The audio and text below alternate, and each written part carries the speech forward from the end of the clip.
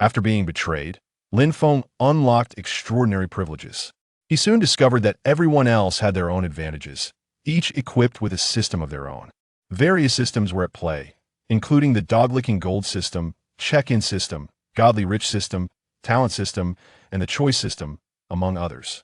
His extraordinary privileges not only allowed him to assign tasks to other systems, but also to issue punishments and rewards. Thus, as the system administrator, Lin Feng found himself quite troubled, for the campus belle was relentlessly pursuing him to enhance her affection. Chapter 1. Assigning a task to the campus belle. At Zhonghai University, in front of the dormitory building, on the playground, Lin Feng produced an exquisite gift box and, with a hint of anticipation in his voice, said, Sure, this is for you. Have you not always desired this necklace? Lin Feng, thank you. I am truly touched. Lu Sure replied, her eyes betraying little emotion, and after a moment of silence, she continued, Just because I adore this necklace, you've sacrificed your well-being, working part-time jobs, sleeping only a few hours, and even delivering food while unwell. It's truly arduous. For you, Lin Feng began, but was abruptly interrupted. But I don't want you to suffer so much. I have many things I like, and they are all quite expensive. If you continue in this manner, even sacrificing your life will not suffice. Therefore, when Jiang Xiao confessed to me a few days ago, I accepted him. Lin Feng's joyful expression gradually turned to stone. How deeply moved he felt. He truly wanted to thank her entire family. Let's break up then. Let's part on good terms. Lu Sure asserted her stance. At that moment, a super sports car approached, a limited edition Lamborghini Veneno parked not far away. Jiang Xiao has come to pick me up. You should leave, Lu Sure declared resolutely. Sure, Lin Feng instinctively called out, as if his most cherished possession was being taken from him. I've told you, do not pursue me any further. Lu Sure's expression darkened as she exclaimed, I am a woman. Is there anything wrong with pursuing the life I desire? You are merely a minor fish in my pond. A mere diversion for when I seek a change of taste. Lin Feng wished to say more, but Jiang Lu approached, patting his shoulder and casually wrapping an arm around Lu Sure's waist. Silly boy, if you're poor, don't pretend to be strong. It's quite uncomfortable being a jack under pressure. Jiang Lu's gaze was laced with amusement, a cold smile gracing his lips, as he completely disregarded Lin Feng. Let's not pay him any mind. Let's go. Lu Sure said, playfully twisting her waist. Jiang Lu, savoring the delightful sensation from her body, lost interest in taunting Lin Feng further. The two climbed into the sports car, which roared to life and rapidly disappeared from sight. Many on the playground witnessed this spectacle, unable to refrain from whispering and pointing. Isn't that Senior Lin Feng? How pitiful. After pouring his heart and soul for 2 years, he still got dumped. Indeed, Senior Lin Feng has truly elevated the art of unrequited devotion. Who in the entire Zhongda does not know of his infamous reputation as a sycophant? Alas, once again, the truth reveals that those who grovel ultimately possess nothing. However, this is quite normal. Jiang Lu is currently the darling of the school, having suddenly amassed great wealth, and I hear he is exceedingly generous. Who dares to label Senior Lin Feng a sycophant? I perceive him as a devoted individual, a true man. Furthermore, some individuals captured photographs and posted them on the school forum, inciting vigorous discussions among other students. Lin Feng sighed and sat down on the adjacent patch of grass, disregarding any semblance of dignity. His mood was decidedly bleak. As a time traveler, he felt utterly defeated. Indeed, Lin Feng was a traveler from another world. He had traversed into this parallel universe, remarkably similar to Earth, for several years, and was an orphan. While others who traveled often did so with a halo of glory, flaunting their prowess and ascending to the pinnacle of life. This is nothing like the novels. Lin Feng muttered in frustration, struggling to comprehend certain matters. For instance, how did ordinary individuals like Jiang Lu suddenly transform into formidable figures? He had shared a club with Jiang Lu and knew that his circumstances had not been favorable in the past. Suddenly, he had become affluent and ostentatious. It seemed excessively far-fetched. Additionally, a fellow student, once a struggling vendor, had inexplicably acquired a sports car and moved into a lavish residence. Has the era changed? Or have they all activated some sort of cheat? Ding! The host conjecture is correct. They have indeed been selected by various systems and are now operating with extraordinary advantages. A mechanical voice unexpectedly echoed in Lin Feng's mind, startling him. Super permission, daily happiness system is binding. Lin Feng was bewildered, initially suspecting he was hearing things. However, when a translucent screen materialized in his mind, he became convinced of its authenticity. Super permission, what in the world is this? Daily happiness? Is this mockery? I am currently engulfed in sorrow. Lin Feng accessed the system interface visible solely to him. The layout was remarkably straightforward. On the left, it displayed happiness value, 60. To the right, there was a lucky wheel labeled Happy Moment, yet the prizes remained entirely obscured. Ding! Detecting that the host's happiness value is 60, currently experiencing profound heartbreak and in dire need of comfort. The purpose of this system, to ensure the host's daily happiness. Activating super permission, issuing comfort tasks to nearby system owners, prioritizing attractiveness. Lin Feng was once again taken aback, exclaiming, "What? You can issue tasks to other people's systems?" Of course, otherwise, how could it be called super permission? Reporting to the host, super permission possesses absolute control and management rights over all systems, capable of altering system attributes, issuing system tasks, rewards, and penalties. Is this for real? System, are you not just toying with me because I am heartbroken? Lin Feng blurted out, struggling to believe it. After all, issuing tasks to other systems seemed rather implausible. Before his transmigration, as an avid reader of novels, he had encountered numerous system narratives, but none were as astonishing as this. Truth or falsehood, the host shall soon discover. At that moment, information interface transformed. Pulsating circles of red light, reminiscent of radar, illuminated, and all nearby system owners appeared on the information interface. Damn! Lin Feng erupted in expletives, realizing that there were over a dozen nearby system owners. From the sycophant gold system to the check-in system, the street vendor system, and the rich man system, a plethora of systems were present. Jiang Lu's name prominently appeared among them. Not only that, but several renowned school beauties were also system owners. Lin Feng mused. No wonder the entire school was in such disarray. The vehicles entering and exiting the school were either Lamborghini Veneno, Koenigsegg, or Pagani Huayra. It turned out they were all operating with cheats. Here I am, a time traveler yet to bind a system, while these locals are all flourishing. Suitable candidates identified. Super permission is issuing tasks. Simultaneously, one of the four renowned school beauties, Luo Shi, heard the system prompt in her mind. Ding! New task triggered. Comfort the heartbroken Lin Feng. Note, current happiness value is 60. It must be elevated by at least 30 points. The wealthiest woman in Zhonghai, the celebrated beauty and CEO, Chulan, was seated in her office when she suddenly heard the system prompt. Ding! New task triggered. Comfort the heartbroken Lin Feng. Note, current happiness value is 60. It must be elevated by at least 30 points. Meanwhile, a visiting head of state from a Western nation, Her Majesty, the Empress of the St. Phalos Empire, Yayutina, had just concluded her visit and was preparing to return to her hotel for rest when the system prompt echoed in her mind. Ding! New task triggered. Comfort the heartbroken Lin Feng. Note, current happiness value is 60. It must be elevated by at least 30 points.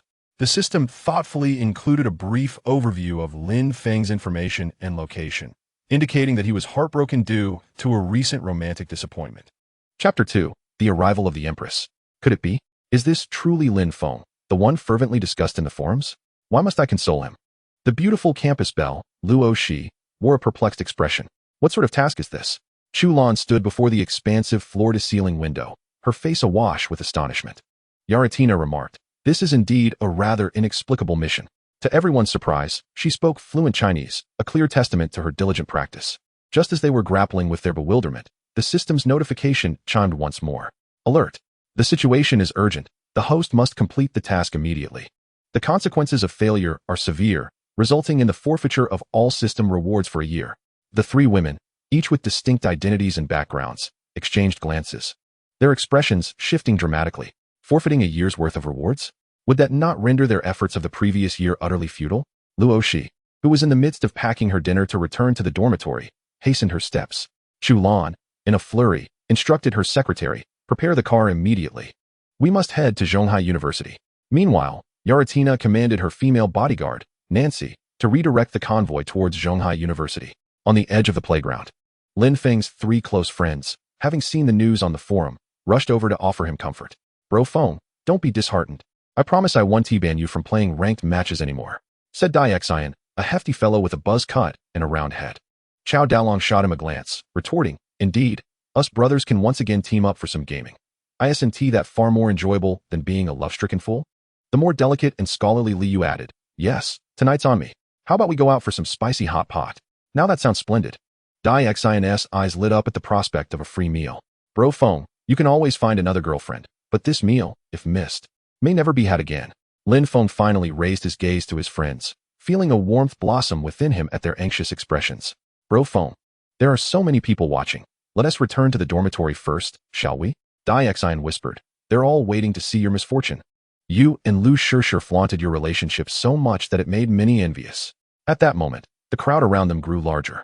"Haha, this dog is destined to be dumped. Now he has no more show-offs left." Someone jeered. "Yeah, I've endured over a year of dog food. And now, Lu Shishir has cast him aside." The crowd buzzed with mockery and delight, their faces alight with derision. Although Xian and his friends couldn't hear every word, they could surmise the general sentiment, and their expressions turned grim. "Look, it's the campus belle Luo. She is actually here," someone exclaimed. The crowd turned. And there she was, a stunning beauty with an exquisite figure, striding towards them. Haha, even Luo, the campus belle, couldn't resist coming to mock him. This is going to be entertaining. The thought of being mocked by the campus beauty after a breakup was already mortifying. However, Luo she paid no heed to the crowd, making her way directly to Lin Feng. Xian and the others held their breath, their minds blank, unsure of what to say. Lin Feng, however, felt no surprise, for he knew that she was there to fulfill a task. Luo she crouched before Lin Feng, her enchanting smile illuminating her face as she gently spoke. "Hello, Lin Feng. I'm Luo Shi. I truly admire those who are devoted in love. I've heard so much about your illustrious deeds, and I hold you in high esteem. Lu Shishir's decision to part ways is undoubtedly her loss, so please, do keep your spirits up." Lin Feng cast her a sidelong glance, thinking, were it not for my super privileges, I might have believed her. Don't think I'm unaware. You all secretly label me a lovesick fool. Yet, as he reminisced about the 2 years he spent with Lu Shishir, he realized that his actions had indeed been akin to that of a lovesick fool. Now, empowered with super privileges, he vowed to reclaim every fragment of dignity he had lost. No matter how passionate, gentle, or sincere he had been, what had it earned him? Only to be treated as a mere stepping stone. Such a mistake would never be repeated. "Thank you," Lin Feng replied coolly, perhaps due to the recent breakup. He felt no affinity for women at the moment. His anger had to find an outlet, and Luo she had unwittingly become the target. What on earth? What is happening? The campus belle wasn't there to witness a spectacle. She had come to console this guy? The crowd's eyes widened, jaws dropping in disbelief. This outcome was far from what they had anticipated.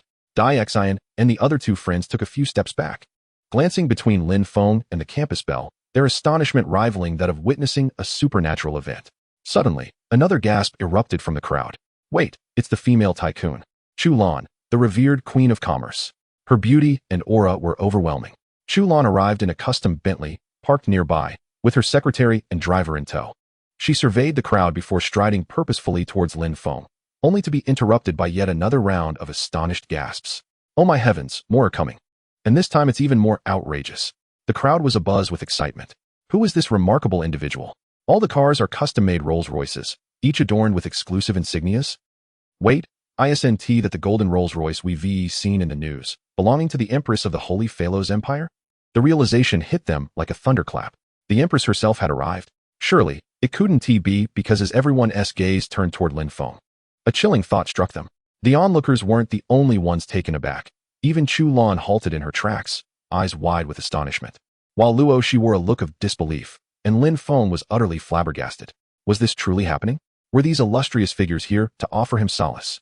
In an instant, the convoy came to a halt, a throng of well-trained bodyguards emerging to clear a secure passage. One female bodyguard swung open the door of the golden Rolls-Royce, revealing the stunning Yaratina, a vision of beauty with golden hair and striking blue eyes. She greeted the crowd with a warm smile, her demeanor exuding a blend of warmth and the formidable authority of her high office. Seeing her in person was a far cry from witnessing her on television. While Chu Lan was lauded as the queen of the business world, Yaratina was the actual sovereign of a nation. The Holy Phalos Empire, a constitutional monarchy, was a small but economically prosperous nation, ranking among the top 5 globally. After acknowledging the crowd with a nod, Yaratina made her way toward Lin Feng. Chapter 3. Let us cheer up. A piercing scream akin to that of a slaughtered pig resonated through the air. This was no mere dream. This was reality. They had all come for Lin Feng. What made him so extraordinary? It was utterly baffling. Among the crowd, a plump man, his arms still reddened from being pinched, uttered in disbelief. Meanwhile, Dai Xian and the other members of the dormitory group had instinctively stepped aside, realizing there was no longer space for them beside Lin Feng. Where else could they seek solace? At that moment, Chu Lan and Yayutina approached Lin Feng, neither of whom were acquainted with each other. Yet both could vaguely surmise that their intentions were aligned. Sometimes, a woman's intuition proves to be remarkably accurate. Luo she had not anticipated that Lin Feng would be so difficult to console, had it been any of her suitors. A mere word of comfort from her would have sent them soaring with joy. The renowned female tyrant of Zhonghai University, the enchanting Luo, had her moments of miscalculation as well. Thus, Luo she once more resorted to a playful tone, inquiring, "What must I do to see you smile?" Lin Feng cast her a sidelong glance, his expression inscrutable, remaining unmoved. "Now you women wish to cheer me up? Where is that bravado of yours?" Of course, Lin Feng was aware that his outburst was unwarranted, as it had nothing to do with Luo Shi. Yet, he yearned to indulge in a moment of petulance. Perhaps having been a devoted admirer for too long had bottled up his frustrations, and if he didn't let loose, it might manifest into something worse. He, too, was a person of substance, and was it too much to ask to flaunt it a little? One must admit, the feeling of being pampered is truly delightful.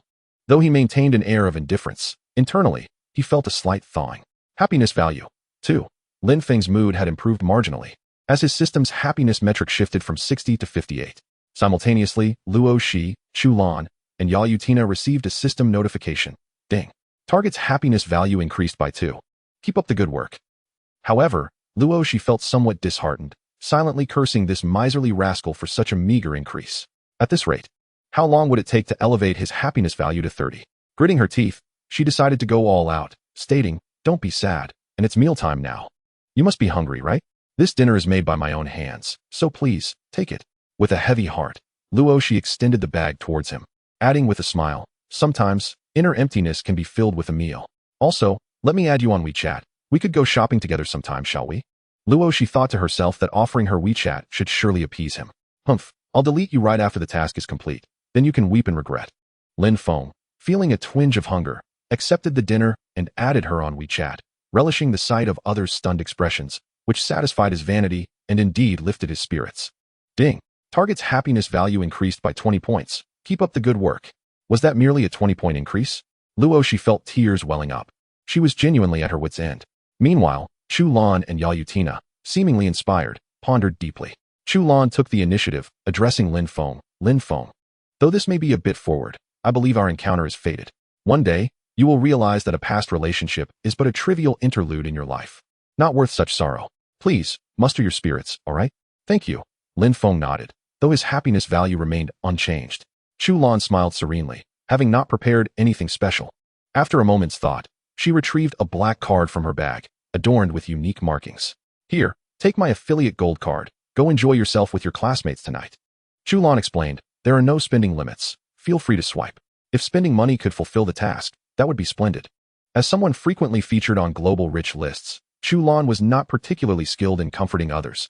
She simply possessed wealth. Lin Feng raised an eyebrow, a smirk playing on his lips. "Are you instructing me on what to do?" "Not at all." Chu Lan assumed he was disinterested in money. But before she could explain further, Lin Feng had already pocketed the card. Ding. Target's happiness value increased by 30 points. Current total, 88. Keep up the good work. Chu Lan. This scene sent the onlookers into an uproar. Wow, wow, wow. 3 wows were insufficient to encapsulate my feelings. This is beyond happiness. Unlimited spending. Oh, I too wish to suffer heartbreak. I too wish for comfort. Wake up. You don't even have a girlfriend. Chu Lan and Luo she felt a tinge of frustration. Despite Lin Feng's happiness value soaring yet again, the journey to 30 still seemed daunting.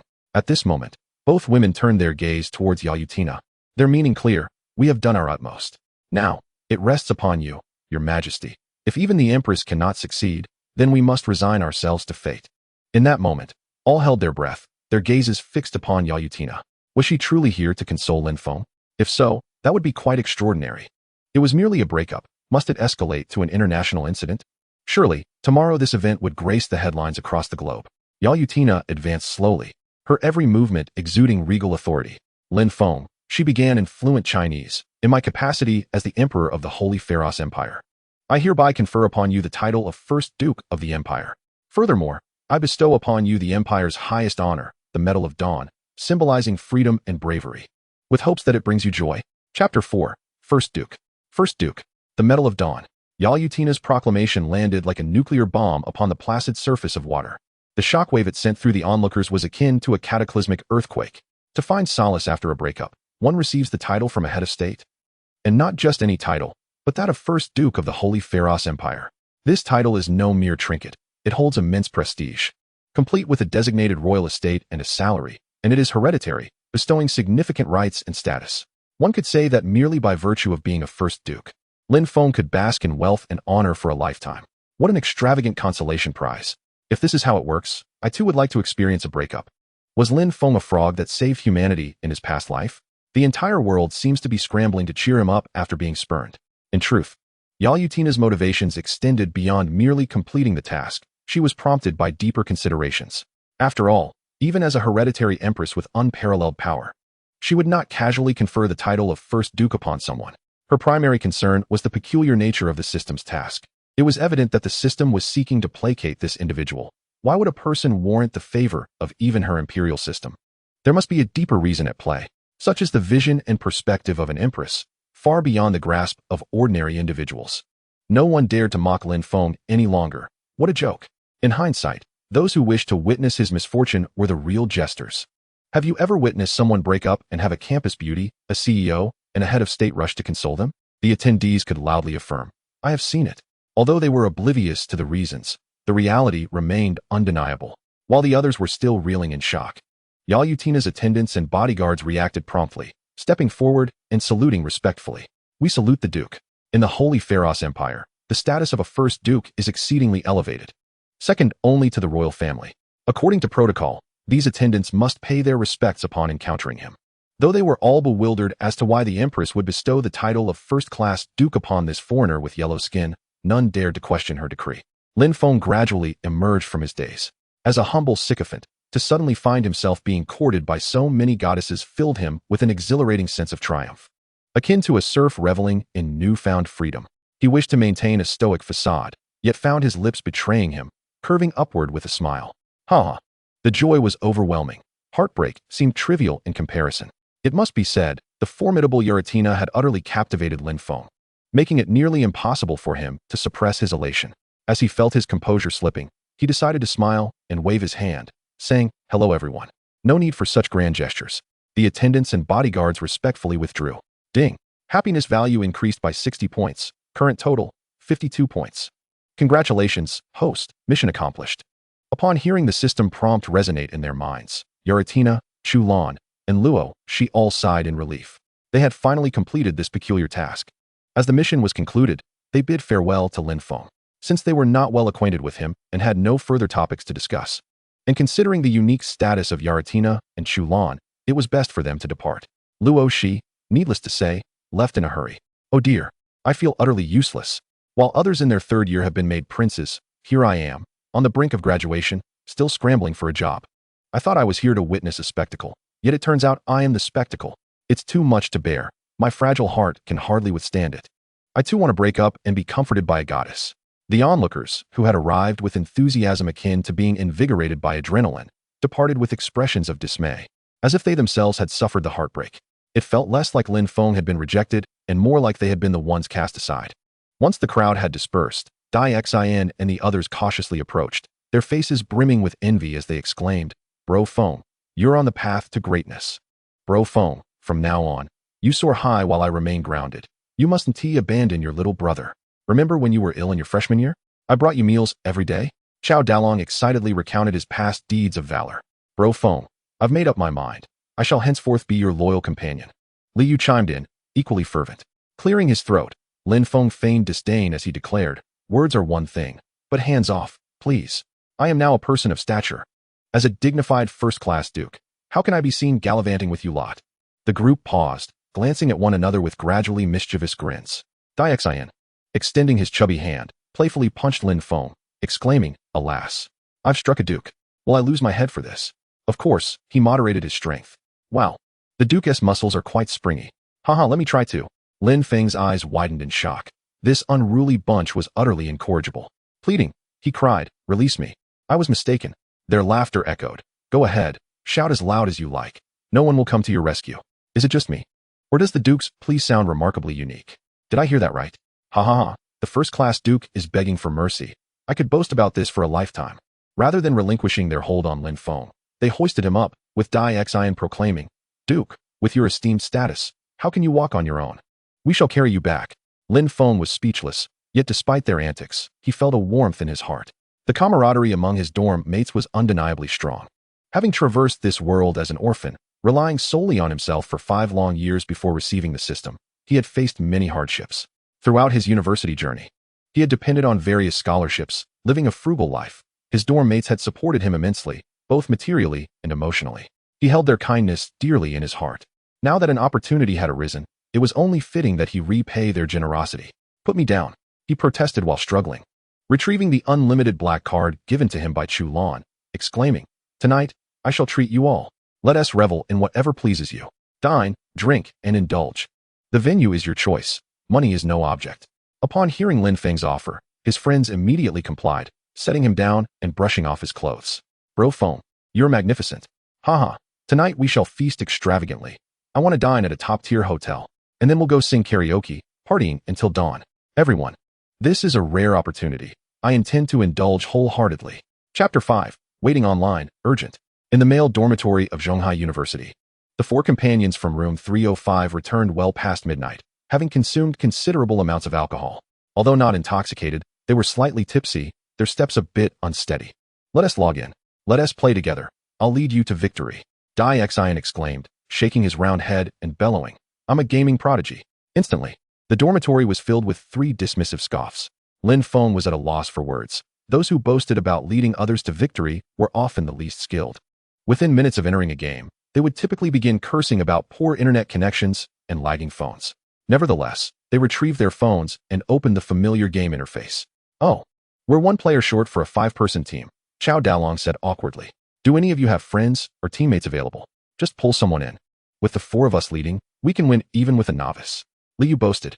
However, it must be noted that he was the most skilled player in room 305, indeed possessing the confidence to be brash, consistently ranking above 50 stars each season. "No one else available," Dixin said, feeling dejected, as he realized his friend list was nearly empty. "How did I forget this?" Chao Dalong scratched his head and suddenly turned to Yang Fan, his eyes gleaming with excitement. "What are you staring at me for?" Lin Feng felt a chill run down his spine. Had this guy lost his mind? "I'm not interested in that. Bro Feng, didn't you add Goddess Luo on WeChat tonight? You could invite her to join us. She is a gaming expert," Chao Dalong exclaimed, now visibly thrilled. Upon hearing this, Dixin and Liu also perked up, their excitement palpable. Though Luoshi was still a student, she was a renowned online streamer with over 5 million followers on the nation's largest streaming platform, Feiyu. Her streams encompassed singing, dancing, and gaming, showcasing exceptional skill in both competitive titles like King of Glory and PUBG. Rumor had it that she had even been invited to join a professional team, but had declined the offer. "Yes, Bro Feng, see if you can invite the campus beauty, Luo, to game with us. Even if we can't date her, just playing around would be fulfilling. It would certainly elevate our status during future gatherings." Dixin and Liu eagerly insisted, their eyes gleaming with anticipation. Lin Feng stroked his chin, pondering the suggestion. What a splendid idea. Primarily, he felt a sense of assurance within himself. After all, he possessed superlative privileges, allowing him to control and manage Luoshi's system. Inviting her to join him in ranked matches should elicit no refusal, right? "Very well, I shall notify her to come online," Lin Feng declared with unwavering confidence. "Tonight, I shall fulfill your desires. I'm not boasting. I could easily have Luoshi accompany us for an all-nighter." His tone was imbued with such certainty. It was as if Luoshi had already consented. "We're counting on you, Fengge."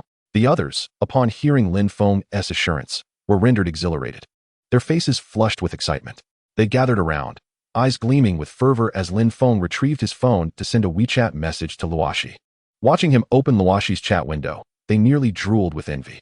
What a bunch of unambitious fellows.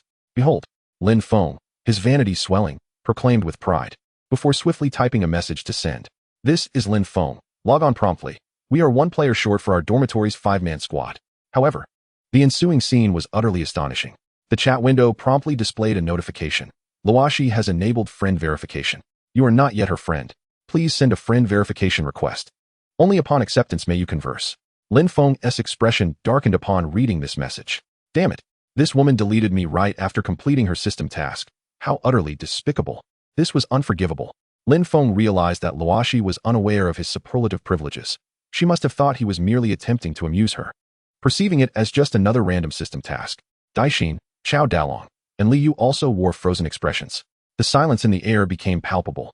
None of them knew what to say, and the atmosphere became painfully awkward. It was Lin Feng who felt the brunt of the embarrassment. They believed that any comment made would only serve to insult him further. Thus, it was better to remain silent to spare him from humiliation. Have you blown your own trumpet too much? My brother, how do you expect us to smooth this over? Lin Feng, indeed, felt utterly mortified, wishing to find a crack in the ground to disappear into. Clearing his throat, Lin Feng attempted to mask his embarrassment, albeit with a hint of irritation as he grumbled. Even if Luoshi begs me to add her tomorrow, I wouldn't bother. What? Is the embarrassment not enough for you to continue boasting? It turns out that Luoshi only added you out of pity after your breakup. I was terrified, thinking you two really had something going on. Begging you to add her? You must be dreaming. Daixin and the others exchanged discreet glances, silently rolling their eyes at him, yet no one dared to engage further. It wouldn't do to provoke Lin Feng further at this juncture.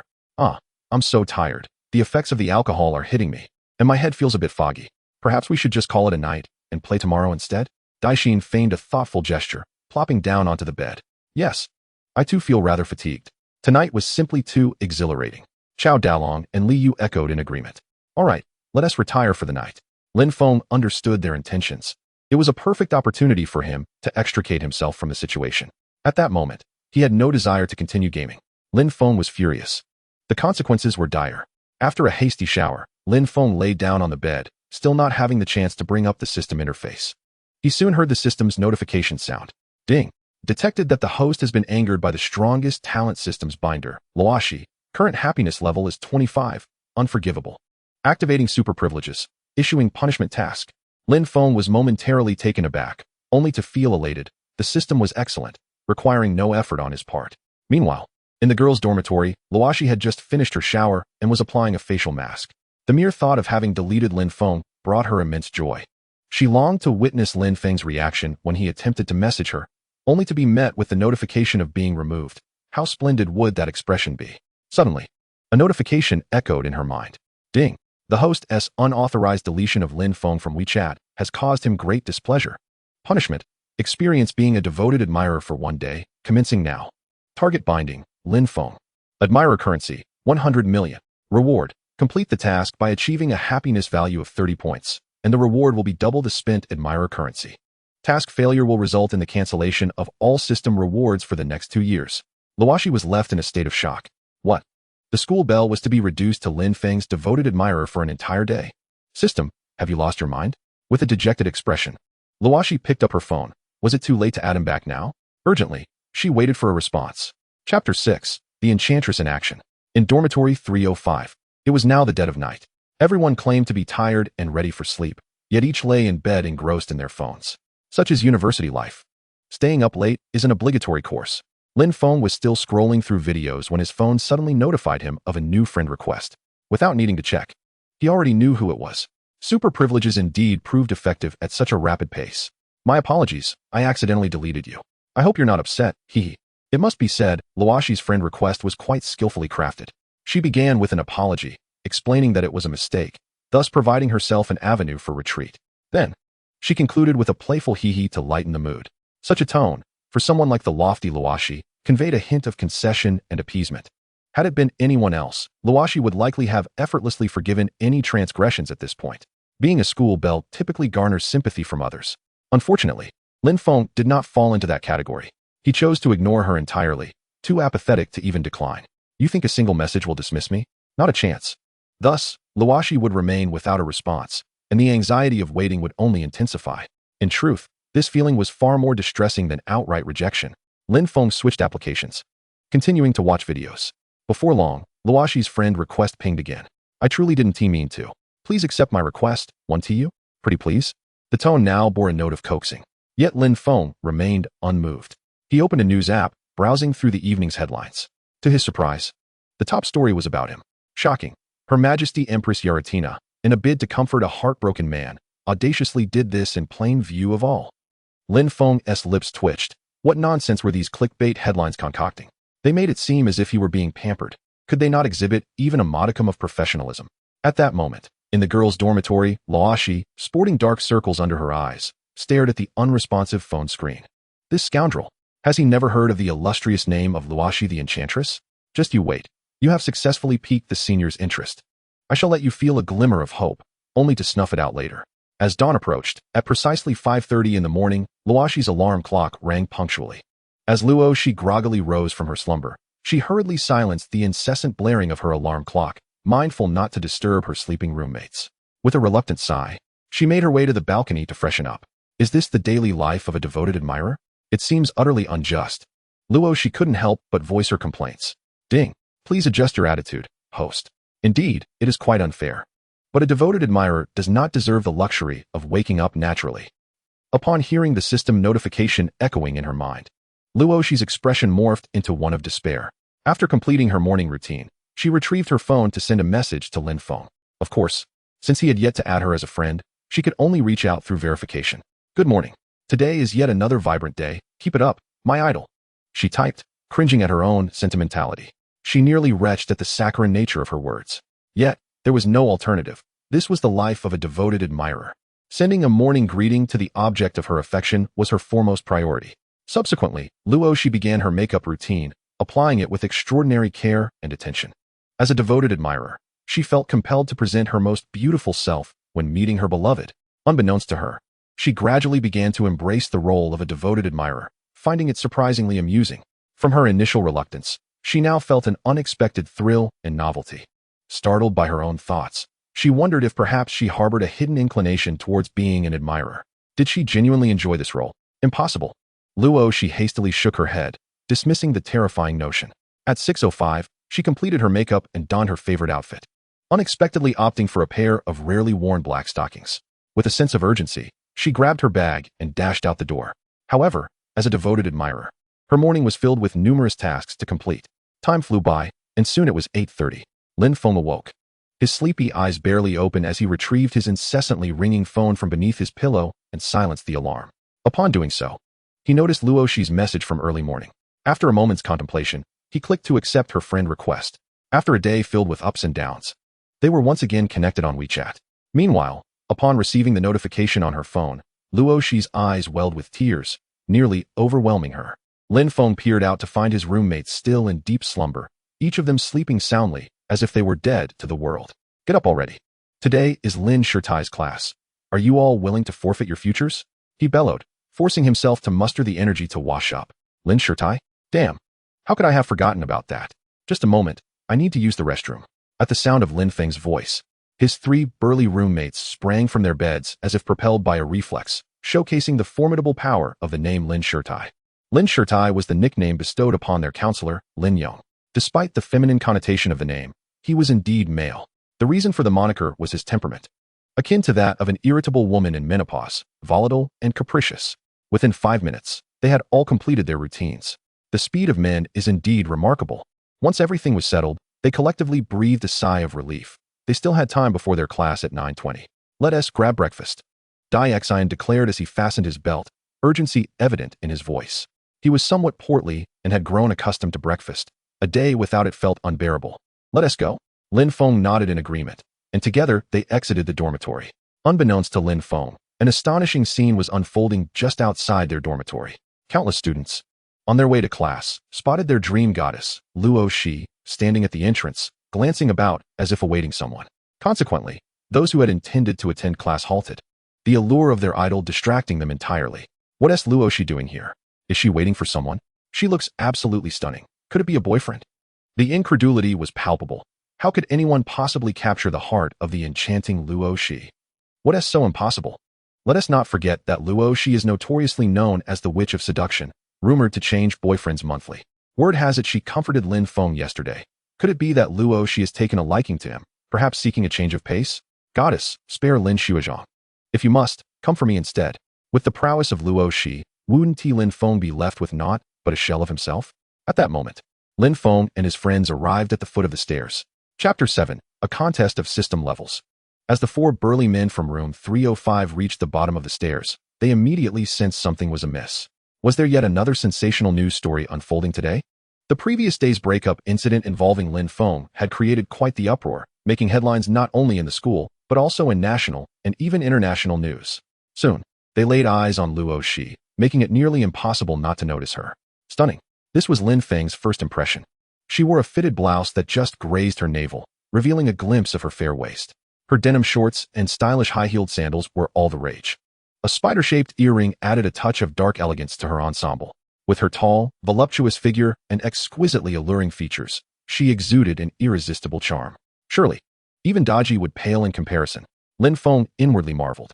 Dai Xian, Chao Dalong, and Li Yu's eyes nearly popped out of their heads. Lin Feng, good morning. Upon spotting Lin Feng, Luo Shi's eyes sparkled as she approached him, the system notification ringing in her mind. Ding! Initiating the devoted admirer operation. Luo Shi felt a wave of embarrassment wash over her. How mortifying. Thankfully, no one else could hear it. Ding! The other party has also initiated the devoted admirer operation. Host, enjoy it thoroughly. Lin Feng, hearing the system notification, wore an unusual expression. A contest of system levels? I'm bound to triumph. Enjoy what? System. You're delightfully wicked, haha. But since there's no resisting it, I might as well revel in it. Good morning, is there something you need? Lin Feng replied with a deadpan expression, his tone flat, devoid of the astonishment others had anticipated. Aren't you the one aiming to be a devoted admirer? I'm curious to see how you'll fawn over her. What in the world is happening? Dai Xian, Chao Dalong, and Li Yu widened their eyes in disbelief, as if they had seen a ghost. What on earth is going on? Did Luo Shi not delete Lin Feng from her contacts yesterday? How come today? Dai Xian shook his round head in confusion. Damn, this is too complicated. My brain can't handle it. Chao Dalong and Li Yu exchanged bewildered glances, equally perplexed, unable to untangle the complex web of relationships before them. Of course, they were not alone. The audience's reactions were even more intense. Oh my, Luo Shi is indeed here for Lin Feng. After being publicly humiliated yesterday, is that not enough? Must she flaunt her affection for him in front of us? What is going on? Can someone explain how Lin the devoted admirer transformed into the center of attention? Is the enchanting Luo Shi really circling around him? Brothers, remain calm. The situation is still unclear. Let us observe for now. I doubt that Luo Shi is genuinely interested in Lin Feng. The fervent discussions that had nearly reached a boiling point have finally subsided. The crowd held its breath, intently observing the unfolding events. There seemed to be little left to discuss. I sent you so many messages on WeChat yesterday. Why did you reject them all? Luo Shi pouted, her voice tinged with a sense of grievance. Coupled with her pitiful expression, she evoked a sense of sympathy that made anyone wish to cradle her in their arms and offer comfort. Dai Xian and the others were momentarily frozen in disbelief. Their gazes towards Lin Feng had shifted entirely. Had the illustrious campus beauty Luo actually come to plead with him to be friends? Lin Feng felt a pang of awkwardness at her unabashed admission, unsure of how to respond. Hee, I suspect your phone is simply too sluggish. The last time I saw it, it was rather outdated. Prolonged use tends to slow it down, Luo Shi remarked, her smile suddenly brightening, exuding a captivating charm. This is the latest model of the Apple phone I bought for you this morning, and it comes with the maximum memory capacity. Do you like the purple? If not, I can exchange it. With that, she handed over a beautifully wrapped gift bag, her long lashes fluttering enticingly. Internally, she mused, you think you can compete with me? Young man, you're still too inexperienced. You should be groveling in admiration. Lin Feng, taken aback, felt a flicker of gratitude. Although he was aware that Luo Shi was largely performing, human emotions are often complex and inexplicable. Even with that knowledge, he found himself moved, unable to resist. He unwrapped the packaging and revealed the phone within. Indeed, it was a latest model, and the tactile pleasure it offered was simply delightful. Although it felt somewhat odd for a big guy to carry a purple phone, he couldn't help but feel a fondness for it. Luo Shi was correct. His own phone had been in use for over 2 years and had indeed become sluggish. It would overheat during gaming sessions and often lag at critical moments, threatening to crash. This gift from Luo Shi struck a chord with him. Thank you, I truly appreciate it. However, this phone is worth over 10,000. Isn't it a bit too extravagant? Lin Feng said, feeling a touch embarrassed, yet he tucked the phone into his pocket.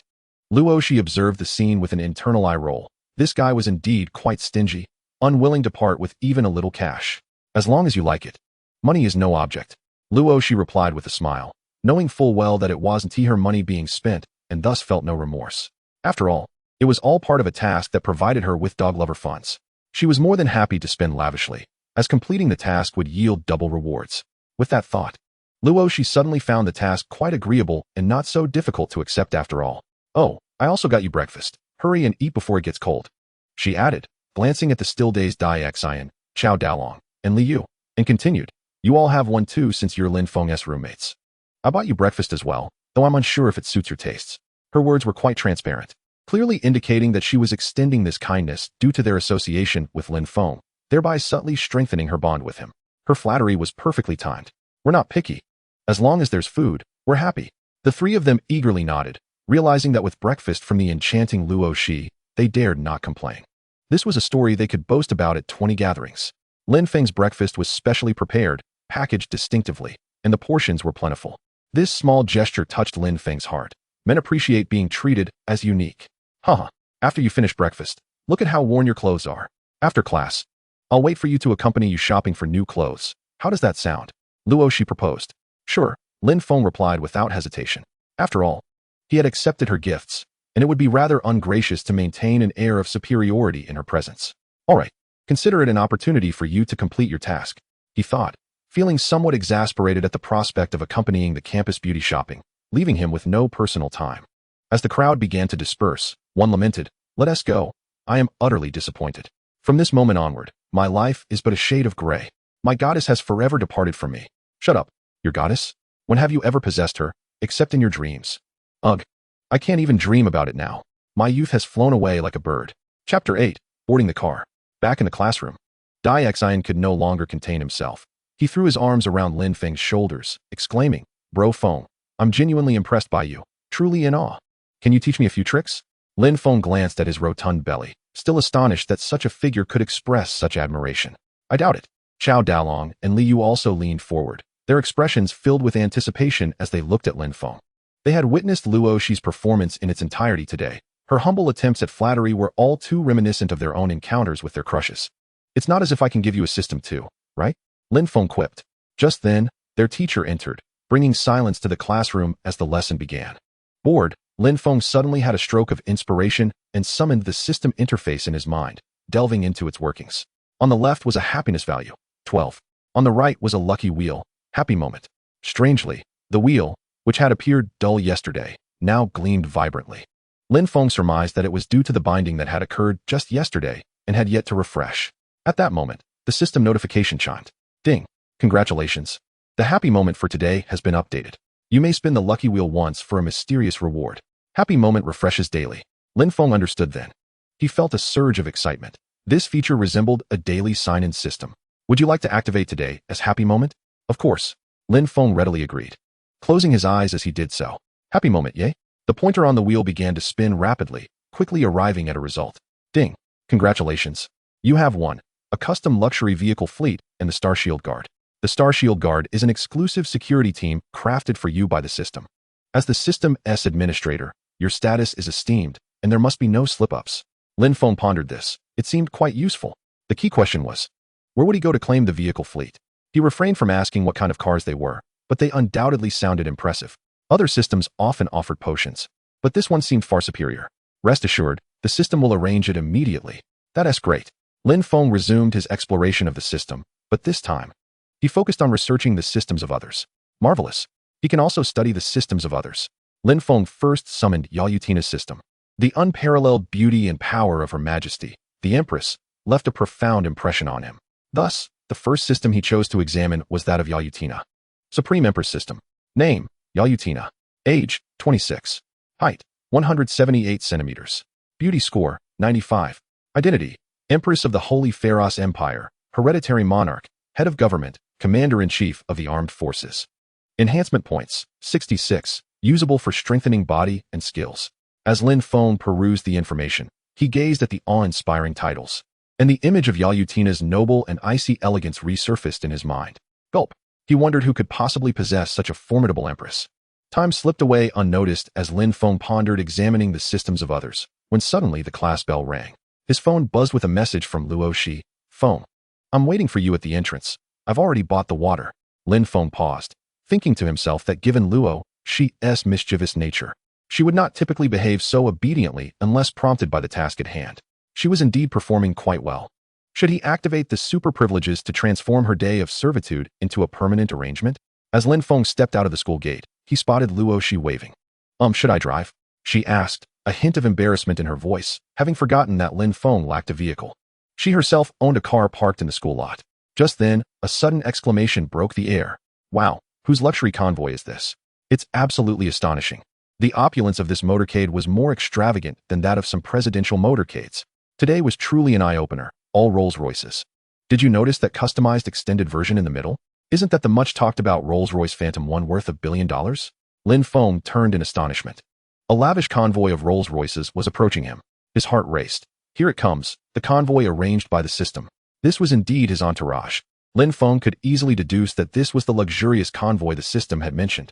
Luo, the campus beauty, was equally struck by this scene. The impact of this fleet was far more astounding than any top-tier supercar. Ding! The luxury convoy has arrived. Please verify, and from now on, Happy One will be your dedicated vehicle.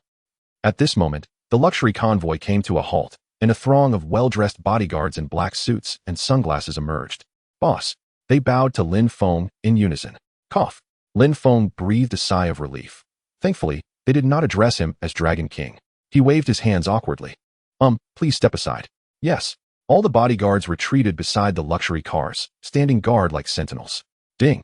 Small tip. They are officially employees of the Starshield Security Company and are elite bodyguards cultivated by the system for the host. Do not underestimate them. Each possesses a system. Many of the top-ranking organizations in the underground world were established by them, such as certain temples, sanctuaries, and blood pits. Lin Feng. So these formidable figures are now my security? Sweat. I understand. Lin Feng found it easier to accept this time. He was astounded, yet had grown accustomed to it. Luo Shi, however, was filled with questions and astonishment. What precisely was Lin Feng's identity? Even with a system, she had never been this impressive. No wonder the system had assigned her the task of comforting him. It was perhaps an attempt to foster a good relationship. Not only Luo Shi, but other students entering and exiting the campus also gazed at Lin Feng as though he were an extraterrestrial. The most prevalent rumors about Lin Feng had always revolved around his devoted nature towards his girlfriend, Lu Shishir. Yet no one had ever mentioned that his identity was so extraordinary. Could he possibly be the heir of a hidden financial magnate, delivering takeout merely to experience life? Luo Shi, why don't you get in the car? Lin Feng wished to avoid being gawked at like a panda, addressing Luo Shi. Have you picked a place? Let's go. Now in his third year, Lin Feng was aware that Luo Shi was in her fourth year, so addressing her as senior was undoubtedly appropriate. Oh, all right.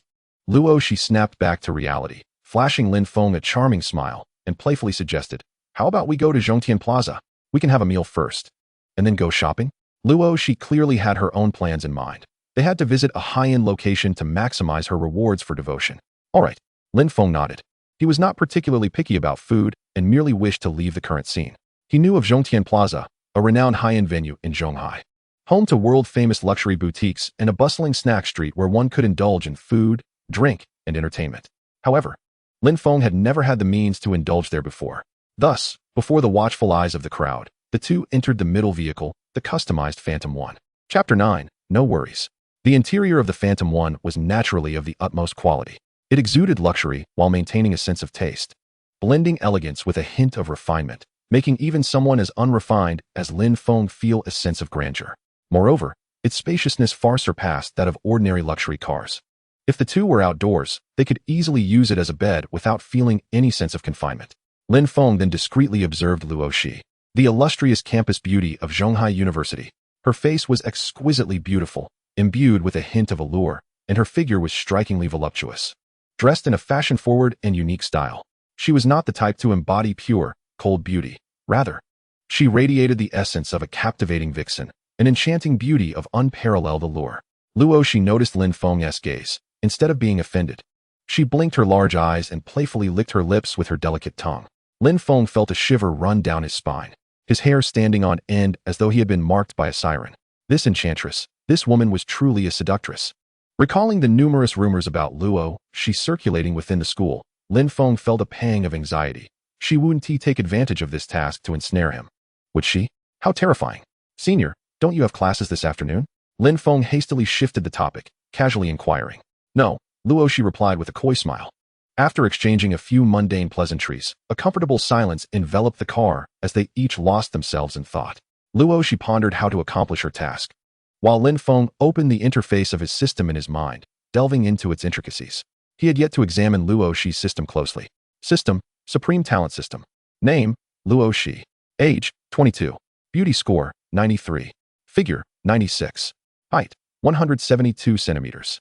Romantic experience: 0. Talents: proficient in yoga, singing, gaming, piano, calligraphy, flute playing, massage, culinary arts. Truly a talent system. Indeed, she was exceptionally versatile, boasting nearly 10 areas of expertise. Lin Feng couldn't help but sigh to himself, and suddenly, he seemed to have uncovered something. He opened Luoshi's system and glanced at the section regarding her romantic experience, where it clearly indicated a goose egg. No romantic experience whatsoever? Weren't the rumors at school suggesting that she was a free spirit, promiscuous to the core, changing boyfriends monthly? There were indeed many men surrounding Luoshi, yet none had ever remained for long. Lin Feng found it hard to believe, but he trusted that the system would not make such an error. It appeared that the rumors were merely a case of hearsay. Reflecting on Luoshi's attire and demeanor, he realized that her flamboyance was somewhat exaggerated, explaining why gossip surrounded her. Thus, he deduced that Luoshi's seemingly open and passionate persona was merely a facade. After a while, they arrived at Zhongtian Plaza, where the luxurious convoy came to a gradual halt, allowing Lin Feng and Luoshi to disembark before proceeding to the parking lot. It was about to begin. Lin Feng checked his happiness points, currently at 15, and reminded himself to restrain his excitement, lest this enchantress complete her task too swiftly. He steeled himself. As the two emerged, they instantly drew the attention of passers-by. The arrival of such an opulent convoy had already created quite a stir, but the beauty descending from it was truly breathtaking. With exquisitely refined features and a captivating charm, complemented by her perfect figure, she resembled a striking wild rose, thorny all over, yet utterly irresistible. How could that man, with such a stunning girlfriend, appear so discontented? Was he truly that troubled? It was infuriating to see someone so enviable look so miserable. How was it that he didn't even have a girlfriend? If that man didn't come from wealth, Lin Feng would wager anything. He entertained a bold thought. Perhaps his surname was Ma. Indeed, one couldn't help but wonder if he hailed from the illustrious Ma family or a lesser branch. Luoshi, observing Lin Feng's dejected demeanor, giggled and playfully chided. Did you hear that? With a stunning senior like me by your side, why aren't you happy? Is it because I'm not enticing enough? Sweat. Lin Feng broke into a cold sweat, feeling somewhat embarrassed. This year's seniors were formidable, and the juniors simply couldn't hold their ground. Here she was, devotedly accompanying him, while he wallowed in sorrow over another woman who had cast him aside. Wasn't that just shameful? Lin Feng found her reasoning compelling, leaving him at a loss for words. He conceded defeat, recognizing he was no match for this enchanting vixen.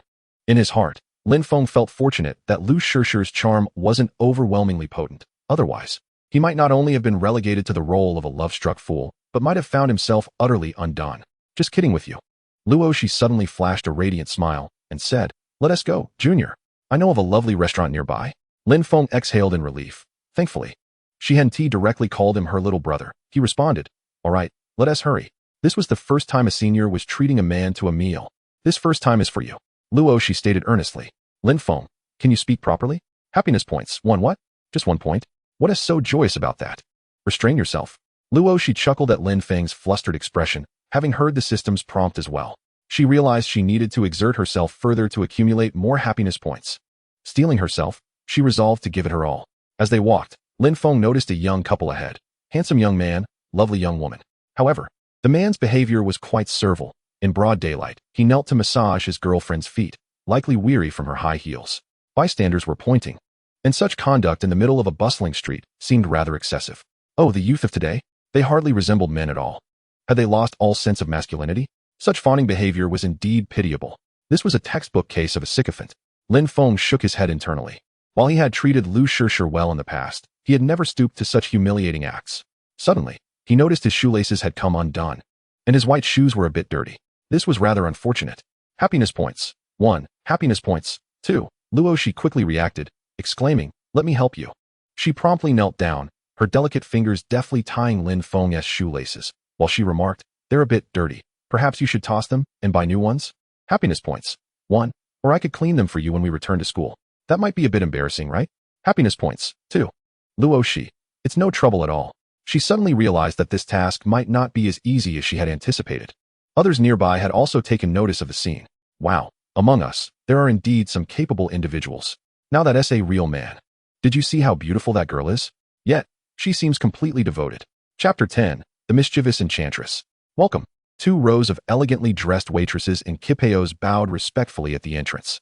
This was a renowned Western restaurant in Zhongtian Plaza, and it was Lin Feng's first visit. Would you prefer a private room or a table? Asked a young male server in a suit, who instinctively glanced at Luo Shi. From his experience, those dining with stunning women usually let the lady decide. Moreover, Luo Shi was undeniably a beauty among beauties. Just as Luo Shi was about to speak, she instinctively paused. Casting a glance at Lin Feng, her eyes brimming with inquiry. Lin Feng replied calmly, "Let us opt for a table with a good view. 2 people don't need a private room." After the shoelace incident, Lin Feng's mindset had shifted somewhat. He realized that a man must assert himself. Understood. Luo Shi nodded obediently, though inwardly she felt a twinge of injustice. Faced with Lin Feng's frugality, she had to pay attention to these details.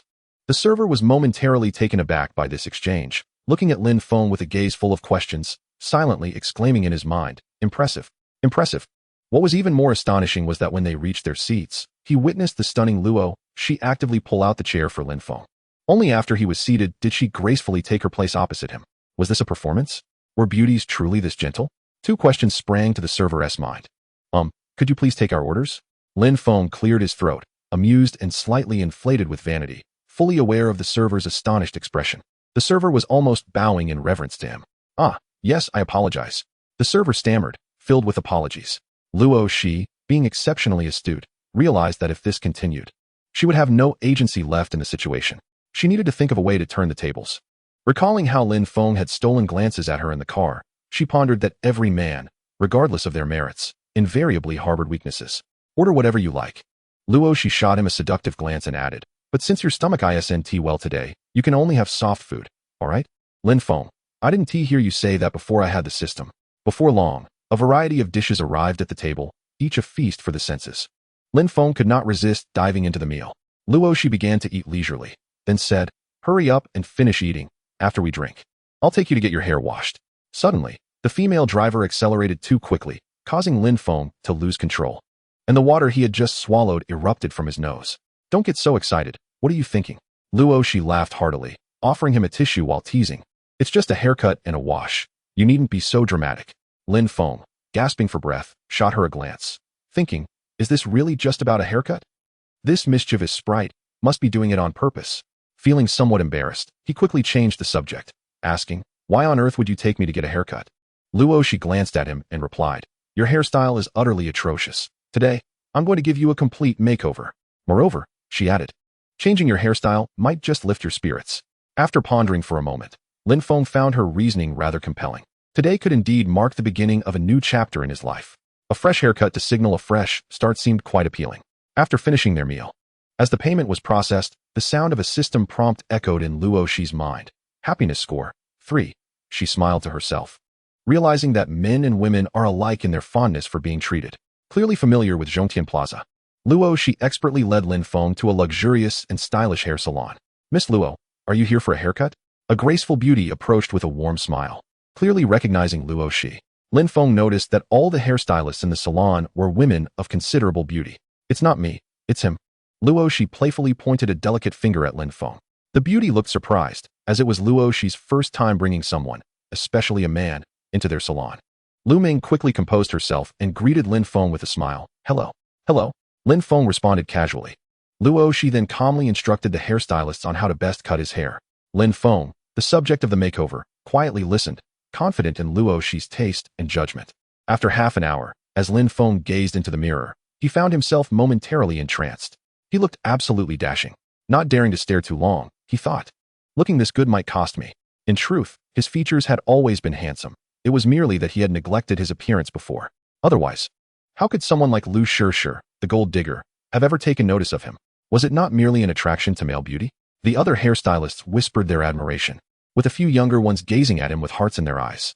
Had it not been for the fact that he was brought in by Luo Shi, they would have rushed to add him on WeChat.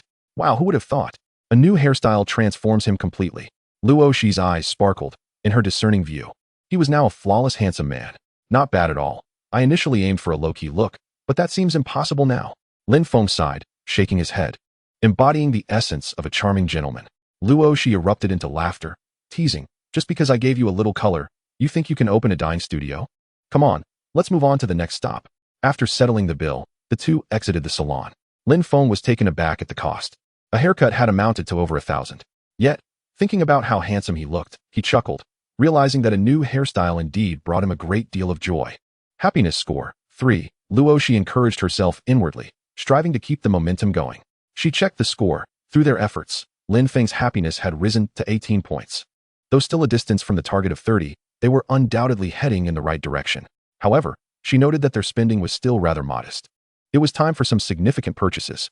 Suddenly halting, Luo Shi announced, "We're here." Lin Feng looked up to see the Blair clothing flagship store. This was an elite international luxury brand, where even the cheapest outfit would cost several tens of thousands. Glancing at his own bargain bin attire, he realized it was indeed time for a change. It seemed that pretending to be humble and low-key would no longer be an option. Yet, he mused, since they were both endowed with systems, he ought to invest in some decent clothing. After all, wearing thrift store finds and facing ridicule from others was hardly sane. Chapter 11. Are you proposing to me? This piece, this one, and these few. None of them. I'll take everything else. Lin Feng stared in astonishment at Luo Shi, who was exuberantly pointing and making grand gestures. This scene felt oddly familiar.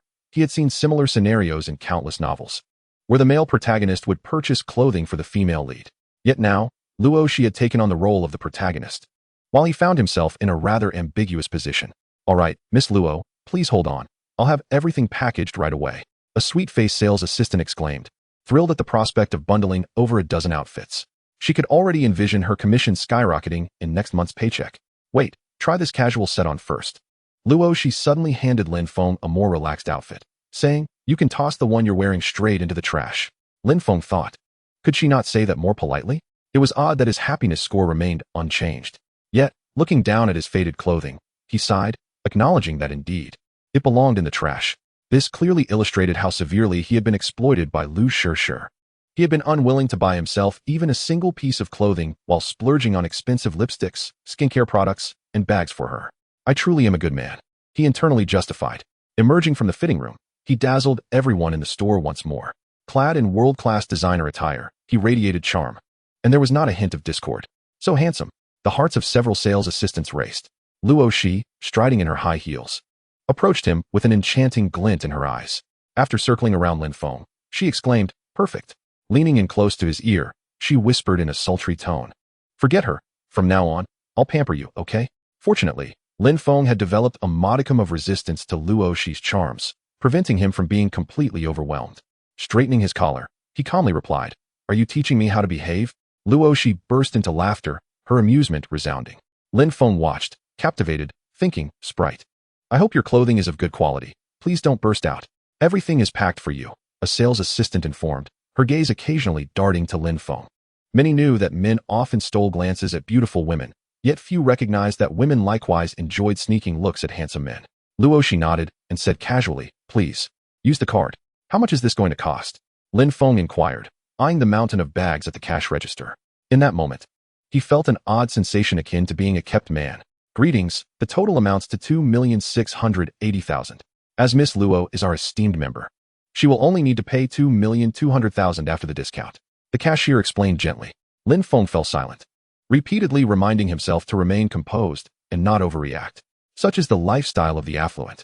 You too possess a system, and indeed, the most formidable one. One must learn to gradually acclimatize, do you understand?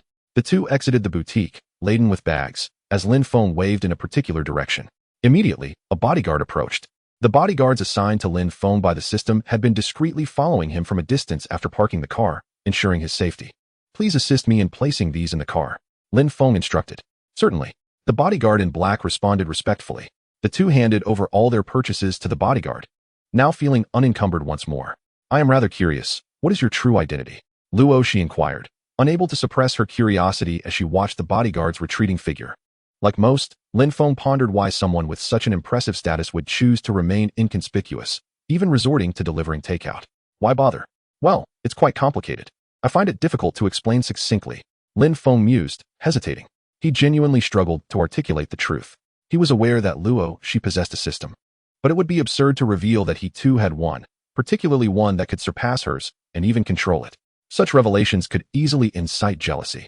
Lin Feng's candid admission, while honest, sounded to Luo Shi like a declaration of immense wealth and status that was too grand to elucidate in a short span. Luo Shi's heart quivered. Indeed, he was a significant figure, far surpassing her own capabilities. Feng, do remember the kindness of your senior sister, all right? Luo Shi suddenly teased Lin Feng, playfully declaring, you must look out for your senior sister from now on. Lin Feng shivered, goosebumps prickling his skin. Nearly feeling his spirit soar away, he instinctively glanced at Luo Shi's imposing figure, then at his own hand, thinking that while he could certainly protect her, he was uncertain if he could truly do so. As they strolled and conversed, Lin Feng's spirits lifted considerably. After spending the day together, he had grown somewhat familiar with the enchanting Luo Shi, forging a budding camaraderie that felt less awkward than at their initial meeting. At that moment, Luo Shi discreetly activated her system interface, accessing the taskbar. Dog pursuit in progress. Current happiness points, 23. Achieve 30 points to complete the task. Seeing the expenditure for the task, she shook her head, feeling it was a failure. With a budget of 100 million, she had only spent a little over 200,000. This was unacceptable. She needed to keep spending. But what to buy? She had already cut her hair, changed her phone, and purchased clothes, essentially giving Lin Feng a complete makeover. Surely, she couldn't take him to buy a handbag. Luo Shi felt a bit distressed. She had never bought gifts for a man before and now found herself overwhelmed with a hefty budget, feeling at a loss. Spending this money was quite a challenge. Suddenly, a bright idea struck her. Jewelry. Diamonds. Those items held real value. Though giving a large man jewelry seemed a bit peculiar, it was certainly preferable to a handbag. Where are we headed now? Lin Feng asked, feeling that they had purchased sufficiently, his feet growing weary. I'm buying you diamonds, the size of pigeon eggs. Luo Shi declared, without glancing back, her tone assertive. The mention of diamonds reminded Lin Feng of that classic advertising slogan. What are you proposing to me? He replied with a hint of trepidation. Based on what he learned today, given Luo Shi's flair, this was not entirely improbable. Chapter 12. He has arrived. Uffed. Luo Shi nearly stumbled, her long, fair legs wobbling as she felt a mix of amusement and exasperation. Was this arrogant junior of hers a tad too self-assured? Are you jesting with your senior sister? She laughed, finding Lin Feng incredibly amusing. You started this jest. Lin Feng shot back, rolling his eyes. What would a grown man need with diamonds? Very well, let us settle for jewelry then. That should suffice. Luo Shi's round, sparkling eyes darted around, formulating a new plan. What use does a grown man have for jewelry? Lin Feng retorted once more. In the past, he would have eagerly accepted such gifts, knowing their worth. After all, if someone was offering, one would be remiss to refuse, and he could always sell it later. But now, he truly found himself indifferent to money. I don't care. Luo Shi shot him a sidelong glance, her voice sweet yet firm. We must buy it. Should you not want it, it could be a gift for your senior sister. Who knows, she might reward you mysteriously. With a seductive glance, she licked her lips. Lin Feng involuntarily swallowed hard. Luo Shi's persuasive prowess was formidable. Since resistance was futile, he decided to embrace the moment. The thought of a mysterious gift stirred a sense of excitement within him. Fine. He relented, tilting her head in thought. Luo Shi then led Lin Feng in a specific direction. This surely couldn't be considered cheating, she mused, for even if Lin Feng ultimately gifted her the present, the funds were still his. Zhongtian Plaza, as a premier shopping center in the international metropolis of Zhonghai, truly offered an extensive array of options. It was here that one could find even the world's finest jewelry flagship stores. Legendary Century, a foreign brand, stood as one of the most prestigious jewelry companies globally. Luo Shi and Lin Feng entered, pondering if there was any place better suited for extravagant spending. This was Lin Feng's first visit to such an upscale jewelry store. The elegantly decorated space spanned over 1,000 square meters, exuding sophistication. However, in such high-end jewelry shops, customers were scarce, leaving the place feeling rather empty. With staff outnumbering patrons, Lin Feng curiously surveyed the glass displays showcasing various necklaces and jewels, his eyes widening at the prices. It seemed the cheapest items began at $1 million. He couldn't help but reflect, what if I hadn't had the system? Would I ever have the opportunity to shop in a place like this? Beep. Without the system, you would still be delivering takeout. Lin Feng. He decided to steer clear of that topic. It felt somewhat awkward. As Luo Shi wandered through the jewelry store, searching for a fitting target, she hoped to find something priced around 90 million. Ideally, something that would completely exhaust the budget without waste. Is there anything valued around 100 million? She inquired, scanning the offerings. However, the most expensive pieces only reached 2 to 3 million, far from her expectations. Lin Feng stood quietly by, wishing to remain uninvolved. The constant mention of small goals left him utterly perplexed. Just then, a tall, beautiful saleswoman's eyes lit up as she exclaimed, "We have some. But they aren't in this showroom. Please follow me." As they walked by, every staff member greeted them with a nod, creating a welcoming atmosphere. Lin Feng thought to himself that novels are nothing but deceitful tales, devoid of any genuine sarcasm, humiliation, or melodramatic encounters with managers. At the same time, he felt a twinge of disappointment. Wielding such substantial wealth, he yearned to master the art of flaunting and retaliating. Regrettably, the sales staff here exhibited an exceptionally high caliber, leaving him no opportunity to do so. Under the guidance of a stunning saleswoman, the two proceeded to a nearby petite exhibition hall. Though smaller in size, its decor was evidently more exquisite and meticulously crafted than that outside. Each piece of jewelry here could be deemed a treasure, renowned for its collectible value. She smiled faintly at the beautiful saleswoman and said, "Please assist in selecting a piece for my little man." He had initially intended to refer to him as a junior, but felt it inappropriate in this context. Lin Feng was incensed at once. Since when had he become her little man? What was so diminutive about him? Had she ever seen him in person? Did she dare to present her ID for comparison? The beautiful saleswoman appeared momentarily taken aback. Encounters with affluent suitors purchasing jewelry were commonplace. Yet, it was rather uncommon for a young woman to buy such expensive adornments for a younger boyfriend. "Very well," the saleswoman replied, not pursuing the issue further, quickly recommending a jade Buddha pendant. "I believe this jade Buddha pendant is perfectly suited for this handsome gentleman. It is crafted from the finest and rarest jade, making it extraordinarily precious with significant aesthetic and collectible value."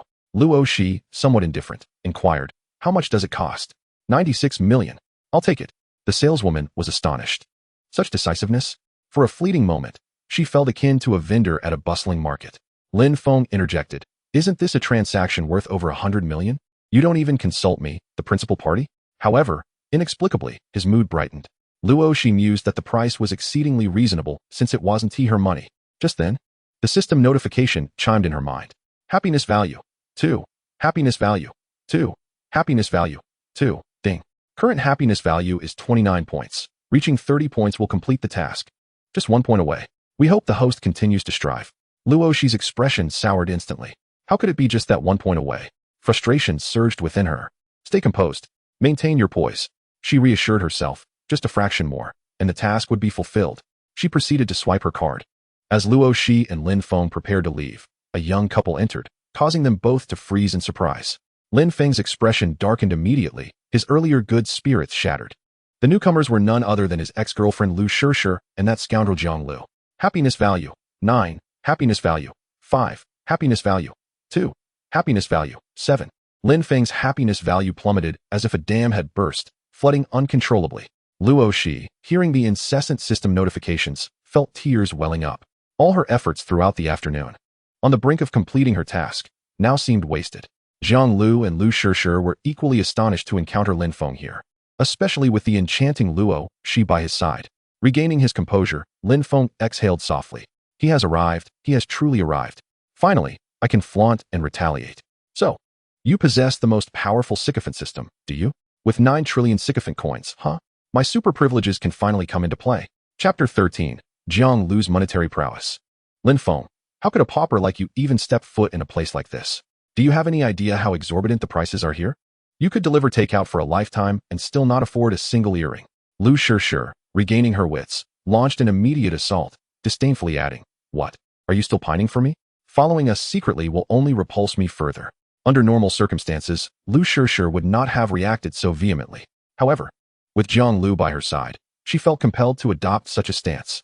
Simultaneously, she was somewhat astonished. Lin Feng, having altered his hairstyle and attire, appeared surprisingly handsome. Lu Shishir's heart fluttered. Perhaps a friendly match to rekindle old feelings wouldn't be so bad. Lin Feng found himself both amused and exasperated by this foolish woman.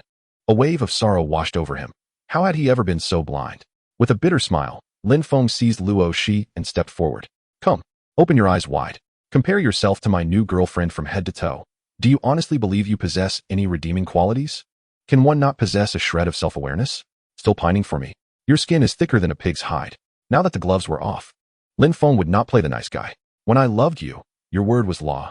Now that I've moved on, what do you even represent?" In truth, he had never been a weak or self-deprecating sycophant. On the contrary, Lin Feng's nature was somewhat assertive. He had merely been blindly compliant with his girlfriend in the past. He was indeed a good man.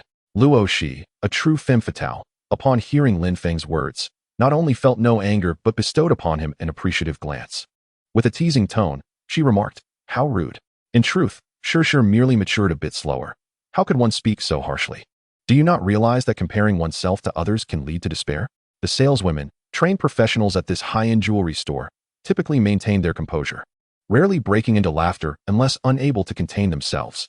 Like now, several beautiful saleswomen turned their faces aside, their bodies trembling, revealing their suppressed amusement. Lu Shir opened her mouth, yet could utter not a single word. Her complexion fluctuated from red to blue, then to purple and green, a true embodiment of unpredictability. She felt utterly mortified. Never had she anticipated such a vehement reaction from Lin Feng, and with such force.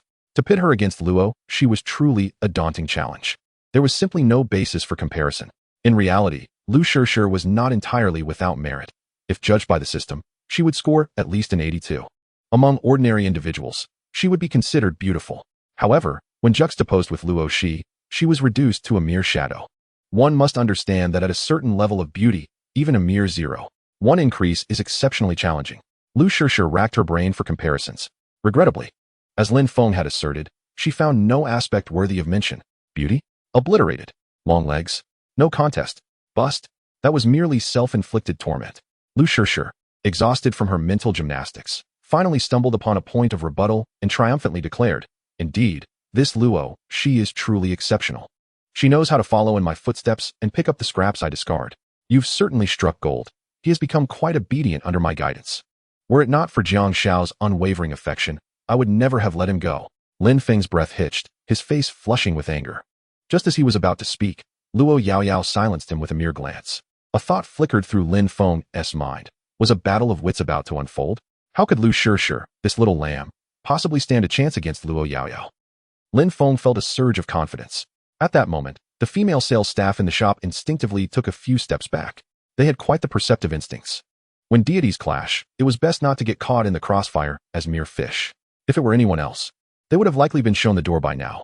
However, since Luo Shi had just spent 90 million, and Zhang Lu was a regular here, both parties were too significant to offend. Thus, they could only watch in silence, captivated by the unfolding drama, which was far more thrilling than any film. Indeed, Luo Yaoyao swiftly unleashed a powerful move. Calm and collected, she took out her phone and began searching for something. Witnessing this, Zhang Lu, who had been standing nearby, felt a twitch at the corner of his eye, a premonition of impending doom. Given his arrogant nature, he would have mocked and ridiculed anyone else by now. The reason for his unusual silence today was the presence of this formidable enchantress, Luo Yaoyao. Before long, Luo Shi found the voice message Zhang Lu had sent her unilaterally on a short video app. They were not friends. The messages had been sent solely from Zhang Lu to Luo Shi. Maintaining her composure, Luo Shi turned the volume to maximum and pressed play. Zhang Lu's familiar voice echoed forth. "Luo Shi, this is Zhang Lu from the Civil Engineering Department. I'm sending you this voice message rather abruptly.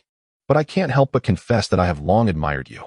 Other women pale in comparison. They are nothing but excrement. Nay, worse than excrement. Forgive my bluntness. But the truth is, I will not love any woman other than you.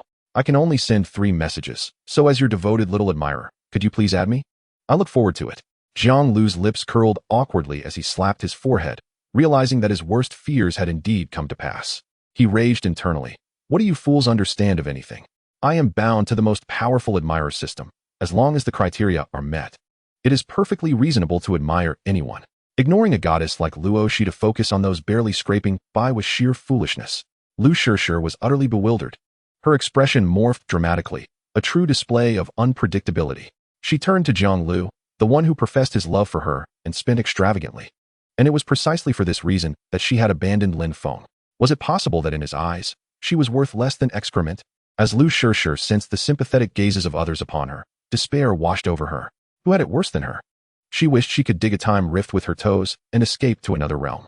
Just then, Zhang Lu cleared his throat, stepping forward calmly. His face had regained its composure. The embarrassment faded, replaced by arrogance and an aura of dominion that commanded the attention of all. Money is the courage of a man. Zhang Lu wielded a staggering 900 trillion admiration coins. In other words, he was brimming with audacity. What was there to fear? Even if Luo Shi exposed him, it mattered little. Zhang Lu thought, "I can still make all of you eat your words." He turned to Lu Shirshir, stating nonchalantly, "Those messages were indeed sent by me. But they are in the past. Who doesn't make mistakes? I shall make you aware that my heart now belongs solely to you." Then, Jiang Lu directed his gaze towards a beautiful saleswoman, commanding, "Bring out your store's treasure, the Heart of the Stars bracelet." Upon his words, the expressions of all the staff shifted dramatically. Even Luo Shi's eyes glimmered with surprise. Jiang Lu cast a disdainful glance at Lin Feng, the country bumpkin, as if to demonstrate what true financial prowess looked like. Once money speaks, all other sounds cease. "Jiang Xiao, are you implying that you wish to purchase the Heart of the Stars for me?" Lu Shirshir's voice trembled, her breath quickening. The Heart of the Stars was a pair of bracelets, a legendary treasure of the century of legends, renowned across the globe. It was said that the company had invested a fortune to craft them from an exceptionally rare gemstone, perfectly embodying the essence of the stars above. Even more astounding was its price, each bracelet valued at 1 billion, and they were not sold separately. This price made many collectors hesitate. Yet for Jiang Lu, this was hardly a concern. "Indeed, I believe only you are worthy of the Heart of the Stars." Jiang Lu nodded with deep affection, while inwardly he cursed, considering it a waste to gift such an exquisite bracelet to a woman who barely scraped by. Jiang Lu's Supreme Admirer system required a minimum attractiveness of 80 points to establish an admiration relationship. "Oh, Jiang Xiao, you are truly too kind," Lu Shirshir exclaimed, genuinely moved. "I will repay you well. Whatever you say shall be done." Jiang Lu felt somewhat overwhelmed, but he could hear the system's notifications indicating Lu Shirshir's fondness for him was soaring, and he felt elated. Fondness level 5. Fondness level 10. Fondness level 15.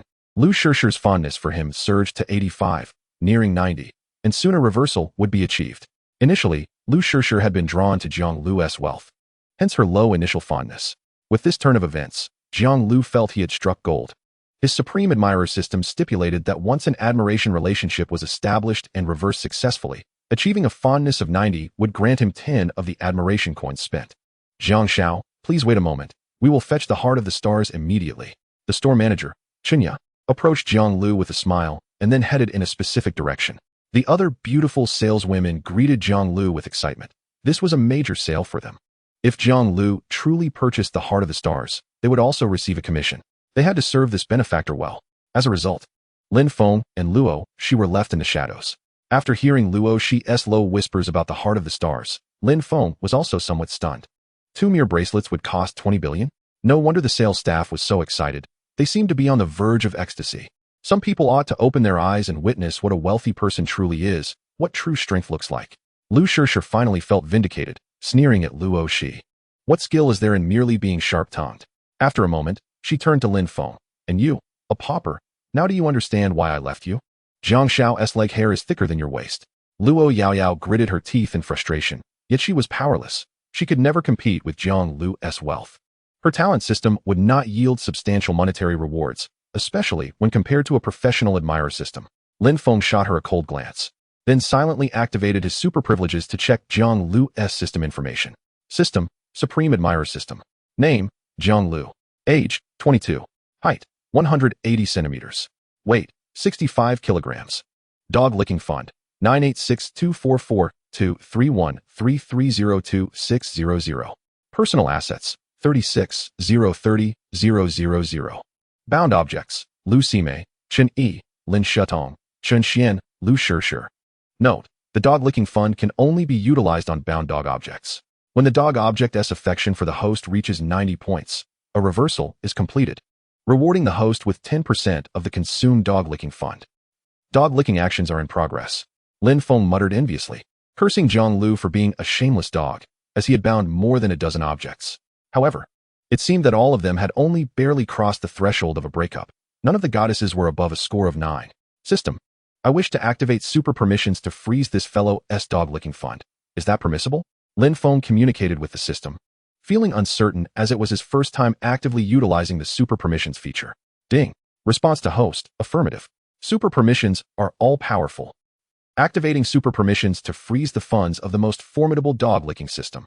Lin Feng breathed a sigh of relief, a grin spreading across his face, nearly transforming him into a dragon king. Haha. He glanced at Jiang Lu, thinking, I shall quietly observe your pretentiousness. Let us see how you manage to play the part. Is everything all right? Why are you grinning like an idiot? Luo Shi asked, perplexed, thinking he had been stimulated. Yet, curiously, according to the system's prompts, Lin Feng's mood inexplicably improved. Happiness level 2. Happiness level 3. Happiness level 8. After encountering Lu Shishir, it had dropped to 5. Yet now it had risen to 8. No worries, just watch. Lin Feng concealed his smile, reluctant to reveal too much. At that moment, Manager Chunyo approached with 2 attendants, holding an exceptionally elegant black box. The heart of the stars must be inside.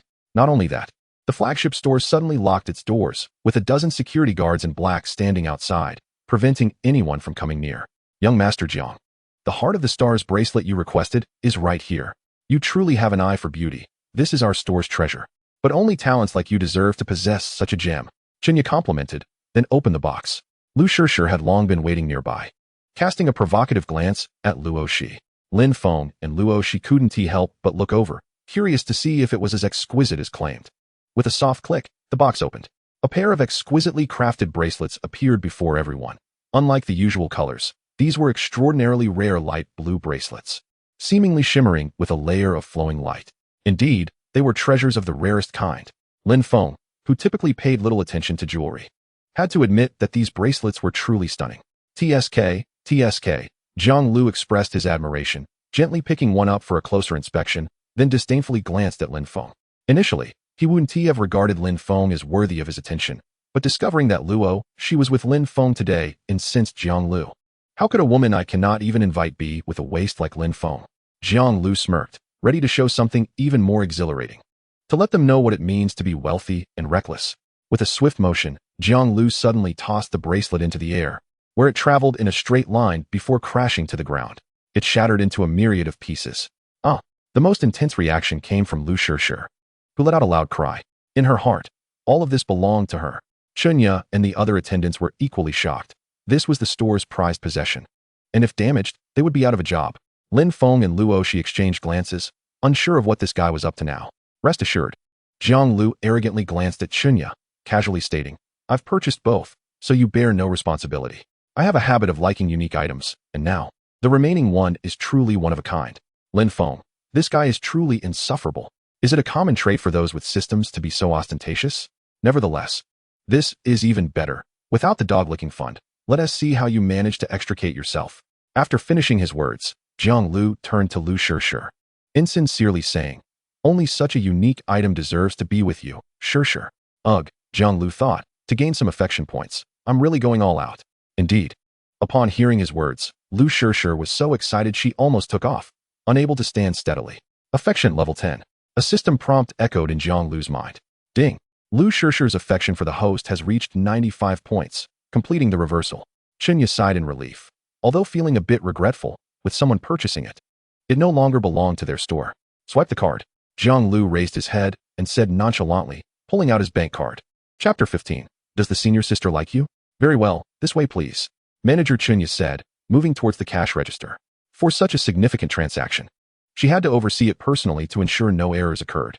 The other sales staff followed suit. This was a moment to witness history. 20 billion. If completed, it would be the largest transaction in the store's history.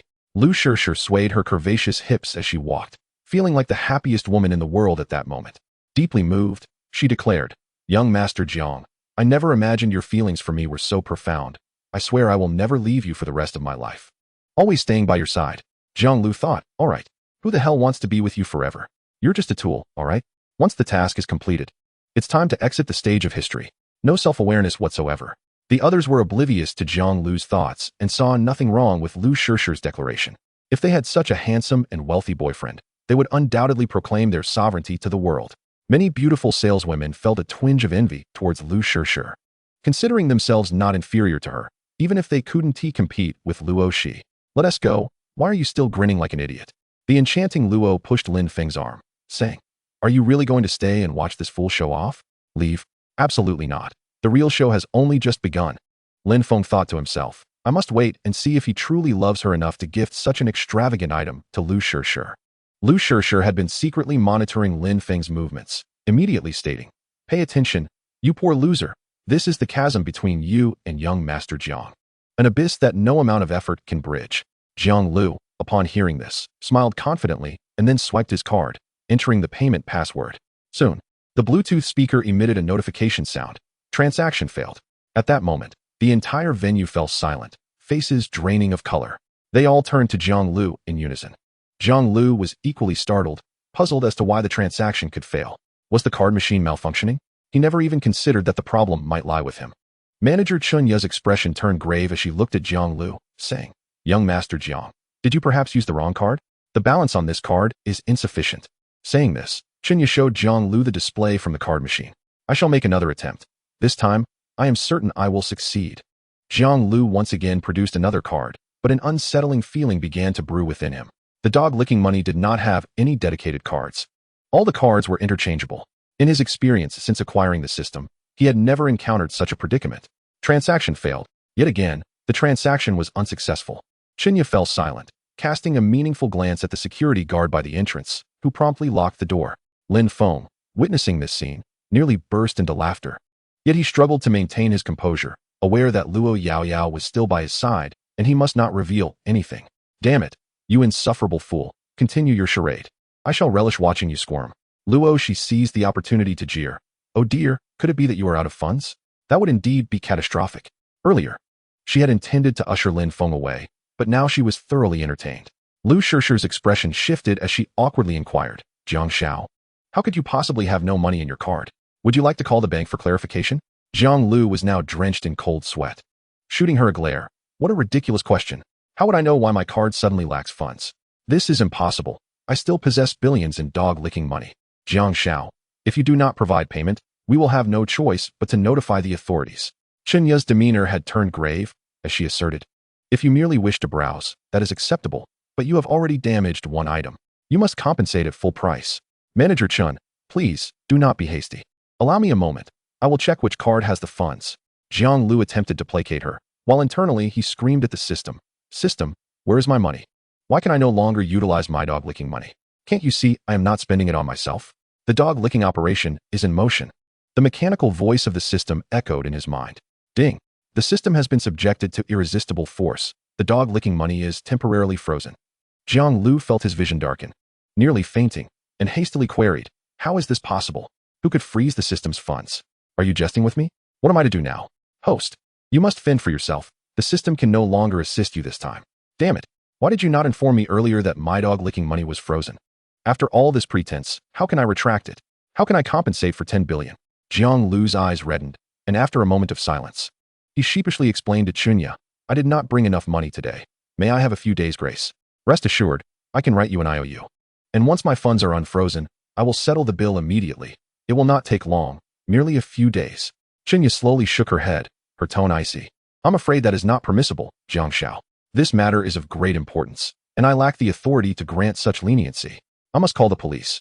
As she spoke, she waved to the security guards, and 4 imposing figures promptly entered the room. Chun Ya ordered, "Keep a close watch on him. And this woman as well. I suspect they are in cahoots." Jiang Lu, panicking, implored, "Please, give me a chance. Do not alert the authorities. I have money.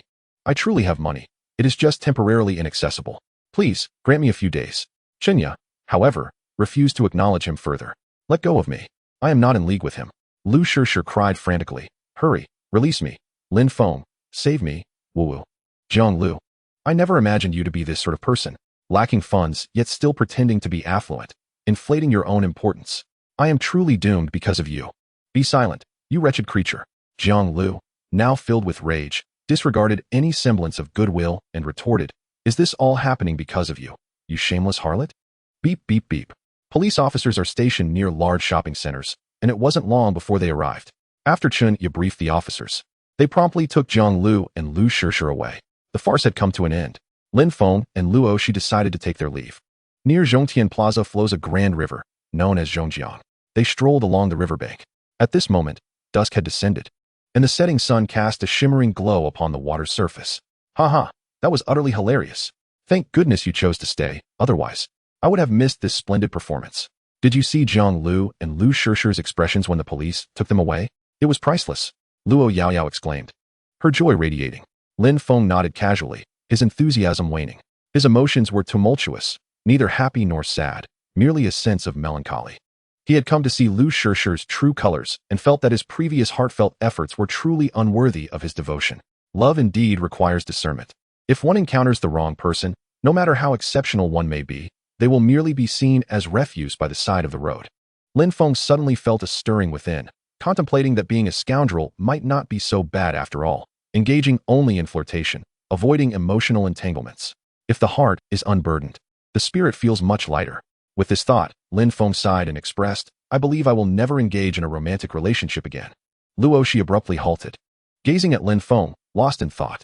Her enchanting phoenix eyes became increasingly entrancing, as she found herself captivated by him.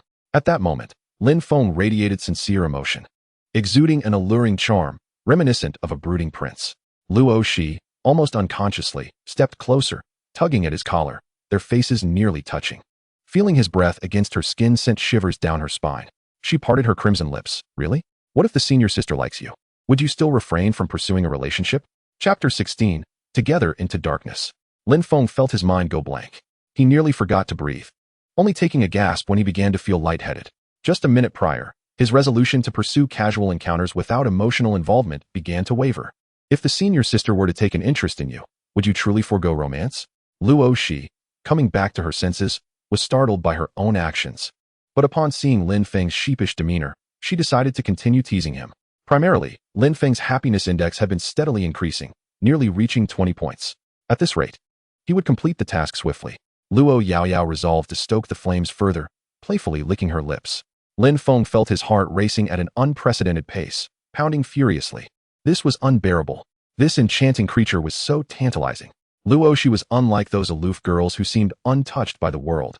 She was grounded, evoking vivid imaginings at first glance. Truly a breathtaking beauty. In ancient times, she would have been a source of calamity for nations. Answer me promptly. Luoshi insisted with a firm tone. No, I am not entirely certain. Lin Feng answered, somewhat embarrassed, feeling utterly humiliated. Was it so difficult to possess a modicum of resolve? Could it be that my past devotion was merely a result of my financial constraints? It should not be so. Hee. Luoshi suddenly smiled broadly, mockery written across her face. Junior, your resolve is rather feeble, isn't it? If you were to cultivate immortality, you would undoubtedly be led astray by a vixen. Your willpower is utterly lacking. Lin Feng's expression darkened. Do you hear this person's words? This enchanting creature wishes to drag others down while seeking to extricate herself unscathed? I cannot abide this. You are right. Let us plunge into darkness together, my enchantress. Luoshi paused, momentarily puzzled by his meaning. In the next moment, Lin Feng suddenly leaned forward and pressed his lips against those luscious, crimson ones. Luoshi, as if struck by lightning, widened her eyes, and only after a moment did she begin to struggle. Luoshi had underestimated her allure, or perhaps overestimated Lin Feng's self-restraint. There was an element of gamble in her actions, but alas, it ended in utter defeat. As time passed, Luoshi's body ceased to resist, her hands clumsily wrapping around Lin Feng's waist. It was unclear how long they remained entwined, but when they finally parted, both were somewhat breathless. My roommate is in labor. I must hurry back to attend to him. Let's call it a day for now. Bye. Lin Feng. His face flushed, left behind those words, and dashed away. He truly didn't know how to confront the situation. How could a man so devoted act in such a manner? Hadn't he vowed to become a scoundrel? The allure of the enchanting Luo, she was far too potent. He couldn't possibly outplay her. It was best to escape rather than seek further torment. Luoshi gazed in the direction Lin Feng had vanished, her lips twitching in irritation. That scoundrel, she muttered through clenched teeth. After adjusting her attire, a sudden notification echoed in her mind. Ding. Congratulations, host. The task of being a devoted admirer has been accomplished. Lin Feng's happiness level has reached 50 points. Reward. The rebate has doubled the amount of devoted admirer funds. The sum has been deposited into the host's bank account and can be used at will. Luoshi's expression lightened somewhat. This scoundrel was, at least, quite honest at heart. However, upon reflection, her joy was short-lived. With a resigned smack to her forehead, she lamented, the task is complete, but I've paid a hefty price. An hour later, Lin Feng returned to the school, just in time to encounter the other 3 comrades from room 305 heading out for a meal. As for the bodyguards and convoy, Lin Feng had instructed them to withdraw, though he was uncertain of their destination. He was too preoccupied to care, believing the system would handle it adequately. Surely, they couldn't remain parked in the school lot, trailing behind him with a dozen bodyguards. That would be utterly ridiculous. King Feng, you've finally returned. Dai Xian exclaimed, rushing over with enthusiasm. So, how did your date with the campus belle go? Xiao Dalong and Li Yu joined him, their eyes fixed on Lin Feng like curious children. King Feng. Lin Feng rolled his eyes, thinking, who on earth bestowed such a ridiculous moniker upon me? One could easily mistake me for the queen bee. Forget that. I'd rather you call me Dad Feng. Lin Feng retorted with irritation. He had to resist. Nicknames. Either they should be nipped in the bud or accompany one for life. Brother Feng, you're now a first-class noble. Liu explained. We simply combined your name, Feng, with Wang, king, which is quite reasonable, wouldn't you agree? Lin Feng. Are you all heading to eat? Perfect. I haven't had a meal yet. Let us go together, Lin Feng said, joining them as they headed to the school cafeteria. Normally, he would have had dinner with Luo Shi before returning, but a slight mishap had caused him to leave prematurely. Diexine, wide-eyed, exclaimed, You didn't just handle business and skip eating, did you? King Feng. Take care of your health. No matter how urgent it is, you must eat. Chao Dalong chimed in with a tone of earnest concern. Your health is your capital. Young people must learn moderation. Lin Feng smacked his forehead, thinking, what kind of absurd roommates do I have? You're all mistaken. Our relationship is purely innocent. More innocent than fresh milk. Lin Feng weakly defended himself, reflecting that until half an hour before returning, it had indeed been quite innocent. Uffed. 3 middle fingers were raised in front of Lin Feng. For heaven's sake, do you really think my character is so untrustworthy? Lin Feng thought to himself. I merely made a mistake that any man could make. As they chatted, they soon arrived at the cafeteria, which was bustling with students at dinner time. They quickly grabbed their meals and settled at a window-side table, devouring their food with great enthusiasm. Within 5 minutes, they were all leaving, patting their full bellies. However, instead of returning to the dorm, they continued the tradition of room 305, strolling to the basketball court to digest their meal while catching a game. The school's basketball court was conveniently located beneath the girls' dormitory, making it a prime spot for foot traffic at this hour. Wow, that figure is exquisite, but alas. Her face only scores 2 points. Liu remarked, shaking his head in disappointment at a passing girl. I like them like that. It wouldn't matter with the lights out. Diexine replied nonchalantly, his gaze lingering as she walked away towards the dormitory. Lin Feng, unbelievable. He glanced at the girl and then gestured with his hands. I've had my hands on even bigger. Chao Dalong interjected. Can you stop being so crass, you fatso? Must we always turn off the lights? Can't we just cover ourselves with a blanket? Chapter 17. A ray of light illuminating the world that night. In dormitory 305. Lin Feng lay on his bed while the other 3 roommates battled it out in the gaming realm, their voices filled with exclamations and curses. Damn it. That AD is so terrible. He might as well play in the mud. You're a noob. You shouldn't even be playing games. So what if I die a few times? Are you really that good? Let us duel. If you can't win, at least join the team. I have plenty of stars. I'm not short one. Lin Feng shook his head. Such raucousness had become the daily norm in university dorms. The youth of today truly lacked ambition. Without a system and without effort, how would they fare in the future? He shifted to a more comfortable position and opened the personal information panel of the system. Name, Lin Feng. Age, 22. Appearance, 92.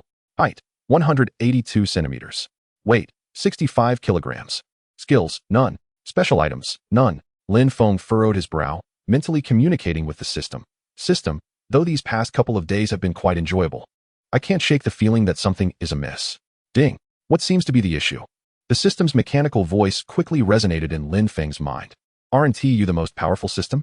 Lin Feng inquired. Of course, without a doubt. I possess super permissions to control and manage all systems. I am unquestionably the most powerful. Then therein lies the problem. Lin Feng's tone grew somewhat agitated. You are the most formidable system. Yet I am not the most formidable host. While possessing super permissions sounds impressive, you neither grant me company shares nor provide me with funds. Nor have you maxed out my physical attributes. I can't possibly rely solely on super permissions to exploit other system hosts. Dear host, I apologize. It seems I've forgotten to send you a novice gift package. Lin Feng, you fool of a system. Thank goodness I inquired. Or would you have kept it for yourself? Hurry up and present it to me. Lin Feng's tone left no room for argument. This was a matter of utmost importance. The system, seemingly aware of its mistake, promptly responded. Ding. Detected that the host has an unopened novice gift package. Should it be claimed immediately? Immediately, right now? Open it for me. Ding. The novice gift package has been opened. Congratulations, host. Physical attributes maxed out. Strength, speed, and agility have reached the limits of an ordinary person. Congratulations to the host for obtaining ultimate combat, invincible combat power of an ordinary person. Congratulations to the host for acquiring kingly aura, which will completely transform the host's demeanor, banishing any traits of timidity or servility from their character. Congratulations to the host for receiving a happiness fund of 100 quintillion. While wealth does not guarantee happiness, a lack of it certainly ensures discontent. Congratulations to the host for obtaining 100% equity in the happiness capital. Congratulations to the host for acquiring a spring dream experience card, which can be used on others. As the system's voice faded, it commenced a thorough transformation of Lin Feng's body. He felt enveloped in a wave of warmth, his entire being radiating comfort. Each cell seemed to be cleansed by an inexplicable force, gradually enhancing his muscles and sinews to the limits of an ordinary human. After half an hour, the evolution, or rather, the transformation, was complete. After refreshing himself with a shower, Lin Feng stood before the mirror, observing his reflection. Though his facial features remained largely unchanged, his physique had undergone a remarkable metamorphosis. His previously flabby muscles, a result of inactivity, had become incredibly firm. The musculature was not exaggerated, devoid of the bulk of a bodybuilder, yet every subtle contour was exquisite, embodying latent explosive power. Most importantly, his aura had undergone a dramatic shift. If he had once been perceived as a timid creature, he now resembled a proud eagle surveying its domain. The contrast was striking. Lin Feng nodded in satisfaction, feeling as though he had been bestowed with divine armor, a truly exhilarating sensation. Returning to his bed, he glanced at the balance of his happiness fund. A quintillion being an unfathomable sum. He couldn't be bothered to contemplate it, as it was a fortune he could never exhaust. Happiness capital? He had never heard of it. Perhaps he would investigate it further when the opportunity arose. Lin Feng's gaze fell upon the final item in the novice gift package, which was currently displayed in the inventory. An experience card? What on earth? The name seemed rather dubious. System, why do you keep giving me such bizarre items? Lin Feng inquired, somewhat exasperated. It is as it sounds. The host may use it for themselves or allow another to experience it. Note, using the experience card will provide an extraordinarily vivid and intense sensation. Lin Feng felt a flicker of intrigue, though he ultimately decided against it. But who would he even give it to? Suddenly, a captivating figure flashed through his mind. Luo Shi, that enchanting fairy? Lin Feng's eyes sparkled mischievously. She would be the perfect candidate. Moreover, the application was straightforward. He could simply grant access through his super permissions to the talent system host. For others, he would need to be in close proximity for contact. Lin Feng considered it a generous gesture for Luo Shi, as the system had gifted him something wonderful, and he would immediately offer her the opportunity to experience it. Why not? It could serve as a token of gratitude for her initial guidance. He recalled the exquisite sensations from earlier. It had been simply divine. After a long day of wandering, he was quite fatigued, and just as he prepared to rest, the system's voice chimed in once more. Ding! Today's moment of joy has been updated. Would the host like to draw immediately? Lin Feng paused, realizing that it was past midnight, ushering in a new day. Let us draw. Without a second thought, he acquiesced, eager to see what delightful treasures he might uncover. Moment of joy, yay! The system's voice rang out as the pointer on the joy wheel began to spin. Ding! Congratulations to the host for drawing the passive ability, Child of Light, becoming a beacon illuminating the world. You are light, you are electricity, you are the singular myth. Stop. Lin Feng's expression darkened. What on earth was this nonsense? System, are you out of your mind? Do you think this is a game? He had never encountered a system that could bestow passives. This was utterly unscientific. Dear host, would you prefer science or the system? Lin Feng was momentarily speechless, struggling to find a response. What exactly was this passive ability, and what purpose did it serve? Resigned to his fate, Lin Feng accepted reality. Yet he was determined to uncover the details of this passive ability. Ding! Rest assured, host, you shall soon discover its significance, and it will undoubtedly bring you immense pleasure. With the system's assurance, Lin Feng felt a wave of relief wash over him, and he retired for the night with a contented smile. Approximately 30 minutes later, the system's voice echoed in his mind once more. Ding! Detecting that the host is feeling lonely and discontented, activating super permissions, arranging a special occupation system, host for home visitation. Lin Feng jolted awake, indignantly scolding. I didn't realize you had such capabilities, but I hope you understand. I am a devoted and pure individual. After a brief pause, he added, for the sake of my reputation, please refrain from such arrangements in communal spaces like the dormitory in the future. Understood. At that moment, Lin Feng's happiness index displayed a series of increases. 2, 6, 13, 37, 25, 69, 96. Chapter 18, The Power of the Passive. In the early morning, within the girls' dormitory, the other residents had already departed for class. While Luo Shi sat up groggily, her hair tousled. She appeared exhausted, as if she had toiled through the night at a construction site. Her expression was a mix of embarrassment and despondency. How humiliating. How could she have dreamt such a thing, and for the entire night no less? The most infuriating part was that the male lead had been that scoundrel. Furthermore, the experience felt far too realistic. Was he truly that formidable? Covering her face, Luo Shi knew the dormitory was empty, yet she still felt the heat of embarrassment. After a moment, she rose to pour herself a glass of water. Desperately in need of hydration, the sheets were dampened significantly. After showering and changing clothes, she tossed the soiled linens into the washing machine, cursing the rogue who had tormented her throughout the night in her dreams. Meanwhile, as Lin Feng walked along the road, he sneezed. Who is cursing me from behind? This morning he had classes, so the 4 burly men from dorm 305 had risen early.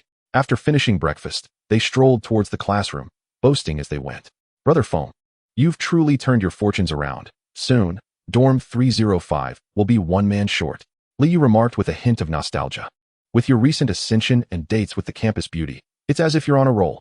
Lin Feng's smile faltered, thinking, isn't that precisely what it feels like? So, how far have you progressed with that fairy Luo? Have you conquered the wilds yet? Xin, the chubby one, made a shocking statement. I believe you should seize the opportunity to secure first blood. Indeed, even if first blood eludes you, one must not allow others to claim the red and blue buffs. Chao Delong reminded. It is said that if conversations among male dormitories do not shift to discuss the opposite sex after 3 exchanges, the dormitory is deemed unhealthy. The fact proved that the 4 burly men of dorm 305 had very healthy mindsets. Lin Feng scoffed, retorting, you guys have no idea. I simply charged through the 2nd tower and struck the crystal. No way. Is that true? Was it exhilarating? Hee, it felt a bit surreal. Are you trying to fool us? The group bantered as they walked, occasionally engaging in playful scuffles. At the stairwell's corner, Lin Feng hurried along, and with a sudden thud, he collided with a soft figure. A startled exclamation followed as the girl stumbled back, nearly losing her balance. Thanks to his robust physique, Lin Feng remained unscathed. Upon seeing her face, he couldn't help but exclaim, what the hell? It's Su Yun. She was the universally acknowledged beauty of Zhonghai University. Flawless in appearance, background, and grace, overshadowing even the renowned Luo Yaoying. This woman had graced the cover of the university's admission letters for the past few years, making her the first name every incoming student would recognize. Lin Feng was no exception. It was said that since Su Yun's likeness adorned the admission letters, the enrollment rate had significantly surged, highlighting just how breathtaking she truly was. Excuse me, are you alright? Lin Feng inquired casually, adjusting her skirt. Su Yun's eyes flashed with disdain as she retorted coldly, I have a problem. Are you going to escort me to the infirmary? Preferably carry me. Perhaps take the opportunity to flirt a bit, then add me on WeChat for future contact? Then, when rumors circulate, you can treat me to dinner as an apology. Isn't that a perfect plan? The goddess of Su was genuinely furious, offering Lin Feng no chance to defend himself. She continued, please, can we have a bit of originality? Do you really think you can keep using the same old tricks? Lin Feng's lips twitched in helplessness as he shrugged. I truly didn't mean to, my apologies. With that, he decided to walk away to prove his innocence. Su Yun was indeed stunning, so enchanting that Lin Feng had often held her in high esteem during many a sleepless night. In contrast with Luo Yaoying, Su Yun embodied the prideful, frosty elegance of a snow lotus, while Luo she was akin to a fiery rose. Each possessed their own unique charm. If given the chance, it would truly be irresistible. But this incident was genuinely a mishap. Xin, Chao Dalong, and Liu quickly caught up with him. Bro, impressive. Is this one of your tricks? But how did you know the goddess would come around the corner? What is next? It seems your plan has been uncovered. You appear so confident. Do you have a secret weapon? The trio of burly men simultaneously gave him a thumbs up, their eagerness for knowledge palpable. Lin Feng remarked, with such vivid imaginations, you could easily write a novel. Your word count would be staggering. Nevertheless, seeing their earnest expressions, he decided to indulge them, adopting an air of a seasoned expert. Just wait. In about 5 minutes, she will come back to apologize and invite me to lunch. He feigned deep contemplation, adding, how bothersome. I wonder if I should accept her invitation. Really? No way. I don't believe it. If you're that impressive, I'll help you clean the dormitory for an entire semester. Can you explain the principle behind it? Preferably in detail. The group resumed their incessant chatter. As Lin Feng walked, he chuckled to himself. Don't say you don't believe me. I don't either. He was merely joking. However, at that moment, before Su Yun had walked far, a familiar mechanical voice echoed in her mind. Her super goddess cultivation system had activated. Ding. Triggered unique passive mission. Gain the favor of the Son of Light, Lin Feng. Must exceed 90 points. Mission duration 1 year. Discover the light. Encounter the light. Pursue the light. Commence the pursuit of light. Su Yun was momentarily stunned, struggling to comprehend. Son of Light, Lin Feng. I need to gain his favor of 90 points? The system's voice chimed in again, providing clarification. Yes.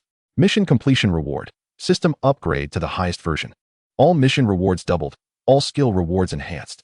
During the mission, Lin Feng's favor towards the host reaching 10, 20, 30, etc., will yield mysterious gift packs, with random cashback cards ranging from 1 to 10 times. Mission failure penalty. System enters dormancy, canceling all system rewards. Special note. Each time the host engages in an in-depth conversation with Lin Feng, they will immediately gain 5 to 10 points of favor. Upon reading the system's introduction, Su Yun's expression turned vividly animated. This meant that failure would be tantamount to losing the system altogether. Not only would the system go dormant, but all rewards would vanish. Such a price was unbearable for anyone possessing a system. In-depth conversation? Was this a shortcut? But the system didn't specify what constituted an in-depth conversation. The goddess of Su, with a forlorn expression, begrudgingly inquired, "Why have I never heard of passive missions before?" This is the only passive mission. It can only be triggered when in close proximity to the Sun of Light, with a very low probability. Once triggered, must give it 1s all. The host should quickly devise a way to gain Lin Feng's favor. Time is of the essence. This system will cooperate fully. Su Yun slapped her forehead. Was it still possible to catch up and strike up a conversation with him? Chapter 19. Even the school beauty must wait in line. The bell rang, signaling the end of the morning classes. Lin Feng, seated in the back row of the classroom, lamented that he hadn't read much of his novel during the lesson. Time had flown by too swiftly. Ever since acquiring the system, he felt increasingly negligent towards his studies. Sigh, system, your existence has turned a once diligent young man into a slacker. Do you realize that? Lin Feng mused to himself with a smirk. The familiar mechanical voice soon resonated in his mind. So shall I leave? Lin Feng replied, I was just joking. The moment the teacher exited, the classroom erupted in noise. Although there was still one elective class remaining, many students had already packed their belongings, ready to flee. They were all ambitious young individuals. Who wants to attend an elective class? The trio of burly men from 305 quickly surrounded Lin Feng. I told you. You were just boasting. The goddess Su doesn't even acknowledge you. Xin teased with a smirk. Lin Feng rolled his eyes. How can she acknowledge me if she hasn't even looked my way? Xin, a bit anxious, retorted, that is not the point. You said the goddess would come looking for you in 5 minutes. Where is she? Chao Dalong and Li Yu joined in the fray. Lin Feng, with a nonchalant demeanor, replied, don't be overly concerned about immediate gains or losses. The goddess, of course, is not like ordinary women. It's not that simple. Stay calm. Haven't you ever experienced a comeback against the odds?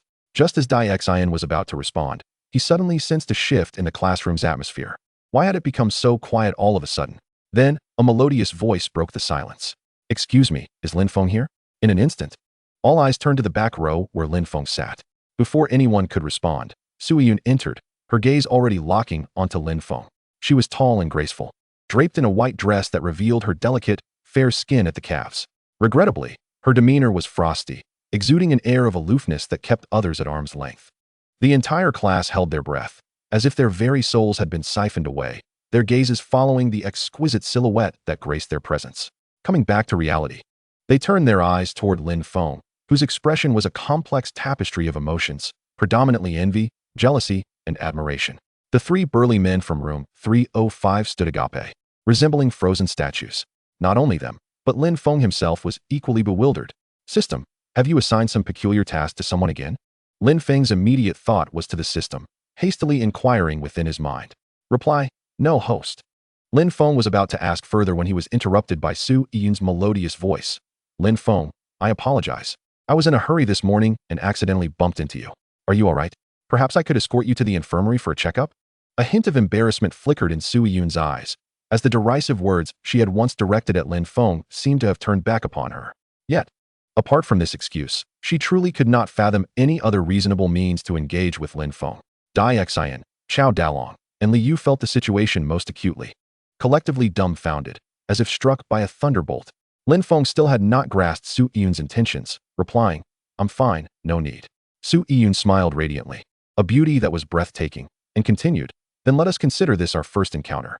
I will treat you to lunch as an apology. Surely, you won't refuse even this? Su Yun seemed almost fearful of his rejection, hastily adding, while discreetly accessing the system's interface in her mind. She glanced at the newly added section titled, Chasing Light Initiative. Name, Lin Feng. Age, 22. Height, 182 centimeters. Weight, 65 kilograms. Current favorability, 16. The information was merely a cursory overview of Lin Feng. And when Su Yun sought to delve deeper, it displayed an error indicating a lack of authorization. System, to raise his favorability, I must know his interests and hobbies, right? Su Yun silently complained. With a current favorability of only 16, how long would it take to reach 90? Ding. This system is powerless. Suggesting host engage more and understand better through personal exploration. Su Yun felt disheartened. Very well. Lin Feng, caught in a quandary, did not wish to decline the goddess's invitation, but found the entire situation peculiarly unsettling. It was utterly bewildering. Why was the goddess so eager to please? Was there some ulterior motive? Having witnessed the enchanting powers of Luo Yaoyao, Lin Feng now felt a tinge of trepidation towards these illustrious school beauties. Hey, Lin Feng, you're in this class, right? A sweet and charming voice suddenly rang out, drawing everyone's attention. Wow, what an adorable and pure junior. It was none other than the second-year broadcasting major goddess, Zhou Qingru. Why was she here too? With all these school beauties flocking to our class. Was it merely because Lin Feng was slightly more handsome than the rest? How unfair. Well, maybe just a tad more handsome. The others were in an uproar. Lin Feng was once again at a loss. Another school beauty? What on earth was happening? System, have you really not assigned any bizarre tasks? Lin Feng inquired again in his heart. He knew very well that these school beauties were, in essence, mere distractions. To be precise, they were distractions now under his purview. Absolutely not. Just as Lin Feng was about to continue, he was interrupted. Lin Feng, I'm Zhou Qingru from the broadcasting department, and I've admired you for quite some time. Zhou Qingru, clad in a JK uniform, sweetly said, I happen to have class next to yours today, so I came over to get to know you and make a friend. Lin Feng swallowed hard. Unlike Su Yun's breathtaking coldness or Luo Cici's alluring charm, Zhou Qingru was like a pure and lovely neighbor girl, evoking an instinctual protective desire. Lin Feng took a deep breath to maintain his composure, responding with a smile. Thank you. I would be delighted. Su Yun furrowed her brows, perplexed by Zhou Qingru's sudden appearance, and coldly inquired, You still haven't answered me. Before Lin Feng could formulate a response, a flirtatious giggle pierced the air. The enchanting scent preceded her arrival, and the voice was undeniably captivating. Who else could it be but Luo Yaoyao? Apologies, Lin Feng has already promised to accompany me shopping. Luo Cici gracefully approached, her voice dripping with sweetness. Let's not trouble him any further. Perhaps we can reschedule? However, this fellow had recently been quite fortunate in matters of the heart. One must cue early. Lin Feng glanced up at Luo Yaoyao, just about to ask when they had made plans, but a deathly glare from her made him instantly relent. Lin Feng was fearless in most aspects, yet this enchanting demon was a source of trepidation, especially given his recent misdeeds. Moreover, he was genuinely curious about Luo Yaoyao's intentions. Could it be that she was captivated by his exceptional skills in sports? Haha. All right, let's reschedule for another day, Su Yun sighed. Not expecting to encounter both Luo Cici and Zhou Qingru simultaneously, thus reluctantly stepping back. Lin Feng, I want to treat you to a meal next time too. Zhou Qingru pouted adorably. Sure, Lin Feng said, his forehead slick with cold sweat. What on earth was happening today? Why were all these school beauties vying to take him out for lunch? How vexing. Luo Yaoyao's beautiful face radiated a triumphant smile. In this round of the light chaser competition, Luo Yaoyao emerged victorious. Chapter 20. Who is the simp? Just outside the school gates, Lin Feng. I want to treat you to a meal next time too. Luo Yaoyao deliberately mimicked Zhou Qingru's tone, her voice dripping with sweetness. Lin Feng felt a shiver run down his spine, goosebumps threatening to rise. When Zhou Qingru said this, it was adorable with a hint of playfulness, making one feel at ease. But when Luo Yaoyao said it, it was laced with seduction and provocation, leaving one feeling flustered. Lin Feng was utterly at a loss for words. What? Do I not sound convincing enough? Seeing his lack of response, Luo Yaoyao cast a sideways glance, her phoenix eyes narrowing slightly. Just now, your gaze toward Zhou was unwavering. You are slandering me, a blatant accusation. Lin Feng retorted, mustering his courage. Humph. Luo Yaoyao shot him a flirtatious glance, then suddenly smiled. So tell me, what type do you prefer? The noble and aloof Su Yun, the pure and cute Zhou Qingru, or perhaps someone like me? This was indeed a vexing question. After a moment of serious contemplation, Lin Feng slowly inquired. If you found a 50 yuan note and a 100 yuan note on the ground, which one would you pick? Without a moment's hesitation, Luo Cici replied. Do you think I'm foolish? Of course, I would take both. Realizing midway through, she abruptly caught on, retorting, Oh, so the whole school thinks you're a simp. But it turns out you're a wolf in sheep's clothing. Luo Yaoyao's words were punctuated with a sultry smile, but I like it. That is the essence of a man, unlike some who secretly yearn yet pretend to be meek. Lin Feng. Was she hinting that he should be bolder? By the way, why did you seek me out today? Are we going shopping again? Lin Feng changed the subject to something less awkward. Luo Cici's smile grew ever more enchanting as her gaze roamed over Lin Feng, leaving her silent. You can't just take advantage of me and leave. That is not happening. Besides, I've been your loyal simp all day. Surely you won't be so fortunate as to trigger a system task this time? Lin Feng felt a shiver run down his spine as her gaze pierced through him, intensifying his trepidation. Today, you shall obediently play the role of my devoted admirer. Liao Yaojing said lazily, her eyes narrowing slightly. You will accompany me on a shopping spree, and you shall foot the bill. Is that agreeable? Absolutely. Lin Feng replied with alacrity, a wave of relief washing over him. He had initially feared the worst. Accompanying Liao Shi on a shopping excursion was something countless others would eagerly desire. Moreover, with a staggering fortune at his disposal, he was more than capable of indulging in a lavish spree. You know your place. Should you dare utter a word of dissent, I shall promptly report your inappropriate intentions towards your senior to the academic office. Who do you think the teachers would believe, you or me? Lin Feng broke into a cold sweat, hastily assuring, how could I possibly refuse? I would be more than eager. Listen to me. I was merely caught in the heat of the moment last time. This time, I shall let it slide. Liao Shi handed him her bag and drink, declaring, now, play your part. As Lin Feng accepted them, he mused to himself that the plot twists were unfolding rather rapidly. The two summoned a vehicle and headed directly to Zhongtian Plaza. The situation had arisen so suddenly that Lin Feng hadn't summoned his luxurious convoy, and for some reason, Liao Shi had not driven herself either. Lin Feng speculated it was likely due to her lack of driving skills. After all, she was a female driver. Before long, they arrived at their destination. You seem a bit off today. Did you not sleep well last night? Lin Feng inquired. Upon hearing this, Liao Shi's face flushed crimson. That scoundrel was truly bringing up the most sensitive topic. I'm fine, she replied, her embarrassment palpable. Noticing her reaction, Lin Feng's curiosity was piqued. Could it be related to that dream experience card? Tentatively, he probed, you didn't have an unhealthy dream, did you? Liao Shi's heart raced. Startled by his intuition, could he read minds? Her cheeks flared with embarrassment and indignation as she retorted, what absurd thoughts are you entertaining? Determined to teach him a lesson. Liao Shi recalled the last time she had been embarrassed while tying her shoelaces, and said, my feet are so sore. Come, you can give them a massage. She settled onto a nearby marble bench, gazing at Lin Feng with a playful smile. Wait, are you serious? Here in the plaza, with people all around? Lin Feng's expression shifted. He was not keen on being the subject of public ridicule. Yet, considering her long, fair legs, he hesitated. Perhaps it wasn't entirely out of the question. Why the hesitation? My feet are yours to touch. Go ahead and indulge, Liao Shi remarked with a sly smirk. But just so you know, my chest as well. She cast a sidelong glance at Lin Feng, implying he understood her meaning. Lin Feng felt a bead of sweat trickle down his brow. Just as he settled down, Liao Shi's long, graceful legs draped over his lap.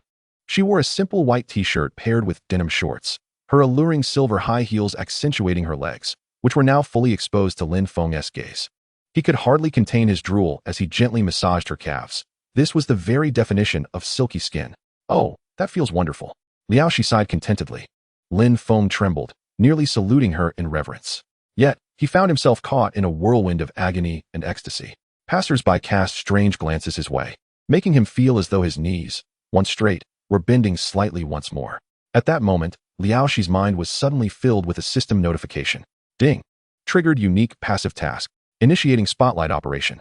Liao Shi paused, discreetly accessing the system interface in her mind to investigate this so-called spotlight operation. Approximately a minute later, her expression transformed dramatically, so much so that she felt like crying. Liao Shi envied children, who could weep whenever they pleased, but as an adult, she had to suppress her emotions.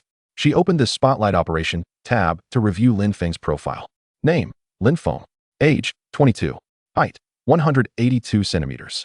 Weight, 65 kilograms. Current favorability, 28. Lin Feng's favorability rating had reached 28 points, significantly higher than Su Yun's, likely due to their previous interactions. She begrudgingly accepted that raising his favorability was a necessity. After all, he wasn't entirely unbearable and could even be quite entertaining at times. With a frown, she silently communicated with the system, asking, but can you answer me one question? Why do I feel like you are Lin Feng's spy installed in me? The system's voice remained cold and unyielding. Ding. Absolutely not. Host, rest assured. Liao Shi sighed in resignation, too weary to continue debating with the system. She realized that for some inexplicable reason, Lin Feng's favorability was now beginning to decline. Men. She thought bitterly as she watched the favorability drop. 1. Favorability 1. Liao Shi felt tears welling up. There was no way she could afford to wait any longer. If it continued to drop, she might as well lose it all. She quickly sat up, casting an alluring gaze at Lin Feng. Stop that. I think I'd be better suited as your devoted admirer. You must be tired too, right? Let me give you a massage instead. Without waiting for his response, Liaoshi lifted Lin Feng's foot and began to gently massage it. Really? Lin Feng exclaimed with delight. Unaware that he had triggered a task, his favorability rating surged back up rapidly. Favorability, 11215. Liaoshi was indeed quite considerate. She had a knack for showing care. Truly a sisterly figure. Chapter 21, Lin Feng's Achilles heel.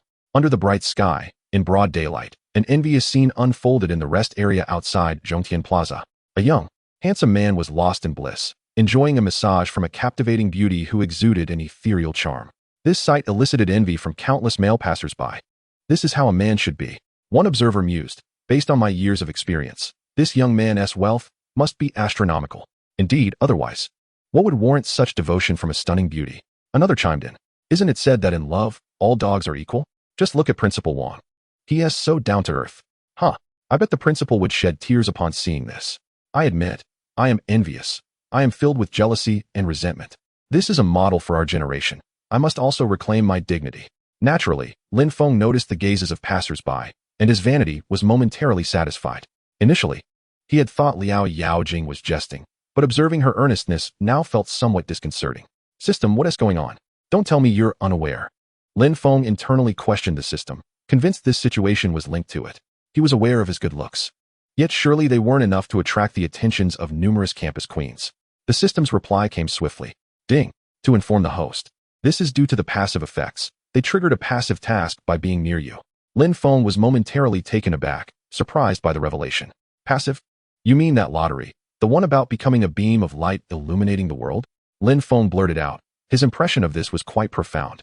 What does that passive mean, and what purpose does it serve? Host, you might as well take a look yourself. At that moment, the system interface suddenly displayed several lines of information regarding the Chasing Light initiative. Approximately 5 minutes later, Lin Feng finally comprehended the information that the system had presented. He could hardly contain his excitement. Goodness, Lin Feng exclaimed, this passive ability is simply extraordinary. And what a delight it is. Haha, with this passive, does it mean that as long as one approaches the system's owner and triggers the Chasing Light initiative, the other party must obediently submit? It was at this moment that he finally understood why beauties like Su Yun and Zhou Qingru had come to the classroom to curry favor with him. No, wait. Lin Feng suddenly realized the issue and communicated with the system again. Isn't it bothersome if every system owner comes to increase my favorability? The host can choose to block most individuals. There is such an option? Excellent. That is quite considerate. Without a second thought, Lin Feng began issuing commands. Block all males. And also, anyone with a beauty score below 9 should not bother me. Understood. Blocking has been implemented. Lin Feng glanced again at Luo Shi, who was diligently massaging his calves, his eyes revealing a hint of sympathy. Truly, the system is both a blessing and a curse. You all, mere players, are indeed challenged by encountering someone like me, the ultimate player. Unbeknownst to him, his favorability towards Luo Shi increased once more. Favorability 1. Luo Shi, feeling helpless while massaging, suddenly paused. A voice echoed in her mind, indicating a system notification. Ding. Congratulations, host. There has been new progress in the Chasing Light initiative. Lin Feng's favorability towards the host has reached 35 points. You have received a mysterious gift package. Would you like to open it? Luo Shi was momentarily taken aback, finally realizing that this young man had a bit of conscience and did not let her massage in vain. Finally, there was some reward. Open it. Luo Shi eagerly commanded, curious to discover what rewards this so-called Chasing Light initiative could offer. Soon, the system's congratulatory voice resounded. Congratulations, host, you have obtained a high-end villa in Yuhu Garden. All relevant materials and certificates have been placed in your bag. The host may move in at any time, and the villa's amenities are at your disposal. Luo Shi's mouth dropped open in sheer astonishment. This reward was remarkably generous. It completely exceeded her expectations. Just for raising Lin Feng's favorability, she could be rewarded with a high-end villa? One must understand that Zhonghai is an internationally renowned first-tier city with exorbitant housing prices. Ordinary apartments start at 50,000 per square meter, not to mention villas in upscale communities like Yuhu Garden, where even the cheapest ones approach 100 million. Luo Shi's gaze towards Lin Feng transformed entirely, her lips sensually licking as if to say, what a delectable prize. Initially, she thought the Chasing Light initiative was rather stifling. But now it appeared to be a welfare task, an absolute gift. Why are you staring at me like that? Lin Feng noticed her gaze and timidly inquired. What scheme does this enchantress have in mind? The next moment, Lin Feng was utterly dumbfounded. Luo Shi swiftly planted a kiss on Lin Feng's cheek. This is a reward from me. Lin Feng snapped back to reality, hastily wiping his face. This enchantress had indeed applied lipstick. He certainly did not want any marks left behind. With so many people watching, how embarrassing. However, why did it feel somewhat delightful? Haha. Favorability 1. Luo Shi paused. A kiss had once again increased his favorability by 1. If this works, then now, Lin Feng's favorability towards her had reached 36. Once it hits 40, another mysterious gift package would be awarded. This truly made Luo Shi feel a surge of excitement. However, considering they were in a public setting, it was better to exercise restraint. Yet, how astute was Luo Shi? She had already discerned the right approach to boosting his favorability, or rather, she had pinpointed Lin Feng's weakness. With a sultry glance, she said, "Feng, I received a vaccine yesterday." "What vaccine?" Lin Feng casually asked. "It's the vaccine of loving you every second." Favorability 1. Luo Shi nearly jumped for joy. It was indeed effective. Seizing the moment, she sweetly suggested, "Feng, let us work out together sometime, shall we?" "What kind of workout?" Lin Feng responded cautiously, mindful of past experiences. This enchantress was far too skilled at seduction. One misstep, and he might fall into her trap. "What workout?" "Every heartbeat I have for you." The enchanting Luo Shi's eyes glimmered playfully. "Lin Feng, all right. I can't handle this anymore. It feels like I'm no match for her. What to do? But why do I find myself so susceptible to these tactics?" Favorability 2. Giggling, Luo Shi could no longer contain her laughter upon hearing the system notification, doubling over in mirth. Her ample bosom seemed on the verge of a delightful avalanche, trembling incessantly. Lin Feng wished he could steady her, lest they spring forth. Luo Shi gazed at Lin Feng with a burning intensity, resolved to unleash a grander move. Lin Feng's favorability towards her had now reached 38 points, just 2 points shy. "Today, I'm feeling generous, and I'll take you to my villa." Luo Shi, akin to a temptress eyeing prized meat, lured him. "There's a huge swimming pool there. We can truly swim together. However, before that, let us go pick out a swimsuit. A bikini would be fine too." Lin Feng's eyes widened, his breath quickening, as images of the enchantress beckoning to him in a bikini flooded his mind. With her 96-point figure, wearing a bikini would be utterly sinful. Goodness, this is too exhilarating. Nevertheless, Lin Feng felt it prudent to maintain his composure. What if she had a change of heart? Ahem, whether or not to wear a bikini is inconsequential. I primarily enjoy swimming. Let us hurry and buy one. Don't continue massaging. I'm not tired at all. Chapter 22. Are you cheating? In a renowned brand swimwear store, Lin Feng was truly dazzled by the myriad of colors and designs, leaving him breathless. Yet, there was one issue that had puzzled him since childhood. He simply could not understand the difference between a bikini and underwear. Is it that when one wears it secretly, it is called underwear, but when worn openly, it is called a bikini? How peculiar. Luo Shi leaned closer, whispering seductively in Lin Feng's ear, "Want to see what kind I'll wear? Choose freely. Today, I'll satisfy all your wishes." Lin Feng paused, swallowing hard. But as often happens in such moments, he felt shy. Well, Lin Feng glanced around before settling on a relatively modest swimsuit, saying, "I think this one is quite all right." Luo Shi shot him a disdainful look, slowly uttering 2 words. "Hypocritical. Not sufficiently daring. It doesn't match my style. I can see through you men, clearly. You desire it, yet you remain entirely dishonest." Lin Feng's handsome face flushed, unable to refute her. This enchantress was far too skilled. He simply could not resist. Luo Shi took it upon herself to select, ultimately picking up a striking purple leopard print swimsuit, designed with avant-garde flair. Well, to be honest, it was merely a scant piece of fabric. Goodness, it could rival some provocative lingerie, with a completely hollow back and merely 2 strings on the sides, crafted with a delicate tie design. "What do you think?" Luo Shi inquired, pinching the strings of the swimsuit, her smile a teasing enigma. Lin Feng, unable to contain himself, swallowed hard. His heart was already blooming with joy, yet he maintained an air of composure. "You will undoubtedly look stunning in that," Lin Feng genuinely praised, his fondness for Luo Shi surging uncontrollably. Affection level 1. Lin Feng checked the system interface, locating Luo Shi's task progress under passive tasks. Goodness, it had only been an afternoon, and her affection score had already soared to 40 points. This meant she had claimed 2 mysterious gift packages. In terms of boosting affection, I, Lin Feng, would gladly deem you the strongest. Currently, 3 individuals were bound to the light-chasing initiative: Luo Yaoying, Su Yun, and Zhou Qingru. However, Su Yun's affection score was merely 16, while Zhou Qingru trailed even further behind with just 8 points. They were leagues apart from Luo Shi. Luo Shi beamed brightly as the system notification finally arrived. "Ding! Congratulations, host. There's new progress in the light-chasing initiative. Lin Feng's affection for you has reached 40 points. You have received a mysterious gift package. Would you like to open it?" "Open it," Luo Shi commanded eagerly. The previous package had yielded a villa, so she anticipated something equally splendid. With great anticipation, she awaited the result. Congratulations, host. You have received a globally unique, system-customized supercar, a Porsche 919. The car is parked in Zone B of Zhongtian Plaza, and the keys are in your pocket. Congratulations, host. You have also received a bottle of red wine with mysterious properties. This wine boasts numerous benefits, including beauty enhancement and detoxification. More details are unnecessary, as it has already been placed in your vehicle. Upon reading the reward details, Luo Shi's spirits soared. If it weren't for the crowd, she would have loved to scoop up Lin Feng, this delightful treasure, and plant a fervent kiss on him. Wasn't he this utterly exhilarating? Primarily, having discovered the method, Luo Shi felt that boosting Lin Feng's affection was far too effortless. Thus, it was settled. She would buy this set.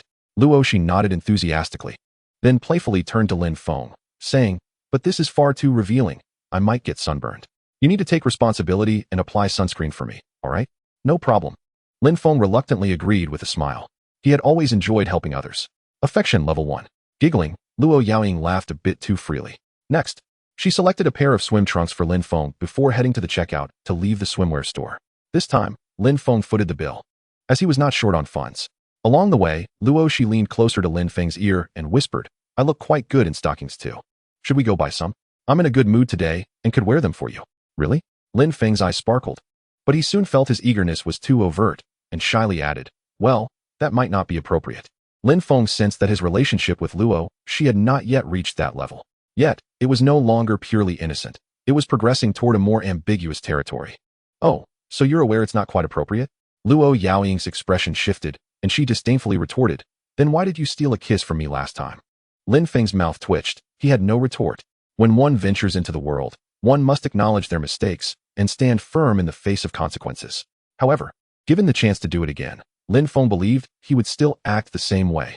After all, some mistakes are simply those all men are bound to make. Sighing, he thought, having already kissed her, what was the harm in a mere glance? Luo Yaoying sighed and curiously asked, "Come on, tell me, do you prefer black stockings, garters, or fishnets? I can pull off any of them. I'm flexible. I could go for any of them." Lin Feng replied, truly nonchalant. However, if pressed to choose, he would certainly want them all. Affection level 1. What the heck? How did her affection level rise again? This enchantress was clearly challenging his weakness. "Are you aware that this is cheating?" Luo Yaoying laughed, finding the affection boost exhilarating. "Let us go. I'll pick something a bit more daring for you," Luo Shi boldly proclaimed. In this silent contest, Luo Shi emerged victorious. Yet Lin Feng felt he was not at a loss either. It was a win-win situation. Just then, a group of bodyguards clad in black appeared, blocking Lin Feng and Luo Shi's path. "Luo Shi," a voice filled with anger called out. Lin Feng turned to see a tall, somewhat portly young man with an average appearance striding towards them, dressed head to toe in designer labels. He was unmistakably a wealthy scion. "How can you do this? Ignoring me is one thing, but to be shopping for swimsuits with another man? Do you even consider my feelings?" Huang Wentao approached, confronting Luo Shi. Lin Feng frowned, feeling immensely displeased. Damn it. He was supposed to be shopping for stockings with Luo Yaoying and then go swimming. Why did this rotund fool have to interrupt now? Luo Shi's face twisted in disdain as she bluntly replied, "First, we have no relationship. Not only are we shopping, but we were also planning to sleep together. Do you have any say in that? Second, do not bother me again. Just stay as far away as possible." Lin Feng almost shouted. Everyone heard that. "Luo Yaoying, you might not be able to backtrack now." Huang Wentao's expression shifted as he bellowed again. "Is this how you treat someone who cares for you?" He then casually glanced at Lin Feng, his gaze indifferent as if he were merely looking at a weed by the roadside, commanding in a flat tone. "Break one of his legs. Luo Shi, I want you to experience how annoying it is to have someone control your emotions." Chapter 23, A Commoner. Break one of his legs. Huang Wentao's tone was casual, as if casually ordering the execution of a chicken. Yet, 6 imposing bodyguards in black suits remained unmoved, as though they hadn't heard a thing. Huang Wentao frowned, feeling humiliated, and angrily shouted, "Did you not hear me? I told you to break this brat's leg." At that moment, one of the bodyguards with a buzz cut shook his head and replied, "We are merely bodyguards, responsible for your safety, not your thugs." Upon hearing the bodyguard's response, Luo Shi sighed in relief. She truly feared these men might act against Lin Feng. Luo Shi was well aware of the forces behind Huang Wentao and did not wish to involve Lin Feng in her troubles. Lin Feng glanced at the bodyguards, pondering thoughtfully, and was not surprised at their response. "What the hell?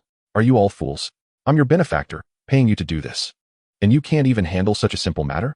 Huang Wentao exploded, genuinely infuriated by these foolish bodyguards. No, the buzzcut guard replied coldly. All right, very well. Huang Wentao, now furious to the point of laughter, coldly threatened. From this moment forth, you are all fired, and I will lodge a complaint with your boss. However, in the face of Huang Wentao's threats, the group of bodyguards remained unfazed, instead turning their attention towards Lin Feng. 6 bodyguards formed a line, bowing towards Lin Feng in unison, declaring, Boss, he says he wants to lodge a complaint against us. Luo Yaoyao's eyes widened in disbelief, her alluring lips forming an O shape. This scene truly astonished her. Was this truly a jest? The bodyguards hired by Huang Wentao were actually under Lin Feng's command? You are from Xingduan Security, aren't you? Lin Feng already knew the answer. He was merely seeking confirmation. Indeed, the bodyguards replied in unison once more. No need to concern yourselves with such fools. Lin Feng complimented with a smile. Well done. Do not accept such foolish business in the future. Huang Wentao's expression shifted, and he regarded Lin Feng with an increasingly serious demeanor. He never anticipated that the young man before him would be the mastermind behind his infatuation. He could brazenly berate the bodyguards of Xingduan, but before the owner of Xingduan, he dared not act recklessly. To ordinary people, the name Xingduan Security might be unfamiliar. Yet within the upper echelons of power, it was akin to a deity, one no one wished to offend. For regardless of the crisis faced, as long as one could enlist Xingduan's protection, safety was assured. Thus far, there had been no record of failure. Huang Wentao refrained from further provoking Lin Feng, instead directing his gaze towards Luo Shi. He assumed that her audacity stemmed from having found a powerful ally, coldly remarking, Luo Shi, I was wondering how you could be so bold. It turns out you found a backing. Who in our circle doesn't know that you, Luo Shi, are nothing but a common harlot? You must have entertained countless men, and now, you've changed your taste to pursue a pretty boy? Luo Shi's complexion paled, her delicate frame trembling with rage. Despite her outwardly flirtatious demeanor, she had never had a serious boyfriend. You are despicable, Huang Wentao continued to insult, only to suddenly receive a resounding slap across the face. Slap. Lin Feng's physical prowess had reached the peak of ordinary human limits, and the force behind that slap was formidable. Huang Wentao spun around, spitting teeth and blood, collapsing to the ground, nearly losing consciousness. Lin Feng approached slowly, exuding an overwhelming aura of dominance. In that moment, he was the most striking figure in the room. With narrowed eyes, Lin Feng's voice turned icy. Is my woman someone you can slander at will? After regaining his breath, Huang Wentao beheld Lin Feng, who now resembled an emperor. Trembling and unable to utter a single word, Luo Yaoyao was equally astounded. Gazing at Lin Feng's imposing silhouette and his brazen words, her heart raced uncontrollably. Her captivating phoenix eyes began to glisten with unshed tears, filled with a dreamy allure. In that moment, Luo Shi understood the sensation of infatuation. She was a woman of fiery passion. Once her heart was stirred, it burned with fervor. At that moment, Lin Feng internally pleaded with the system, Dad. Is it problematic to deal with this scoundrel? The system's reply was equally firm. Ding. No problem, host. Just act cool. The rest is up to the system. As long as the host is happy, I'll take care of everything. System Dad is incredible. Lin Feng couldn't help but commend the system. He turned his gaze back to the prostrate Huang Wentao, saying, I am a fair man. If you wish to cripple my leg, I shall reciprocate and cripple yours. Without asking for anything more. Upon concluding his statement, Lin Feng turned to the other bodyguards and commanded, Take him away, break one of his legs. Yes, boss. The bodyguards replied respectfully, promptly hauling Huang Wentao out. The public setting was not conducive for such dealings. No, spare me. Huang Wentao screamed like a slaughtered pig. My father is Huang Yukuan. If you dare to touch me, my family will. But he was ultimately dragged away, his mouth covered by the bodyguards. Lin Feng turned to Luo Shi, who appeared entranced, and asked with confusion, Why are you staring at me like that?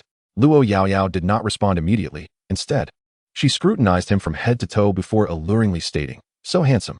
I've decided, from now on, you shall be my idol. Lin Feng felt a bit flustered by her unabashed declaration.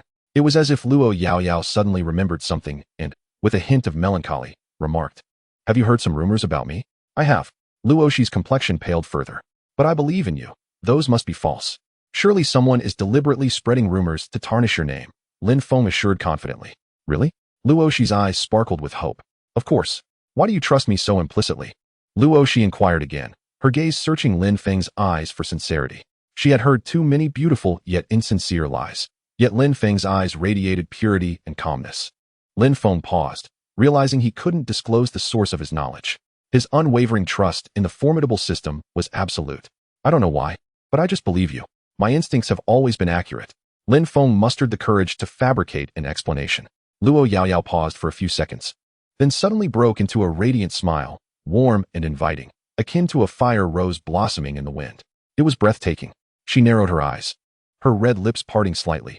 Come on, you performed well today. Their essay reward. The two made their way to parking area B, where they found the Porsche 919. A reward from the system. The car, adorned in a striking pink hue, exuded a sense of technological sophistication while embodying a hint of wildness, perfectly matching Luo Yaoyao's essence. Luo Shi took the wheel, and before long, they arrived at Yuhu Garden. The talent system proved to be remarkably efficient, making their check-in a seamless experience. Inside Villa No. 9, Lin Feng swam in the expansive infinity pool, yet his mind was somewhat distracted, glancing repeatedly in a particular direction, as if anticipating something. In the changing room, Luo Yaoyao was changing outfits. Moments later, she emerged, clad in a sultry swimsuit, barefoot, her fair skin showcasing an exquisite curve that seemed to be a masterpiece sculpted by the heavens, undeserving of the mundane world. Lin Feng stood in the water, entranced, as if the world had lost its color, leaving only the dazzling whiteness before him. A glimmer of pride flickered in Luo Yaoyao's eyes as she reclined on a sunbed beneath the parasol, beckoning him with a playful finger, her tone tantalizing. What are you standing there for? Come here and apply sunscreen on me. Lin Feng's soul returned to his body, realizing that his affection had notably increased. Damn, my affection level just skyrocketed. He couldn't help but chuckle inwardly, realizing that he was just another ordinary man, albeit one with striking looks. Chapter 24, Protect Yourself Well. Luo Yaoyao languidly lounged on the sunbed, her impressive physique fully displayed before Lin Feng's eyes, akin to a beautiful painting. Lin Feng's breath quickened, a mix of anxiety and excitement coursing through him. It was no exaggeration to say that in 2 years with Lu Shishir, he had never been shown this much. Lin Feng squeezed some sunscreen into his palm, trembling slightly as he began to apply it to her back. The lotion felt cool to the touch, smooth and firm. It was absolutely delightful. The sensation was simply extraordinary.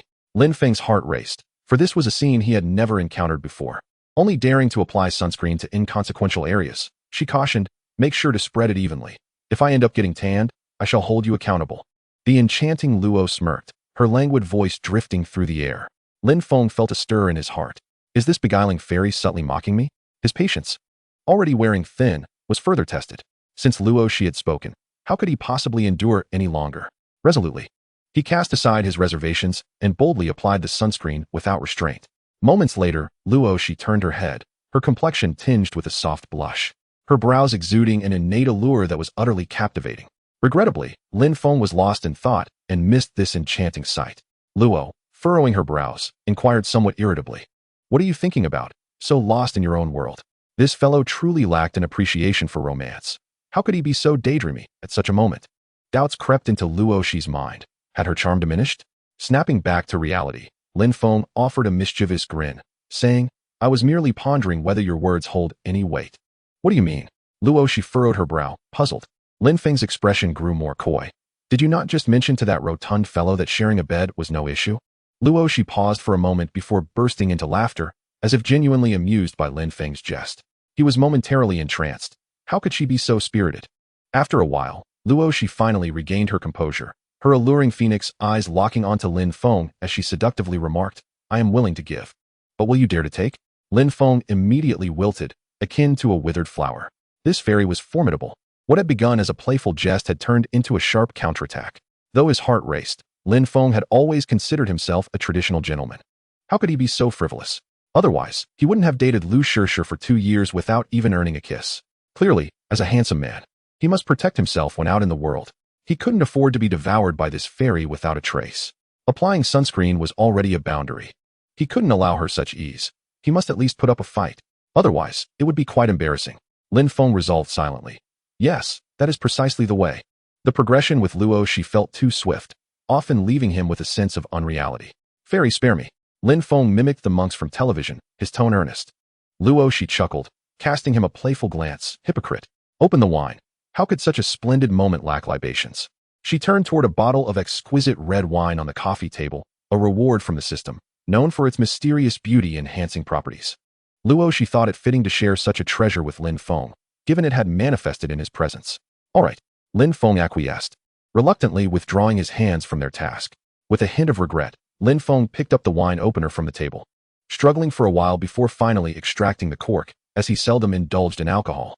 A rich aroma instantly filled the air. Even Lin Feng, an infrequent drinker, could tell this was exceptional.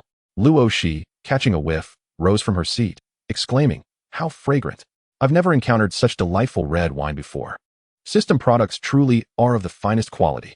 Simultaneously, her anticipation for the wine's special effects heightened. Women possess an innate weakness for beauty-enhancing promises. Cheers. Luo Shi raised her glass, bestowing a sultry smile upon Lin Feng. The clink of their glasses resonated harmoniously. Lin Feng, raising his own glass, downed its contents in one go, reveling in the villa, the pool, and the beauty before him. Life's trajectory seemed promising, worthy of a toast. Luo Shi reflected on her complicated entanglement with Lin Feng, finding it intriguingly whimsical. First, this fellow had stumbled upon some fortuitous luck by triggering the system's consolation task. At that time, Luo Shi had found it baffling, and after completing the task, she promptly deleted him. Who could have anticipated the subsequent absurdity? The system had directly punished her by making her act as Lin Feng's devoted admirer for an entire day. After finally completing the task, she sought to take a small revenge on Lin Feng, which led to her inviting him out shopping again. Yet, unexpectedly, she triggered another so-called passive task. It was truly beyond words. Now, Luo Shi found herself inexplicably attracted to Lin Feng, a sentiment that caught her off guard. Both in high spirits, they soon found several glasses of red wine consumed. Luo Shi gazed at Lin Feng, finding him increasingly handsome, reminiscent of the princely figure from her childhood dreams. Her heart raced, and her breath quickened, as waves of emotion surged within her eyes. Meanwhile, Lin Feng, on the opposite side, was not faring much better. How could this be? His physical constitution had reached the limits of an ordinary person, yet he managed to retain a sliver of rationality.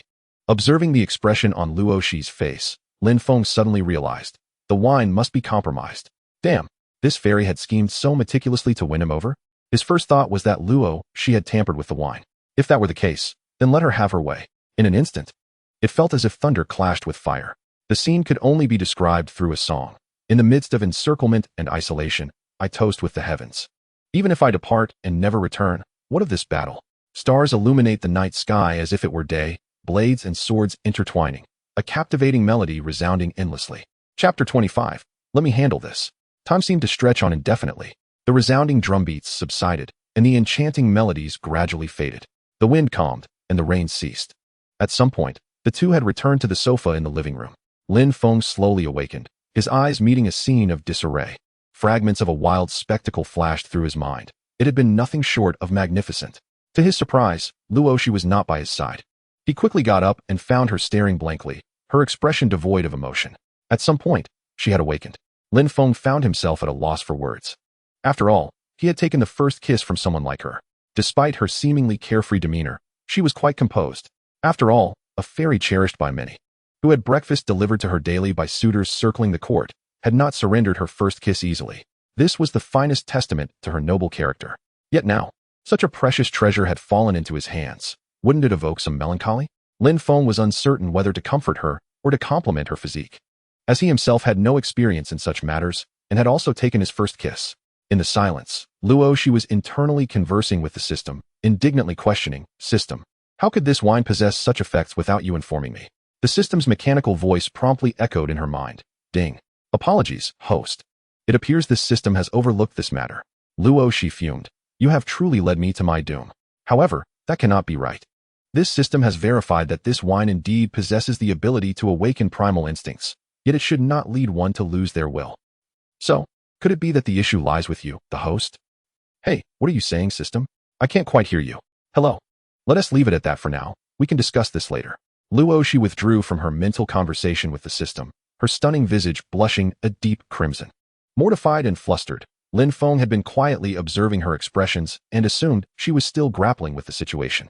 This reaction was quite natural. What girl would not be at a loss in such circumstances? Don't be upset," Lin Feng gently consoled her. "Now that it has happened, mourning will not change anything." Luo Shi turned to glance at him, her voice hoarse, and just like that, my first time is gone. Lin Feng felt a pang of awkwardness, unsure of how to respond. However, the next words from the enchanting Luo nearly caused him to tumble off the sofa in shock. In such a daze, without even a hint of feeling. "Should we try again?" Luo Shi extended her tongue, playfully licking her alluring lips. "Damn." Lin Feng cursed inwardly, wishing he could slap himself. How could he have forgotten? The figure before him was not merely a girl. She was a bewitching temptress. He was utterly astounded. He had never admired a woman so profoundly before, and Luo, she was the first. It dawned on him that their focuses were completely misaligned. He had thought she was concerned about the act itself, but what truly captivated her was the sensation. In this moment, he felt as if he were on a different plane of existence compared to her. What, still unhappy? Luo, she narrowed her eyes, her tone icy. You think you can just walk away after taking everything? Lin Feng responded with a hint of resignation. Since you insist, I am willing to oblige. However, I haven't eaten lunch yet, and my stomach is growling. I fear I may not be in the right frame of mind. Luo, she flashed a radiant smile. A hint of pride in her demeanor. Tonight, I shall cook for you. I guarantee you will be well fed. After all, one must feed the cow to make it work. Right? Confident in her culinary skills, Luo, she knew her prowess surpassed that of even five-star chefs. Yet, she rarely took to the kitchen herself, and no one had ever had the fortune to enjoy her home-cooked meals. Lin Feng thought to himself, what do you take me for? Am I just a cow to you? I'll take a shower first, and then we can get some groceries, he declared. Luo, she stood and made her way to the bathroom, the villa being newly occupied with an empty fridge. If she intended to cook, groceries were a necessity. Lin Feng nodded, feeling equally uncomfortable and sticky in the sweltering heat, especially after the earlier exertions. The villa was spacious and luxurious, with multiple bathrooms, and he could no longer tolerate the discomfort. He headed to take a shower. The cold water felt refreshing against his skin. Moreover, the wine had indeed imparted some beauty benefits. He could distinctly feel his complexion improving. After his shower, Lin Feng wrapped himself in a towel, tidied up the living room, and plopped down on the sofa to play on his phone. He mused that he might not be returning tonight, considering he had no classes the next morning. A quick message to his 3 burly roommates would suffice. His roommates in room 305 were rather traditional, seldom going out at night due to a lack of opportunities. Therefore, if someone was staying out, they typically sent a message in their group chat. He sent a quick note to inform them that he would not be returning that night. Xin, the chubby one, promptly replied, Bro Feng, what are you up to with Luo, the campus beauty? Lin Feng's mouth twitched. When had this fatty become so insightful? That guess was almost spot on. However, he was too lazy to respond. Moments later, Luo, she emerged from her shower, taking her time as she dried her hair. Are you going out to buy groceries? Lin Feng casually inquired. He felt a tinge of awkwardness. He was uncertain of what their relationship was at that moment. So complicated. Luo, she shot him a glance, saying, Don't you know that groceries can be ordered for delivery now? I've already placed an order, no need to go out. Lin Feng had never tried ordering groceries for delivery, but this was indeed more convenient. No need to change clothes. And he could take advantage of the time to rest a bit more. Within a mere 10 minutes, a delivery person arrived with a plethora of vegetables, fruits, and drinks. Lin Feng continued lounging on the sofa, playing on his phone, as he had no culinary skills whatsoever. Meanwhile, Luo, she busied herself in the kitchen, and given her expertise, preparing simple home-cooked dishes was a walk in the park for her. It wasn't too long before she called out, Dinner is ready. Lin Feng, who had been starving, hurried to the dining area. Upon seeing the table laden with an array of dishes, he couldn't help but gasp in astonishment. His expression grew serious, as if witnessing a soldier's last sumptuous meal before heading into battle. There were stir-fried chives with eggs, chives stir-fried with shrimp, chive and oyster soup, chive dumplings, cold chive salad, stir-fried chives with squid, and more. Lin Feng chuckled wryly. Was this the prelude to a fierce showdown? It appeared that a culinary battle was unavoidable. Luo, she looked at him seductively. What are you waiting for? Hurry up and eat. Lin Feng took a tentative bite, and the flavor was indeed delightful. He then began to devour the food ravenously. After dinner, the lights in Villa number 9 were dimmed rather early. Are you up there? In the dimly lit bedroom. Luo, she's voice sounded slightly hoarse. I'm so tired. Lin Feng replied, slightly breathless. Affection level 1. Luo, she felt like crying as she helplessly remarked, Forget it. I'll handle it myself. Affection level 1. Chapter 26. A Day of Failure. The next morning, Lin Feng awoke with bleary eyes, his backside scorched by the sunlight streaming in through the window. He glanced at his phone and was startled to find it was nearly 11 o'clock. Memories of last night's wild escapades flooded back. He felt as if he had been treated like a racehorse, galloping through the night. Awake? Luo, she's sultry voice was even more husky. Rather than sounding unpleasant, it carried an alluring charm, brimming with temptation. As Lin Feng turned his head, he found her smiling at him. Gulp. Lin Feng awkwardly swallowed, thinking, this temptress one-tea. A shiver ran down his spine. Even an ordinary person's physical limits couldn't withstand such a tumultuous night. Clearing his throat, Lin Feng quickly stated, Please, don't misunderstand me. Deep down, I'm quite a traditional man. What happened yesterday was purely accidental. Luo, she paused for a moment before bursting into a melodious laugh. her voice dripping with charm. "Oh, I know. You are the epitome of tradition and loyalty. You spent 3 years pining for a woman like Lu Shir. However, you'd better put your pants on quickly." Lin Feng felt his face flush with embarrassment and hastily got out of bed to retrieve the clothes he had tossed near the door. He couldn't help but feel a sense of indignation, thinking, "You're the one who undressed me, and now you are making me get dressed. Alas, I find myself having failed to safeguard my own interests. Not only has the first opportunity slipped away, but the second has eluded me as well. What a disheartening defeat. However, from this day forth, I shall proudly identify as a man who has vanquished a fairy." After donning his attire, Lin Feng made his way to the bathroom to freshen up, seizing the moment to indulge in a refreshing shower. This would spare him the embarrassment of returning to the dormitory with an enticing scent that might provoke the ire of those 3 brutish men. Lo, she had also risen, preparing to whip up a modest breakfast with the remnants of yesterday's provisions. Suddenly, a notification echoed in her mind. "Ding! Congratulations, host. You have engaged in an in-depth interaction with Lin Feng, earning 6 points of affection. We hope you will continue your efforts." Lo, she was taken aback, thinking, "I must admit, this interaction was indeed profound. Yet, only 6 points. The fairy was quite dissatisfied, according to the guidelines of the Pursuit of Light initiative. One should receive a random affection boost of 5 to 10 points for such an engagement. Alas, this paltry 6 points fell within the lowest tier. Nevertheless, it was better than nothing, and certainly not in vain, considering the night's wild escapade that had left her voice hoarse. Wait a moment. Lo, she suddenly recalled. Wasn't there a second in-depth interaction yesterday? Mentioning this brought a hint of embarrassment to the fairy. Ding, dear host.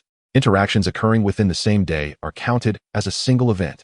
Lo, she was left speechless, caught between laughter and tears.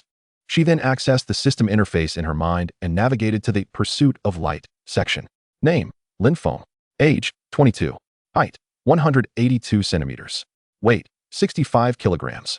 Current affection level, 48. Lin Feng's affection for her had now surged to 48 points. Considering it had only been a day, this achievement was quite commendable.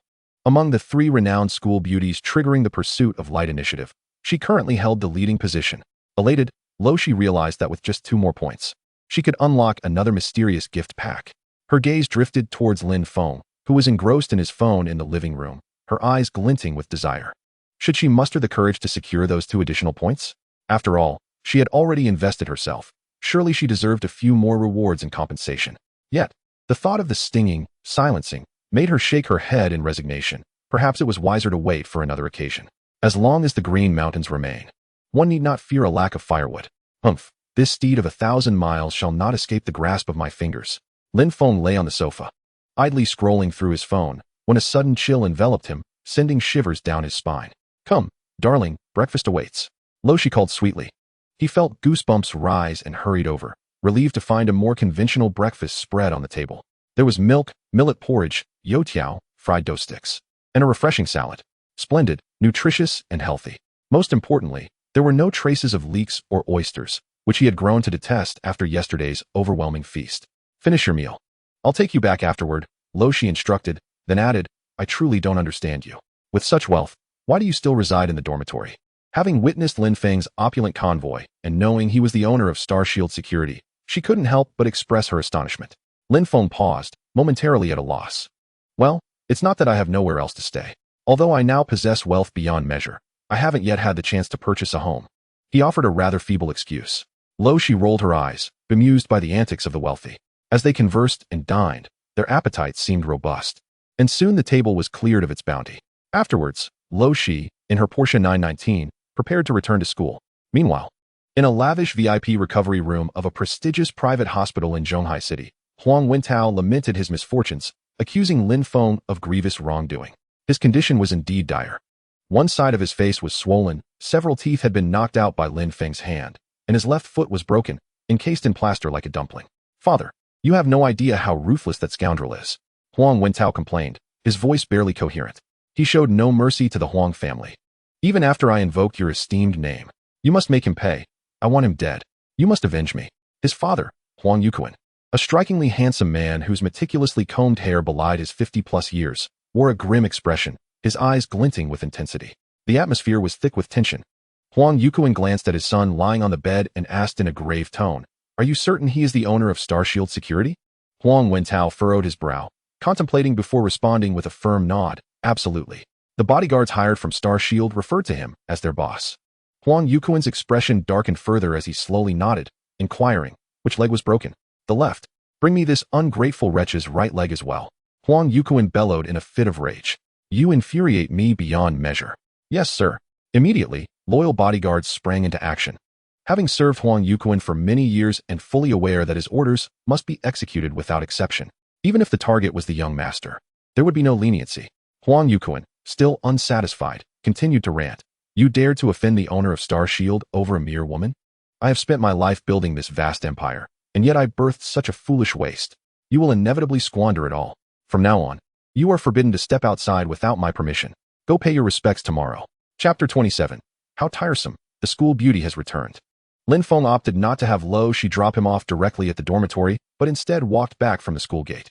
Such a display would be excessively ostentatious and might incite quite a stir. In recent days, his affairs had dominated the campus headlines.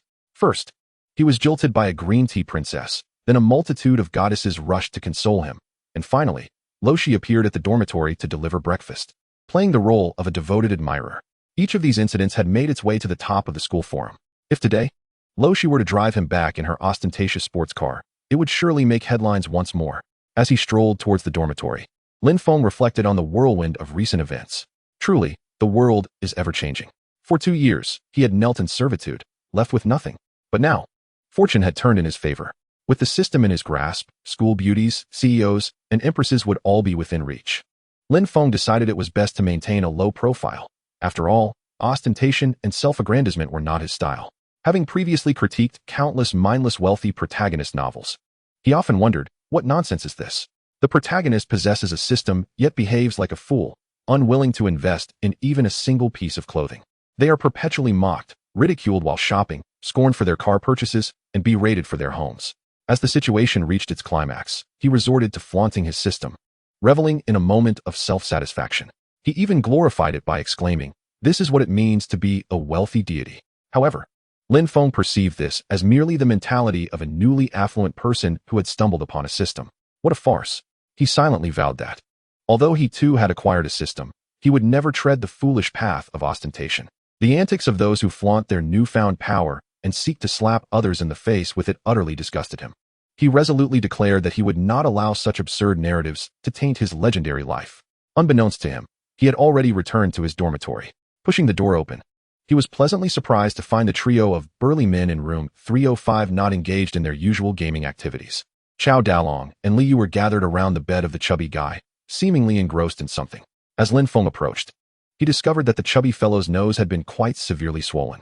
"Brother Feng, you've finally returned," Li Yu exclaimed, turning his head in surprise. Lin Feng nodded, curiosity piqued. "Chubby, did you get into a fight with someone?" Upon hearing Lin Feng's question, the others exchanged bewildered glances, their expressions odd. What on earth was going on? Lin Feng inquired again, feeling perplexed. He knew the personalities of those in the dorm well enough to recognize that they typically avoided conflicts. "It was all because of you," the chubby one said, gazing up with a hint of grievance. "I thought your tactic really worked, but who knew?" Lin Feng was utterly baffled. "What does Brother One have to do with this? I was busy all night yesterday and had no time to deal with you lot." At that moment, Li Yu sheepishly explained, "Chubby saw you accidentally bump into Su Xiaohua, and it seemed to yield surprisingly good results. She even came to our classroom looking for you. So Chubby decided to try it himself and bumped into Zhong Xiaoling this afternoon. And well, he ended up with a crooked nose." Zhong Xiaoling was well known among them, being the object of Chubby's secret affections. She was of above-average appearance, rather robust, and a sports scholarship student, specifically known for shot putting. Just how strong could she be? Lin Feng erupted into uncontrollable laughter. "This silly fatso, how ridiculous. I have a system, but you dare to pull such stunts without one. Aren't you just asking for trouble?" Nevertheless, acknowledging that the incident stemmed from him, Lin Feng thought aloud, "Well, even though you got beaten up, that collision surely left an impression. At the very least, you've made a memorable mark on her, haven't you?" Chubby's eyes brightened at this notion, finding it quite reasonable. "Haha, that makes sense. This girl is indeed strong. After winning her over, I won't have to worry about chores like carrying manure to water the crops. She's a woman who can handle life." Lin Feng, exasperated, decided to abandon the nonsensical conversation and lay back on his bed. He quickly realized that the bed was stiff and uncomfortable, lacking the luxury of the grand circular bed at Luo Yaoyao's villa. Such is human nature. Once one has experienced something superior, it becomes exceedingly difficult to return to the ordinary. Observing the dormitory's environment, he found it utterly incomparable. This train of thought suddenly dampened his spirits. At that moment, the voice of the system echoed in his mind. Ding! Detected that the host is unhappy due to housing conditions, rewarding a mansion in Zhonghai Bay, including a villa, hot springs, gardens, etc., all belonging to the host. Wow! Lin Feng sprang up from his bed, exclaiming in astonishment. What a delightful surprise. Truly, this is the extraordinary privilege of the daily happiness system. It seems that even the slightest hint of discontent regarding my living situation results in a mansion being bestowed upon me. And the Zhonghai Bay mansion is renowned as the most luxurious and mysterious existence. Is it really mine now? Haha, this is exhilarating. Indeed, a life lived with advantages is unparalleled. In a state of excitement, Lin Feng felt inspired to compose a poem. The moon may wane, but its light remains. The sword may break, but its steel sustains. Those with systems need not strive. A gentleman's heart cannot be contained, embracing the rivers that flow wide. Those with systems require no distant goals. Seize the moment, for time does not wait. Those with systems merely waste away the days, contemplating the times. Yearning to serve the nation, they draw their swords and rise to the occasion. Those with systems need not exert effort. Haha, I am indeed a genius. Lin Feng joyously indulged in a brief nap, having exerted himself the previous night. He was not awakened until around 5 o'clock by his roommates. Upon waking, he realized it was dinner time once again. The 4 burly men of room 305 made their way to the dining hall. However, as they entered, they stumbled upon an intriguing spectacle. Yoon, I believe my feelings should be clear to you. Today, I do not even dare to hope that you will agree to be my girlfriend.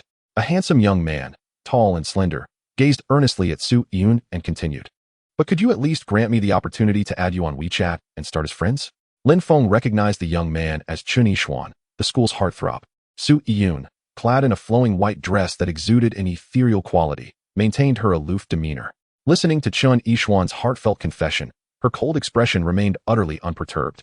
She simply shook her head, saying, "Sorry, I don't add strangers." Her voice carried an icy tone, exuding an air of impenetrable distance. Gasps of astonishment rippled through the crowd. Even Chun Yishuan had been rejected instantly. Su Yoon was indeed too frigid. It seemed that any hope was lost. Could the rumors be true? Was Su Yoon truly a lesbian? It was hard to fathom what kind of extraordinary person could ever catch her eye. Despite the whispers of mockery, there was a palpable sense of relief among the onlookers. They certainly did not wish to witness their dream girl accept another man's confession, even if they were fully aware of their own lack of chances. All right, Chun Yishuan sighed bitterly, shaking his head. Yet, he still held on to a flicker of hope, thinking that Su Yoon treated everyone with such indifference. Let's hurry and get our food. There's nothing more to see, Lin Feng remarked, hastily pulling his roommates away. Determined to maintain a low profile, he had no desire to make headlines. Lin Feng feared that if Su Yoon spotted him now, she might approach him to increase her favorability. However, he was just a moment too late. Su Yoon had caught sight of him turning away. When Lin Feng returned with his meal, he found Su Yoon walking towards him. Feeling both amused and exasperated, he thought, "Oh great. The school flower is here to boost her favorability again. Just as one ethereal beauty leaves, another one arrives. Lin Feng, what a coincidence. May I join you for dinner?" Su Yoon greeted him with a smile, her previously frigid demeanor softening considerably. The observers, who had been covertly watching, were left speechless. Eating in the dining hall and encountering each other was rather ordinary. Was this truly a coincidence?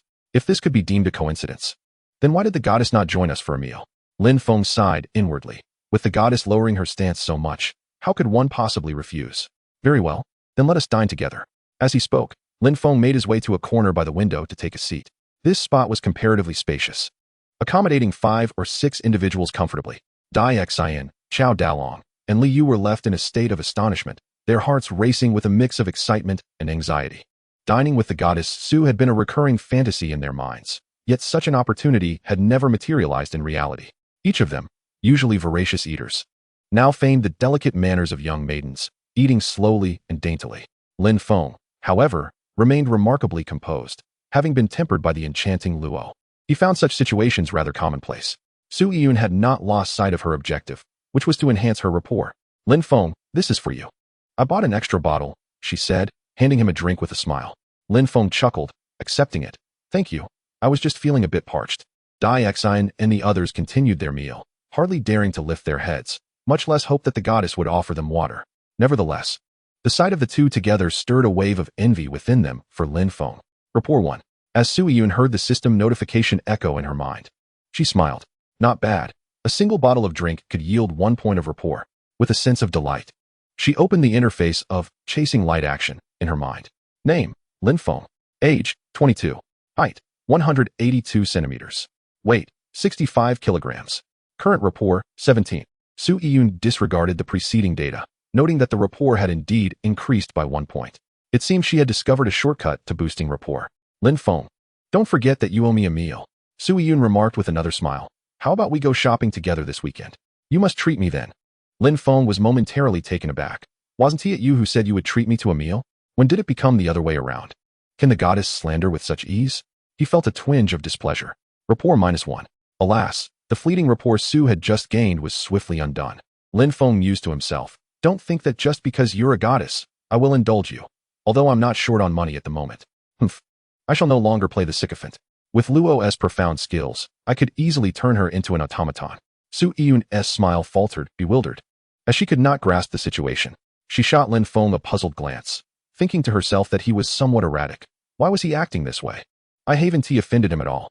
Su Yun remained oblivious to the source of the issue, as her habitual perspective led her to believe that allowing others the opportunity to treat her was a significant favor. Yet, this could not entirely be blamed on her. Rather, it was the fault of those sycophants who had spoiled these campus goddesses. Lin Feng observed her reactions, playfully jesting. Haha, it's clearly you who owes me a meal. Su Yun. She found herself at a loss for words, realizing the situation. This guy was indeed rather stingy, unwilling to concede even a little. It was the first time she encountered a boy who would quibble over who was treating whom. All right, I apologize, it's my fault, Su Yun expressed with mild contrition. I owe you a meal, and you can treat me generously then. Only then did Lin Feng nod with satisfaction. Rapport 1. Phew. As the system notification chimed again, Su Yun let out a sigh of relief, simultaneously recognizing that this individual was not so easily placated. It's settled then, she confirmed, knowing she would have to adapt to whatever came next. It was only 5 p.m., and there was still much to accomplish. All right, Lin Feng nodded, thinking that shopping was no issue. Boosting rapport was also acceptable. Just don't emulate Luo, as that would hinder my quest to be a traditional gentleman. Sigh. The temptations of this era are overwhelming. Striving to be a good man is increasingly challenging. This scene left Dai Xin and Chao Dalong utterly astonished. It was simply unbelievable. Lin Feng once again imparted a lesson through his actions, highlighting the significance of having a system. Not far away, Chen Yishuan stood dumbfounded. Watching Su Yun and Lin Feng engage in lively conversation, his expression darkening ominously.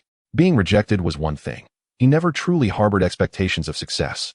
However, he never anticipated that Su Yun would deign to fawn over Lin Feng in his presence. The sight of her eagerly running over to deliver water resembled the actions of a sycophant, mirroring his own frequent behavior. Chen Yishuan shot Lin Feng a venomous glare before turning away. Meanwhile, the school forum erupted in chaos. Lin Feng remained oblivious, having once again ascended to the campus headlines.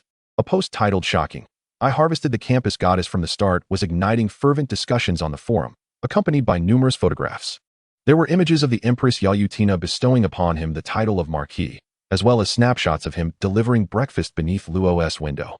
Additionally, there were photos capturing the encounter between Su Yun, Zhou Qingru, and Luo Shi in the classroom. The latest showed the goddess Su delivering water in the dining hall. What transformed Lin Feng from a lowly sycophant into an invincible warrior, a veritable harvesting machine of campus beauties? What compelled the three illustrious goddesses to willingly fawn over him? This one post garnered over 1,000 comments within an hour. Damn it, my goddess is being sullied by this dog. I'm going to beat this fool up. If anyone sees him, let me know his location. Quickly head upstairs. I just saw him dining with the goddess Su in the cafeteria. Anyone want to team up? In less than an hour, Lin Feng was unaware that he was becoming the school's public enemy. After finishing their meal, Su Yun bid farewell to Lin Feng and his companions, having successfully secured a shopping day for the weekend, thus completing her task. After all, doing so in front of so many people was a feat in itself. Continuing to lower her stance and flatter Lin Feng to boost rapport made her feel exceedingly embarrassed. After all, she was the aloof goddess. The first campus beauty certainly had her pride. However, once they were out together on the weekend, it would be much easier to express herself. The four burly men from room 305 followed their usual routine of heading to the basketball court after dinner.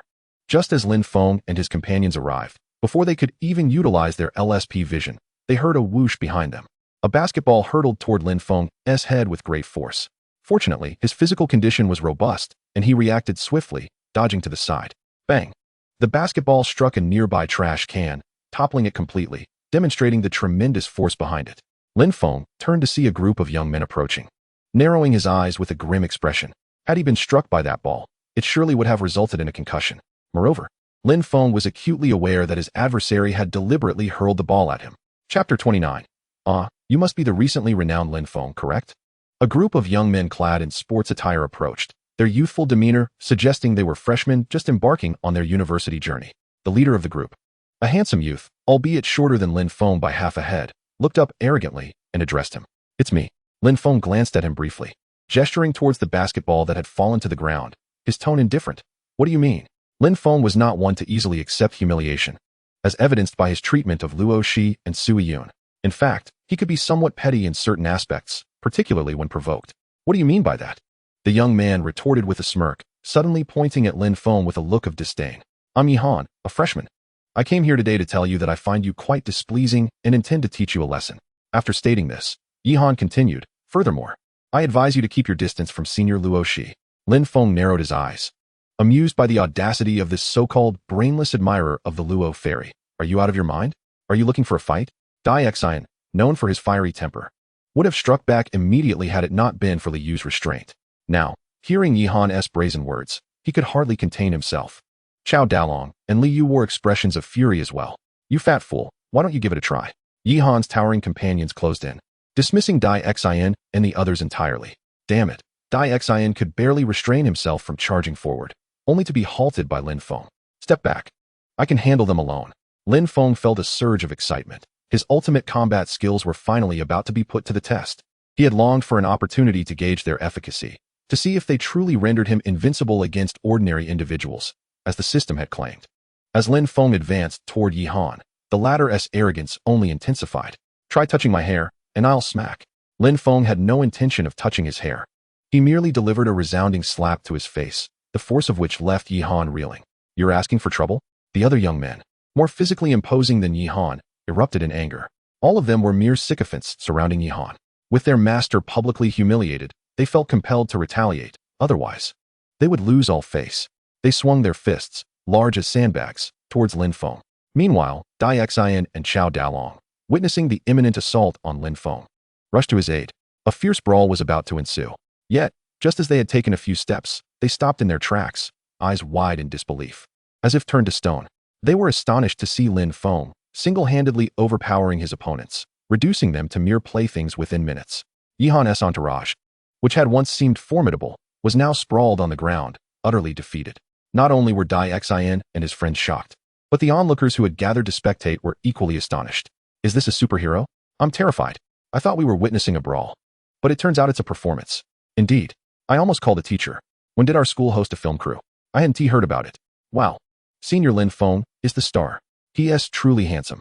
Many recognized Lin Feng, but were less familiar with the freshman, including Yihan. Lin Feng wore a slight smile as he approached the dazed Yihan, whose left cheek had swelled noticeably while the right remained unscathed, creating a rather unbalanced appearance. Smack. He decisively struck again, ensuring symmetry. Much better. Lin Feng sometimes questioned whether he had a mild case of obsessive-compulsive disorder, as he had an affinity for symmetry. Yihan was genuinely bewildered, his former arrogance evaporating, replaced by tears welling in his eyes, threatening to spill. He was a quintessentially spoiled rich kid, accustomed to his family's privilege and never having encountered someone as unyielding as Lin Feng. Lin Feng patted his head and, taking on the role of a senior, imparted some heartfelt advice. You're still young and lack exposure to the harsh realities of life. This is where I can assist you. After delivering his counsel, Lin Feng motioned to the still-stunned Dai Xian and the others, indicating they should return to their dormitory, as he had lost interest in watching the game after this commotion. Wow. Brother Feng, when did you train? Upon returning to the dormitory, Dai Xian regarded Lin Feng as if he were a stranger, scrutinizing him from every angle. I never would have guessed. You look so scrawny, yet you possess such strength. Honestly, did you secretly enroll in martial arts classes? Li Yu's eyes widened in astonishment. Dai Xian quickly added, Brother Feng, teach me a few moves. Next time I run into that little Ling, I won't be afraid of getting punched in the nose. Lin Feng felt overwhelmed. First, you want me to teach you how to woo girls, and now you want combat lessons? I'm not a jack of all trades. He thought to himself, compared to you guys, I merely have a system. Is it true? Well, fine. To Lin Feng's surprise, they actually believed him. They perceived his display of strength as something beyond the capabilities of an ordinary person. Lin Feng exhaled, gaining a clearer understanding of his formidable combat skills. He truly was powerful. Just then, his phone rang unexpectedly. Who is it? Lin Feng checked the screen and noted an unfamiliar number. Esteemed Lord Marquis. I am a subordinate of Her Majesty the Queen, seeking an audience with you. A woman's voice, tinged with a foreign accent, spoke in Chinese. I'm right outside your school. A subordinate of the Queen? Lin Feng paused, momentarily bewildered. Was the Queen seeking him out? He quickly informed his roommates and hurried outside. Upon exiting the campus, he soon spotted the woman with whom he had been speaking. She appeared to be a bodyguard accompanying Yalutina. The bodyguard attempted to bow in greeting, but Lin Feng waved her off. What brings you to me? The bodyguard presented a beautifully crafted invitation. Upon examining it, Lin Feng discovered that it was an invitation to a banquet hosted by the Queen, as she was preparing to return to her homeland and wished to gather her friends beforehand. As a marquis, he was certainly included in the guest list. The event was scheduled for the following evening. Lin Feng watched as the bodyguard departed in her vehicle, contemplating whether he should return to the dormitory. Instead, he decided to visit his estate, eager to see whether the rumored extravagance of the Zhonghai Bay estate was indeed as lavish as claimed. Just as he prepared to summon a luxurious convoy through the system, his phone rang again. Lin Feng glanced at the screen and saw a message from Luo Shi. He opened it to read. I nearly wrenched my back. The nights filled with thoughts of you render me utterly sleepless. Are you coming? I have another photo, where the enchanting Luo is adorned in black stockings, striking a bewitching pose. Damn, what does this fairy take me for? Lin Feng grumbled under his breath, yet swiftly typed a message. Coming. What is so captivating in the manner? Saving a young soul is far more crucial.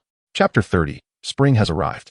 Lin Feng promptly summoned a car via his phone, instructing the driver to head straight to Yuhu Garden. Nothing holds greater importance than rescuing a lonely spirit. Reclining in the seat, a system notification suddenly chimed in his mind. Ding! Today's moment of joy has been updated. Would the host like to draw a prize immediately? Ah, I nearly forgot about this. Lin Feng felt a surge of excitement. The thrill of a daily lottery was exhilarating. Let us draw. Moment of joy, yay! The system's voice echoed as the pointer on the moment of joys will began to spin. Lin Feng mused. Surely it won't be another passive reward?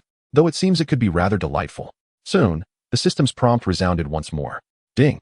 Congratulations, host. You have drawn. Increase any height or other measurements by 1 centimeter. Lin Feng. This quirky system truly is something else. Such rewards exist? No way. The rewards for moments of joy are designed to bring happiness to the host. Is the host not delighted right now? Lin Feng paused, a smile involuntarily creeping onto his face. Haha, this is indeed quite delightful. Immediately thereafter, Lin Feng felt a cool sensation between his legs, a tingling feeling that quickly dissipated. Were it not for being in the car, he might have wanted to verify the system's claims. Fairy, I'm on my way. I must admit, this reward from the system is rather useful. It will soon come into play. Before long, he arrived at Villa number 9. Why the urgency to summon me?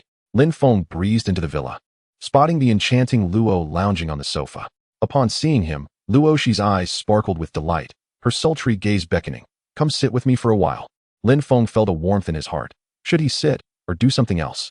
Could we clarify this a bit more? I'm an honest man, aiming to avoid any unnecessary misunderstandings. Just half a day apart, and already Su Yun is causing a stir in the cafeteria.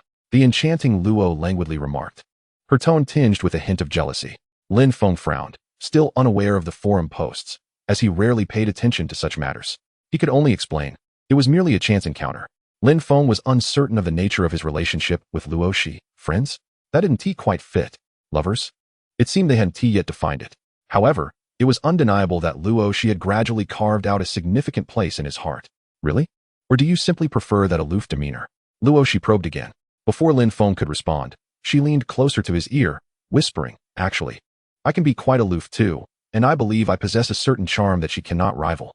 Lin Feng swallowed hard, pondering whether this was truly a charm. Yet curiosity propelled him to inquire, what charm? The enchanting Luo's expression grew even more sultry, her soft voice teasing, I can be aloof. But she could never match my allure. Gulp.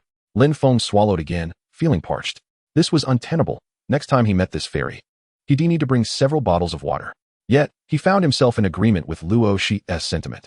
Su Yun, with her icy pride, could never emulate Luo Shi's captivating charm. Who could possibly compete with you, enchanting Luo? He mused. Luo Shi, noticing his dazed expression, burst into a fit of laughter, her joy radiating. I'm off to take a shower, wait for me. With that, she sauntered into the master bedroom, where the bathroom was situated.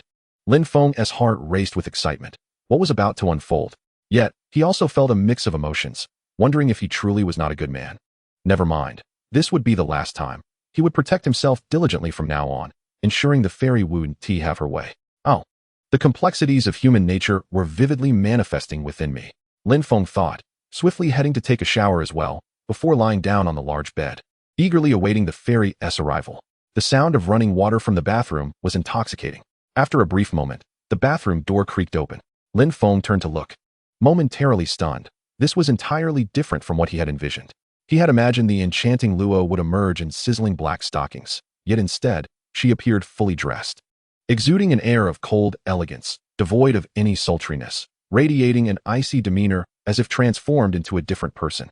Luo, she cast a puzzled glance at Lin Feng on the bed and asked with a detached tone, "Why are you lying on my bed without any clothes?" Lin Feng. He was on the verge of tears. What was happening? Where was the passionate fairy he knew?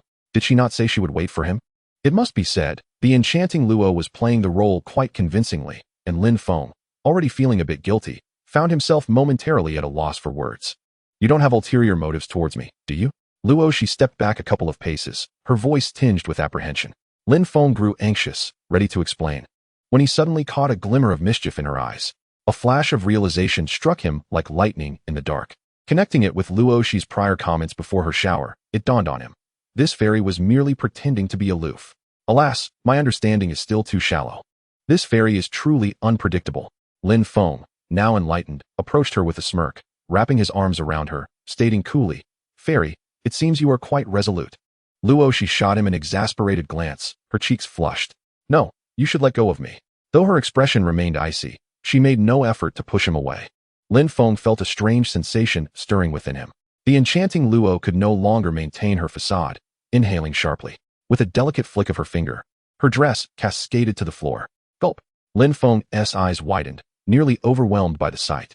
This fairy, clad in a seemingly austere dress, revealed underneath a set of fiery purple lingerie paired with garter stockings. "Do you like it?" Luo Shi inquired, her sultry gaze locking onto his burning eyes. Lin Feng offered no verbal response, opting instead to express his affection through action. In an instant, it felt as though spring had arrived. The bedroom resonated with a melodious symphony that seemed to linger indefinitely. Time slipped away unnoticed. Eventually, Luo Shi's voice broke through the haze. "Why do I feel like you cheated? I didn't did I?" Lin Feng responded weakly, wondering if he had been discovered. Chapter 31. The Housekeeper, Nashi. Lin Feng had reason to believe that the enchanting Luo, like him, had maximized her capabilities. How else could she possess such prowess? They galloped fervently, battling until dawn. As Lin Feng awoke once more, it was already the following day, the sun high in the sky. This time, the enchanting Luo was utterly exhausted and still fast asleep.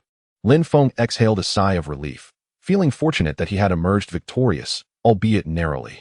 If a possessor of such extraordinary powers were to suffer defeat, what face would he have to show the system?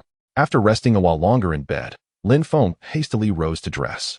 As a traditional gentleman, he could not afford to indulge in sloth. Once he had freshened up, a loud growl from his stomach reminded him of his hunger.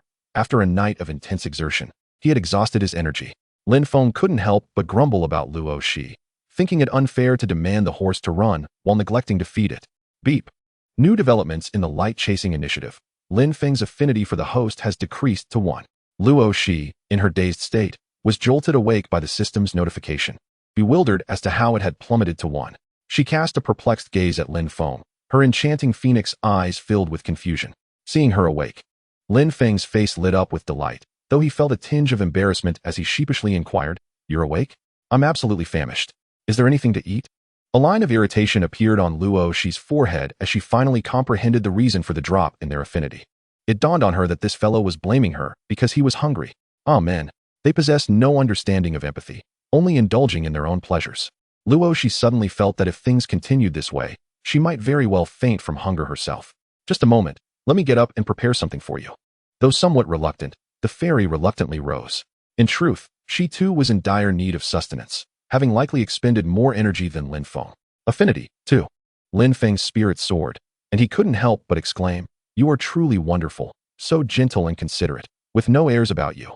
Luo Shi chuckled in response, thinking to herself that before a miser like him, who would dare to act superior? Moreover, the whimsical system was not punishing her for being a sycophant, which was a relief.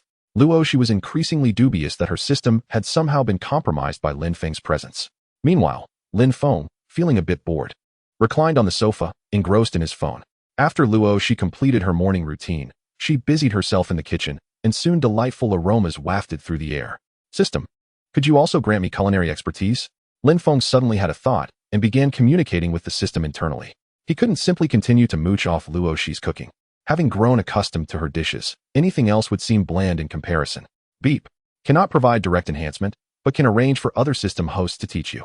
During the learning process, you will be rewarded with a tenfold enhancement card to ensure the host can excel. Lin Feng was taken aback, questioning, why not give me the enhancement directly? Why must someone else teach me? Direct rewards yield nothing more than a mere beep, devoid of significance. Don't you think it would be far more enjoyable for you to have a stunning beauty with a score of 9 teach you? Everything I do is based on maximizing the host's happiness. Taking a deep breath, Lin Feng acknowledged the logic, reflecting, the system truly understands me. However, he quickly added, but I think you ought to be called the heartthrob cultivation system. If the host strongly insists on a direct reward, I can amend the reward policy. Never mind, let us stick with the current arrangement. Don't get me wrong, I'm primarily enjoying the process of learning. Isn't that meaningful? The system seemed too indifferent to respond. Fortunately, at that moment, Luo Shi had prepared lunch. Lin Feng enjoyed a sumptuous meal with Luo Shi before departing the villa.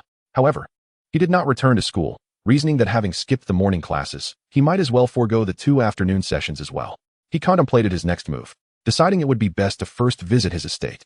At the entrance of the Yuhu Garden community, he waited for a while until his luxurious convoy arrived. All custom-made Rolls-Royces, startling the security guard at the gate, who momentarily thought a president had arrived. As Lin Feng settled into the Dream One, worth a staggering $100 million, he pondered whether this was perhaps too ostentatious. It seemed prudent to acquire a domestic electric vehicle as well. The Zhonghai Bay Yiping Manor is situated on a natural island not far from the city center. Despite being an island, transportation is remarkably convenient, making access to all parts of the city effortless. Thus, the Zhonghai Village Villa area is one of the most luxurious communities in the nation, even among various affluent families. Owning a villa in Zhonghai Village is considered a mark of prestige, with Yiping Manor undoubtedly being the most extravagant and esteemed of all. As the Rolls-Royce convoy glided along the expansive asphalt road, flanked by flourishing trees, they soon arrived at Yiping Manor. Lin Feng was awestruck by the villa before him. He swore he had never seen a residence so opulent, even on television. It would not be an exaggeration to liken it to a palace. Welcome back home, boss. In the grand garden in front of the villa, 2 rows of maids dressed in uniforms courteously bowed, greeting him. Lin Feng swallowed hard, snapping back to reality, and feigned calmness as he addressed them, saying, hello everyone. There's no need for such grand gestures. He couldn't help but reflect on how he had become such a significant figure. The system was impressive. Lin Feng could not suppress the jubilant shout echoing in his mind. As long as the host is happy. Indeed, I am incredibly happy. After exchanging a few pleasantries, a voice broke through. Boss, my Chinese name is Nashi, and I am delighted to serve you. The female housekeeper, a striking hybrid of beauty in her 30s with golden hair and blue eyes, stepped forward, gracefully bowing in a standard manner before stating, her attire impeccably tailored, exuding an air of mature sophistication, with a figure that was quite alluring.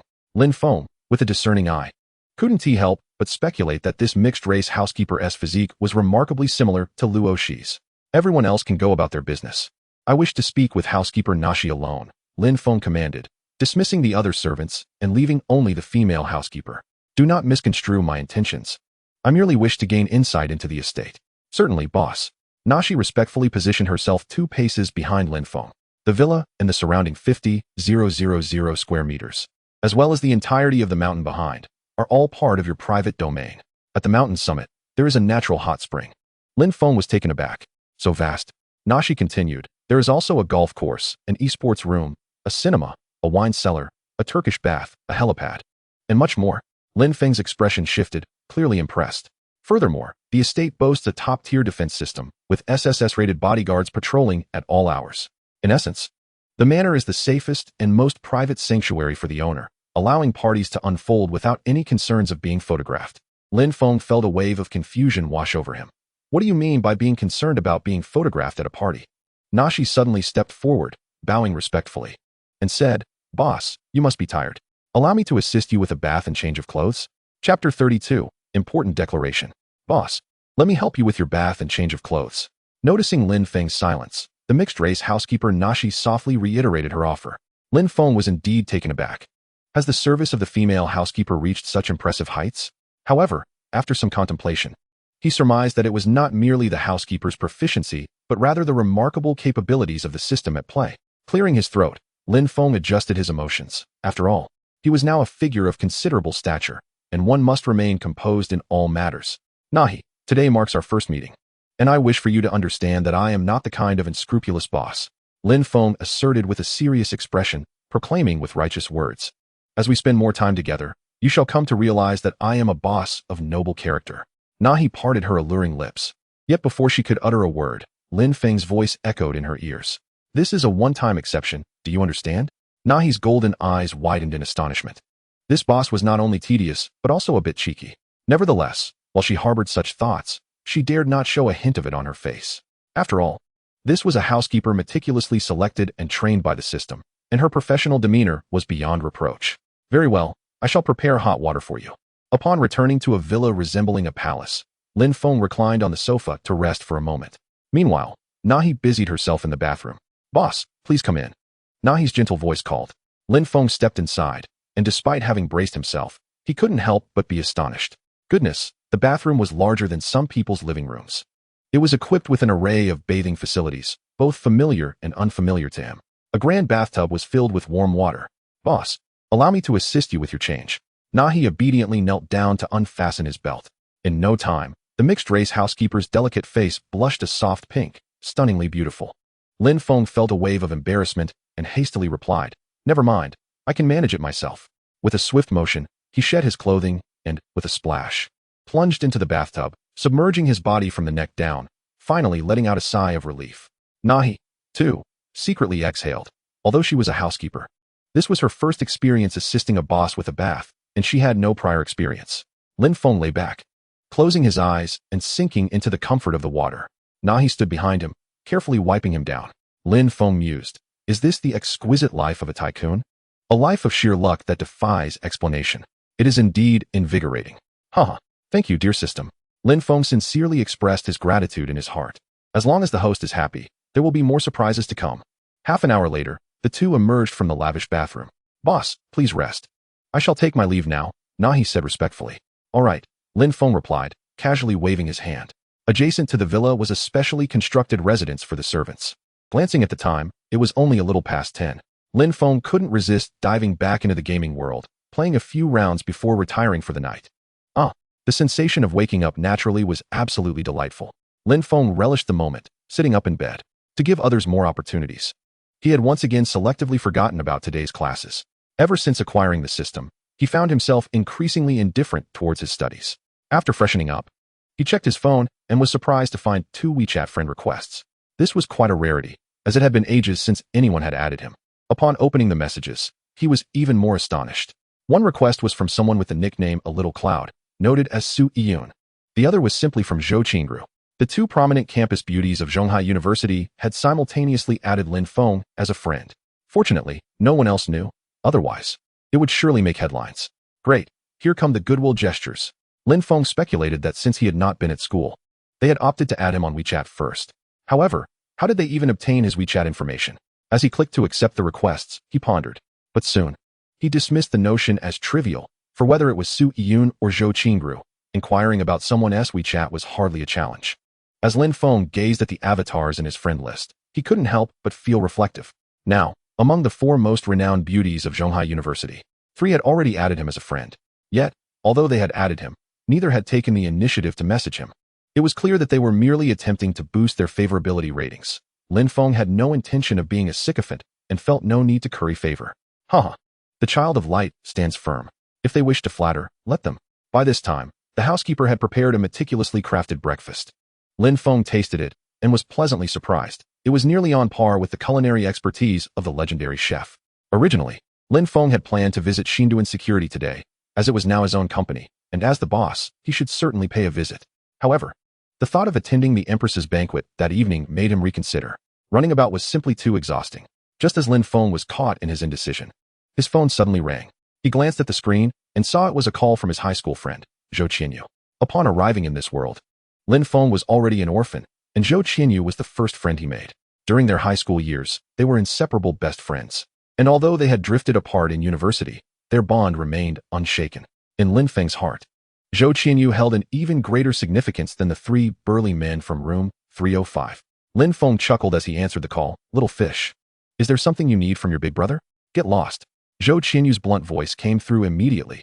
Did you not see the group chat? What group? Lin Feng was momentarily confused. The high school class group.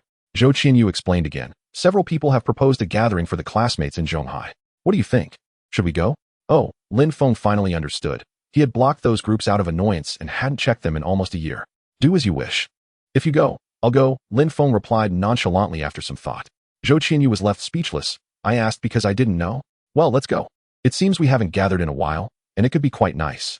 Lin Feng reminisced about his high school days, filled with a sense of nostalgia. It is often said that modern reunions have deteriorated into boastful gatherings and competitions of one-upmanship. But Lin Feng did not share this sentiment.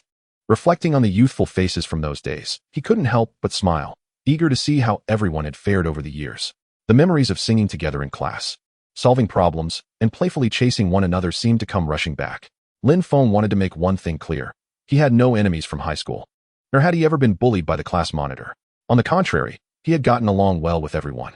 Even now, having experienced a stroke of fortune, he harbored no desire to show off or belittle anyone. All right, it's settled then. Zhou Qianyu's voice rang out again. I'll let you know the specifics later. Chapter 33, The Sorceress Yi Qingge. At 8 in the evening, as night fell and the lights began to twinkle. In the international metropolis of Zhonghai, the night does not bring tranquility but rather an exuberance that flourishes as darkness descends. For the vast majority of young individuals, nightlife is merely commencing. This is truly a city that never sleeps. With the assistance of Nashi, Lin Feng donned a well-tailored suit, his hair meticulously styled. This elegant ensemble was procured during his previous shopping excursion at the Blair flagship store with the enchanting Lo. Nashi's eyes sparkled with admiration. He looked exceptionally handsome and exuded an extraordinary charisma. The boss is simply too dashing. Lin Feng gazed at his reflection, silently praising himself. Quite impressive.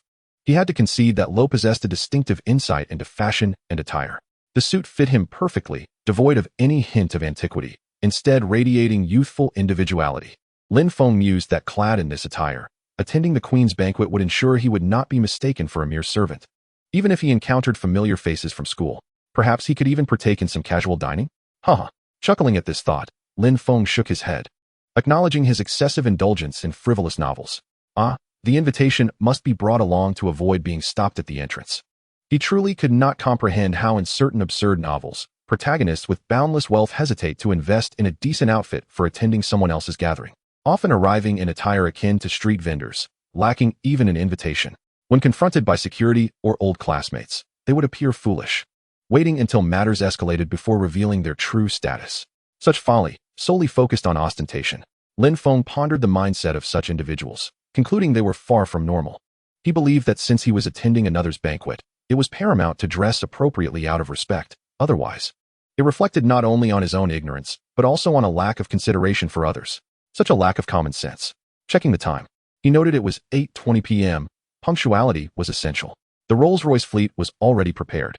Lin Feng entered the Dream Number 1, and the convoy began to glide forward. The female housekeeper Nashi, along with a row of maids, bowed respectfully to the departing convoy, their gazes humble. Regrettably, Lin Feng, seated within the car, was oblivious to this scene, or else he would surely have felt a wave of emotion. The venue for the banquet was the only 8-star hotel in Zhonghai. The Sun Hotel, located merely a 10-minute drive from Lin Feng's estate. As he sat in the back seat of Dream Number 1, he observed the swiftly retreating landscape of trees. His emotions a mixture of excitement and trepidation. After all, this was his inaugural appearance at a banquet as a marquis. Previously, he had only attended birthday parties of classmates, dining at casual eateries, singing, and enjoying foot massages. The leap in standards was quite absurd. Taking a deep breath, Lin Feng sought to calm himself, reassuring internally, I am the system administrator. I am the most formidable. No matter the queen, should she provoke my ire, I could simply issue a task, and she would comply. Indeed, just like that. The thought alone was exhilarating. Unbeknownst to him, his smile had taken on a somewhat lewd quality, increasingly departing from that of a respectable individual. 10 minutes passed in the blink of an eye, and the Rolls-Royce fleet came to a halt before the Sun Hotel. Despite the high caliber of the evening's event, where those invited by Yayutino were undoubtedly influential figures, the arrival of this custom fleet of Rolls-Royces stirred quite a commotion, drawing many curious onlookers.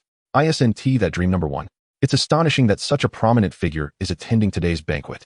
Indeed, it is quite unexpected. To be candid, I had previously attempted to discreetly inquire about the owner of this vehicle, but I could glean no information. How dare you seek to pry into the privacy of such a luminary? You must have a death wish. Only Her Majesty the Queen would possess the clout to invite such an illustrious guest. This presents a splendid opportunity. Perhaps one could forge connections during this gathering.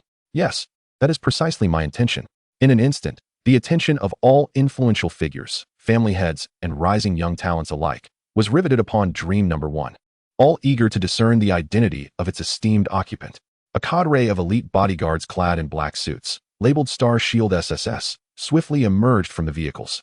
The lead guard, with a square jaw, respectfully opened the car door for Lin Feng. The crowd was taken aback. The prominent figure was remarkably youthful in their minds. The owner of dream number one should have been a middle-aged individual around 50. However, despite their surprise at Lin Feng's youth, they quickly composed themselves. After all, they were not mere bystanders, but rather influential figures. Soon, they regained their composure. Even as they contemplated how to engage with Lin Feng, they maintained an air of discretion. This was not akin to choosing produce at a market. Lin Feng strode into the hotel, with the Star Shield bodyguards remaining behind. As the entire Sun Hotel had been reserved for the event, with designated areas for the guards to rest. However, the guards were not permitted entry into the banquet hall. Otherwise, chaos would ensue. It is no exaggeration to state that the number of bodyguards present exceeded that of the invited guests by a considerable margin.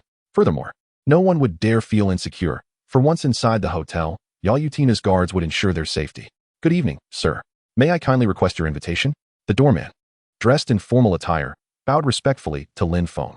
Prepared for this moment, Lin Feng smiled and nodded, presenting his invitation. He thought to himself that had he been one of those absurdly wealthy characters, he would likely have shouted, "How dare you stop me? Please proceed." The doorman, having verified the authenticity of the invitation, immediately addressed Lin Feng with respect. Lin Feng nodded, unperturbed, and strode inside. Your Grace.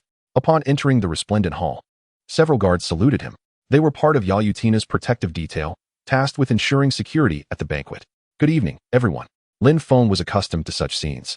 He waved his hand dismissively, no need for formalities.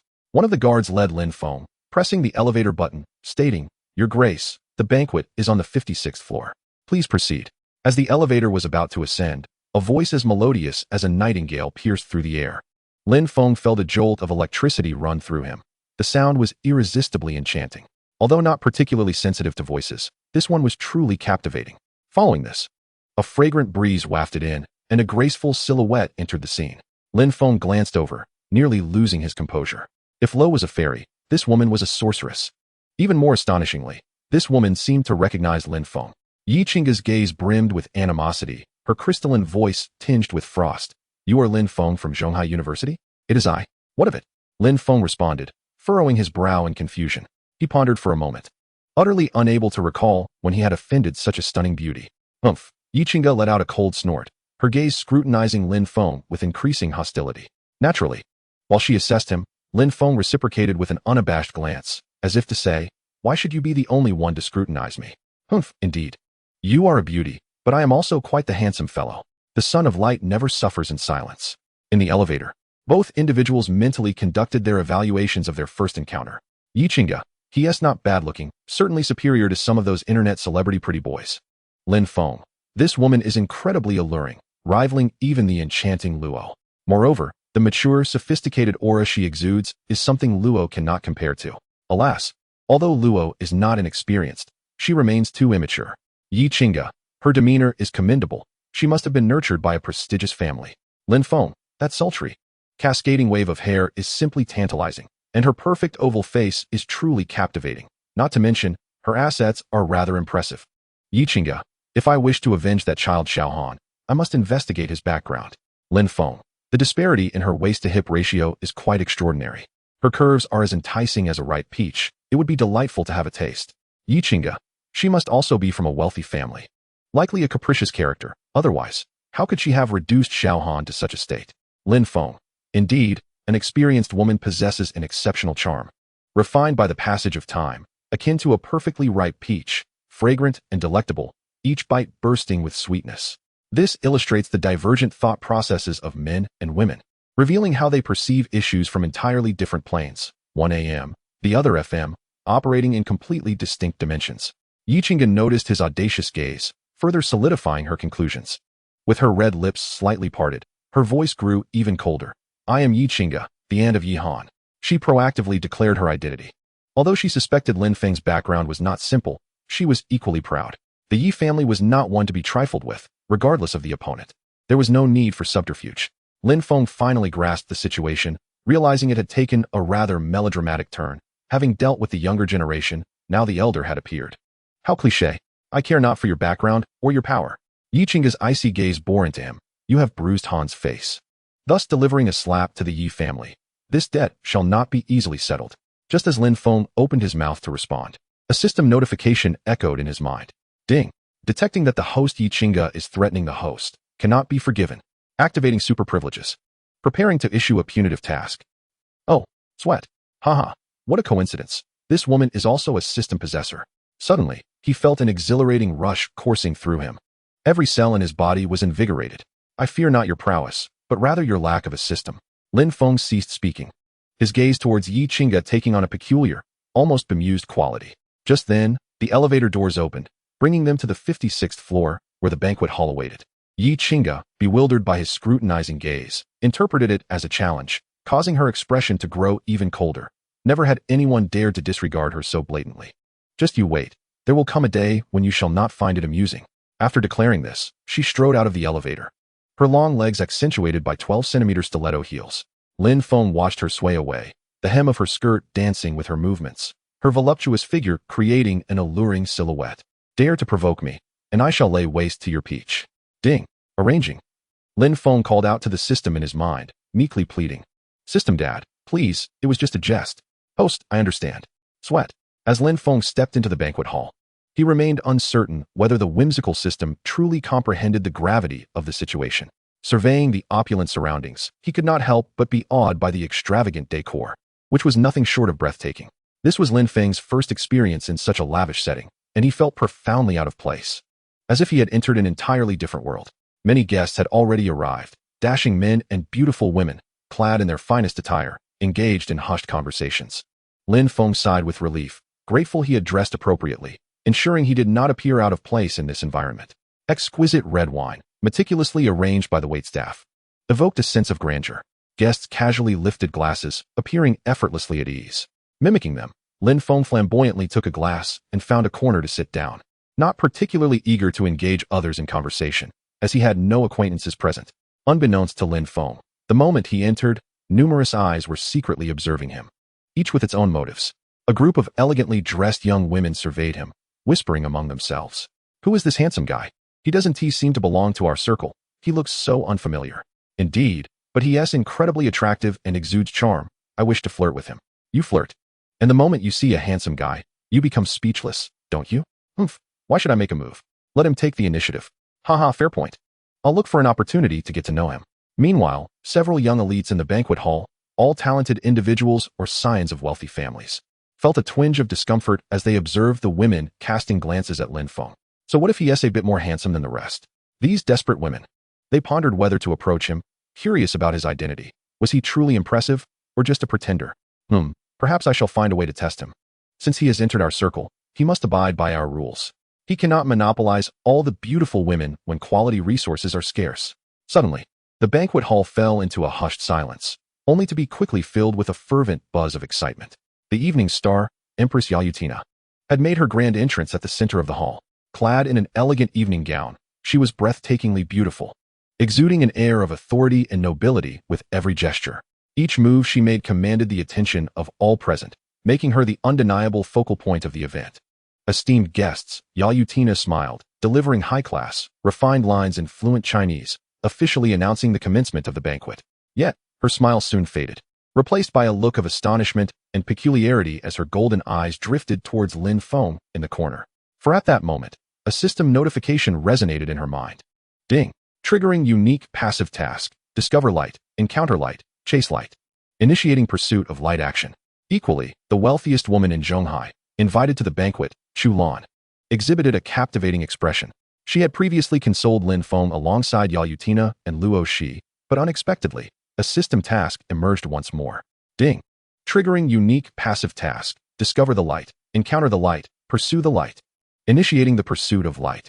Of course, the most unfortunate among them was Yi Qingge, renowned as the first socialite of Zhonghai. At that moment, her exquisite oval face bore an expression akin to that of someone suffering from constipation. Unable to contain herself, she opened the system interface to meticulously examine the task details. There were 2 task notifications in total. Ding. Triggering unique passive task. Discover the light. Encounter the light. Pursue the light. Initiating the pursuit of light. This passive task was indeed similar to what Chu Lan and the others had experienced. However, there was an additional punitive task that nearly brought Yi Qingge to tears. Punitive task. Perceiving the host as a threat to the Son of Light. Lin Feng. Unforgivable. Punishment. 50 slaps on the posterior. Executor. Lin Feng. Yi Qingge. Chapter 35. How annoying. The Empress is back. In an instant, the atmosphere of the banquet grew rather peculiar. Many attendees noticed the shift. It seemed as though everyone's gaze was fixated upon Lin Feng, who lingered in the corner. Why was that? Such questions swirled in their minds. What allure did this young man possess that captivated the Empress, influential figures, and promising talents alike? However, among those present at this banquet, who could be deemed anything less than astute, they were all keenly aware but chose to feign ignorance, maintaining an appearance of confusion. Among them, Yao Yutina, Chu Lan, and Yi Qingge harbored the most intricate thoughts. Without exception, they questioned their respective systems. What is the Son of Light? Why is Lin Feng the Son of Light? Unfortunately, their inquiries were met with a uniform response. No comment. Very well. Since resistance was futile, they could only shut their eyes and embrace the situation. Thus, they resumed pondering how to enhance their favorability with Lin Feng. Yao Yutina and Chu Lan had already executed the system-assigned task of comforting Lin Feng, gaining a slight understanding of his character. They were aware that he was not someone easily appeased, somewhat petty, unwilling to suffer any loss, and quite the type to not let go of a situation without tangible results. Consequently, the two quickly resolved that their strategy to boost favorability must be generous, primarily focused on how to please and amuse Lin Feng. Yet, the most unfortunate of all remained Yi Qingge, who not only lacked substantial knowledge of Lin Feng, but was also burdened with a punitive task. The mere thought of her cherished peach, untouched after years of practice, being struck by a younger man was enough to ignite a burning embarrassment within her. And 50 slaps, no less. Yi Qingge felt an overwhelming heat wash over her, a wave of shame and humiliation. Moreover, she remained uncertain of Lin Feng's temperament, leading her to contemplate ways to exploit loopholes in the favorability task. Special hint. Each time the host engages in profound communication with Lin Feng, a random favorability increase of 5 to 10 points will be awarded. Yi Qingge furrowed her brows, pondering the depth of this profound communication. It appeared to be a viable shortcut. However, she soon found herself grappling with another vexing dilemma: how to interact with Lin Feng after the banquet. Their first encounter had hardly been pleasant. Ugh, so frustrating. Meanwhile, Lin Feng, the very focus of attention, remained blissfully unaware, indulging in wine and delicacies. He mused to himself that the food and drink here were far superior to any buffet. Simultaneously, in a nearby corner, a refined and handsome middle-aged man silently observed him. His expression complex. This man was Huang Yuquan, father of Huang Wentao, who had had his leg broken at Lin Feng's command. A prominent figure in Zhonghai, he held considerable influence. Ever since discovering that his son had crossed paths with the owner behind Xingdun Security, he had dispatched someone to investigate Lin Feng's student records at Zhonghai University. Thus, when Lin Feng descended from Dream Number 1, he was the first to recognize Lin Feng's true identity. He found it entirely unsurprising that the owner of New Shield Security was indeed the driver of Dream Number 1. His initial thought was to have Huang Wentao's other leg broken as well. Damn it, that foolish son only knew how to bring trouble upon his father. Huang Yuquan exhaled, and after a brief internal struggle, he slowly approached Lin Feng. Just as Lin Feng burped contentedly, he suddenly heard someone calling his name and found it rather peculiar. Who could possibly recognize him in such a setting? He had been preoccupied with his meal and had not noticed that Chu Lan, with whom he had a fleeting acquaintance, was also present. Hello, you must be Mr. Lin Feng. Truly a remarkable young man, Huang Yuquan proclaimed with a hearty laugh. At that moment, he resembled a friendly neighbor, his smile infectious. Lin Feng paused for a moment, then responded with a smile. Uncle, you flatter me. Do you know me? He was still somewhat baffled, unsure of who this charming uncle was. Huang Yuquan's smile faded slightly, and with a hint of shame, he replied, to be frank, I am here to apologize to Mr. Lin. I am Huang Wentao's father, the fool who provoked you the other day and had his leg broken at your behest. I have no objections, in fact. I wholeheartedly support it. Huang Yuquan continued, and I believe it wasn't enough. Once he returns, I shall have him break the other leg. How could he be so blind? Lin Feng was taken aback. This truly was a case of paternal affection. This uncle, while appearing amiable, was indeed ruthless in his actions. Truly, an uncle is still an uncle. Given that others had spoken so, what could Lin Feng do? Besides, he had long since forgotten about Huang Wentao. Let bygones be bygones. It's all in the past now, Lin Feng casually replied. Upon hearing this, Huang Yuquan breathed a sigh of relief, his face lighting up with joy, and he promptly said, Mr. Lin, you are magnanimous. I toast to you. With that, he downed the drink in his hand in one gulp. With Lin Feng's words, he felt reassured. His visit to apologize was not in vain. A family that had already grown substantial sought to climb higher through association, an opportunity that rarely presented itself. However, he had witnessed many families suffer devastating blows due to offending someone. Thus, Huang Yuquan came to apologize in hopes of stability. He dared not gamble on whether Lin Feng would seek revenge. If Huang Yuquan lacked this cautious mindset, he would not have attained his current position. Lin Feng nodded indifferently, offering no reciprocal toast. After all, he was a big shot among big shots and ought to maintain an air of dignity. Seizing the opportunity, Huang Yuquan presented his business card, clearly wishing to establish a rapport. He then excused himself to leave. At this banquet, countless influential figures observed Lin Feng, both overtly and covertly. Huang Yuquan's every action naturally caught their attention. In an instant, these bigwigs could not help but engage in their own calculations. In Zhonghai's business realm, Huang Yuquan was famously cunning as a fox and as steadfast as an old dog. Even he is in such a hurry to set aside his pride and befriend Lin Feng. It seems this young man is far from ordinary. Many prominent figures simultaneously harbored this thought. Humph, who would have thought you would also show up? Lin Feng heard a familiar voice. Turning around, he found it was none other than Yi Han, whose face he had previously bruised. Do you have a problem? Lin Feng shrugged, speaking lazily. Yi Han's face was no longer swollen, but he had lost a few teeth that he hadn't yet had the chance to repair, causing his speech to be slightly slurred. Unlike some foolish rich second-generation heirs who would bellow at Lin Feng, he approached calmly, engaging in what seemed like friendly banter. Yet, the icy tone filled with animosity was only clear to those involved. I remember you slapping me twice, Yi Han coldly remarked. Tonight, I will let you experience the same feeling. Just wait. After saying this, Yi Han turned and left. To onlookers, it appeared as if they were merely acquaintances exchanging casual pleasantries. In truth, these wealthy heirs were not as foolish as portrayed in online novels. Making a scene in such a setting would only embarrass Lin Feng? No, it would be an affront to themselves. Moreover, such behavior might offend the event as hosts. While some affluent young masters might exude arrogance, they would undoubtedly behave decorously in situations that mattered to them. Yi Han was heading toward his aunt, Yi Qingge. Accustomed to seeking her assistance whenever he faced issues, he was determined to have her exact a severe revenge on that fellow. Just then, a commotion arose in the center of the banquet. The music had started, signaling the guests to enter the dance segment. Male and female guests could choose their preferred partners for a dance. This was a moment ripe for sparks to fly. To everyone's astonishment, Emperor Yaoyutina was striding toward Lin Feng. Could it be? All eyes widened in disbelief, breaths halted. Lin Feng's heart sank. This was bad. He would have to passively show off again. How tiresome. Here comes another chance to gain favor. Chapter 36. The Misfortune of Gravitational Pull.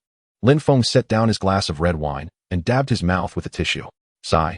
It seems I cannot remain inconspicuous. Once again, I must display my status passively. He felt as if this passive trait ensured he would always be the focal point wherever he went, the most dazzling presence in the room. Yaoyutina approached Lin Feng, her elegant and alluring crystal heels clicking sharply against the floor. Her expression was more severe than when she spoke earlier, her golden eyes radiating confidence and determination. Yaoyutina's target was Lin Feng. She had no need to concern herself with others' thoughts or potential rumors. After all, she was an empress. At that moment, Yaoyutina felt confident in her decision to elevate Lin Feng to a first-class marquis. It was certainly a worthy gamble. She was certain that the system was genuinely favoring this young man. Although she did not understand why, her intuition told her he was far from ordinary. Marquis Lin Feng, may I invite you to dance?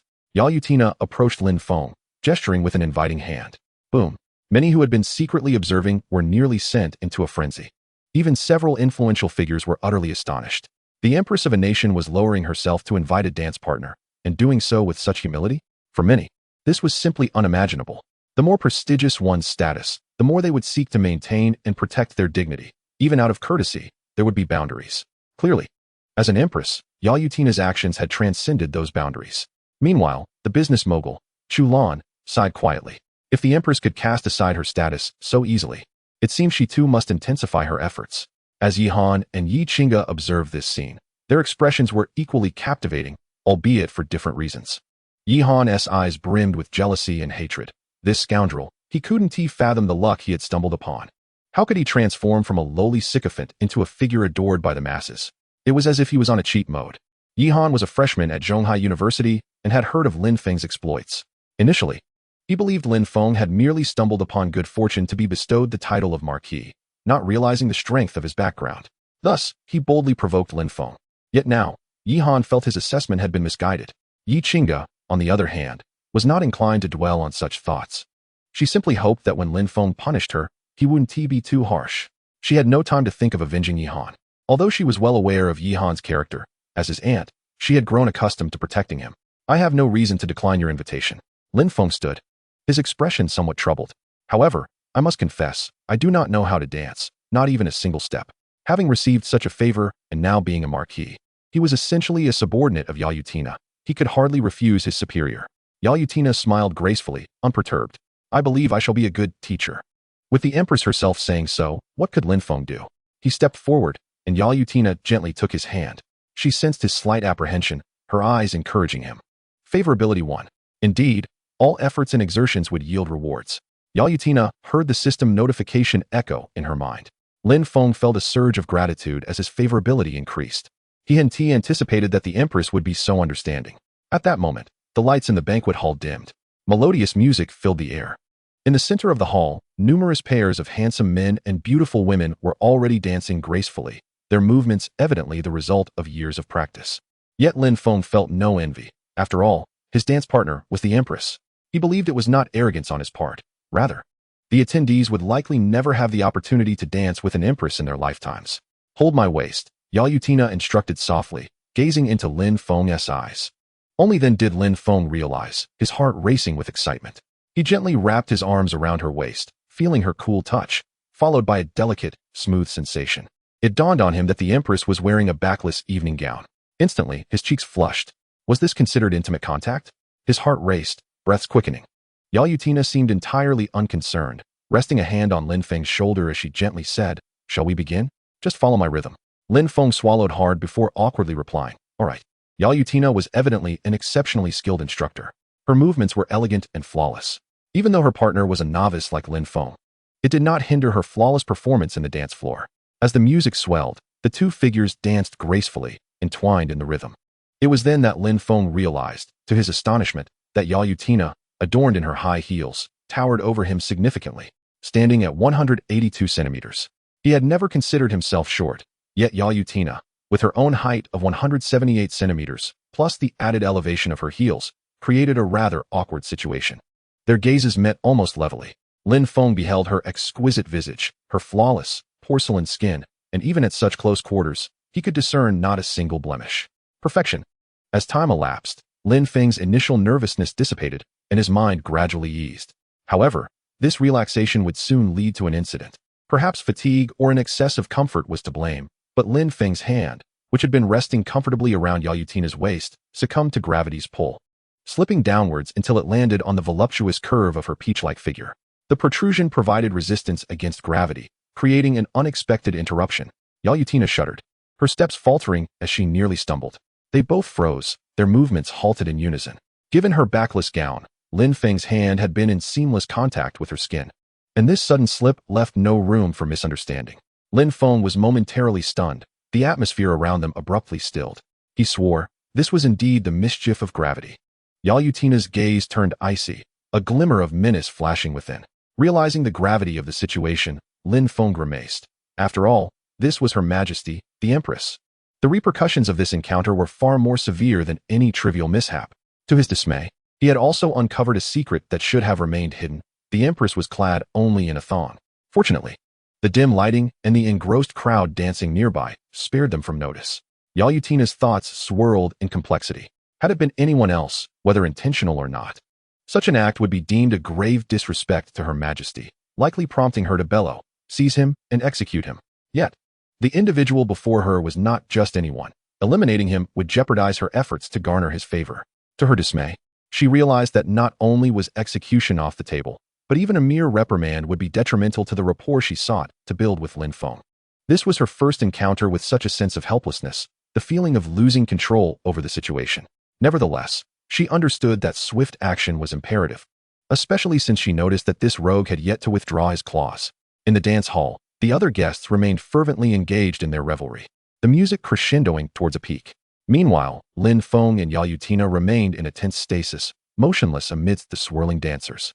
To an observer, it might have appeared as though they were a couple, pausing to gaze into each other's eyes after tiring from their dance. Yet, only Lin Feng understood that they teetered on the brink of chaos. Yalutina inhaled deeply, her emotions swiftly returning to a state of calm. Truly, she was the empress. Such composure and fortitude were not common qualities. With a serene expression, she commanded, "Do not move." She gently withdrew her hand, restoring it to its original position, ensuring that no one else would perceive any anomaly. Yalutina acquiesced, unwilling to escalate the matter, yet it was paramount that the dignity of the empress remained intact, and that this incident remained concealed from any prying eyes. She issued this directive knowing full well that numerous guards were stationed discreetly around her, ever vigilant for her safety. Lin Feng exhaled, relieved, and complied with her request, gradually retracting his hand to its rightful place. Sliding along her waist, he felt the supple texture of her skin, a sensation both exhilarating and shocking. In the blink of an eye, a torrent of emotions surged within Lin Feng.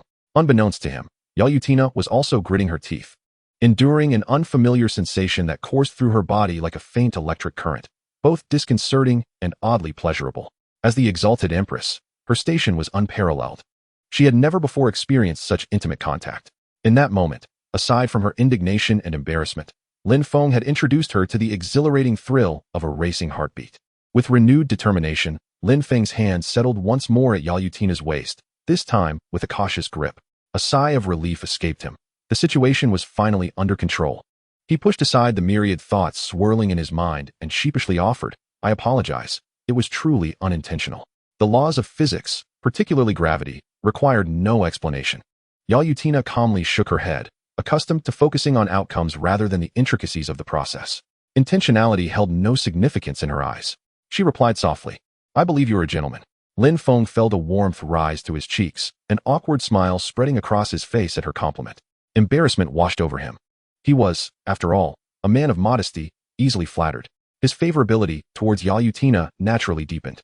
He found himself increasingly drawn to her, a woman of noble birth, who possessed both discernment and poise. Her judgment was impeccable, truly deserving of reward. After a brief respite, the two resumed their dance, moving in time with the music. Having learned from their prior mishap, Lin Feng exercised greater caution, while Yalutina remained exceptionally vigilant, her anxiety surpassing that of handling significant affairs. Thus, no further incidents occurred. Moments later, as the music gradually faded, the lights illuminated the banquet hall once more. Lin Feng breathed a sigh of relief. This tumultuous yet delightful interlude had finally drawn to a close. "You dance splendidly. You are a remarkably talented dancer," Yalutina offered, her words a mere formality. "Thank you," Lin Feng replied, at a loss for what else to say. "I look forward to dancing with you again." "Please excuse me for a moment," Yalutina said, performing a courteous bow before gracefully turning away. Lin Feng felt a wave of contentment wash over him. The empress spoke with a finesse that was unparalleled. The sound of her crystal heels echoed against the marble floor, a melodic cadence that captivated him. He watched her sway, his gaze inadvertently drawn to her lower form. Glancing at his own hand, he marveled, "Incredible, I have touched the empress's peach." It was a treasure to be safeguarded, a reminder to tread carefully in the future. Yalutina moved with poise, graciously acknowledging each guest with a nod. Lin Feng returned to his seat, contemplating that the food was nearly finished, the dance had concluded, and it was time to disperse and retire for the night. Meanwhile, those who had been observing from the shadows, eager to forge connections with Lin Feng, began to stir with anticipation, feeling that an opportunity to engage had finally presented itself. Yet, just as they were poised to make their move, someone had already taken the initiative. The business mogul, Queen Shulan, approached with a glass of red wine in hand, exuding an alluring charm that left many in a state of bewilderment. This unexpected turn of events particularly disconcerted several attractive young heiresses, who had hoped to make their own advances towards Lin Feng. However, upon witnessing the presence of deities like Yalutina and Shulan beside Lin Feng, they all began to reconsider their positions. Though these women were quite proud, believing themselves to be attractive and hailing from affluent backgrounds, truly embodying the epitome of beauty and wealth, they were painfully aware that in comparison to Yalutina and Shulan, they simply could not compete. Their vaunted backgrounds paled in significance beside that of the empress and the wealthiest woman in Zhonghai. As for looks, that was an even more futile comparison. Alas, it seemed fortune was not on my side. I could only gaze longingly. A refined beauty sighed with a hint of melancholy. "Ha, Sister Lu, you could discreetly snap a photo and indulge in a little fantasy," one teased. "Get lost, you pervert," came the retort. Chu Lan, with a radiant smile, approached Lin Feng and greeted him. "Brother Lin Feng, who would have thought we would meet again so soon? How have you been? You certainly do not appear to be someone recently heartbroken." Lin Feng looked up at the illustrious female Tycoon and replied, "Sister Lan, you are here too? Please, don't mock me. By the way, thank you for the supplementary gold card." Their interaction had become significantly more familiar, primarily due to Chu Lan's intent to bridge the gap between them. Upon hearing his words, Chu Lan laughed and reiterated, "As I said, feel free to use it. There are no limits." This statement was perpetual. "Is this a sign of you wanting to sponsor me, sister?" Lin Feng mused. "I no longer wish to exert myself." But then he recalled that he had already ceased such efforts. Humph. Why did no one ever say such things to me back when I was delivering takeout without the system? Nevertheless, while aware that Chu Lan was referring to his favorability rating, Lin Feng felt a surge of emotion. Even men require care, especially when it comes from a goddess. Such affection was particularly gratifying and transcended mere monetary value. Thus, even with an abundance of wealth, he was still moved by Chu Lan's words. Favorability 1. Hearing the system notification echo in her mind, Chu Lan's smile widened. After a moment's thought, she added, "If you ever need anything, do not hesitate to reach out to me, understood?" Considering the banquet was nearing its conclusion, she retrieved her business card and handed it to him. "Here is my card. Feel free to visit my office when you have the time. Aren't you starting your internship soon? Come work at my company. I'll arrange for you to be the CEO's assistant, solely responsible to me." "Well, all right then," Lin Feng replied, placing the card in his pocket. Yet, he couldn't help but worry about what would happen when he visited Chu Lan's office. What if she wore professional attire with black stockings? Wouldn't that make it far too easy to increase his favorability? His imagination ran wild, fearing she might emulate the enchanting Luo. Alas, the complexities of human nature were vividly reflected in his own experience. As the banquet concluded, everyone returned to their respective homes. Chu Lan, having achieved her objective, bid farewell to Lin Feng. Just as he stepped outside the hotel, he heard a voice as melodious as a nightingale call out. Wait, it was Yichinga, the most beautiful socialite in Zhonghai and the queen of magic. Lin Feng didn't need to turn around to know it was her. It was likely she had come to fulfill a task assigned by the system. Upon recalling her voluptuous figure, he felt a rush of excitement. Chapter 38. No need to stand on ceremony. At the sound of Yichinga's voice, Lin Feng found himself unable to contain his imagination, growing increasingly animated. Turning around, he indeed saw Yichinga and Yihan not far off, their expressions markedly different. Yichinga appeared somewhat conflicted, vexed, and embarrassed, while Yihan wore a sullen expression, his eyes sparkling with the anticipation of revenge. It was no wonder he felt this way. In Yihan's mind, as long as his aunt was involved, no problem was insurmountable, even if Lin Feng's performance tonight had taken him by surprise. He could hardly fathom why Yao Yutina and Chu Lan would go out of their way to ingratiate themselves with Lin Feng. Lin Feng smiled serenely, paying Yihan little heed, and teasingly remarked to Yichinga, "What is this? Do you have something to discuss? Are you here to defend your nephew?" Yihan's words went unspoken as his aunt, Yichinga, interrupted him, exclaiming, "Enough?" She turned to Lin Feng, an undeniable sense of embarrassment and shame washing over her. At this moment, she truly did not know how to face him, or rather, how to confront her punishment task. Since the banquet commenced, Yichinga had been pondering one question. How could she gracefully and without awkwardness request a strikingly handsome man, whom she had just threatened, to punish her? She needed him to deliver 50 strikes to her peach. Desperate, she thought about consulting online forums for advice from the omniscient keyboard warriors. This isn't the right place to talk. Can we find somewhere more private? Yichinga exhaled, deciding she had to secure his presence first. Rest assured, I can guarantee your safety. There will be no danger whatsoever. Beside her, Yihan frowned, somewhat displeased, unable to comprehend why his aunt would adopt such a tone with Lin Feng, especially guaranteeing his safety when she should be plotting revenge. Was this her scheme? To lure the boy away first? Surely that must be it. Yihan reassured himself. Lin Feng chuckled, fully aware that he was indeed safe, more than safe. He would likely find the experience quite enjoyable. All right then. He had initially intended to feign reluctance, but his eagerness would not allow him to delay any further. Simultaneously, he communicated with the system in his mind. System, send the luxury convoy back. I have other matters to attend to. It's your fault for assigning such a punishment task to others, leaving me to clean up the mess. Wait, no, I mean, to deliver the punishment. The system's mechanical voice chimed in immediately. Ding. Shall I withdraw? Lin Feng replied, no need for that. It would be too troublesome. As a system, one should be steadfast and reliable, not capricious. While he conversed with the system, the Yi family's vehicle pulled up. Yi Qingge gestured for him to enter. And without hesitation, Lin Feng climbed aboard. Perhaps out of embarrassment, Yi Qingge and Yi Han entered a separate vehicle. Soon, the two luxury cars departed in tandem. At that moment, numerous influential figures who had been discreetly observing Lin Feng shook their heads, sighing in disappointment. Several middle-aged men displayed expressions of regret. They felt it was a missed opportunity. They had lingered at the hotel entrance, hoping to engage with Lin Feng, exchange pleasantries, and perhaps share business cards, only to be thwarted by Yi Qingge. However, they had at least gathered some basic information about him, knowing that he was still a student at Zhonghai University. Recently conferred the title of Duke, this information was easily accessible online and hardly constituted an investigation. The influential figures pondered among themselves, resolutely deciding to warn their younger kin against provoking this young man named Lin Feng. Judging by his performance today, the power behind him was undoubtedly formidable. He was someone whom even Her Majesty the Empress would lower herself to befriend. It was evident that none of these elite family members were to be underestimated. On the contrary, they conducted themselves with utmost caution. Each family maintained a blacklist of individuals who were untouchable, comprised of those with terrifying backgrounds, to prevent their descendants from overstepping and bringing about catastrophic repercussions for the family. Meanwhile, a few young men at the banquet, eager to gauge Lin Feng, were engaged in hushed discussions. Brother Fan, should we seek an opportunity to make contact? Test the waters?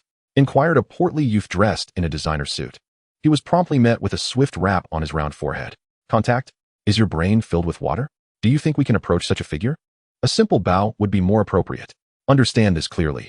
Seize any chance to pay homage. I have decided. He shall be my elder brother henceforth. The other young men chimed in. Indeed, to befriend such a distinguished figure is a privilege. I have never been so submissive to anyone in my life. That is the Empress, along with Chu Lan, and now even Yi Mo, has joined the ranks, a true divine being. Unbeknownst to Lin Feng, he had unwittingly become the prime figure on the untouchable list of Zhonghai's affluent families and a deity in the eyes of a group of super-rich youths.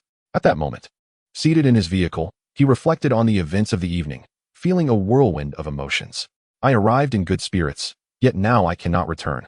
For no reason. I have bound myself to several admirers, essentially, mere sycophants. Yet today, their identities are rather daunting. Any one of them, when presented, could instill fear with their titles. Unlike the likes of Luo Yaoyao and Sui Yun, who are mere campus beauties. If I had known such a passive task would be triggered, Her Majesty would surely not have invited me to this banquet. A question arose in Lin Feng's mind. Why does the Empress, who could be doing better things, choose to embroil me in this flattery scenario? It truly is absurd. Moreover, she is soon returning to her country. How am I to elevate her favor? He genuinely worried for her. Well, the examination papers have already been distributed. How one answers is up to their own discretion. Ultimately, it is all about my enjoyment. Suddenly, the vehicle came to a halt. Lin Feng disembarked, greeted by a 3-story white villa, simple yet resplendent. Let us enter, said Yi Qingge, leading the way, with Lin Feng and Yi Han following closely behind. This villa was typically inhabited solely by Yi Qingge. Perhaps feeling at home, Yi Han glared menacingly at Lin Feng. You dare to follow? You have guts. However, tonight, you won't be leaving in one piece. Lin Feng despised being threatened. A cold glint flickered in his eyes. Yi Qingge, you are finished. I will make you pay dearly. It is your failure for not properly disciplining your nephew. While it appears to be his fault, the blame lies with you. Indeed, that is precisely it. Xiao Han, you should return now. Yi Qingge suddenly interjected, casting a glance at Yi Han. Yi Han was momentarily taken aback, struggling to comprehend, and hastily inquired, Why, Aunt, are you not going to avenge me? I want to teach this brat a lesson. Return. Yi Qingge's expression darkened, her tone leaving no room for dissent. Lin Han, despite his reluctance, acquiesced for the first time to his aunt's authoritative demeanor. Thus, the spacious living room of the villa was left with only Yi Qingge and Lin Feng. Lin Feng felt no surprise. The main event was about to commence.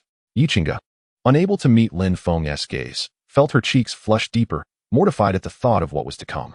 After a moment of silence and awkwardness, she steeled herself, resolved to hasten the conclusion of this uncomfortable situation. Lin Feng, I have investigated the matter concerning you and Yi Han. The fault does not lie with you. I apologize for the misunderstanding tonight.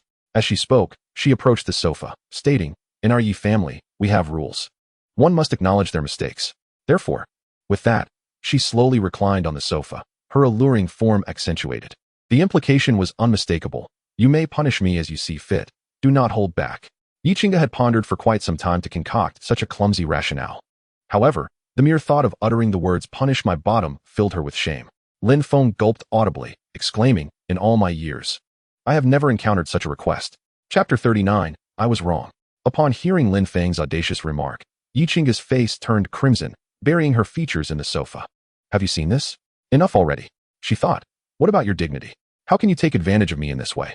The illustrious first socialite of Zhonghai, commanding the most elite clubs nationwide, with connections that could instill fear, had never endured such humiliation. Yet, what could she do in this predicament? All she could do was feign ignorance, burying her face deeper into the sofa. Damn it, what is wrong with the system? Why must there be such a bizarre punitive task? Lin Feng felt his own cheeks warm, his heart racing. He had faced many trials, contended with enchantresses, and even pilfered from Her Majesty the Empress's tower. Yet, upon witnessing the scene before him, he felt a thrill like no other. How is this even a form of training? He pondered. Well then, I shall not hold back. Lin Feng swallowed hard, feeling somewhat awkward. He understood that Yichinga was acting thus to fulfill a task. Yet, for the performance to be convincing, he had to exercise caution. It was only rational to proceed in such a manner. Lin Feng dared not underestimate the formidable women he interacted with. Yichinga, incensed, thought to herself, this scoundrel. Is he intent on subjecting me to repeated humiliation? Hurry up. If you wish to strike, then strike. No need for so many words. Very well, here I come. Without hesitation, he extended his fingers, hand poised for impact. The sound resonated, nearly jolting Lin Feng's hand away. At that moment, the perfect arc of her form caused ripples, akin to a stone tossed into a tranquil lake. Lin Feng was taken aback, inhaling sharply. The sensation was indescribable, leaving him at a loss for words. The subsequent sounds echoed like a symphony, a cascade of exhilarating notes. You dare threaten me. This is deserved. Your lax discipline has led to Yi Han parading around with an air of arrogance, utterly disregarding others. Such behavior deserves punishment. Your complicity in this matter, without discernment, is equally deserving of reprimand. As Lin Feng indulged himself in this situation, he muttered curses to bolster his own morale. After all, he was aware that Yichinga was merely striving to fulfill her system task, which only intensified his feelings of guilt. This form of punishment seemed rather excessive. So Lin Feng needed to find a robust justification for himself. However, the more he scolded, the more absurd his accusations became. How dare you be so stunning? You deserve a punishment. And your aloof demeanor, acting as if you're above everyone else. It's infuriating. You deserve to be punished for that too. Lin Feng paused, struggling to conjure further insults. You being so grand. You deserve to be punished. Yichinga's complexion turned as crimson as blood, her teeth nearly grinding to dust. As she thought to herself, I have never encountered such shamelessness. Yet, under Lin Feng's relentless barrage, a myriad of emotions surged within her, embarrassment, awkwardness, and even a hint of anticipation. A woman, no matter how formidable or frigid, possesses a tender side deep within. They too yearn for support, and they eagerly await the arrival of a heroic figure. Thus, when their softer side is stirred, even the most frigid goddess can display affection akin to flowing water. Yichinga's face flushed deeply, her fists clenched tightly, feeling a jolt of electricity coursing through her. Under Lin Feng's enchantment, the punishment task had indeed been completed. Yet, for reasons unknown, several times she found herself on the verge of speaking but lacked the strength to protest. She could only allow Lin Feng to continue his capricious antics. After a brief moment, Yichinga emitted a low, discontented hum. Lin Feng sensed something amiss. Something was not right. He quickly ceased his actions, hesitant to proceed further. A bold thought crossed Lin Feng's mind. After all, he had once subdued demons and possessed his own insights. Could it be that the system had secretly granted him some dubious enhancement? How else could he explain this miraculous turn of events? Lin Feng's thoughts meandered. But before he could finish, he was interrupted. Silence. No talking. Yichinga immediately halted him, her tone brooking no argument. As if she had reverted to her high and mighty self. Lin Feng felt displeased. Have you gotten too carried away? Don't think that just because you completed the punishment task, I can't handle you. Is your backside too resilient? Or is it that I can't wield my sword anymore? Affection level 1. Come on. Let us hurt each other. Who is afraid of whom? Yichinga, bewildered, thought, is he not capable of playing fair? Is this petty tyrant my destined nemesis? Tears almost brimmed in her eyes, as this strong-willed woman felt such emotions for the first time in her life. After accomplishing the task, she had completely forgotten about the necessity to continue increasing this fellow's affection level. How could one possibly live under these circumstances? Wait a moment. Yi Qingge rose from the sofa, her tone softening significantly. Her enchanting peach blossom eyes brimmed with unspoken sorrow as she said, I need to use the restroom. Go ahead. Lin Feng replied absently, feeling a sense of unease under her gaze, reminiscent of a fox spirit eyeing a heartless man. No way. It must be that I misinterpreted the situation. I must believe in myself. Deep down, I am a traditional and pure gentleman. As time ticked away, Lin Feng checked the clock, and to his shock, it was already past midnight. The hours had flown by faster than during a gaming session. However, a new dilemma emerged. Should he return home tonight? He pondered that if Yi Qingge had no objections, he wouldn't mind staying over, considering the late hour. As a handsome man, one must always prioritize safety. One should never tempt fate. Safety must always come first. While he was lost in thought, Yi Qingge approached him. Why did you change clothes just to go to the restroom? Lin Feng's suspicions grew stronger. She wore a light purple dress, devoid of embellishments. Yet it accentuated her figure and mature charm exquisitely. It's late. You shouldn't head back alone tonight. Just stay here with me. Yi Qingge raised her hand to check her watch and continued, There's no need to be polite. I have plenty of empty rooms. Upon hearing this, Lin Feng's eyes dimmed with disappointment. Why would they need so many rooms for just the two of them? Really, does she not trust my noble character? Moreover, being a girl living alone in such a large villa, doesn't she feel lonely? Then I want to be polite, Lin Feng thought to himself, chuckling as he replied. I wasn't polite earlier, and I certainly want to be now. Yi Qingge's breathtaking beauty broke into a smile, and she casually remarked, You seem quite spirited. I take it you haven't slept yet? Would you care to join me on the balcony for some fresh air and a chat? After all, we've sort of become acquainted through our little tussle, haven't we? As she spoke, her cheeks involuntarily flushed once more. Indeed, it is often said that one must engage in conflict to truly know another. However, I must say, the location of our altercation was rather inappropriate. If word of this were to spread, it would surely be deemed one of the most bizarre incidents of the year. Lin Feng managed a somewhat awkward smile, hastily suggesting, All right then, let us enjoy a breeze. The two proceeded to the spacious outdoor terrace.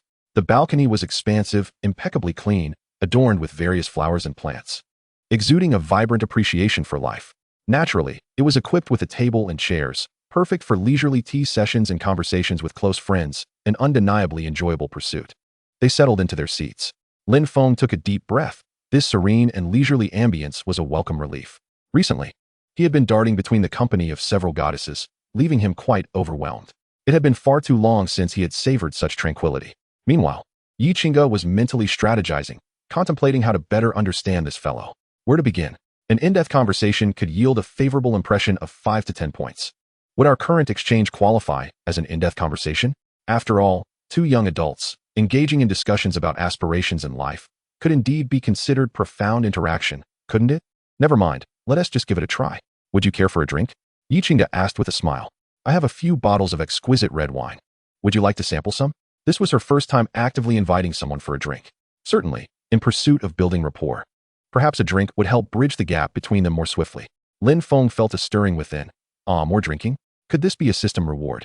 Perhaps some beauty-enhancing elixir? Wasn't he my precious first time lost because of such a thing last time? He dismissed the thought. He had been engaged in too many playful battles with Luo Yaojin lately, and it was time to take a break. I think I'll pass on the wine. He fabricated an excuse. Alcohol tends to give me headaches and disrupt my sleep. Perhaps another time. Very well, Yi Qingge replied, not wanting to press the matter. She reclined in her chair, relaxing slightly, and casually inquired, What are your hobbies, if I may ask? Yi Qingge began preparing for her next move. Well, let us see. Lin Feng pondered, tilting his head. He had not given this much thought before, then replied, I enjoy playing games, reading novels, singing, traveling, swimming, and such. Yi Qingge attentively noted down some useful points, hoping to employ them in her forthcoming strategy. Well, I suppose we can consider ourselves friends now? Yi Qingge suddenly asked, feeling a bit odd about it. After all, she had never befriended someone so much younger than herself. Isn't Lin Feng only slightly older than Xiaohan? They're both still in university. Of course, Lin Feng replied, never one to withhold his friendship. He relished making friends, particularly with goddesses, for they were truly a sight to behold and a source of pride. Please don't hold it against Yihan. I understand he was in the wrong for provoking you, Yi Qingge stated, her irritation bubbling beneath the surface. If it weren't for Yihan, she wouldn't have to make such a significant sacrifice. Lin Feng shrugged nonchalantly. I never intended to hold anything against him. After all, he was the one who was struck, not I. What reason do I have to be upset? Yi Qingge reflected on this and realized he had a point. Their conversation began to flow more freely, dispelling the initial awkwardness. They chatted about various topics until the night deepened significantly. Eventually, Lin Feng could no longer resist the urge to retire for the evening. Upon returning to her room, Yichinga immediately contacted the system in her mind. System, how did I fare? Would this count as an in-depth conversation? She asked eagerly. The system's mechanical voice responded promptly. Ding. The Super Socialite Development System is at your service. Reporting to the host, this does not count as an in-depth conversation. Yichinga felt a wave of disappointment wash over her. Pouting her alluring lips as she questioned, this doesn't count. How deep must such a conversation be? The host must discern this for themselves. The system cannot assist with that, came the reply. All right then, Yichinga sighed in resignation, preparing for bed. Nonetheless, she felt she had gained something from the evening. Oh, how delightful. Lin Feng stretched languidly, rising from his bed to find it was already the following morning. Being a guest in someone else's home, he couldn't afford to oversleep and risk his image. Upon stepping into the living room, he was taken aback by the sight before him. Lin Feng stood frozen, as though petrified. In the spacious living area, a yoga mat covered the floor, and Yichinga, clad in form-fitting yoga attire, was engaged in her practice. She was on the mat, her hands and head pressed against the ground, her shapely form elevated enticingly, her muscles rhythmically flexing. Lin Feng swallowed hard. Who could withstand such a spectacle? No wonder her physique was so perfectly sculpted. It was clear she had put in considerable effort. Favorability level, 111. Yichinga, lost in her practice, was momentarily puzzled by the sudden increase in her favorability. As she remained bent over, she opened her eyes and, through the gap beneath her, locked gazes with Lin Feng. In that instant, two crimson clouds erupted upon Yichinga's cheeks. She felt as though she might weep. How could she have forgotten he was still in the house? How embarrassing. Could anyone tell her what to do now? Chapter 40. Awkward. Lin Feng remained momentarily frozen, acutely aware of the rush of blood coursing through his veins. This was truly an eye-opening experience. He had seen muscles flex before, but never had he witnessed them in such an alluring pose. He dared not contemplate further. Just witnessing this was enough to command his utmost respect. Lin Feng gulped, shaking his head to dispel those peculiar thoughts. Yichinga, too, was momentarily stunned. With a swift motion, she stood up, both embarrassed and annoyed, explaining, I'm so sorry. I'm used to morning practice and completely forgot you were here. Clearing his throat, Lin Feng felt his face warm and feigned composure as he replied, It's quite all right. Please continue. I truly don't mind. Lin Feng swore he was not lying. He genuinely did not mind at all. After all, such a display was not something one encountered every day, and it was a rarity worth cherishing. As images of the previous moments replayed in his mind, he found himself unable to contain his admiration for each move and pose, which were nothing short of iconic. Clearly, she was a seasoned yoga practitioner, each motion imbued with her unique insight. This woman was practically a master, unlocking countless possibilities. Continue? Yichinga felt a mix of embarrassment and anger. While he claimed not to mind, she certainly did.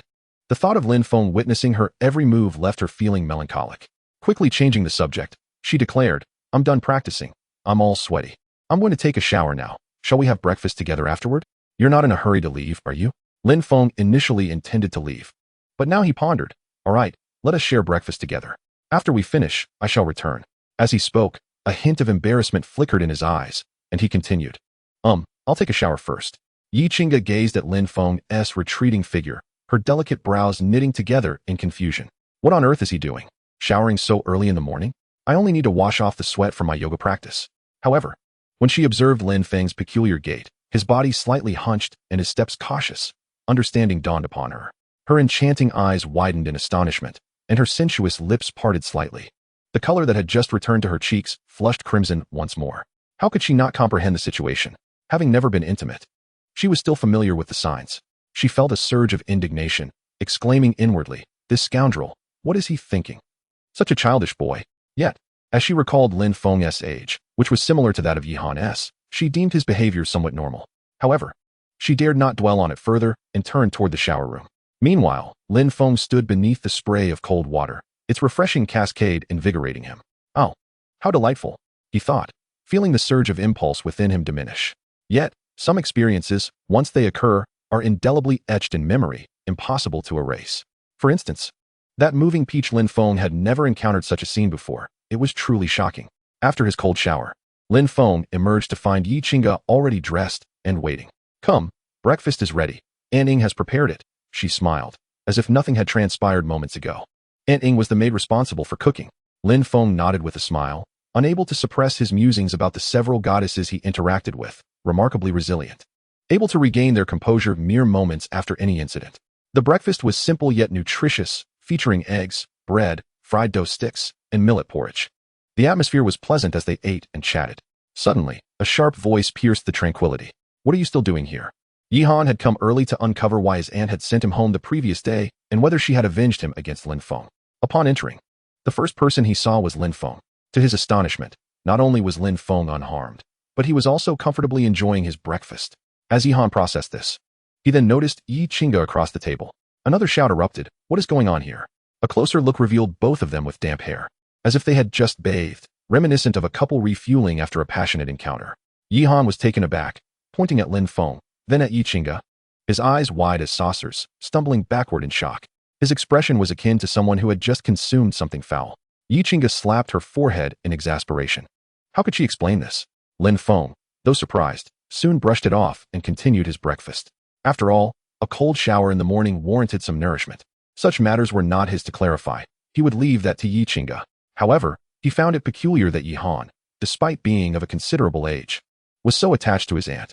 Even after receiving a beating, he sought her intervention, which was rather odd. Yi Qingge sighed and said to Yihan, "Little Han, you arrived just in time for breakfast." In her mind, she had already devised a plan, knowing she needed to clarify the situation to prevent him from further provoking Lin Feng. If she were to shield him in the future, it would likely require more than just a light reprimand. Unfortunately, Yihan was in no mood to listen, continuing to bellow, "I'm asking you both. When did you two get together?" Lin Feng, mid-sip of soy milk, sputtered in surprise. Was Yihan's imagination truly so vivid? He began to ponder. If his situation was as Yihan implied, the familial hierarchy would indeed be convoluted. After all, he and Yihan were classmates, and Yi Qingge was his aunt, which created a rather tangled web. While it is said that a woman 3 years older than a man is akin to gold bricks, if what Yihan suggested were true, well, best to leave it as it is. Yi Qingge's expression shifted as she felt a mix of embarrassment and annoyance. Although the reality was not as Yihan claimed, the events from last night to this morning were undeniably awkward and ambiguous, making her feel somewhat guilty. She retorted, "What nonsense are you spouting? I'm doing this for your sake." "For my sake? You sacrificed yourself for that. I can't possibly believe that." Yihan was infuriated, practically fuming. With that, he turned and stormed out, huffing in indignation. "Why stay and eat dog food?" Yi Qingge's face flushed again as she turned to Lin Feng, apologizing. "I'm sorry. Little Han lost his parents at a young age, so he tends to be quite attached to me." As she spoke, she noticed Lin Feng's expression was somewhat dazed, prompting her to inquire, "What are you thinking about?" Lost in thought, Lin Feng responded without thinking, "Isn't it strange for him to call me his uncle?" Yi Qingge's eyes widened in shock, her lips forming an O. This woman, known for her sharp intellect and decisiveness, seemed momentarily stunned, her body trembling with indignation. What on earth was he thinking? She wished she could peer into his mind to see if it differed from that of a normal person. "I see you as a brother. And you wish to be Yihan's uncle?" Yi Qingge, exasperated, tapped her forehead, utterly at a loss for words. However, upon reflection, she realized she was not significantly older than he was, and with the prevalence of age gap romances today, was it so outrageous? Could it be that he was uninterested in striving for anything more at such a young age? Lin Feng, too, was taken aback, unable to fathom how those words had escaped his lips. What is happening to me? Yet he sincerely wasn't being intentional. He was merely contemplating how one might navigate such a complex situation if it were to arise. When Yi Qingge asked again, he inadvertently answered in kind. That is how it is, Lin Feng thought to himself. However, he realized that believing it himself wouldn't suffice. He needed to convince others as well. Thus, he forced a wry smile and began to explain. "Yijia, please let me clarify. I truly did not intend to become his uncle." Yi Qingge's expression hardened as she coldly retorted, "So it was unintentional, but is there intent behind it?" Lin Feng opened his mouth, feeling a sense of helplessness. The more he tried to explain, the more tangled the web grew, which was precisely his current dilemma. Seeing his flustered face, Yi Qingge softened slightly and gently said, "Do not mind Yihan's wild claims. After all, I am several years your senior." Lin Feng, caught off guard, felt his mouth drop open in disbelief. What did that imply? Isn't it sufficient to simply be a few years older? Could you clarify your statement? Lin Feng detested individuals who spoke in half measures. For a moment, the atmosphere grew subtly strained, with both parties falling into silence, uncertain of how to proceed. After a brief pause, it was Yi Qingge who shattered the stillness. Turning to Lin Feng and beseeching, "Would you promise me, if Xiao Han troubles you again, not to retaliate too harshly?" Aware of Yihan's temperament, She knew he would not relent easily. Given her inaction, this predicament might provoke him further, exacerbating the situation due to his obstinate nature. Not to retaliate too harshly, Lin Feng furrowed his brow, contemplating the request, which did not seem unreasonable. He nodded in agreement, stating, I shall do my best. However, you must also take him to task. Yi Qingge sighed at his response, a hint of resignation in her voice. His parents have been absent since his childhood, and as his aunt, I have indulged him somewhat. I bear some responsibility for his current demeanor. Lin Feng remarked, I told you, when I punished you, it was not unjust. He added, no worries, I can also help in disciplining him. As your uncle, I share some responsibility too, he thought. Though he refrained from voicing the jest. After some idle chatter, the atmosphere remained somewhat askew due to Yi Han's earlier antics, prompting Lin Feng to take his leave. Yi Qingge offered to accompany him home, but he politely declined, opting instead to hail a taxi back to Yiping Manor. Inside the villa, Yi Qingge's expression was complex, her heart heavy with reflections on the peculiar events of the past few days. She opened the system interface to the section titled Chasing Light. Name, Lin Feng. Age, 22. Height, 182 centimeters. Weight, 65 kilograms. Current affection level, 9. Gazing at that numerical value, she felt a sense of exasperation. In truth, Lin Feng's fondness for her had surged several points since last night, primarily due to her initial intimidation tactics, which had earned an unreasonably low score from the system. Pondering for a moment, she considered that further communication was uncertain, yet recalled how Lin Feng's interest had spiked when he witnessed her practicing yoga that morning. It seemed his vulnerability was quite evident. This could indeed be leveraged. If Luo Yaoling were privy to her current thoughts, she might exclaim, great minds think alike. Lin Feng would likely respond with enthusiasm, bring it on. Let the storm rage fiercer. I yearn to confront my weakness. However, Yi Qingge felt her cheeks flush as she murmured, it feels somewhat embarrassing to scheme against someone younger than myself. Regardless, she resolved to proceed with caution. Unbeknownst to her, the dynamics of affection were inherently reciprocal. As she contemplated her scheming, it was already destined that she would find herself ensnared in her own trap. This is what one might call the unofficial law. Those who devise schemes shall ultimately be ensnared. Upon returning to Yiping Manor, Lin Feng was greeted with warmth. Welcome home, boss. A row of charming maids paused their tasks, bowing in greeting. Everyone is well. Please continue with your duties, Lin Feng thought, feeling elated. This was the essence of home.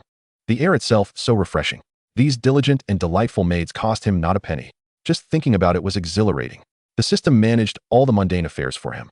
Ascending to the third floor of the villa, he savored the rare opportunity to unwind. Unlike in school where he was relentlessly pursued by the campus belle. Pursued for affection points. Lin Feng decisively dove into the gaming realm. After a busy few days, he had not played in quite some time. To his surprise, upon logging in, he found Zhou Qianyu was also online, immediately inviting him to team up. As they entered the character selection screen, Lin Feng swiftly chose Bai Li. His teammates erupted in chatter, urging Lin Feng to share his game statistics. He found it tedious to disclose such private information. Activating voice chat. Zhou Qianyu's voice promptly rang in, so much free time. Are you not striving? Didn't you say you'd buy a house and a car within 2 years? Lin Feng had boasted about his aspirations in front of him before. Well, I've already made the purchase, Lin Feng replied.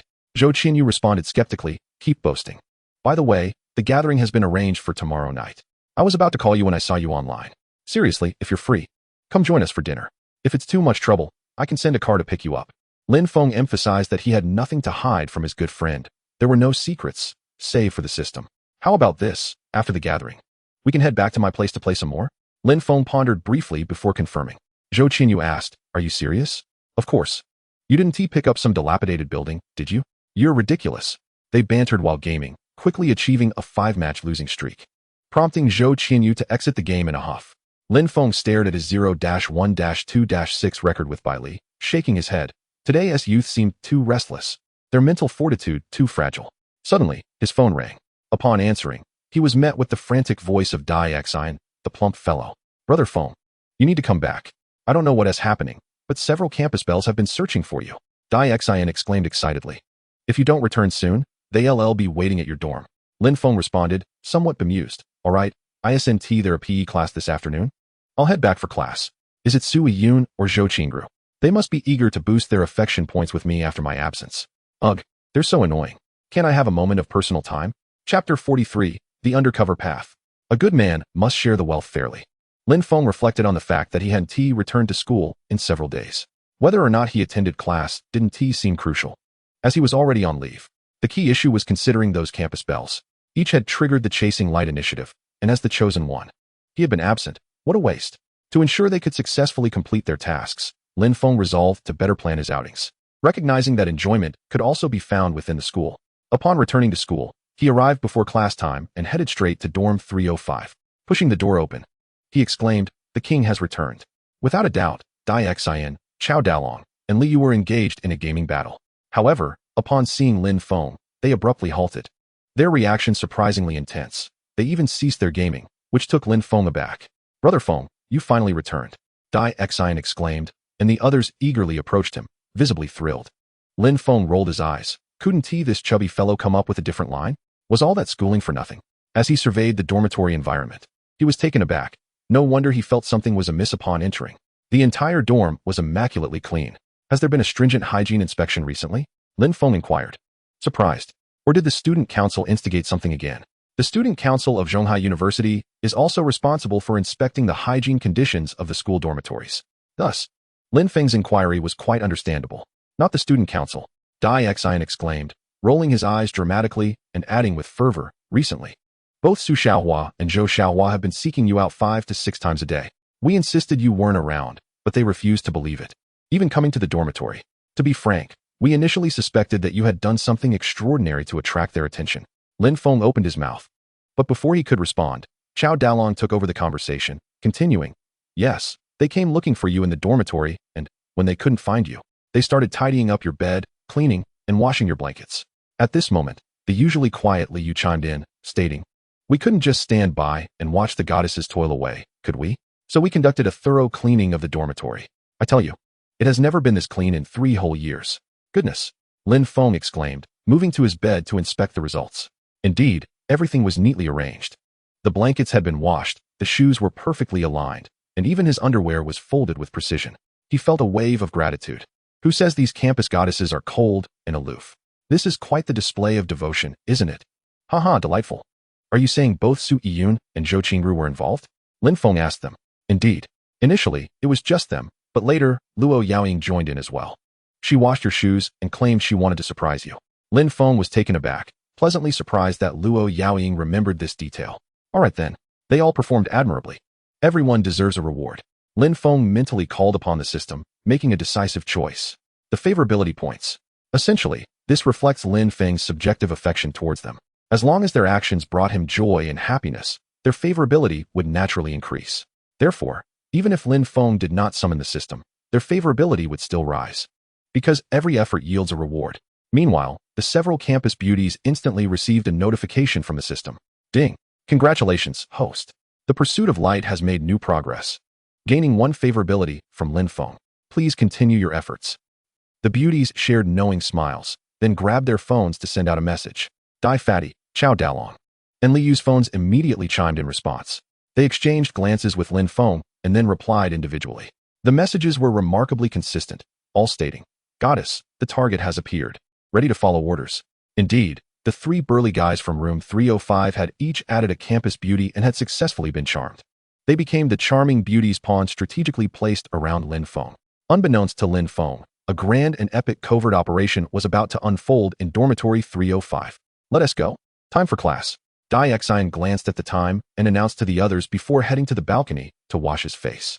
Seizing the moment, he sent a message to Luo Yaoying, 2:30 p.m., PE class. Chao Dalong returned to his seat to grab his water bottle and discreetly messaged Su Yun, basketball court. Please advise. The group exited the dormitory together. Li Yu intentionally lagged a few steps behind to quickly send Zhou Qingru a message. Hurry to the basketball court. Afternoon PE class. After completing these tasks, everyone cheerfully headed to class. Lin Feng sensed something amiss. Why were these guys looking at him with such peculiar expressions? Had they all turned? After 2 days away, could it be that they had all become enamored? As it was PE class, they headed directly to the school south basketball court, bypassing the need to return to the classroom. By the time Lin Feng and his friends arrived, most of their classmates were already there, and the teacher had arrived as well. For classes that were not focused on sports, the PE process was quite straightforward. Gather, take attendance, and then enjoy free activity. Let us go. Time to play some basketball. Let the games begin. Dai Xian declared to the others from room 305. They rarely exercised, so during PE, they typically made a point to play a match. Come on, let us crush you. Lin Feng was brimming with confidence. today was different. For his physical fitness was at its peak. Upon reaching the basketball court, a 5v5 fair match commenced.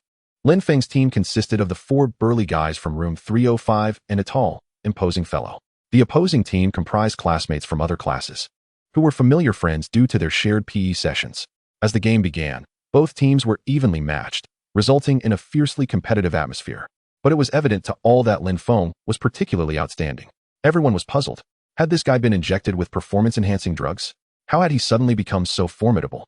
In truth, Lin Feng's skills were merely average. His exceptional performance today was solely due to his enhanced physique. His agile figure glided across the court, seemingly tireless. Before long, the others were panting heavily, while Lin Feng remained as vigorous as a bull. Stop. Let us take a break. Meng Xian, known as the Prince of Basketball, called for a pause, catching his breath as he looked at Lin Feng, saying, "Are you on steroids or something? Seriously, how did you become so fierce all of a sudden? It's just a friendly match. No need to go all out." Meng Xian's teammates echoed his sentiments. Even Dai Xin and the others looked at Lin Feng with confusion.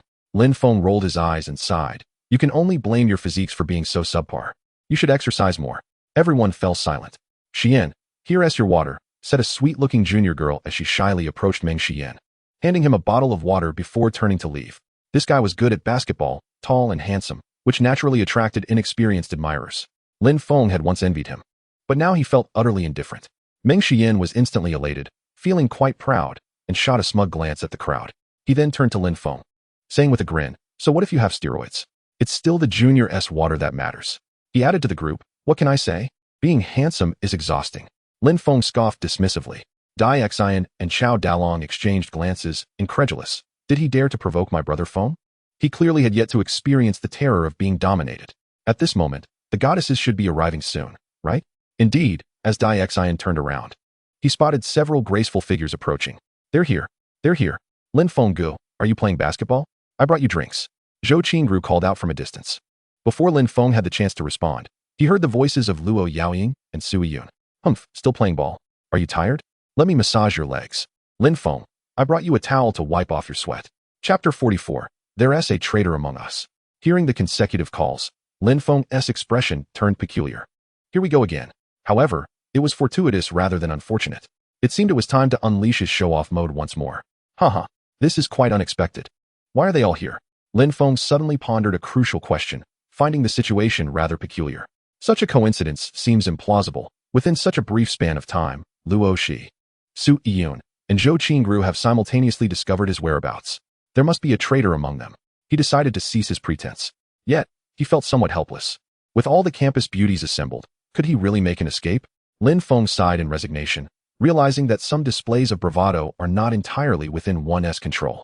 There exists a type of bravado that is involuntary, much like pure love, which cannot be simply wished into existence. There is a kind of love that is defined by letting go. While Lin Feng was lost in his thoughts, the campus beauties had already arrived. Lin Feng Gij. Remember to hydrate after sweating from playing basketball. I brought you an energy drink, Zhou Qingru said, her voice pure and adorable, almost lowly-like. Dressed in a plaid JK uniform. One might mistake her for a high school student. Thank you. Lin Feng, feeling somewhat parched, accepted the drink and took a sip. Refreshing. Affection one. Zhou Qingru's eyes sparkled as she cheerfully asked, "Does Lin Feng Gij like this flavor? I can buy it for you every day if you'd like." A bottle of water yielding a single point of affection was simply too advantageous. Lin Feng felt a bit embarrassed and hurriedly declined. "I do like it. But if I drink it every day, I'd surely get sick." Luo Yaoying had also arrived, her alluring phoenix eyes narrowing as she scrutinized Lin Feng, then glanced at Zhou Qingru. Internally, she scoffed. Green tea. All day long with that giggling. Was she laying an egg? More direct than the others. Luo Yaoying approached Lin Feng without any props, knowing well how to increase his affection, while Lin Feng and the others were resting on the steps. Luo Yaoying walked up behind him, gently kneading his shoulders, and said with a hint of melancholy, "I knew you'd be tired from playing. Let me give you a shoulder rub." Dai Xin and Meng Xian, along with the other team members, were utterly stunned, their expressions akin to that of fools. What the heck? What is going on? We were just playing basketball. How did it escalate to this? Bro Feng, while others are feeding each other dog food. What is happening to me? Meng Xian returned to his senses, recalling how he had been showing off in front of Lin Feng moments ago, feeling embarrassed as a man. The realization struck him. He was the fool. He glanced at the younger female students around him and felt utterly disinterested. Cough. Lin Feng, feeling awkward. brushed Luo Yaoying's hand away, uncomfortable with so many eyes upon him. Luo de Xiaohua, stop it. Luo Yaoying let out a cold snort. Her gaze filled with some resentment. Men, is this what they call being heartless? During intimate moments, you call me little fairy and free spirit, but in front of so many, you address me as Luo de Xiaohua. Am I not presentable enough? You cannot escape my clutches. Luo Shiwunti normally engage in such intimate gestures. However, the presence of Zhou Qingru and Su Yiyun instilled in her a sense of rivalry. Unlike them, who merely sought to boost their affection scores, Luo Yaoying had invested her feelings. Although she still desired to increase her affection, it had become more complicated.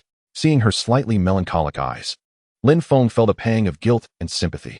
Yet, witnessing her behave so well and refrain from further mischief brought him great relief. His affection surged. Affection 111.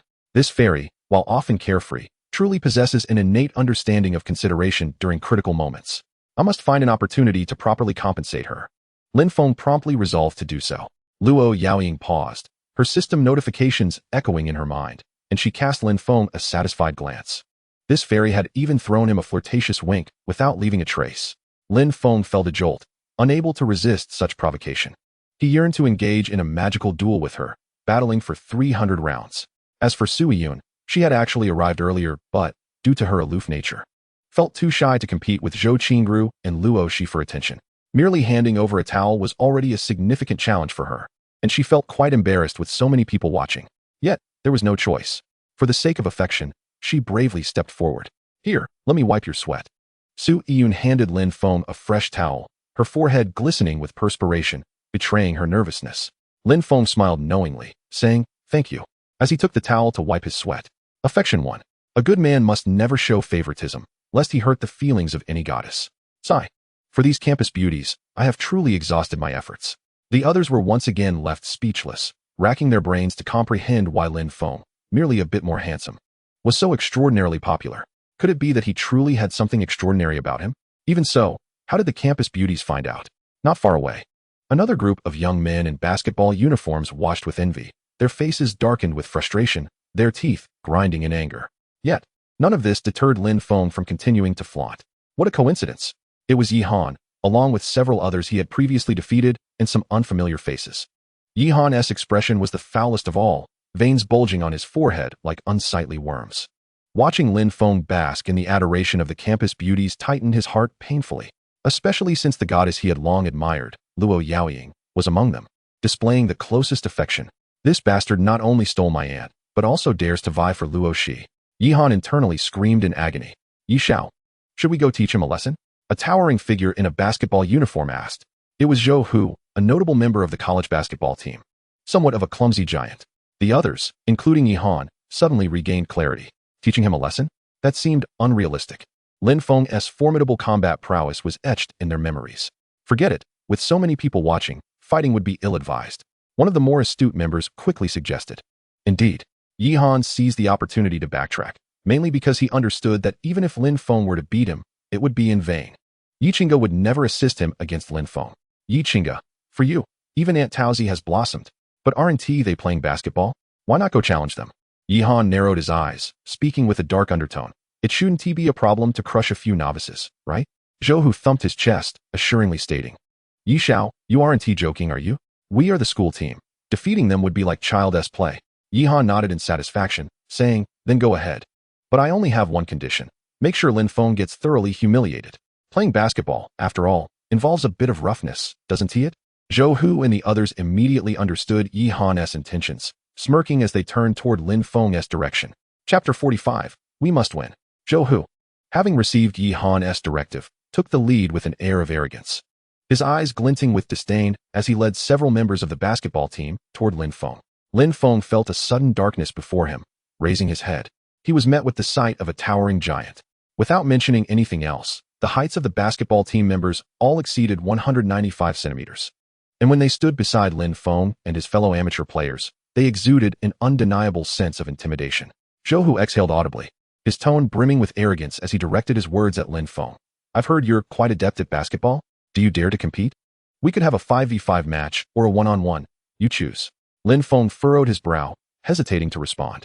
Had these hulking brutes lost their minds? They were part of the basketball team. What was there to compare with us amateurs? However, when he caught a glimpse of Yi Han, who was reveling in their mischief from a distance, everything became clear. This troublesome person again. Had he just forgotten the sting of embarrassment? Or was he simply unable to endure a day without being humiliated? At that moment, Luo Yaoyao, standing behind Lin Feng, felt her cheeks flush with admiration, secretly thinking, incredible. They can come up with the most absurd forms of provocation. Lin Feng remained silent, but several school beauties could no longer contain themselves. Although Zhou Qingru appeared pure and sweet, she had a feisty side as she indignantly confronted Zhou Hu. You all belong to the school's basketball team, and yet you dare to challenge amateur players? How shameless can you be? I'm embarrassed for you. At this point, Luo Yaoyao chimed in, rallying against them, saying softly, perhaps you're just brimming with energy and have nowhere to vent it? Sigh, looking like a gorilla, you ought to learn to handle your own affairs. Luo Yaoyao's retort left many in awe, with several individuals silently giving her a thumbs up. Fierce. A true heroine among women. Lin Feng felt somewhat speechless and offered her an encouraging glance. Listening to the mocking jeers from the crowd, Zhou Hu's expression soured, his face flushing crimson, clearly revealing his lack of intelligence. It was merely a basketball match. After a moment of contemplation, Zhou Hu finally managed to articulate his response. If you're scared, just admit it. You're a coward. Chao Nima, on the other hand, was hot-tempered. He had been simmering with rage ever since they had provoked them. And now he exploded, directing his fury at Zhou Hu, who towered over him. You're asking for a beating, aren't you? Chao Dalong and Li Yu did not intervene, readying themselves for a potential brawl. Even Meng Xiyan and others wore expressions filled with anger. Lin Feng narrowed his eyes and gestured to Daixin, stepping forward to confront Zhou Hu. His expression remained calm, emanating an air of dominance. Lin Feng regarded Zhou Hu coolly and said, a competition sounds interesting, but wouldn't it be rather dull without a bit of a wager? His intention was simple. If the wolf approaches, one must strike it down. Since Zhou Hu and his companions dared to provoke them, they should instill fear in them and teach them a lesson they would not soon forget. What do you mean? Zhou Hu chuckled, glancing at the diminutive figure before him, utterly baffled by his audacity. Initially, he thought he must have misheard. The basketball team members behind him wore expressions of disdain and laughed mockingly. What sort of wager are you proposing? Money or? Zhou Hu was interrupted by Lin Feng. What is the point of that? Let us do this instead. The loser strips and runs naked around the court 10 times. How does that sound? Daixin. Chao Dalong. Li Yu. Brother Feng. Isn't this a bit too extreme? Luo Yaoyao remarked. Is he trying to show off because he knows he is destined to lose? She was indeed misjudging Lin Feng. He simply believed that given his current physical condition, he might actually stand a chance against this towering fool. Besides, if he truly couldn't win, there was always the system to rely on. Zhou Hu was overjoyed, patting his chest and eagerly agreeing. You said it, so it's settled. He had already promised his master, Yi Han, that he would thoroughly humiliate Lin Feng. Initially, he had only considered playing a few tricks on the court, but the idea of making Lin Feng run naked in public was a sensational prospect. Yi Han would surely be thrilled. So, how do you want to compete? One-on-one, or? Zhou Hu hurriedly inquired, realizing he had impulsively provoked them without a clear plan. One-on-one, of course, Lin Feng replied, exasperated by Zhou Hu's lack of foresight. Just because he lacked common sense didn't he mean Lin Feng did too. While Lin Feng could gather 5 players on his side, it would be futile against their basketball team, which had once secured the National College League's runner-up title. The rules would be simple, take turns attacking, and whoever scores 3 baskets first wins. Lin Feng pondered for a moment before stating, no problem. Zhou Hu readily agreed, confident that no matter how they competed, Lin Feng stood no chance of victory. Thus, the specifics were of little concern. He merely wanted to start quickly. Yi Han secretly approached. Hearing Lin Feng's wager and feeling ecstatic, convinced that Lin Feng was digging his own grave. If he ran naked on the court, Luoshi would certainly no longer favor him, right? Haha, it was as if the heavens were assisting him. However, before Yi Han could finish his laughter, Lin Feng's teasing voice called out to him, clearly enunciating his name. Lin Feng would not let this instigator slip away unscathed. Yi Han, come here and show your uncle your phone. Lin Feng's voice rang clearly in everyone's ears, causing an uproar. Not only Daixin and his companions, but also Zhou Hu and the basketball team were left in disbelief. The school beauties gaped in shock. Lin Feng was actually Yi Han's uncle? This news was simply explosive. Yi Han felt as if a knife had plunged into his heart, nearly causing him to spew blood. This was the one thing he feared and could not accept. Lin Feng had deliberately struck this chord. What are you hesitating for? Behave, and when your uncle wins, I'll buy you a drink. Lin Feng grinned, adding another jibe. Yi Han felt as if this jab was laced with poison and serrated edges, tugging mercilessly at his fragile psyche. Internally, he cursed Lin Feng vehemently. Damn it. We haven't even registered the marriage certificate. How did I become your uncle? Lin Feng found amusement in Yihan's expression, which resembled that of someone who had just consumed something vile, and he chuckled even more joyfully. I've promised Qinggu to go easy on your physical body, but she never said I couldn't strike at your spirit. Let us get started. Zhou Hu, observing his master's expression, understood that Lin Feng was intentionally targeting Yihan. To alleviate Yihan's pressure, he quickly urged, let us go. Lin Feng began to stride towards the basketball court when Luo Yaoyao called out to him. She jogged a couple of steps forward, leaning close to his ear and sweetly whispering, you must win, you know. Why? Lin Feng asked, intrigued. Because you're so big, you might scare the younger girls. Lin Feng's handsome face flushed, exclaiming, can't you be serious for once? Was there even such a way to compliment someone? Affection level increased by 1. Chapter 46, absolutely serious. In no time, the news of the one-on-one match, with the loser required to run naked around the court 10 times, spread rapidly. A multitude of spectators flocked to witness the spectacle. In no time, the basketball court was surrounded by students who had rushed over. Modern-day university students, if asked to rise at 8 in the morning for class, might still be entrenched in slumber. Yet, summon them to witness a spectacle, and they would be up as early as 4:30. Such is their fervor. Don't take my spot. I'm off to buy some sunflower seeds, thanks, exclaimed one. Hey, isn't that senior Lin Feng? He has been quite the sensation lately. Discussions about him are rampant on the forums. Indeed, this audacious fellow is challenging the basketball team again. Does he believe he hasn't garnered enough attention? Goodness, our campus beauty has brought along 3 friends. Among the onlookers, some stood in neutral support of Lin Feng, while others were consumed by envy and jealousy. On the court, Lin Feng faced off against Zhou Hu. The atmosphere charged with tension, as if the air itself crackled with anticipation. Their silent gazes seemed to ignite sparks. The legend of absolute invincibility must never be shattered. One must fight my way if I am never to return. Get back. Get back. The legend of absolute invincibility must forever reside in the heart. One must fight my way if I am never to return. Picture this. A child in a room. Luo Yaoling, her expression composed, coldly addressed Chao Dalong. Turn off the music. Chao Dalong, somewhat embarrassed and flustered, stammered an explanation. I just thought the atmosphere suited this song perfectly. He quickly silenced his phone, while others looked at him in disbelief. Was he really concerned about the ambience at such a moment?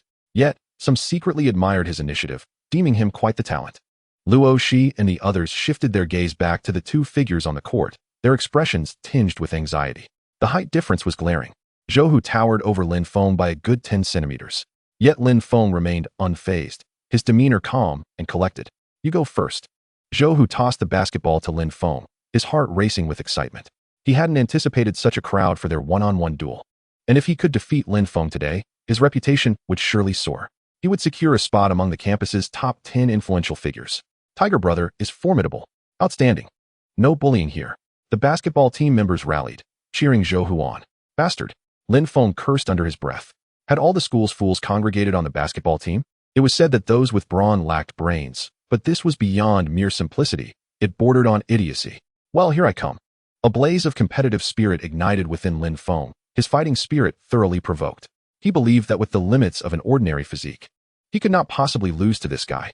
The one-on-one contest was officially underway, all eyes glued to the spectacle. However, expertise reveals itself swiftly. Lin Feng had underestimated the situation. As he charged toward the 3-point line, ready to take a shot, he suddenly realized something was amiss. What the hell? Where's my ball? He snapped back to reality only to see Zhou Hu effortlessly gliding to the basket, scoring with ease. The moment turned awkward, with Luo Yaoling and others supporting Lin Feng visibly distressed. Is this guy truly just trying to flaunt his height rather than his skills? On the court, Zhou Hu wore a smug grin, casting a taunting glance at Lin Feng. Tiger Brother is invincible. Huh. It's laughable that this fool dares to challenge me. The basketball team erupted in cheers, their arrogance unabated. Yihan clenched his fists, trembling with excitement. That's it. Take him down, you bastard. Humph. Scoring just 1 point. What is there to be proud of? Zhou Qingru, a broadcasting major, seized the moment to commentate. Did you see that? Although Lin Feng missed the shot, his movements were fluid and graceful, plus 1 point. That big guy, despite scoring, just looks foolish, minus 1 point. Luo Yaoling shot her a disapproving look. How could she miss an opportunity to garner favor? Indeed, fluid movements. Lin Feng is impressive. Though usually aloof, Su Yun felt a twinge of embarrassment in joining the cheers. After a moment of internal struggle, she called out in her cool voice, Lin Feng, you're the best. We will always support you. Defeat the big guy. The atmosphere fell silent, leaving others speechless. Where had their cool composure gone? The aura of superiority shattered. Amused, Yihan, who had fantasized about Luo, she berating Lin Feng, was taken aback once more. Yet, the most frustrated of all was Zhou Hu, who was nearly driven to madness. Damn it, I scored. And you're talking about fluidity and grace. Lin Feng felt a flush of embarrassment as he chuckled awkwardly. These campus beauties were indeed icy when they chose to be, yet utterly shameless when they wished. Was there really such excessive praise? Laughing, he found his admiration for them heightened. Kid, it's my turn to attack now. I'm going to win this 3-0. Zhou Hu roared, his fury boiling over. He simply wanted to vent his frustrations on Lin Feng. Whatever. Lin Feng shrugged nonchalantly, not because he had given up, but because he felt certain of victory. Initially, he had indeed underestimated Zhou Hu, thinking his superior physicality would secure him the win. However, Lin Feng suddenly recalled that as a member of the basketball team, Zhou Hu trained daily. Even if his overall fitness didn't surpass Lin Feng's, it was hardly lacking. In such a scenario, technique became paramount, which was why Lin Feng had allowed Zhou Hu that easy score. But so what? Lin Feng silently called out to the system. System, I can't lose, or I'll be unhappy. Some might argue that Lin Feng depended on the system, that without it he would be nothing. But he possessed the system. Could anyone contest that? Ding. Detected host being bullied. Unhappiness registered. Reward. Mastery of basketball skills. Lin Feng smiled, suddenly uncertain as he queried. System, this mastery of skills, it's legitimate, right? It was futile. This quirky system often rewarded him with odd attributes. The rewards provided by this system are indeed legitimate. If the host misuses them, that is not the system's concern. In an instant, Lin Feng felt his understanding of basketball elevate to a new pinnacle. Truly, the mastery of skills awarded by the system was no joke. This time, it was indeed quite reliable and serious. However, as the saying goes, once one master the skill, it can be applied universally. Surely, this dribbling technique would not falter elsewhere. The system is impressive. Lin Feng couldn't help but praise internally. The game continued, and it was now Zhou Hu's turn to attack. Observing Zhou Hu approaching with the ball, Lin Feng noted the glaring flaws in his opponent's skills. Of course, it was possible that Zhou Hu was overly dismissive of Lin Feng, entirely disregarding him. What is going on? Xin and the others looked at Lin Feng, who stood still, somewhat perplexed. Suddenly, Zhou Hu grinned, revealing a set of large, yellow teeth, his smile slightly menacing as his massive frame accelerated. He charged towards Lin Feng without hesitation, intending not only to showcase his skills, but also to let Lin Feng experience the sensation of a brutal collision. However, just as he prepared for a strong attack, entering the three-point line, he encountered the same issue Lin Feng had faced. What the hell? Where's my ball? Seizing the moment of Zhou Hu's oversight, Lin Feng accelerated and snatched the ball away. Zhou Hu turned sharply to pursue, only to see the ball tracing a perfect parabolic arc through the air, accurately passing through the hoop. In an instant, Lin Feng had scored a point with breathtaking swiftness. The basketball thudded to the ground, bouncing a few times before rolling to the edge of the court. The previously boisterous crowd fell silent, their gazes towards Lin Feng now imbued with a different intensity. Even the members of the basketball team had noticeably tempered their arrogant expressions. In the eyes of most, this match had seemed utterly predictable. Zhou Hu, being a member of the basketball team and significantly taller and stronger than Lin Feng, was expected to win effortlessly. Thus, when Zhou Hu had taken the ball from Lin Feng, no one had found it surprising. Yet, Lin Feng's swift retaliation had left everyone astonished. Luo Yaoyao stared blankly at the figure on the court, her almond-shaped eyes shimmering with intrigue, becoming increasingly captivated. Truly, he is a man worthy of my admiration. Sui Yun and Zhou Qingru also watched with unusual brilliance in their eyes. On the court, Lin Feng retrieved the ball, grinning as he announced, "It's my turn to attack again. Let us go?" Zhou Hu's expression finally turned serious, feeling a twinge of embarrassment. Having just boasted about defeating this punk with a score of 3-0, he had been slapped in the face before even a second had passed. Thankfully, few had overheard. Nonetheless, he still believed Lin Feng had no chance of winning. He merely needed to play with a bit more seriousness. Zhou Hu took his defensive stance, preparing to rally and secure victory in the match. Lin Feng dribbled a few times, showing no signs of preparing for an attack, and unexpectedly leaped to take a shot. Once again, the basketball traced a flawless arc through the air, precisely passing through the hoop. The sound of the ball bouncing on the ground echoed, and the scene fell silent once more, becoming eerily quiet. From beyond the three-point line, this shot sailed through the hoop without even grazing the rim. What incredible precision! In truth, for Lin Feng at this moment, it was hardly a challenge. His physical capabilities had reached the peak of human potential, and his control over power and technique was remarkably precise. Coupled with his mastery of basketball skills, this was truly child's play. Keep going. It's your turn to attack now, Lin Feng remarked cheerfully, observing Zhou Hu's increasingly grim expression. Zhou Hu swallowed hard, responding with difficulty, I know. Beads of cold sweat began to form on his forehead, his throat tightening as his confidence began to waver. If he still believed in his inevitable victory, he would truly be a fool. Tiger, believe in yourself. You've got this. Yes, remember, you are a professional. Show your true strength and defeat him. The members of the basketball team, noticing Zhou Hu's troubled demeanor, shouted encouragement. Meanwhile, Dai Xian and Chao Dalong were distinctly displeased with the opposing team's cheers and began to yell back. Brother Feng, take him down. He is just a paper tiger. Yes. Brother Feng, give him a good thrashing. Lin Feng. These two fools, can they not shout? How embarrassing. How did I end up with such roommates? Hearing his teammates' shouts, Zhou Hu dribbled the ball, regaining some of his rhythm and confidence. Yes, I am the one on the basketball team. Why should I fear him? His fighting spirit ignited. He charged towards Lin Feng like a wild bull. Yet, in a flash, Zhou Hu found his hands empty once more. Lin Feng seized the opportunity, pivoting with astonishing speed to snatch the ball back, then quickly sprinted towards the three-point line. Zhou Hu was on the verge of losing his mind. But there was no time to rant. He could only begrudgingly turn to chase after Lin Feng. Having already scored 2 points, if Lin Feng made another basket, he would win outright. At that moment, Zhou Hu realized the dire consequences of losing, his face paling as he quickened his pace, feeling an overwhelming sense of impotence against Lin Feng's impeccable shooting. However, this time, Lin Feng, instead of shooting from beyond the three-point line, deliberately slowed his pace, waiting for Zhou Hu to approach. Let me put on a show for you. Lin Feng smirked coldly as Zhou Hu barreled towards him. As he spoke, he forcefully slammed the basketball against the hoop in a violent arc. Meanwhile, Lin Feng sprinted swiftly towards the backboard. Zhou Hu, a professional player, recognized immediately that this shot was unlikely to succeed and quickly pivoted to pursue the rebound. He was confident he could reclaim the ball, given the significant height advantage he possessed. With a loud thud, the basketball struck the backboard and rebounded quickly. Zhou Hu leaped up, but just as his hand was mere centimeters from the ball, Lin Feng's figure also sprang into action. What the hell, Superman? Oh my god, can he fly? This can't be real, can it? Basketballs don't defy gravity like this. How is this possible? Yihan struggled to utter a few words, his face pale. The members of the basketball team gasped in shock, rising abruptly. As Lin Feng seized the ball, he executed a 360-degree spin in midair and, with an unstoppable force, slammed the basketball into the hoop. The entire motion was fluid and graceful, showcasing a breathtaking dunk. Silence.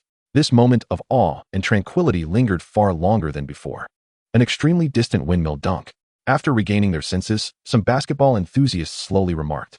The crowd's gaze towards Lin Feng transformed from admiration to outright reverence.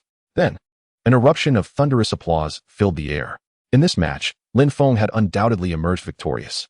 Luo Yaoyao stood entranced, her captivating eyes glimmering with excitement, her body trembling with exhilaration. After a moment, she inwardly lamented, why does he have to be so dazzling while playing basketball? Can this be considered an in-depth interaction? Chapter 48, The Ultimate Revenge System. Lin Feng gestured for silence.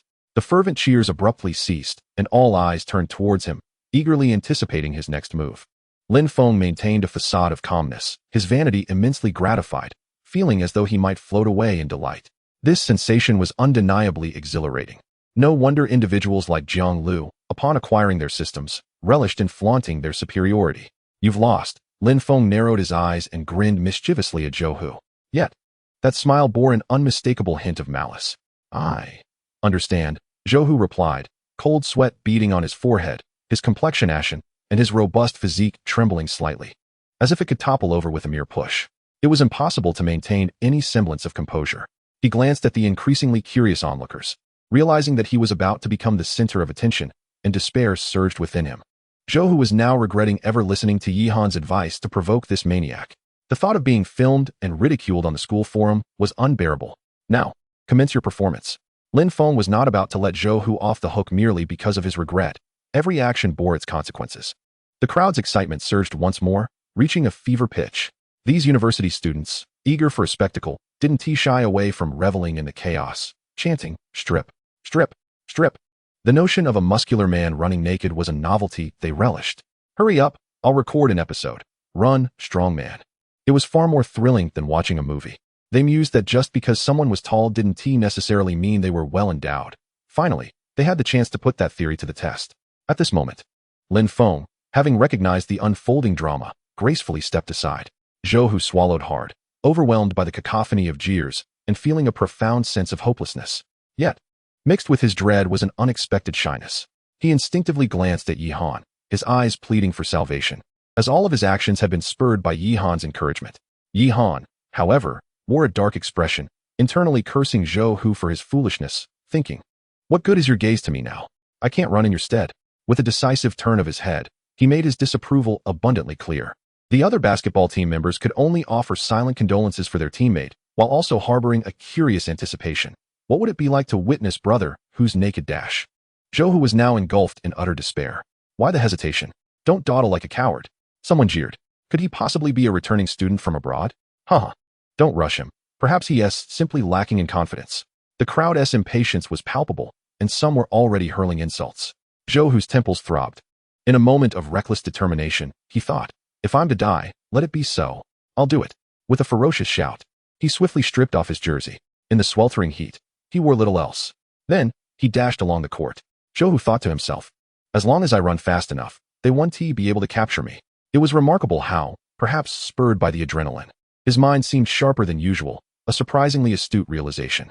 Oh, incredible, 666. Haha, what a man. True masculinity is this bold. Though the university students were adults, the indecorous spectacle caused many bashful female students to retreat, unable to bear the sight openly. Most covered their eyes with their hands, peeking through their fingers, no longer shy. They found humor in the situation. I finally understand. It's indeed true. Though that fellow towers over me, I never anticipated this. Thanks to this gentleman. It is now evident that size and physique need not correlate. They mused gleefully, grateful for their phones to document the event. Otherwise, they would have missed it. Zhou Hu, listening to their chatter, felt his world darken. What is social death? He thought. This is it. A grand spectacle of social demise. He realized that during this beautiful and blissful phase of life, his chances with the female students had evaporated. Before long, he completed 10 laps. For someone as vigorous as Zhou Hu, it was hardly a challenge. Yet, he felt as though those 10 laps were longer than a century. It was the longest run of his life. He quickly donned his clothes, bringing the performance to a close. The crowd dispersed as if leaving a cinema. Though they continued to whisper excitedly about the highlights, Lin Feng sought out Dai Xian and the others, preparing to return to their dormitory for a brief respite before attending a class reunion that evening. He eagerly anticipated reuniting with old classmates. Just then, he encountered Su Yun and Zhou Qingru, who approached to greet him. Clearly, they had been waiting for Lin Feng, but chose to keep their distance from the spectacle. I put in so much effort to secure this benefit for you, and you didn't even watch? Lin Feng teased upon seeing them. His curiosity piqued about the whereabouts of Luo Yaoyan, who was uncharacteristically absent. Both girls blushed and stammered. You rogue. You're so naughty. Lin Feng smirked inwardly, thinking, you have no idea how much worse I can be, but he inquired, what do you need from me?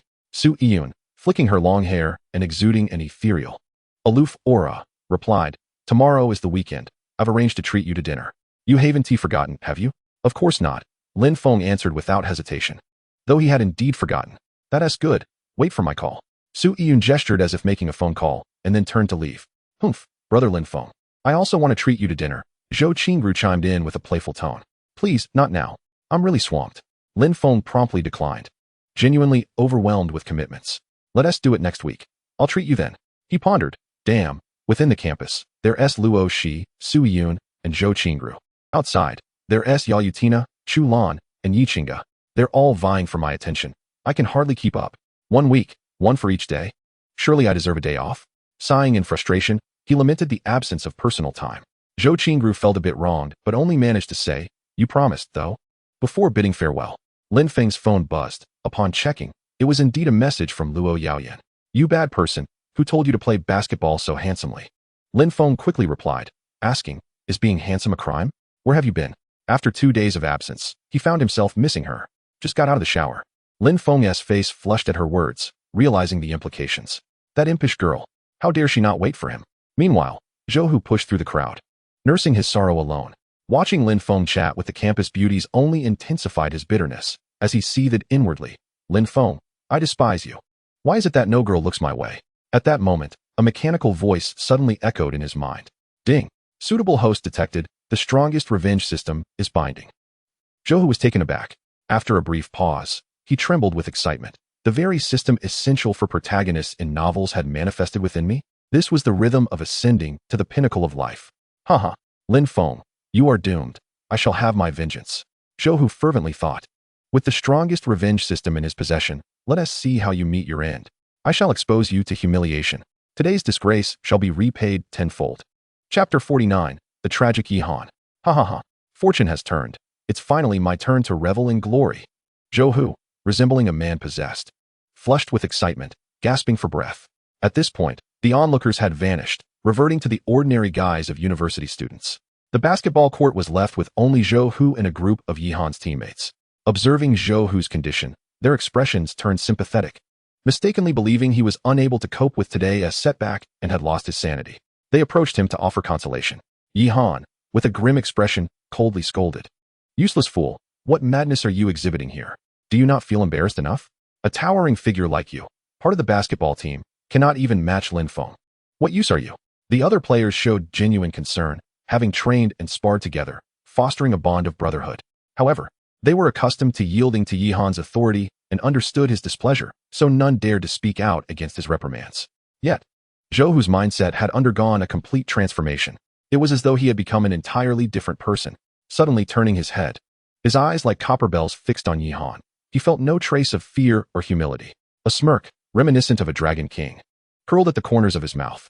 With a swift motion, he raised his hand. An enormous palm, akin to a giant fan, struck Yihan's face. Zhou Hu's strength was considerable. His daily regimen of exercise and training had endowed him with a physique far superior to the average person, even without the system's enhancements. The force of the slap made Yihan see stars, nearly knocking him unconscious. What a pathetic young master Yi, just a braggart. I've endured your incessant drivel for far too long. Zhou Hu's rage and dissatisfaction erupted forth. With the system, he no longer needed to rely on anyone. Why should he continue to grovel as someone else's lapdog? He repeatedly assured himself. From this moment forth, Zhou Hu would be the king of Zhonghai, no? The king of the world, ha ha ha. Suddenly, the exuberant Zhou Hu was met with Yihan's bewildered response. You're insane, aren't you? Yihan mumbled, his face already swelling significantly, even worse than the last time Lin Feng had struck him, given the short interval between injuries. I'm perfectly clear-headed, Zhou Hu bellowed. I'm simply done with you, you fool. This is all about you, he shouted, channeling all the anger he had endured today onto Yihan. Yet, truth be told, this entire incident had indeed stemmed from Yihan. In a flash, a left hook, as powerful as a sandbag, crashed into Yihan's jaw, causing him to spit out a mouthful of blood. It was at this moment that the other basketball team members finally reacted, utterly shocked and bewildered by Zhou Hu's drastic transformation. Tiger, have you lost your mind? This is young Master Yi. Stop fighting, apologize immediately, and get him to the hospital. That's the priority. Do you realize what trouble you're in? As they pulled the two apart, the basketball team members chimed in hastily. Zhou Hu's expression softened slightly, his fury abating, but he still spat derisively. You go ahead and take him. I won't accompany you. With that, he strode away, not bothering to cast a glance at the injured Yihan, clearly dismissive of him. Now his sole focus was to return, recalibrate his state of mind, fully comprehend the system's capabilities, and then seek revenge on Lin Feng. Roaring with triumph, he felt that today's misfortune had turned fortuitous. He had vented the pent-up frustration within him. Zhou Hu's mood considerably improved as he strode towards his dormitory, indifferent to the uproar he had caused. Knowing that his actions would surely become a hot topic on the forums, though such matters now seemed trivial. Indeed, when one reaches a certain level of prowess, many things become inconsequential. On the other hand, Yihan was barely regaining his footing, catching his breath, but the excruciating pain in his face sent him into spasms. After a moment, he grimaced and muttered, "This guy must be insane. I will not let him off. He must die?" At that juncture, a fellow basketball team member interjected.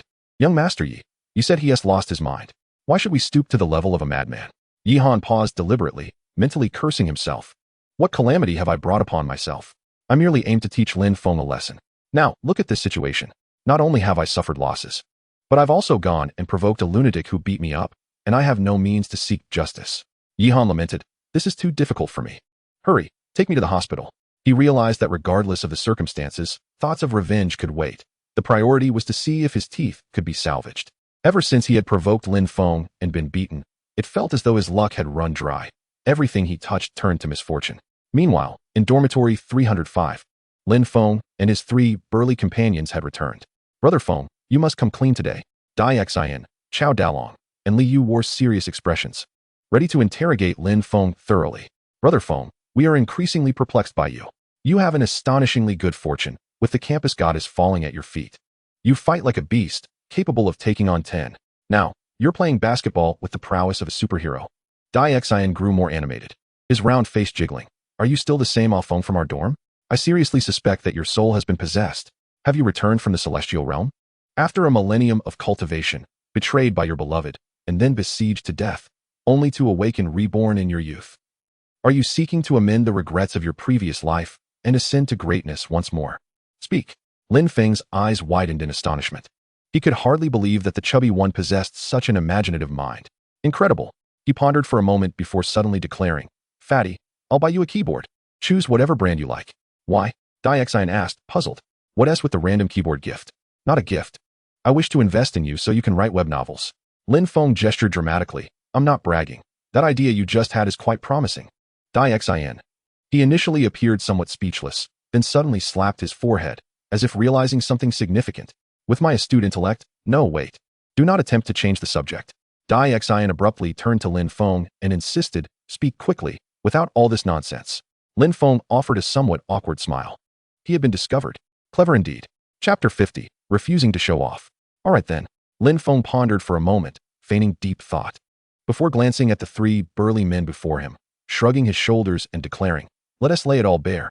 I shall no longer pretend. You guessed correctly. Ha ha ha. I am indeed the reincarnation of the immortal emperor. This time it was Xian and the others who displayed expressions of discomfort. They had merely spoken casually. How could one possibly believe that such absurdities existed in this world? Unexpectedly, Lin Feng had cleverly seized the opportunity, catching them off guard. Brother Feng, that's not what we meant. Li Yu, small in stature but quick-witted, quickly clarified. We merely wish to understand why you have changed so drastically lately. To the point where it's hard for us to believe. Perhaps it's because I once yearned to experience an ordinary life, but suddenly I no longer wish to. It's as simple as that. Lin Feng ceased his jesting and spoke with a serious countenance. Why must you dwell on this? Regardless of what kind of person I am, you all remain my closest roommates and brothers. After saying this, he secretly added in his heart, I shall forever be your patriarch. At this, the excited expressions of the group calmed down, a touch of emotion washing over them. They no longer fixated on the matter. Indeed, for them, no matter how extraordinary Lin Feng was, he had never treated them as outsiders. So, what was there to be troubled about? The more remarkable Lin Feng became, the better it was for them. After all, he was like their son. It is said that nowadays, every student in the university dormitory wants to be the big shot. This statement is likely not far from the truth. All right, I'll let you off the hook for now, Xian remarked, returning to his bed, promptly retrieving his phone and shouting, let us team up. I'll lead you to victory. Chao Dalong and Li Yu followed suit, each pulling out their phones. Gaming, or rather, teaming up, was indeed a popular pastime in the dormitory. You all play. I'm off to take a shower, Lin Feng said while heading towards the bathroom. I have a class reunion tonight, and I'm about to be late. Are you not going out to show off again? Chao Dalong replied while selecting a hero. Lin Feng retorted, showing off is not my intention. I prefer a low-key approach. It's just that I am often compelled to do so. No choice. It's all passive display.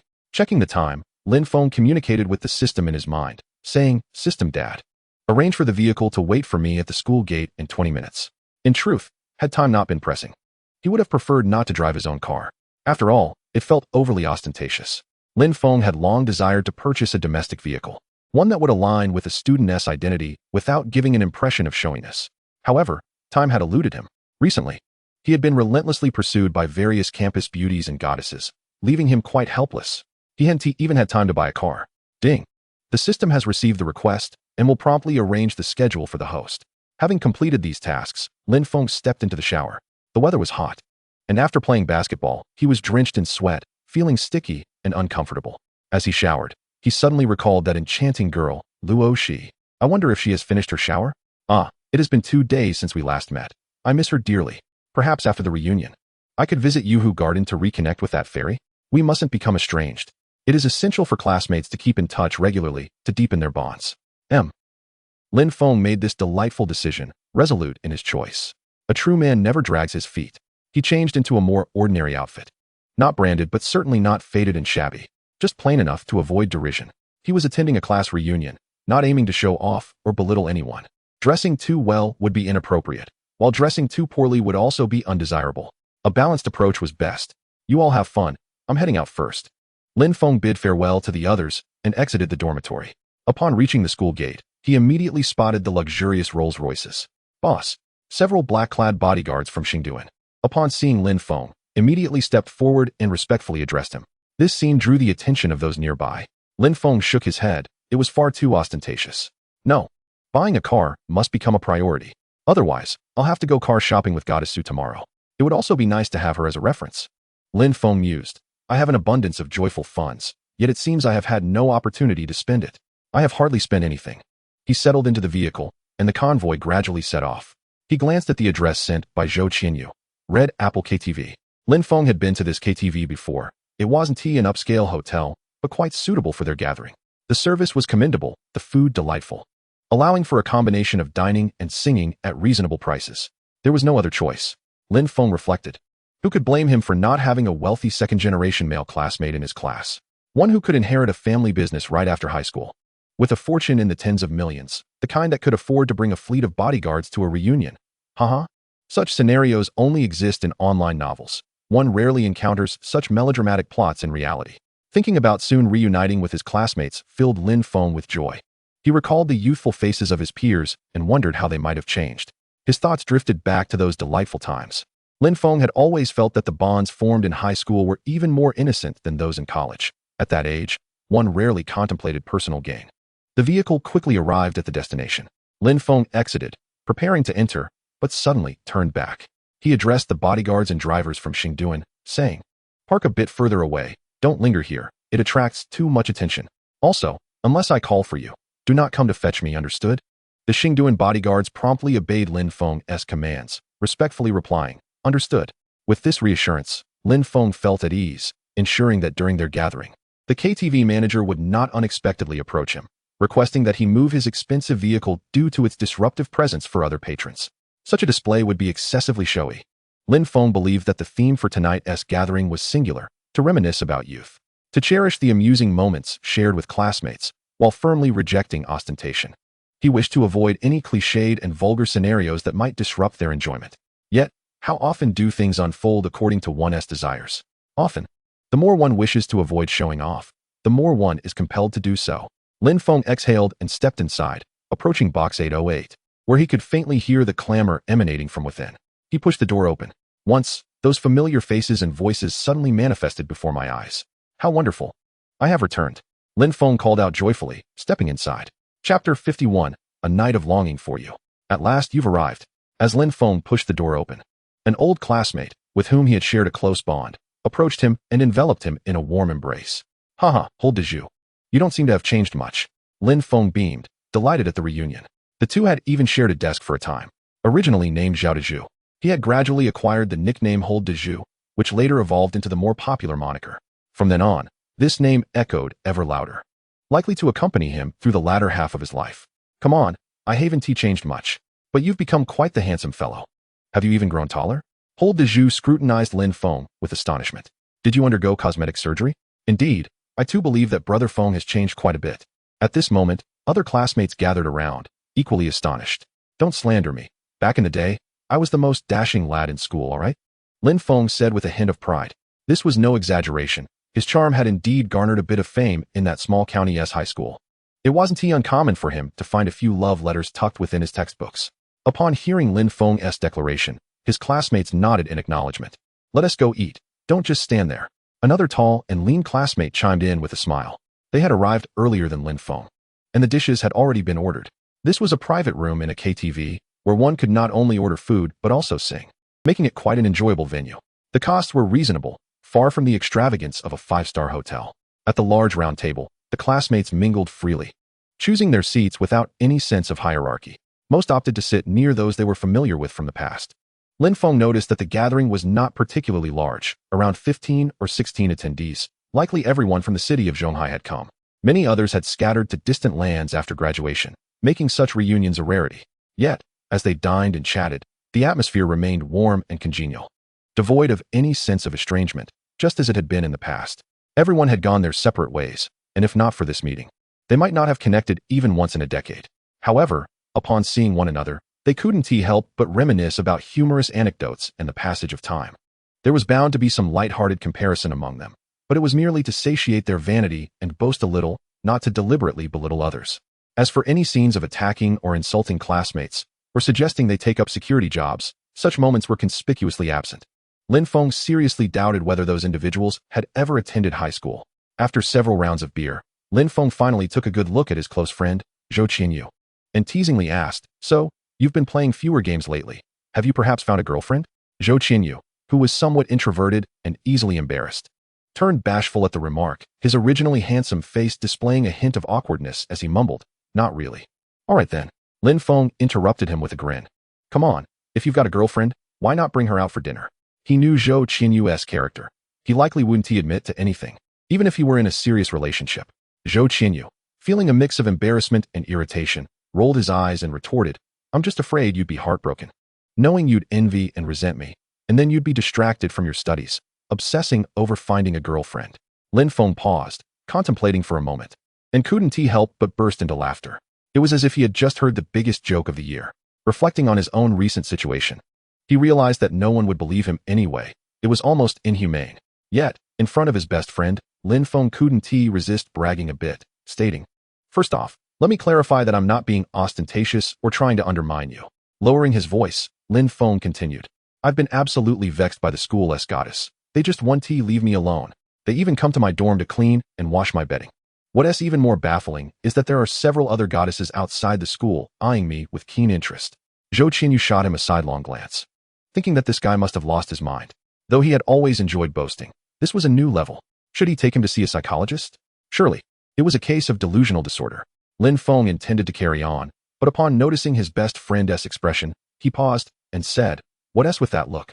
It's just a few beers, and you're already like this? Come on, eat some more snacks." Zhou Qinyu urged, pushing a bowl of peanuts towards him. "If you had just eaten a few more peanuts, you wouldn't be feeling this way." Lin Feng felt a twinge of defiance. After all, he had received a fair amount of flattery lately and had grown unaccustomed to hearing critical remarks. He retorted, "Don't talk about my school's goddess. Isn't your Zhang Linyu quite famous too? Do you think I can't win her over easily?" Zhou Qinyu laughed, his smile laced with sarcasm. "That's our school's top goddess.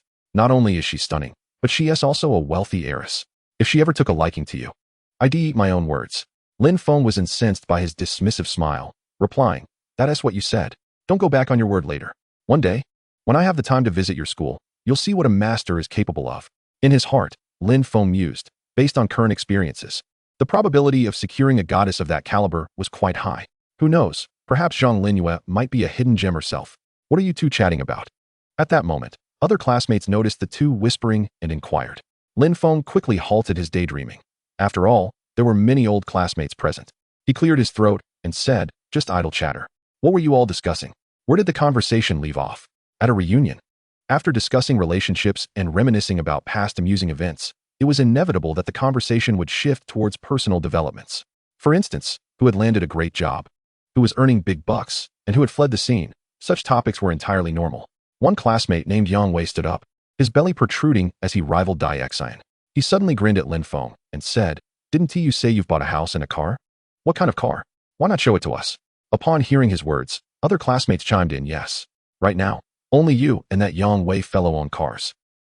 Lin Feng's expression turned a bit awkward. "No way. I thought I had successfully avoided this situation. Is it possible I cannot escape fate's design? By the way, what car did you buy? Let us take a look later." Yang Wei asked, inadvertently revealing, "I bought an Audi, not to brag. But the headlights are indeed impressive." "Well, mine isn't anything special. It surely can't compare to your Audi, so no need to look," Lin Feng replied sheepishly. However, seeing the expressions of his classmates, it was clear they wouldn't let this go easily. Just then his phone buzzed. He opened it to find a message from Luo Yaogui. The message was simple, "A night of longing for you." In order to spare himself the trouble, Lin Feng promptly changed his tone, saying, "Isn't it about time? I have some urgent matters to attend to." Those who noticed did not hesitate to reveal their insights. Lin Feng swiftly contacted the bodyguard from Xingduan to arrange for a car, urgency weighing heavily upon him. Chapter 52. This horse is unqualified. All good gatherings eventually come to an end, especially a reunion. The moments spent together always seemed to fly by. Before they knew it, several hours had elapsed. After settling the bill, the group arrived at the entrance of the KTV. Yang Wei pressed the button on his car key, and a brand new white Audi flashed its lights, instantly drawing envious glances from numerous classmates. In this gathering, discussions of Poison, Koenigsegg, or Aston Martin were rendered moot. A car worth several $100,000 was already enough to evoke admiration. "Yang Wei, what have you been up to lately to earn so much money?" One classmate could no longer contain his curiosity and inquired. Is there a good project you could share with me? I can hardly repay what I owe. Yang Wei chuckled, considering his response before saying, actually, it's nothing special. I just save a bit more regularly. I can manage to save 90% of my monthly salary. How much is your monthly salary? Another voice chimed in. 3,800, Yang Wei replied, his countenance slightly embarrassed. That doesn't seem enough to afford this car. Does it? Well, mainly my dad supported me with a few $100,000, he sheepishly admitted. Forget I asked. A classmate who had been listening intently displayed a look of incredulity, yet a flicker of envy shone in their eyes. Lin Feng merely smiled, finding this fellow rather amusing. What about your car? Where is it? Yang Wei perhaps sought to deflect the awkwardness by directing his question toward Lin Feng. Zhou Qinyu also looked over, his curiosity piqued. Initially, he had harbored doubts, and even now, he was only half convinced, knowing Lin Feng had a penchant for exaggeration. It's here, Lin Feng thought, his heart racing with urgency. He couldn't help but wonder if Luo Yaoyao would develop a case of lovesickness after such a prolonged absence. The crowd followed Lin Feng's gaze and were instantly stunned. A line of Rolls-Royce vehicles approached with an imposing grandeur, moving in perfect harmony. For them, this sight was akin to something plucked from the pages of a novel. How had it suddenly materialized in reality? Observing their astonished expressions, Lin Feng sighed inwardly, lamenting his need to show off. Was this his fate? He certainly didn't wish to deflate their spirits, yet here he was. The Dream One halted before Lin Feng, and a bodyguard in black respectfully opened the car door for him. I'll head back now. Everyone should disperse as well, Lin Feng said from within the vehicle, waving to the crowd. Please drive safely on your way home, and let us gather again when we can. At Lin Feng's words, the group snapped back to reality. They exchanged glances, each reflecting the shock they felt. Wow, Lin Feng has become this impressive? A sense of disbelief rippled through them, with the realization that a big shot was right beside them, unbeknownst to them all along. The chatter among them escalated, and what had initially been a rush to leave was now forgotten. Among them, Zhou Qinyu was the most astounded. He knew Lin Feng well, and thus found it hardest to believe, yet could not deny the truth. His good friend had truly made it big. By the way, he mentioned he bought a house, right? Zhou Qinyu was filled with questions, eager to seek Lin Feng out for clarification, and couldn't help but mutter, this guy, claiming he'd take me out after the reunion. Meanwhile, as soon as Lin Feng entered the car, he instructed the convoy to head toward Yuhua Garden. Glancing at the navigation, he was relieved that the journey was not long, roughly half an hour. His phone buzzed again. Upon checking, he discovered a photo sent by Luo Yaoyao, sensual and alluring, her eyes filled with longing. Accompanying it was a message. I've waited for you until the flowers have wilted. Lin Feng realized that he had rushed out earlier and hadn't had the chance to respond. He quickly typed a reply. On my way, little knight. Luo Yaoyao immediately responded with a shy emoji. You big pervert. Just as Lin Feng prepared to reply, a system prompt echoed in his mind. Beep. You have yet to draw for today's moment of happiness. It will soon refresh. Would you like to draw immediately? Lin Feng paused, nearly forgetting about this. If he waited until after midnight, it would be wasted. Let us draw. Without hesitation, he consented, eager to see what delightful surprise awaited him. Moment of happiness, yay. The system's voice chimed, and the pointer on the happiness wheel began to spin. Beep. Congratulations, host. You have drawn the passive ability, Light's Right Hand. Note, Light's Right Hand possesses miraculous functions such as healing, rejuvenation, and inducing pleasure. The host may experience its effects upon skin contact. In the next instant, Lin Feng felt his entire right arm enveloped in a radiant light, though it dissipated almost immediately. Suddenly, a wealth of information flooded his mind. He hastily processed the details, and after a moment, his expression shifted to one of astonishment. This light's right hand seemed rather formidable, with a plethora of remarkable applications. Healing was straightforward enough. It meant curing ailments simply by touching the afflicted. It was akin to the abilities of Tsunade. The rejuvenation aspect was even more astonishing. Capable of restoring youthful vitality to one's skin, almost akin to reversing the effects of aging. However, there was a caveat. It required intimate contact, and only the touched area would benefit, making full-body application rather delicate to consider. Nevertheless, it was undeniably impressive. This ability would be an irresistible temptation for anyone. For some reason, Lin Feng's thoughts drifted to Yi Qingge. He had reviewed her profile and noted that she was already 35 years old. While her skincare routine was impeccable and rivaled that of women in their 20s, even peaches have their ripe moments. Lin Feng felt it a tragic waste for such a stunning beauty to fade with time. His heart ached to preserve her allure, and certainly, no ulterior motives resided in his mind. If the opportunity arose, well, caution would be advised. As for inducing pleasure, that aspect seemed to warrant further exploration. Was it possible that touching someone could elevate their mood? This didn't seem particularly useful at first glance. Wait. Perhaps he should test it out with Luo Yaoyao. There might be other applications or surprises yet to be discovered. Moreover, Lin Feng noted that the description of Light's right hand hinted at additional functions yet to be unveiled. It would require more usage and experimentation. The car came to a halt. Unbeknownst to him, they had arrived. You all can head back. There's no need to wait for me. I have something urgent to attend to. Lin Feng instructed his bodyguards, feeling a touch of awkwardness. Boss, we understand, the black-clad bodyguard replied with a smile, acknowledging the urgency of the matter. None of these bodyguards were simple. They had all traversed the world and understood the nature of such situations. Lin Feng offered a sheepish smile, turning to stride toward the villa. As he opened the door, he collided with someone soft and fragrant. The delicate scent wafting into his nostrils. It was a unique aroma. It had taken him a full 26 minutes and 19 seconds to arrive. You are hardly a qualified horse. Lin Feng, my fault. Chapter 53. The Night Tames the Wild Horse. Yuhu Garden, Villa Number 9. Luo Yaowan sniffed the air, pouting as she remarked, "Have you been drinking?" Lin Feng nodded and replied, "Just a little, not much. I was catching up with some old classmates tonight, and right after it ended, I received your message." Upon hearing this, Luo Yaowan's exquisitely beautiful face broke into a joyful smile, a glint of mischief flashing in her eyes as she said, "I was merely venting my boredom, and I didn't expect you to actually show up. What do you intend to do?" Lin Feng, suspecting that the enchanting creature had ulterior motives, thought to himself, after spending some time together, our understanding of each other has deepened. He wrapped his arm around her slender waist and smirked. "I suspect you are driving without a license." Luo, she giggled, her laughter like the tinkling of bells. Lin Feng felt his heart flutter. "So, how do you plan to compensate me?" Luo Yaowan asked with a seductive smile, her eyes sparkling like a clear spring. After speaking, she mentally contacted the strongest talent system, inquiring, "System, I wish to spend 20 talent points to elevate my physique to its utmost potential." Immediately, a mechanical voice resonated in her mind. Ding. System acknowledges. Using 20 talent points to enhance the host's physique to the limit of an ordinary human. As the system's voice faded, Luo Shi's delicate body trembled, a surge of extraordinary strength enveloping her. This sensation lasted for over 10 seconds before dissipating. However, upon introspection, she felt an unparalleled sense of comfort and vitality. Is this truly the limit of an ordinary human's physique? Remarkable indeed. Those 20 points were well spent. Lin Feng couldn't help but chuckle, albeit somewhat awkwardly, and suggested, "Shall we adhere to the old routine?" Luo Yaowan's tongue swept across her ruby lips, coldly retorting, "Then I shall be quite unreserved." She thought defiantly. Now that her physique had reached the limits of an ordinary human, this time, she would surely conquer you, wild horse. Just as Lin Feng finished speaking, he heard the system's mechanical voice echoing in his mind. Ding.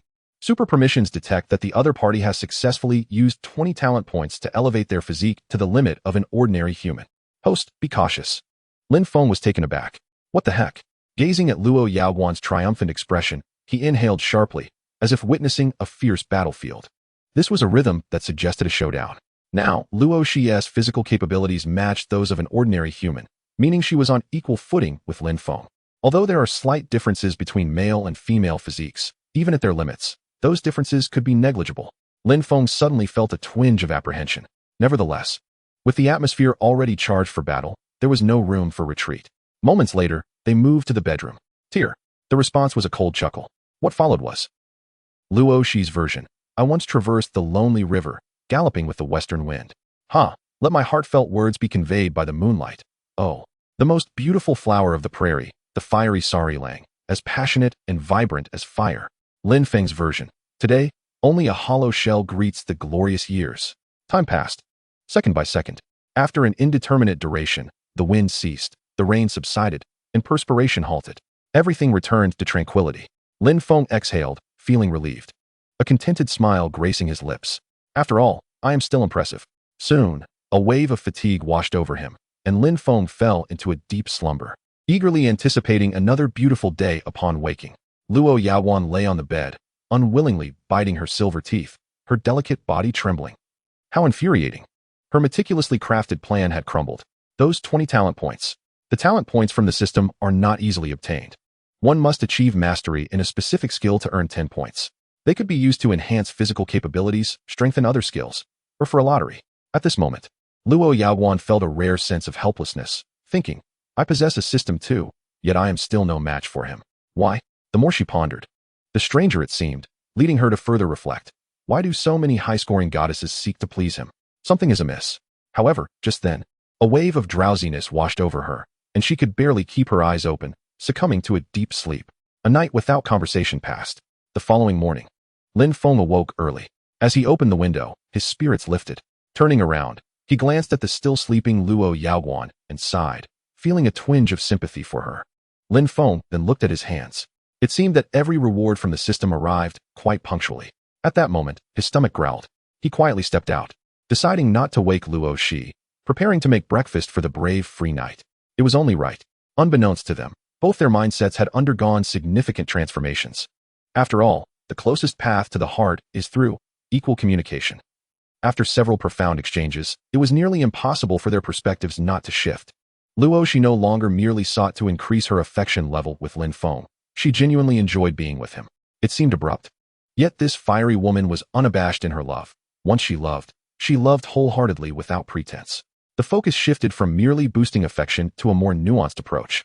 Meanwhile, Lin Feng also realized that this enchanting creature was becoming increasingly significant in his heart.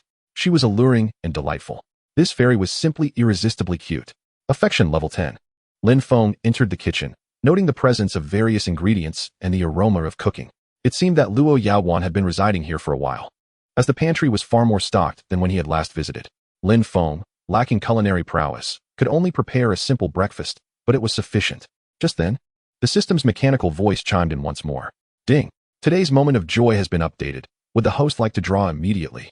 Chapter 54, The King's Dominance 20. Wait a moment, I'll draw later. Lin Feng contemplated, communicating with the system in his mind, thinking perhaps he could enjoy a good meal before testing his luck. In the kitchen, Lin Feng prepared a modest breakfast. It was so simple that he felt a bit embarrassed. He merely boiled rice to make porridge and stir-fried some vegetables, uncertain if they would even be edible. Remembering the sumptuous breakfast Luo Shi had prepared last time, he felt a pang of guilt and decided to venture out to buy some food. Fortunately, it was conveniently located, just outside the community gate. There were supermarkets and various breakfast shops. Lin Feng purchased some youtiao, fried dough sticks, soy milk, and bread before returning, his own hunger becoming increasingly pressing. Upon returning to the villa, he discovered that Luo Yaoguan had also risen and was in the midst of her morning routine. Lin Feng quickly arranged the breakfast on the dining table, striving to create an appearance of abundance. This could be considered a pleasant surprise, right? Haha. After a short while, the enchanting Luo approached, her eyes widening in surprise as she beheld the breakfast spread laid out on the table. Did you prepare this? She inquired, her voice tinged with delight. Of course, Lin Feng replied immediately, pausing for a moment before adding, this is a heartfelt breakfast that I personally crafted and purchased. Come, let us indulge. Luo Shi bit her lip, her movements subtly alluring, her captivating phoenix eyes fluttering. She felt genuinely touched, reflecting on her previous experiences. This moment felt overwhelmingly delightful. The contrast was indeed stark. Moreover, a woman in love is inherently more susceptible to such emotions. Noticing her stillness, Lin Feng prompted, why are you just standing there? Come and have some soy milk and fried dough sticks. If they don't suit your taste, there's nothing we can do about it. Just make do, as I can't prepare anything else. Only then did the enchanting Luo cast him a playful glance. Thinking to herself that her affection had not been in vain, she sauntered over and took a seat opposite Lin Feng, yet she did not touch the breakfast spread. With a soft voice, she said, come here. Lin Feng furrowed his brow, a hint of confusion crossing his face, but he obliged and approached her. What's wrong? Aren't you hungry? Luo Shi lifted her gaze, her eyes sparkling with seduction, and in a coy tone she replied, I want to eat you. Me? Lin Feng was even more perplexed, glancing down at the fried dough stick in his hand, which seemed nothing extraordinary. If you want it, just take it. At that moment, he suddenly felt a chill at his rear. Hiss! He gasped, realizing something startling, as a phrase echoed in his mind. I'm on fire right now. About half an hour later, Luo Shi had finished her breakfast and retreated to rest. Lin Feng, feeling a pang of sympathy, chose not to disturb her and instead enjoyed a moment of tranquility in the living room. Scrolling through the news, he suddenly recalled a crucial task he had yet to complete. Seizing the moment, he thought, with such a delightful mood early in the day, the treasures I draw must be extraordinary. System, initiate the lottery. With determination, Lin Feng summoned the system in his mind. The mechanical voice promptly resonated within him. Ding! A moment of joy, yay! The system's voice echoed as the pointer on the happiness moment will began to spin. Ding! Congratulations, host. You have drawn the passive ability, upgraded version of King's Dominance. Note, the upgraded version of King's Dominance can assist the host in enhancing their aura and temperament, transforming the host into a cool, commanding male deity.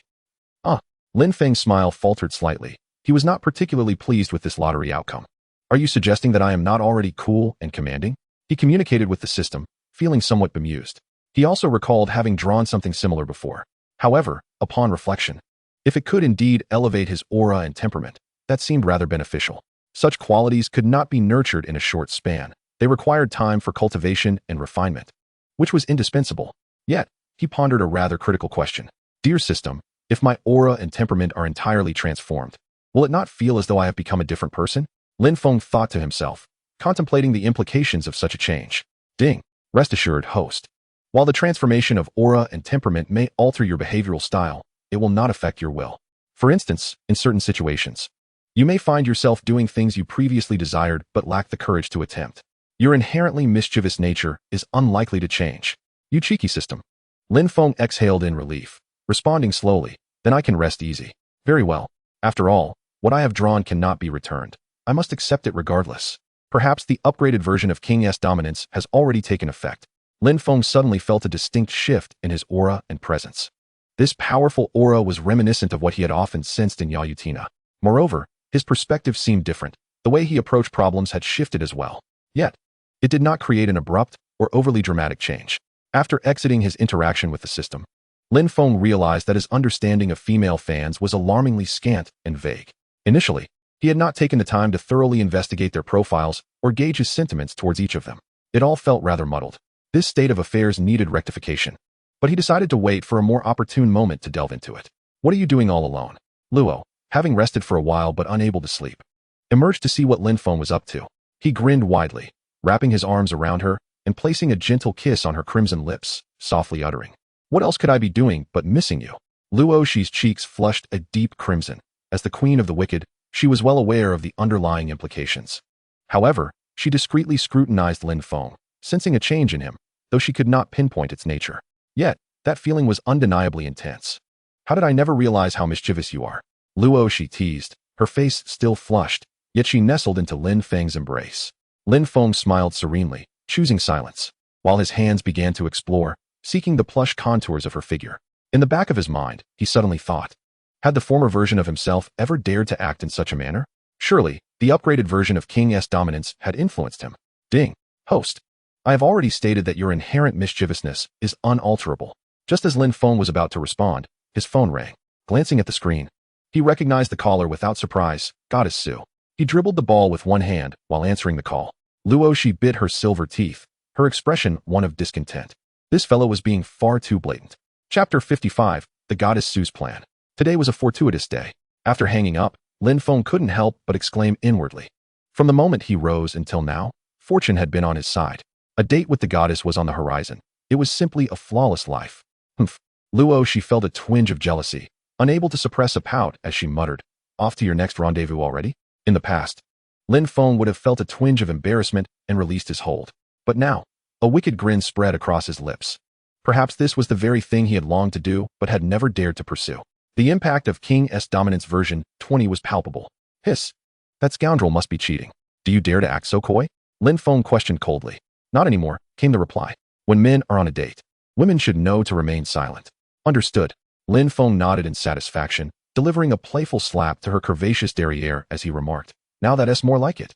To be honest, after all this flattery, he abruptly corrected himself, adding, "I must say, I still prefer your exquisite skills."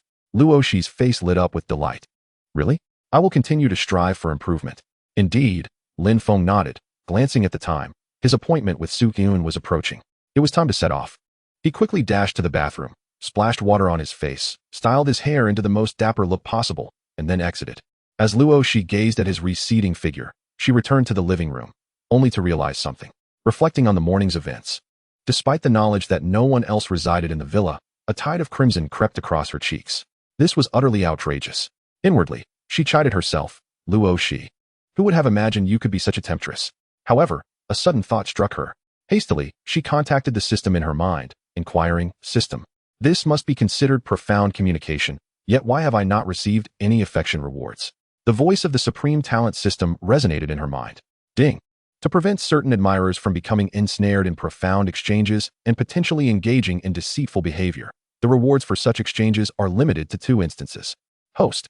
You have utilized both opportunities. While depth is commendable, do not become overly enamored. Luo, she felt a mix of embarrassment and indignation. What a ridiculous system. Why was this not disclosed from the outset? Nor was there a hint. After a brief moment, her irritation began to wane, and she couldn't resist entering the system to check the chasing light action section. Name, Lin Feng. Age, 22. Height, 182 centimeters. Weight, 65 kilograms. Current affection level, 68. To her astonishment, Lin Feng's affinity for her had reached an impressive 68 points. This was already a considerably high figure. At this rate, the completion of her task was imminent. Moreover, this level of affection indicated that Luo, she had secured a significant place in Lin Feng's heart. A score of 0 to 30 merely suggested a slight fondness, while 30 to 60 indicated a closer bond, akin to that of good friends. With a score of 68, they had entered the realm of mutual romantic inclinations. A smile returned to Luo Shi's face upon seeing this affection level. The accumulation of time and effort was indeed yielding results. Meanwhile, Suiyun stood before a full-length mirror, admiring her attire for the day. Her exquisite features resembled those of a fairy, with cascading black hair and a demeanor that exuded an ethereal elegance. She epitomized the essence of nobility and cold beauty, embodying the archetype of an unattainable ice queen. Today, she had chosen a stunning white dress. Simple, yet imbued with an air of sophistication that perfectly showcased her well-proportioned figure and celestial aura. Beneath the hem, her flawless legs, akin to jade, were visible, accentuated by shimmering silver stilettos that radiated an aura of aloof sensuality. In this ensemble, she was nothing short of perfection. Stepping out onto the streets, she was certain to leave many a besotted admirer in her wake. I refuse to believe he can resist my charm, Suiyun mused, a subtle smile gracing her countenance. At that moment, the affection level will surely soar. She had indeed put considerable thought into her appearance today, spending ample time selecting the perfect dress. Suiyun understood that, regardless of the circumstances, a beautiful goddess typically finds it easier to garner the affection of the opposite sex. For many young men, if they possess no interest in your exterior, how could they possibly invest time in understanding your inner self? Furthermore, Suiyun analyzed her recent behavior, concluding that she had previously come across as overly eager, which was inconsistent with her aloof goddess persona. This realization dawned upon her since acquiring the super goddess development system, where everything had progressed smoothly until the introduction of the chasing light action, which briefly threw her into disarray. However, for many men, the more easily obtainable something is, the less they value it. It is the unattainable, the high and mighty, that truly ignites their spirits. Therefore, Suiyun resolved to alter her strategy with her attributes. There was no need to grovel. She must maintain her icy demeanor. Lin Feng stepped out with enthusiasm, arriving at a renowned upscale Western restaurant in Zhonghai. Checking the time, it was just right. However, after waiting a while, he realized that Suiyun had yet to arrive. After sending her a message, he waited a full 10 minutes for a response. On my way, almost there. Lin Feng felt a flicker of displeasure. His enthusiasm waned. Yet he had no choice but to wait. He was well aware that many women had a tendency to be late. Moreover, they often allowed themselves to be tardy while holding others to strict punctuality, an undeniable double standard. In his previous relationship with Lu Shishir, he had often found himself waiting. Yet, after another 10 minutes, there was still no sign of Suiyun. Where could she possibly be? In truth, Suiyun was nearing her destination but had deliberately slowed her pace.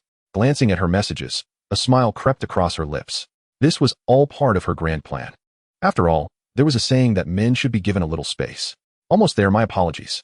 Suiyun replied with another message, her smile growing wider. Yet, merely 5 seconds later, her smile faded. She nearly burst into tears as the system notifications flooded her mind. Affection level, 2, 3, 1, 6, 3, 8, 4. Oh no, don't drop below 0. One moment, she had been ethereal and dignified. The next, she was desperate to shed her heels and run, nearly stumbling in her precariously high shoes. Even the aloof goddess could experience a breakdown. Chapter 56. The Ice Queen is no exception. The sound of fashionable heels clicking against the marble floor echoed as she sprinted. Run, goddess. Suiyun's exquisite visage bore a hint of distress as she hurried towards the rendezvous point with Lin Feng. She had already arrived nearby, so there was no need for a vehicle. As she walked, doubts began to creep into her mind regarding her strategy. The Ice Queen tactic seemed ineffective against him. If anything, it had provoked her. Allowing Lin Feng to wait had caused her affection level to plummet at a speed rivaling that of contestants being eliminated on dating shows. All she could hear was the sound of the countdown. Lin Feng, regrettably. Music. What a pity it wasn't you who stayed with me until the end. Su Yun checked her current affection level and was rendered speechless. It had originally been a comfortable 20 points. After tidying up the dormitory and delivering towels on the basketball court, Lin Feng had contributed positively to her affection score. Yet now, the current affection level read 18. She had lost over 30 points. Su Yun's composure began to fray. How could she possibly continue? A mere 6 points. Had it not been for her exceptional qualities, she might have resorted to foul language.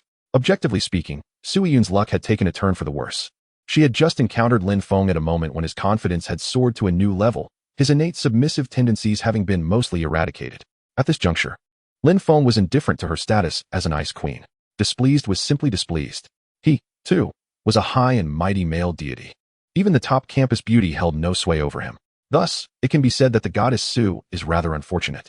Her meticulously crafted plan has unfortunately collided with adversity. It is akin to a hellish beginning, where all three lanes, top, mid, and bottom, have utterly collapsed. Ding. Maintain your composure. Believe in yourself, and do not forget, you are destined to become a supreme goddess. The mechanical voice of the system suddenly resonated within Su Yun's mind.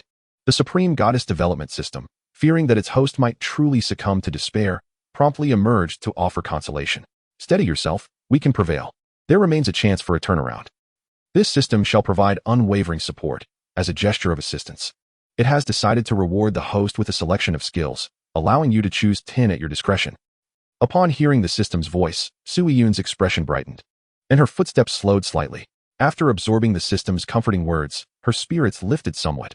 Indeed, she had the system's assistance. Perhaps the situation was not irretrievable after all. Moreover, the system had committed to providing robust support and had immediately bestowed a plethora of rewards. However, when she scrutinized the nature of the rewards, a flicker of unease crossed her exquisite eyes. Why did this reward seem somewhat amiss? Su Yun hesitantly queried within her mind. System, are these skills truly effective for garnering affection? Certainly. Based on this system's observations, the children of light undoubtedly prefer a goddess who is multifaceted and talented. Su Yun's face flushed slightly, and she felt too embarrassed to continue her inquiries. Oh well, what if they might indeed prove useful? At that moment, she finally arrived at her destination, spotting that familiar figure. Lin Feng was seated outside a milk tea shop, a cup of tea placed before him, engaged in a phone conversation. Exhaling softly, Su Yun felt a sense of relief and a tinge of gratitude. No wonder the declining affection had abruptly halted. He was preoccupied with a call. It was rather disheartening to realize that his lack of attention was the reason her affection rating had not diminished. The school's flower, the ice goddess, had seemingly lost her allure. For the first time in her life, Su Yun, who had always been adored and admired, felt the sting of frustration.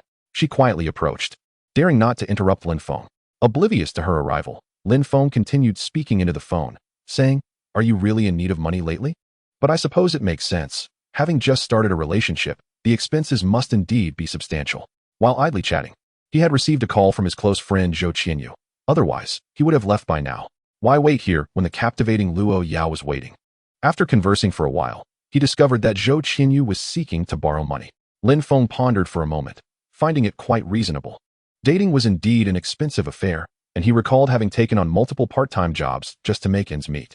Moreover, he had previously borrowed from Zhou Qianyu to tide him over. "Do you have any? Just lend me a bit to start with." The voice on the line carried a hint of uncertainty. Although aware of Lin Feng's newfound affluence, asking to borrow money still made Zhou Qianyu feel somewhat awkward. A substantial amount, Lin Feng readily acknowledged, then inquired, "So, how much do you need?" After a brief silence, Zhou Qianyu cautiously replied, "Is 10,000 acceptable? I'll repay you after my summer job." "No problem. I'll hang up and transfer the money immediately." After ending the call, Lin Feng promptly sent over 20,000 yuan. He currently had more money than he could spend, and for a select few close friends, he could afford to be generous without a second thought regarding repayment. However, upon reflection, Lin Feng found something peculiar. He was well aware of Zhou Qianyu's frugality, so it was odd for him to request such a large sum. Had he encountered a gold digger? That would be disastrous. Zhou Qianyu, with his naivety, could end up losing everything. While Lin Feng was lost in thought, an opportunity to investigate presented itself. Suddenly, a pair of silver high-heeled shoes appeared before him, causing his eyes to light up. A glance upward revealed slender calves akin to lotus roots. Swallowing hard, he noticed her well-proportioned figure, a captivating silhouette. If only she would wear her hair in twin tails, it would be utterly delightful. How could I entertain such wicked thoughts? Lin Feng mused to himself. It must be the influence of the system's dominant aura 20. The old me was so traditional and pure, completely oblivious to such matters. Affection level 1. Men, after all, are seldom stingy when it comes to beautiful things. Su Yun's heart leaped with excitement. It seemed this individual was not entirely immune to her charm. His inner honesty was evident. Perhaps she should maintain her aloof demeanor. After all, being overly affectionate was rather embarrassing. Lin Feng lifted his gaze, eager to look up. His eyes traversed the two peaks, and Su Yun's exquisitely beautiful face instantly materialized before him. Truly, she was a goddess, her beauty unparalleled. However, affection level 3. Humph, you may be a goddess, but I am also a formidable and aloof male deity. Am I to indulge you? It is precisely this audacity, whether you like it or not. Even if you are half an hour late, I have yet to hold you accountable. Let us engage in mutual harm. Su Yun was utterly bewildered, left in a state of confusion. Apologies, it appears my thoughts were rather superficial. This individual cannot be comprehended through conventional reasoning. He is no ordinary man. Chapter 57. Gentlemen, please board the vehicle. Su Yun held her breath, her emotions teetering on the edge of complexity. She felt a wave of anxiety wash over her. Surrounded by admirers throughout her life, she had grown accustomed to being elevated upon a pedestal, yet this stark contrast was overwhelming, leaving her disoriented. Facing Lin Feng, a man of extraordinary stature, Su Yun truly found herself at a loss. Moreover, she noticed that Lin Feng seemed different today, radiating an incredibly powerful aura. His gaze was resolute and brimming with confidence.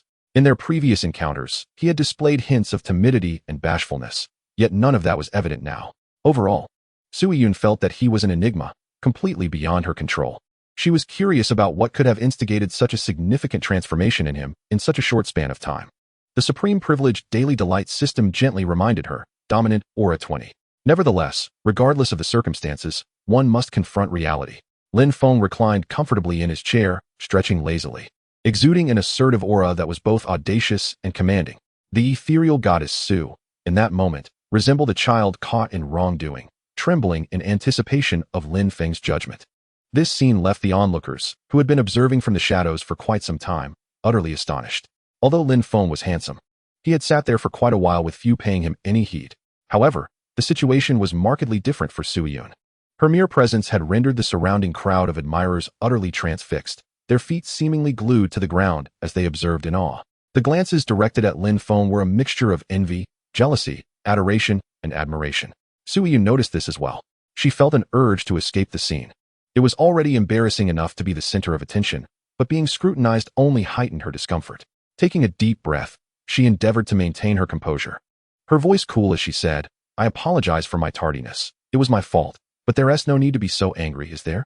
This fellow is exceedingly stingy. His favorability has plummeted by over 30 points in an instant. It is evident that Lin Feng is genuinely incensed. He glanced up at her innocent visage and coldly remarked, Are you implying that I am in the wrong? Favorability 1. Su Yun exclaimed. She hastily clarified. I never said that. I recognize my mistake. I should not have been so tardy. Lin Feng sneered again, leisurely responding. So, according to your logic, if I were not delayed for such an extended period, that would be acceptable? Should the esteemed male god be the one waiting? Favorability 1. Su Yun was on the verge of tears. Could it be that this guy is actually a woman? How familiar is this nonsensical pattern? Meanwhile, Lin Feng pondered that perhaps Lu Shishir's presence in his life had indeed served some purpose. At the very least, it had imparted numerous lessons to him. No, absolutely not. Su Yun had completely dispelled any fantasies. Lin Feng was utterly devoid of compassion. She earnestly stated, It is entirely my fault. I fully acknowledge my error and will reflect deeply upon it. Please forgive me, esteemed male god. Lin Feng's expression softened somewhat. The title male god did hold some sway. And he slowly replied, However, refrain from being so ostentatious in public. This male god prefers a more understated approach. Su Yun felt a mix of amusement and exasperation, relieved that she had passed this hurdle. Yet, before she could bask in her moment of joy, Lin Feng spoke again, plunging her spirits into utter despair. A profound reflection is indeed required. How about this? You shall return home and compose a 3,000-word essay of self-reflection for me. Lin Feng contemplated further and added, Remember, do not fabricate or exaggerate. No inflating the numbers. Understand? Su Yun, this is so disheartening. Understood. The tone of Su Yun's voice bore a hint of a sob. Surely this matter could not linger? Reflecting on the icy mountain stimulation plan established that morning, she found it somewhat ridiculous. No trouble, no death. In that moment, it seemed no one understood this phrase more profoundly than she did. Lin Feng finally nodded in satisfaction. acknowledging her willingness to amend her ways. Favorability slightly increased. Favorability 5. When one's favorability towards another dips into the negatives, even a minor change can result in significant improvement. Upon hearing the system's notification, Sui-Yun was relieved that it was no longer in the red. She felt a rush of emotion. This sweetness was overwhelming, nearly bringing her to tears. "Let us go eat. I'm starving," Lin Feng said, rising from his chair with a light-hearted remark, and then strode toward the dining hall. Sui-Yun eagerly followed, feeling no sense of impropriety or lack of chivalry in his actions. Watching his retreating figure, she felt a surge of admiration for his masculinity. This illustrates that even goddesses are women. They should not be overly indulged. As the two departed, the onlookers, captivated until Sui-Yun's lovely silhouette was no longer visible, reluctantly withdrew their gazes. "I can't believe it. How should I even describe that handsome fellow's prowess? I can only exclaim in awe. You have no idea.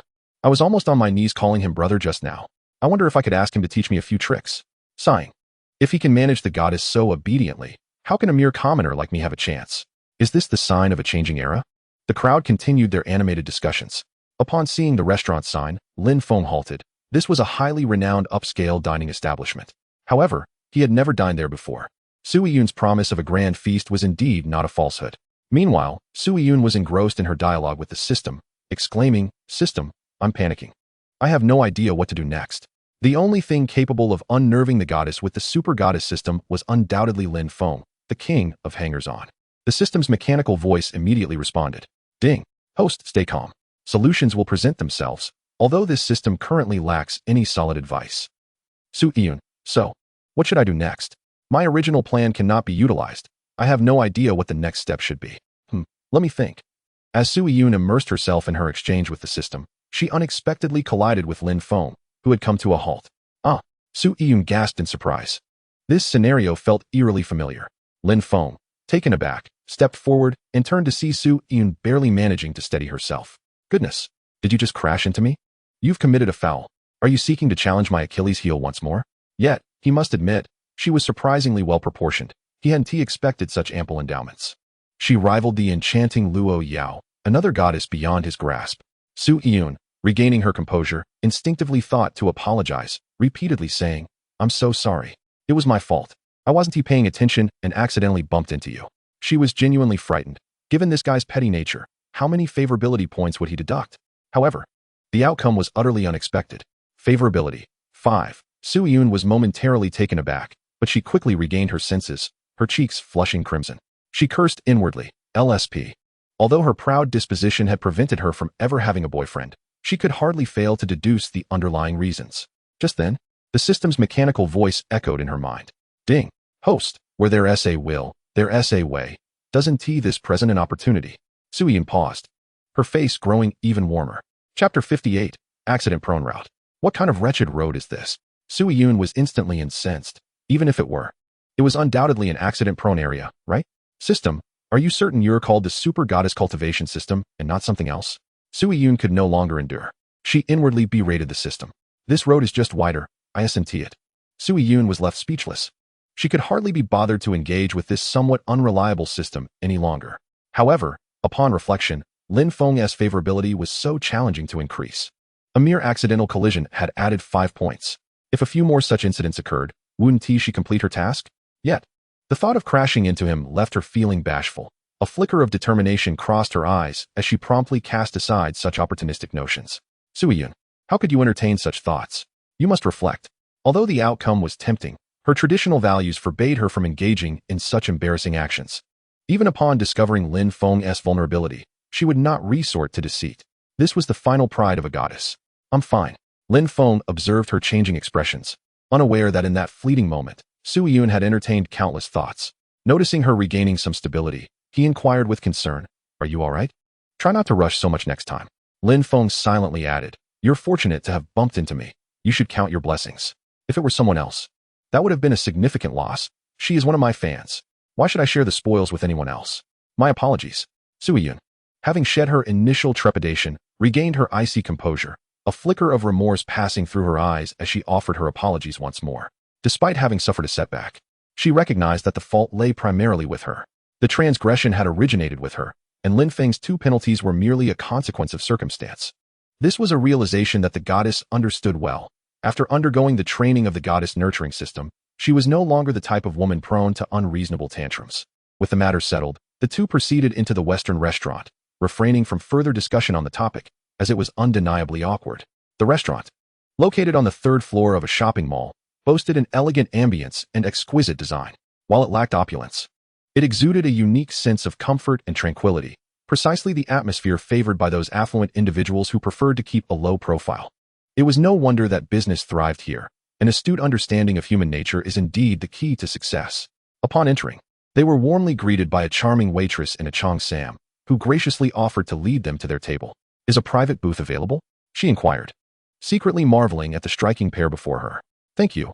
We have a reservation," Sui-Yun replied with poise, fully aware of how difficult it was to secure a table at this establishment, having made arrangements well in advance. "Very well," the waitress smiled, confirming their reservation and guiding them to a window-side table. Lin Feng declared, "I always prefer a table by the window." This golden couple immediately drew the attention of those around them, with most men expressing envy. Women, on the other hand, felt a sense of discomfort upon seeing Sui-Yun, her mere presence casting a shadow over their self-esteem. A tinge of jealousy permeated the air. However, upon witnessing Lin Feng's handsome visage, many exhaled in relief. It seemed only fitting that a goddess of such caliber would be paired with a strikingly handsome companion. Their own partners paled in comparison to Lin Feng, alleviating some of their embarrassment. Yet, the subsequent scene left everyone astonished, bordering on disbelief. As Lin Feng and the goddess approached their table, Sui-Yun, surprisingly demure, pulled out a chair for him, elegantly inviting him to sit. Lin Feng, without a hint of surprise, plopped down without a thought for traditional courtesies. Noticing the astonished gazes around him, he couldn't help but mutter, "Times have changed, you simps." As soon as Sui-Yun settled into her seat, she handed him the menu with a gentle smile. "Take a look and see what you fancy. Don't hold back. I insisted you treat me to a meal, haha." Lin Feng was taken aback by this playful side of the typically aloof goddess, indicating that today's training had indeed borne fruit. Affection level, too. When the goddess displayed submission, it was essential to reward her appropriately to achieve optimal results. Meanwhile, the cheongsam-clad waitress watched in stunned silence, her mind momentarily short-circuiting. Could she be mistaken? Rubbing her eyes to confirm, she realized this was indeed reality, shattering her previous perceptions. This was a record-breaking moment in her career. While the man was undeniably handsome, it seemed improbable that such a goddess would fawn over him. Surely, he must possess some extraordinary quality. Lin Feng perused the menu, casually naming dish after dish without a hint of hesitation. He wasn't financially constrained, nor did he believe Sui-Yun was either. After all, she was a goddess system-bearer. While her system might not focus on monetary rewards, it was unlikely she was living in dire straits. If that were the case, Lin Feng wouldn't mind extending her a few billion, provided she could stand out like the enchanting Luo Yao among her myriad admirers. After placing his order, the goddess took back the menu, casually selecting a few of her favorite dishes before handing it to the waitress. The waiting period grew somewhat tedious, and a sense of silence settled between them. Sui-Yun, unlike Luo Shi, was not one to effortlessly engage in conversation. Moreover, she was genuinely intimidated by Lin Feng. His unpredictable temperament made her wary of the slightest misstep that could send his affection plummeting. At that moment, a voice filled with unexpected delight broke through the silence. "Yun, I can't believe I've run into you here." A stunning woman in a backless gown, adorned with no fewer than 10 pieces of jewelry, approached them. Lin Feng raised an eyebrow. While she was indeed attractive, her beauty paled in comparison to Sui-Yun's, appearing somewhat vulgar in contrast. "Lin Jun, what a coincidence." Sui-Yun replied, a barely perceptible shift in her demeanor as she acknowledged her former high school classmate. "I haven't seen you since graduation. How have you been?" Lin Feng finally grasped their connection. She was indeed an old classmate. Lin Jun's expression radiated triumph, almost eager to flaunt her jewelry, though she restrained herself due to the setting. "Not too bad, but you seem to be in quite the predicament," she teased, a playful smirk gracing her lips. "I never expected our Ice Queen goddess would be so submissive. Oh, forgive me for my choice of words. I witnessed that little scene earlier. Your humble demeanor is hardly what I remember from the Ice Queen." Lin Jun was reveling in the moment, initially hesitant to greet Sui-Yun. Given her tyrannical reign throughout high school, she now saw an opportunity to reclaim her dignity. This time, she was determined to turn the tables. Lin Feng furrowed his brow, sensing an unsettling tension. It seemed the two were not on amicable terms. Not everyone could coexist as harmoniously as he did with his peers, alas. His magnetic charm was not a trait everyone possessed. Sui-Yun's countenance grew noticeably frosty. In Lin Feng's presence, she had intended to remain cordial, not wishing to make things awkward, especially given their history. After all, Time had dulled the edges of past grievances, and who would still harbor such memories? Yet Lin Jun was evidently intent on seizing this opportunity to undermine her, refusing to let it slip away. "We're about to eat." "Thank you," Sui-Yun replied coolly. Her meaning unmistakable. There was no time for reminiscing or explanations. She had no qualms about dismissing her. Lin Jun, seemingly oblivious, only smiled wider, exclaiming, "Since we've fortuitously met, why not share a meal together? My boyfriend is here too. Let me introduce you." With that, she cast a glance in Lin Feng's direction, having scrutinized him carefully before approaching. While he possessed striking looks and an impressive aura, his attire was disappointingly mundane, hardly befitting his striking appearance. This led Lin Jun to concoct an entire narrative in her mind, the tale of a frigid goddess enamored with a struggling but somewhat handsome young man. Perhaps Sui-Yun's deference stemmed from a desire to protect the young man's pride, compelling her to tread carefully. One had to admit, her conjecture was not entirely unfounded. Lin Feng was utterly oblivious to the fact that the seemingly ordinary attire he had donned for the class reunion would elicit such thoughts. Sui-Yun took a deep breath, attempting to quell the rising flames of her indignation. Even a goddess could feel the heat of anger, with the matter having escalated to this point. What more could she say? So, she decided to join in. Her voice took on a somewhat frosty tone, exuding an air of pride akin to that of a swan, as she resumed the demeanor of the frosty goddess in front of outsiders. Although it was an invitation, it carried an unmistakable chill, a barrier that suggested she was not to be approached. Strangely, the goddess did not refute her insinuation of Lin Feng being her boyfriend. Lin Feng couldn't help but marvel at this unexpected turn. It was often said that a woman's mood could shift as swiftly as a capsizing boat, and today he was witnessing it firsthand. Was this the frosty demeanor? The process of conquering such an icy presence must be truly enchanting. What an exhilarating experience. With a rising sense of affection, Sui-Yun's cold countenance betrayed a barely perceptible anomaly as her beautiful eyes discreetly glanced at Lin Feng. What could this mean? She pondered for a moment, struggling to decipher any underlying reasoning. Alas, the intricacies of a man's mind were a riddle beyond her grasp. Did he prefer a more aloof disposition, or was he accustomed to gentler affections? Such complications. In this situation, consulting the system was not an option. Lin Jun pulled out a chair and seated herself, turning to call out in a particular direction. "Xianzhong, come over here. I've bumped into an old classmate. Let us eat together." After speaking, she picked up the menu from the table and perused it nonchalantly, adding, "Let us order a few more dishes. It's not every day you get to dine with a friend like you. Let my boyfriend treat us. He has plenty of money." Lin Feng had initially wished to remain uninvolved in their affairs, yet fate had other plans, as the tensions were escalating. Was this woman experiencing some sort of midlife crisis? Or was she simply toxic? Why should he concern himself with her trivial matters? Sui-Yun's displeasure was evident as she opened her mouth to speak, but just then, a slender young man approached. He was of average height, elegantly adorned in a designer suit, sporting gold-rimmed glasses, and exuding an air of youthful elitism with a hint of ostentation from his cologne. "Allow me to introduce you," Lin Jun announced with pride as her boyfriend arrived, lifting her chin high. "This is my high school classmate, Sui-Yun, and beside her is her boyfriend. They are both university students." After this, she playfully tapped her boyfriend's shoulder and said with a flirtatious tone, "Aren't you envious? You chose to drop out and pursue entrepreneurship, while you are now successful and wealthy. You will never experience a complete university life." Lin Feng mentally applauded this display of subtlety and depth. They often said that beauty and brains do not coexist. Yet this was clearly an exception. Contemplating this, Lin Feng's gaze inadvertently drifted towards the ample bosom of the young woman, seemingly seeking validation for his thoughts. Indeed, the truth was apparent. Sui-Yun rolled her eyes, feeling a mix of embarrassment and disbelief. After all, they were classmates, having graduated from the same class. Yet the disparity was glaring, and to have it revealed in front of Lin Feng was truly mortifying. Lu Xianzheng gazed at Sui-Yun, utterly captivated, reminiscent of the moment when Zhao Daoling first laid eyes on Zai Longnu. A flicker of infatuation passed through his eyes, though he managed to conceal it well, being a somewhat renowned entrepreneur in Zhonghai, possessing the requisite poise. However, that fleeting look of lewdness did not escape the keen eyes of Lin Feng and Sui-Yun. After all, they were both astute observers, not mere ordinary elites. The only person Lu Xianzheng could potentially deceive was perhaps his fiercely protective girlfriend. "Hello," he greeted with a smile, nodding, before turning his attention to Lin Feng. Upon seeing him, he furrowed his brow, feeling a sense of familiarity, yet unable to place where he had seen him before. Perhaps he had interviewed him for a position at the company? This thought was not entirely surprising, so he chose to dismiss it. Sui-Yun responded with a curt nod, showing no inclination to engage in conversation. Lin Jun, expecting her old classmate to display admiration, was taken aback by this cold response, which made her grit her teeth in frustration.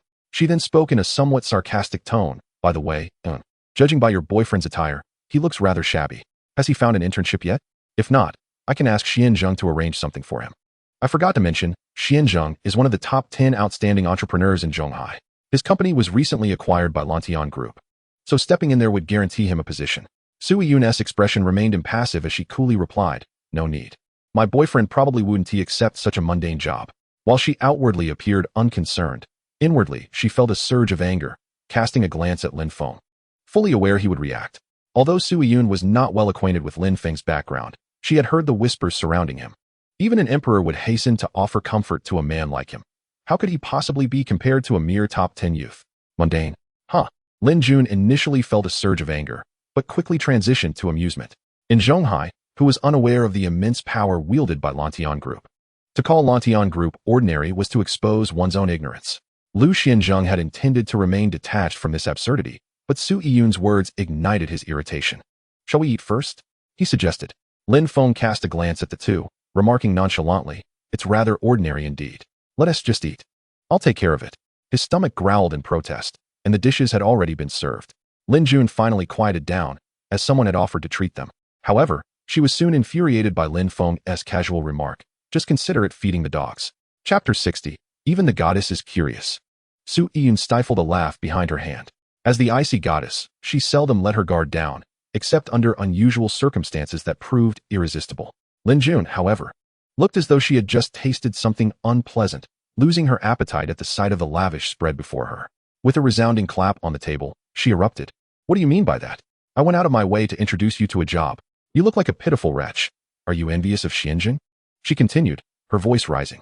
You may have a good appearance, but with such jealousy, you deserve to remain a pauper for life. Her words rang harshly, echoing throughout the restaurant, drawing the attention of many patrons who regarded the scene with bewilderment. How could a simple meal devolve into such a spectacle? Such behavior was indeed rare in an upscale restaurant. Those who frequented such establishments were either affluent or held in high regard, typically valuing their dignity. Even the most hot-tempered individuals would feign courtesy in such settings, speaking softly to the waitstaff. Lu Xianzheng felt the stares of others and suddenly felt his face flush with embarrassment. This was truly humiliating. He couldn't comprehend why Lin Jun, who was not usually so brash, had transformed into someone so utterly different. Little did he realize that long-simmering jealousy could indeed cloud one's judgment.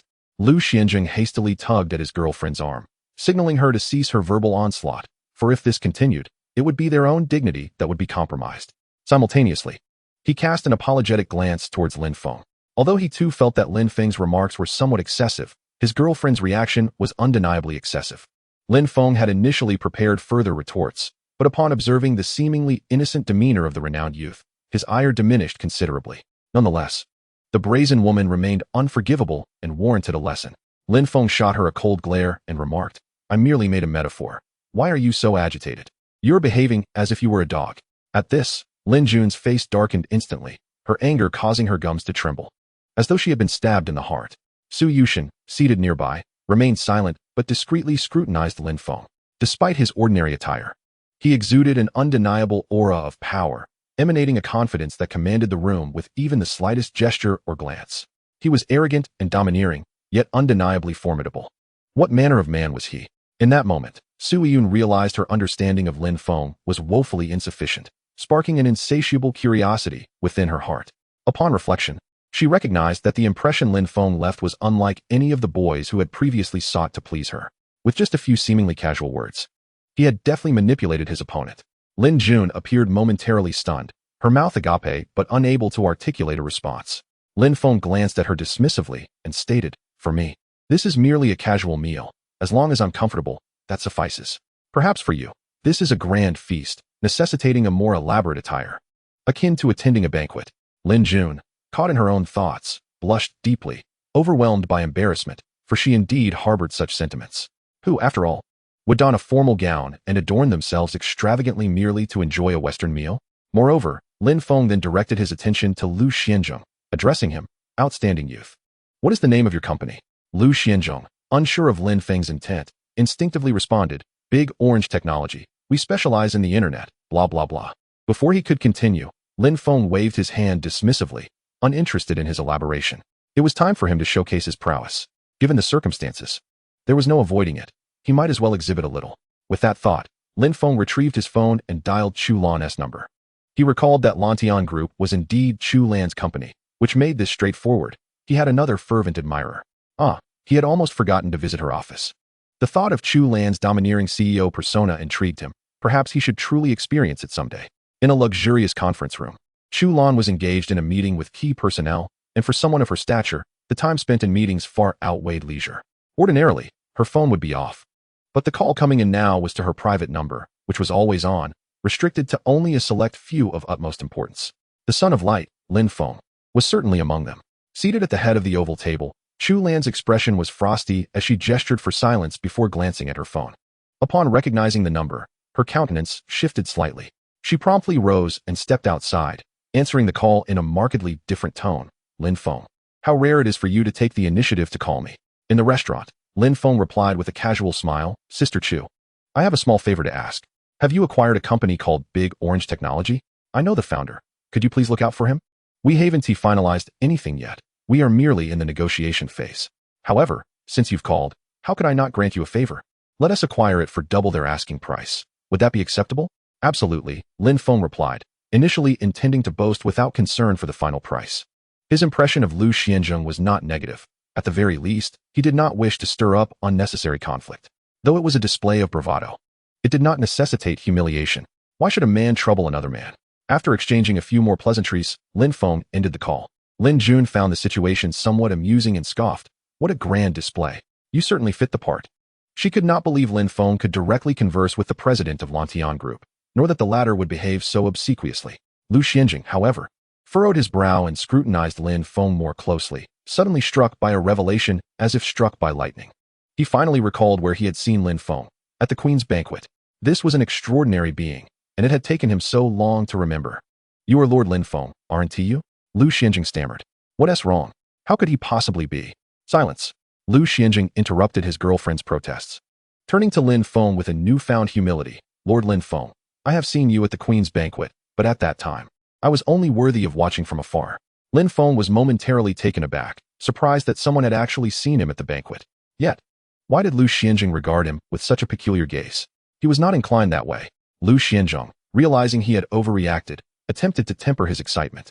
Yet he still trembled slightly as he continued, Your ability to command thunder and lightning at the banquet left us in profound admiration. I had long wished to pay my respects to you. Command thunder and lightning? That may be somewhat exaggerated. Lin Feng replied, feeling a twinge of embarrassment as he instinctively glanced at himself, recalling his earlier encounter with the formidable matriarch. Lu Xianzheng, concerned Lin Feng might hold a grudge over today's incident, turned to his girlfriend with a serious tone, apologized to Lord Lin Feng at once. I told you to temper your demeanor. Though worried about potential repercussions from Lin Feng, he felt Lin Jun's behavior today was inexplicably irrational. However, at this crucial moment, he did not wish to distance himself from his girlfriend, revealing a sense of responsibility. Lin Jun remained frozen in disbelief, her expression blank for at least 3 minutes. The seemingly ordinary individual before her was, in fact, the esteemed lord revered by Lu Xianzheng. This was utterly unbelievable. Yet, observing her boyfriend's expression, she knew the reality was indisputable. The realization struck her like a bolt, revealing that she had been the fool all along. Recalling her earlier mockery of Lin Feng, she felt an overwhelming sense of shame, her face as hot as a boiled egg. I'm sorry, Lin Jun uttered, understanding she had made a grave mistake. Compelled to apologize to Lin Feng under her boyfriend's intense urging. In that moment, she recognized that despite the passage of time, she remained vastly inferior to Su Yun. Su Yun, observing this spectacle, exhibited little reaction, as this outcome had been entirely within her expectations. Her curiosity regarding the enigmatic Lin Feng only deepened. The goddess Su gazed intently at Lin Feng, her eyes reflecting a complex array of emotions, leaving one to wonder what thoughts occupied her mind. Enough, Lin Feng said with an indifferent wave of his hand. Although he wished to let matters rest, he was equally reluctant to be disturbed any further. The intensity of her stare was somewhat unpalatable. With a sigh of relief, Lu Xianzheng felt a weight lift from his heart. Realizing that this formidable figure would not pursue the matter any longer, he breathed a deep sigh of relief, considering himself fortunate to have recognized the situation in time. Had he confronted this powerhouse head-on, he would likely have faced a crushing defeat. Hastily, he rose to take his leave, unable to remain in such a tense atmosphere.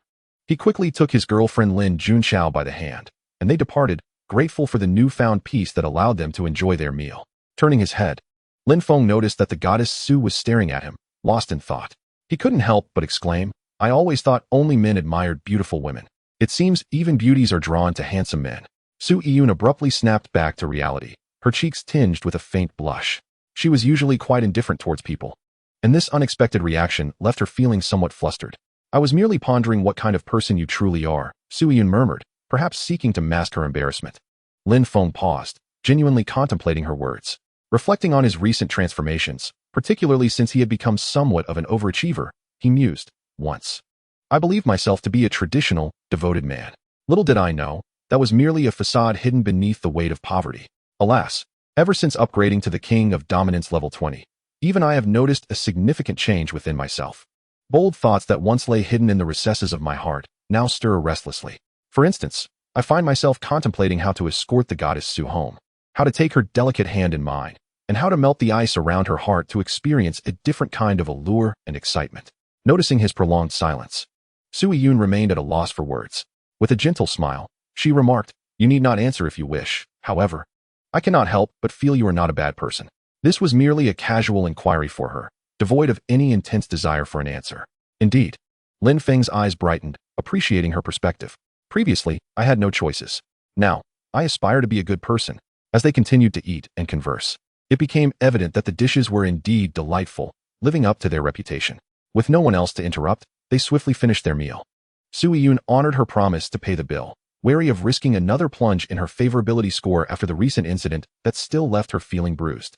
Thankfully, the situation had stabilized. Stepping out of the restaurant, they noticed the atmosphere had darkened, suggesting an impending rainstorm. Su Yun found herself in a dilemma about what to do next, as her original plan was now rendered unfeasible. Unlike most girls, she preferred tranquility over shopping and outings. After a moment of contemplation, she decided to inquire, "What shall we do next?" "Anything," Lin Feng replied reflexively, having spent too much time recently with Luo Yaoying, which had evidently influenced him. Just seconds later, they both halted in their tracks. A saying came to mind: "The most unsettling silence is when the air suddenly grows still." Su Yun, not particularly quick-witted, initially found Lin Feng's response perplexing. After mulling it over, she began to grasp its meaning. A flush of warmth crept onto her icy face as she thought to herself, "What on earth is this guy thinking? How vulgar." Lin Feng, feeling somewhat bemused, silently protested his innocence. "I am not the one steering this conversation.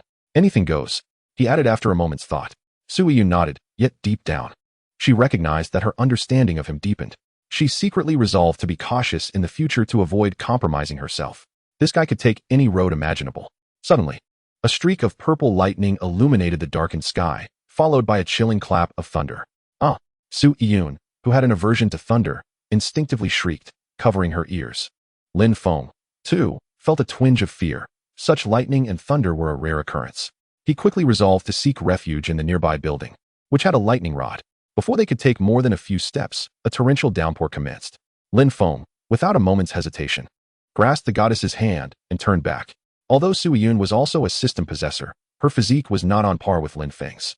Consequently, she was considerably weaker. As Lin Feng pulled her along at a brisk pace, he paid little mind to anything else. Suddenly, amidst the torrential rain, a pained cry escaped Su Yun's lips. Wearing high heels and running too swiftly, she twisted her ankle. Lin Feng turned to see her face contorted with pain, evidently quite severe. "Well, if I'm going to get soaked, I might as well stay behind to support the goddess," he thought. Abandoning her now was simply not an option. Chapter 62. Trust the system. Caught in the downpour, Lin Feng's mind inexplicably recalled a classic lyric: "A rainstorm has trapped me here." However, this rain was particularly fierce, accompanied by howling winds and thunder.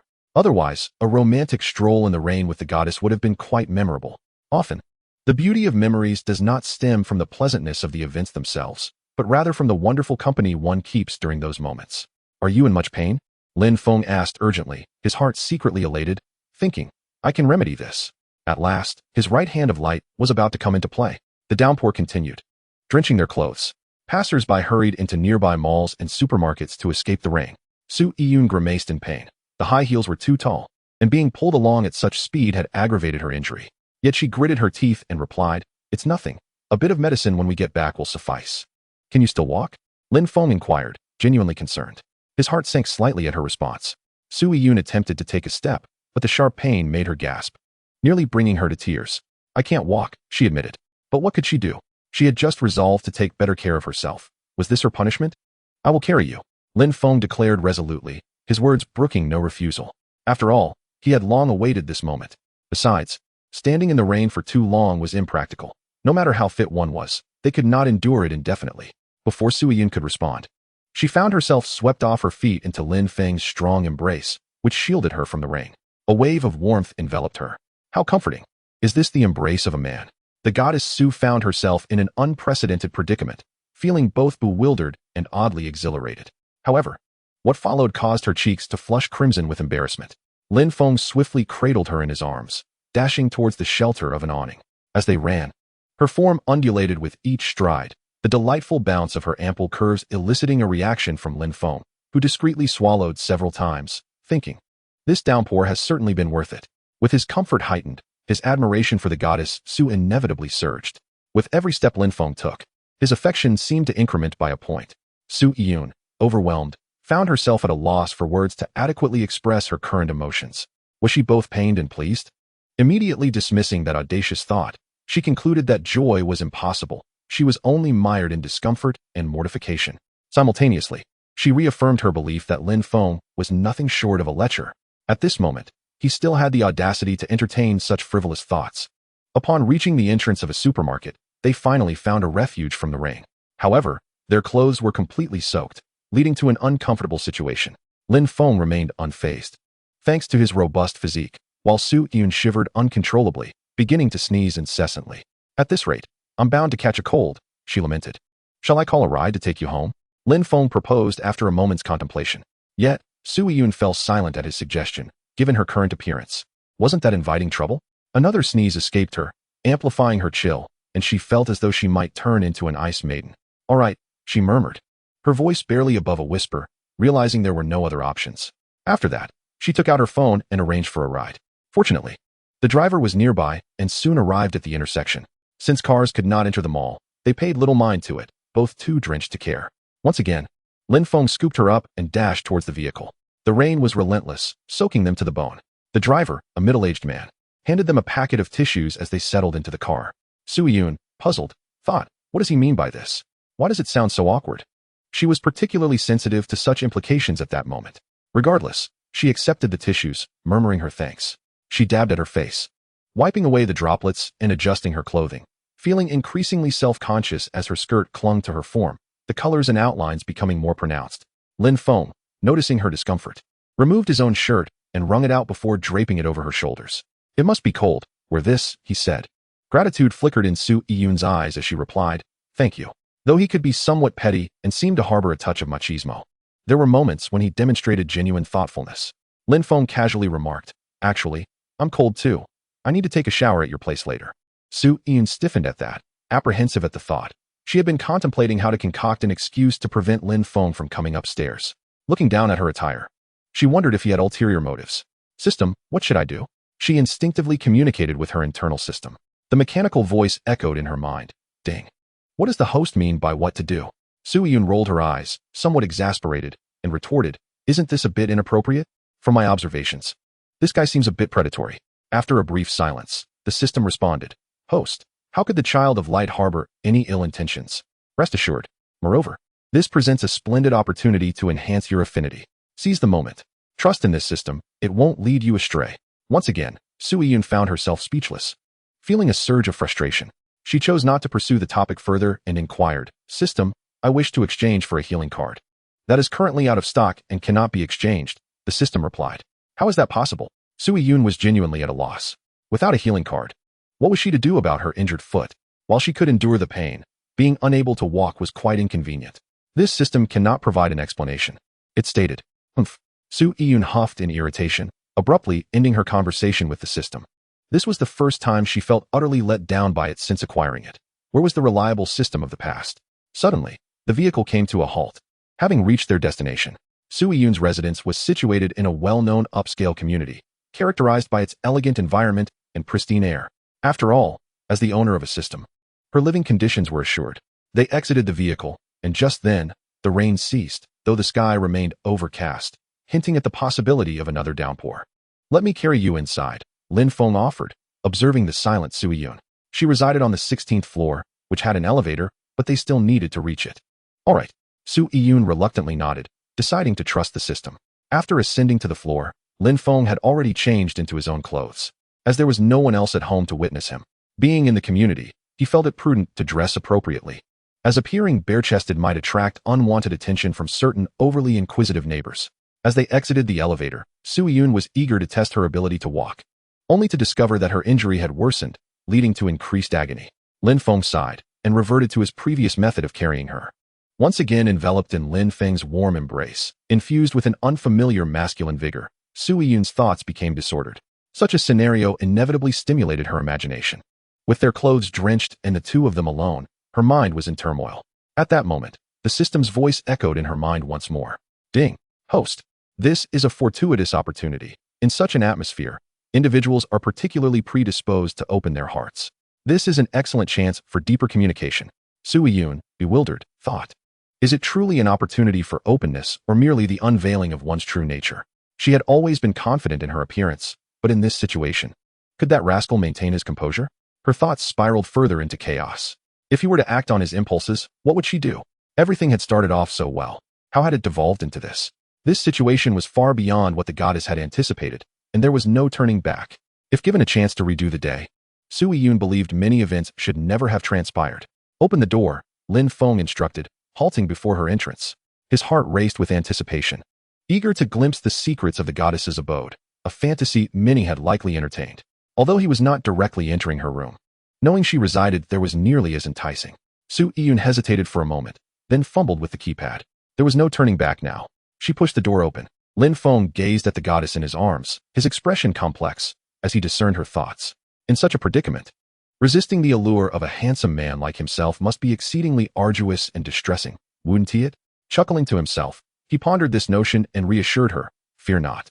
I am not the type to take advantage of others' vulnerabilities. My character is indeed trustworthy." Sui Yun's cheeks flushed a gentle crimson, caught off guard by his insight.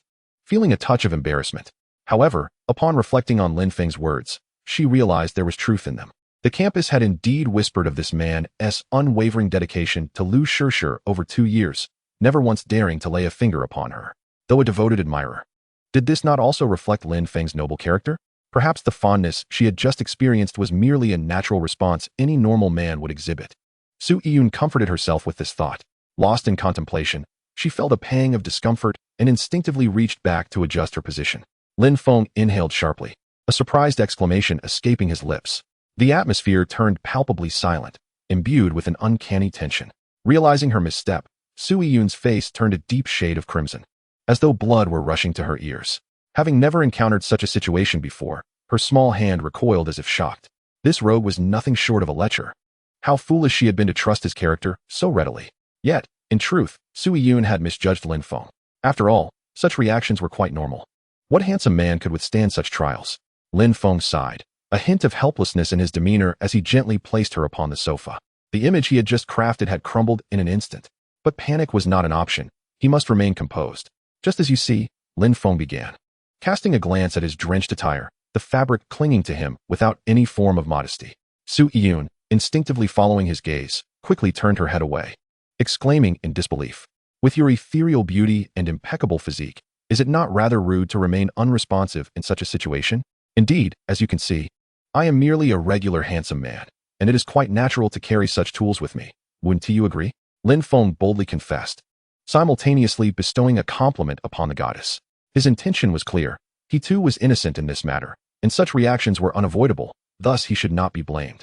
Sui Yun found his words rather coarse at first. However, upon reflection, she acknowledged a seed of truth in his reasoning.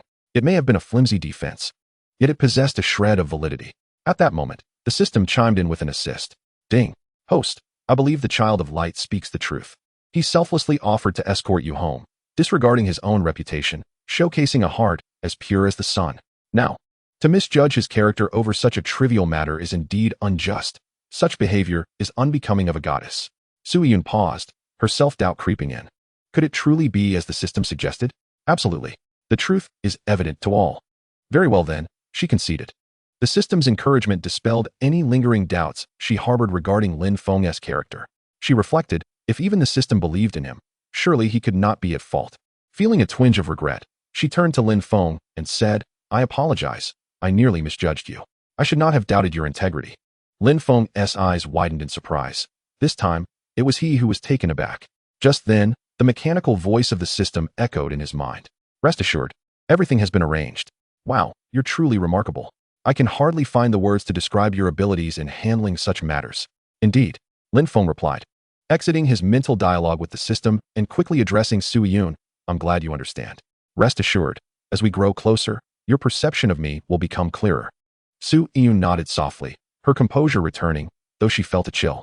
She was eager to change out of her wet clothes, yet hesitated, contemplating something. But then she resolved to trust him. I would like to take a shower. Could you carry me there? Though she had overcome her initial reservations, a sense of embarrassment lingered in her voice, trembling slightly. Lin Feng's heart soared with joy, though he maintained an air of indifference, responding nonchalantly, sure. But can you manage to bathe by yourself? He refrained from adding, would you like assistance? If she were to ask, he would not hesitate to oblige. Rest assured, it's no trouble at all. Su Yun, not thinking too much of it, casually made her request. Lin Feng felt a pang of disappointment, but he dutifully carried her to the bathroom and then stepped back outside. Sighing, he lamented that he was unable to pamper his fan as he wished. However, within mere minutes, a shriek erupted from the bathroom, followed by a cacophony of crashing sounds. She had fallen. Don't panic, goddess. I'm coming, Lin Feng exclaimed, rushing toward the bathroom, muttering under his breath, I told you it was too much. You should have taken it easy. And now look what has happened. Ian, what happened? Don't worry, I'm on my way, he called out, nearing the bathroom, his heart racing with anticipation. Don't come in. Su Yun's voice rang out, a reflexive panic evident in her tone. Yet, it was clear from her voice that she was in pain. Lin Feng abruptly halted, his eagerness doused by a splash of cold water. Disappointment washed over him. Did you fall? Is it serious? Can you stand? He inquired, concern lacing his voice. Silence followed. Before Su Yun's soft, defeated voice emerged from the bathroom, trembling as she admitted, I can't stand. Please come in, but keep your eyes closed. At that moment, Su Yun lay on the floor, overwhelmed by despair. Today had truly been the darkest and most unfortunate day of her life. She had tried to rise, but ultimately found herself incapable, resigning to her fate. Lin Feng furrowed his brow. How was he to enter with his eyes closed? Was that a fair request? His heart simmered with frustration. Did she not trust his character? Fine, she could remain inside. He would not bother with her. Yet, despite his irritation, his feet betrayed him, moving forward against his will. All right, I'm coming, Lin Feng thought, exasperated. Even his mouth seemed to betray him. How infuriating. Yet, amidst the turmoil, he felt a thrill of excitement. As the system chimed in with a notification of increased affection, Su Yun trembled at the sound, her heart racing. Her flawless figure exposed without a shred of cover. This is quite normal. Even a goddess cannot bathe while clothed. I have arrived, Lin Feng exclaimed hurriedly, pushing open the door while gently closing his eyes. He extended his hands into the air, groping like a blind man. He caught a whiff of an ethereal fragrance, reminiscent of the goddess, mingling with the warm mist. Su Yun lay on the floor, propping herself up slightly, her hands clasped over her chest to shield her modesty. Upon seeing that Lin Feng indeed had his eyes shut, she felt a sigh of relief wash over her. The goddess secretly felt fortunate that the decision to keep his eyes closed was exceedingly wise. I'm still on the ground. Please move forward, Su Yun instructed, her voice trembling slightly as her cheeks flushed. Yes, just a tad to the left, now crouch down. Then carry me out, and no peeking, understood? Moments later, the bathroom echoed with Su Yun's flustered protest. Don't move around so much. Not there, don't touch. Lin Feng, taken aback by the goddess's softness, awkwardly explained, I'm sorry, I can't see with my eyes closed. Su Yun, burning with embarrassment, her voice laced with a hint of tears, replied, you might as well open your eyes. After uttering this, the goddess slowly closed her eyes again, resigned to her fate. Lin Feng took a deep breath, thinking to himself that this was her request. After inadvertently stealing a few glances, he carefully placed the goddess on the sofa. He then dashed to retrieve a blanket to drape over her. Wrapped snugly in the blanket, Su Yun finally felt a modicum of security and slowly opened her eyes, casting a gaze filled with complex emotions toward Lin Feng. Having been the quintessential good girl throughout her life, and later nurtured by the goddess cultivation system, she had always held herself to rigorous standards. Typically, she maintained a frosty demeanor toward any suitors, keeping them at arm's length. In all her years, she had yet to even hold hands with another. Yet today, Lin Feng had. Well, this was beyond mere hugs. he had seen her in her entirety. This stirred tumult within the conservative heart of the goddess, leaving her momentarily unsure of how to face him. Please, don't tell anyone about today, Su Yun implored after a brief moment of contemplation. Rest assured, I'm not one to gossip, Lin Feng replied, then impulsively added. I wouldn't dream of revealing that the Ice Mountain goddess has a little birthmark on her exquisite derriere. This was something he had just observed. Indeed, the goddess's peachy area bore a faint birthmark that, far from detracting from her beauty, added an endearing touch. Lin Feng couldn't help but marvel. Even a birthmark on a goddess could be so captivating. However, as soon as the words left his mouth, he regretted them. Su Yun's face flushed a deep crimson, akin to a fiery sunset. Her previously steady heartbeat resumed its frantic pace. How mortifying that this scoundrel had dared to steal a glance. I'm going to take a shower now. It's quite cold, Lin Feng hastily said before sprinting towards the bathroom. Why linger? He reminisced fondly about Luo Shi, his little knight. Once in the bathroom, Lin Feng swiftly disrobed and began to wash, feeling uncomfortable under the cascade of water. As he scrubbed, a delightful melody escaped his lips, but suddenly, out of the corner of his eye, he caught sight of something marvelous. Oh my! Lin Feng exclaimed, taking a closer look, his breath quickening as he suppressed a gulp. It appeared he had stumbled upon an extraordinary secret. In the corner hung some garments, likely left behind by the goddess, among which a strikingly fiery piece of fabric caught his attention. Lin Feng felt his lips grow dry. Could this be the infamous thong? How exhilarating! Imagining Su Yun's noble and frosty visage, he never anticipated that beneath her icy exterior lay a heart ablaze. This iceberg was not so frigid after all. Lin Feng found himself envisioning the goddess adorned in that revealing outfit. It was simply too tantalizing. He vigorously shook his head, admonishing himself to hasten his shower and cease his wandering thoughts. After what felt like an eternity, Lin Feng finally emerged from the bathroom, clad only in a towel. Don't let your mind wander. His clothes had yet to dry and were still unwashed, hence the towel wrapped around him. As he stepped into the living room, he was somewhat disappointed to see that the goddess had already dressed. I hope you don't mind if I borrowed your towel, Su Yun remarked, momentarily taken aback. A flicker of emotion passing through her eyes. This was one of her personal items, after all. Yet she understood that there were no better alternatives at present, given that she lived alone and had no suitable clothing for Lin Feng. It's no trouble, she replied, nodding and striving to maintain an air of composure. Strangely enough, despite her mild germophobia, she felt no qualms about it now. Subsequently, Lin Feng employed his luminous right hand to assess her injuries and, displaying a modicum of skill, healed the afflicted areas. The process was not devoid of its sensual undertones, yet such exquisite moments must remain unspoken. Following the day's bizarre events, Su Yun resolved to embrace the absurdity of the situation. After all, the tofu had already been consumed, so she actively cooperated with the treatment. Lin Feng proceeded to dry his clothes before taking his leave. Chapter 65, Something Feels Off. Lin Feng arrived at the entrance of the community and pulled out his phone. Noting the proximity to the school, he promptly hailed a taxi to return to campus. As he sat in the cab, fatigue washed over him, causing him to abandon the idea of seeking out Luo Yaoyao. Out of curiosity, he opened the system interface to examine Su Yun's data. System, Super Goddess Cultivation System. Name, Su Yun. Age, 22. Beauty rating, 97. Figure rating, 95. Height, 170 centimeters. Romantic experience, 0. Lin Feng scrutinized the information, astonishment dawning upon him. No wonder she was the top flower of the school. Her beauty rating was an astounding 97. This was the first time he had encountered such a high score. At a certain level, even a 0.1 increase becomes exceedingly difficult to achieve. Moreover, her figure rated a 95, which was nothing short of perfect, truly terrifying.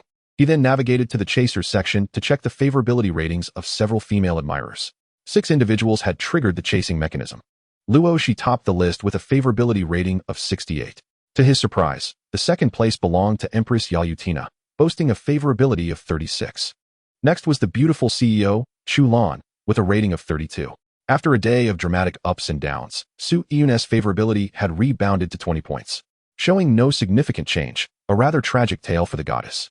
However, she had not emerged empty-handed, at the very least. She had gained valuable experience and begun to understand Lin Feng's character, knowing how to enhance his favorability. The pure-hearted junior, Zhou Qingru, achieved a favorability of 15 points after a thorough cleaning of the dormitory. Currently, in last place was the glamorous socialite, Demon Queen Yichinga, with a mere 10 points.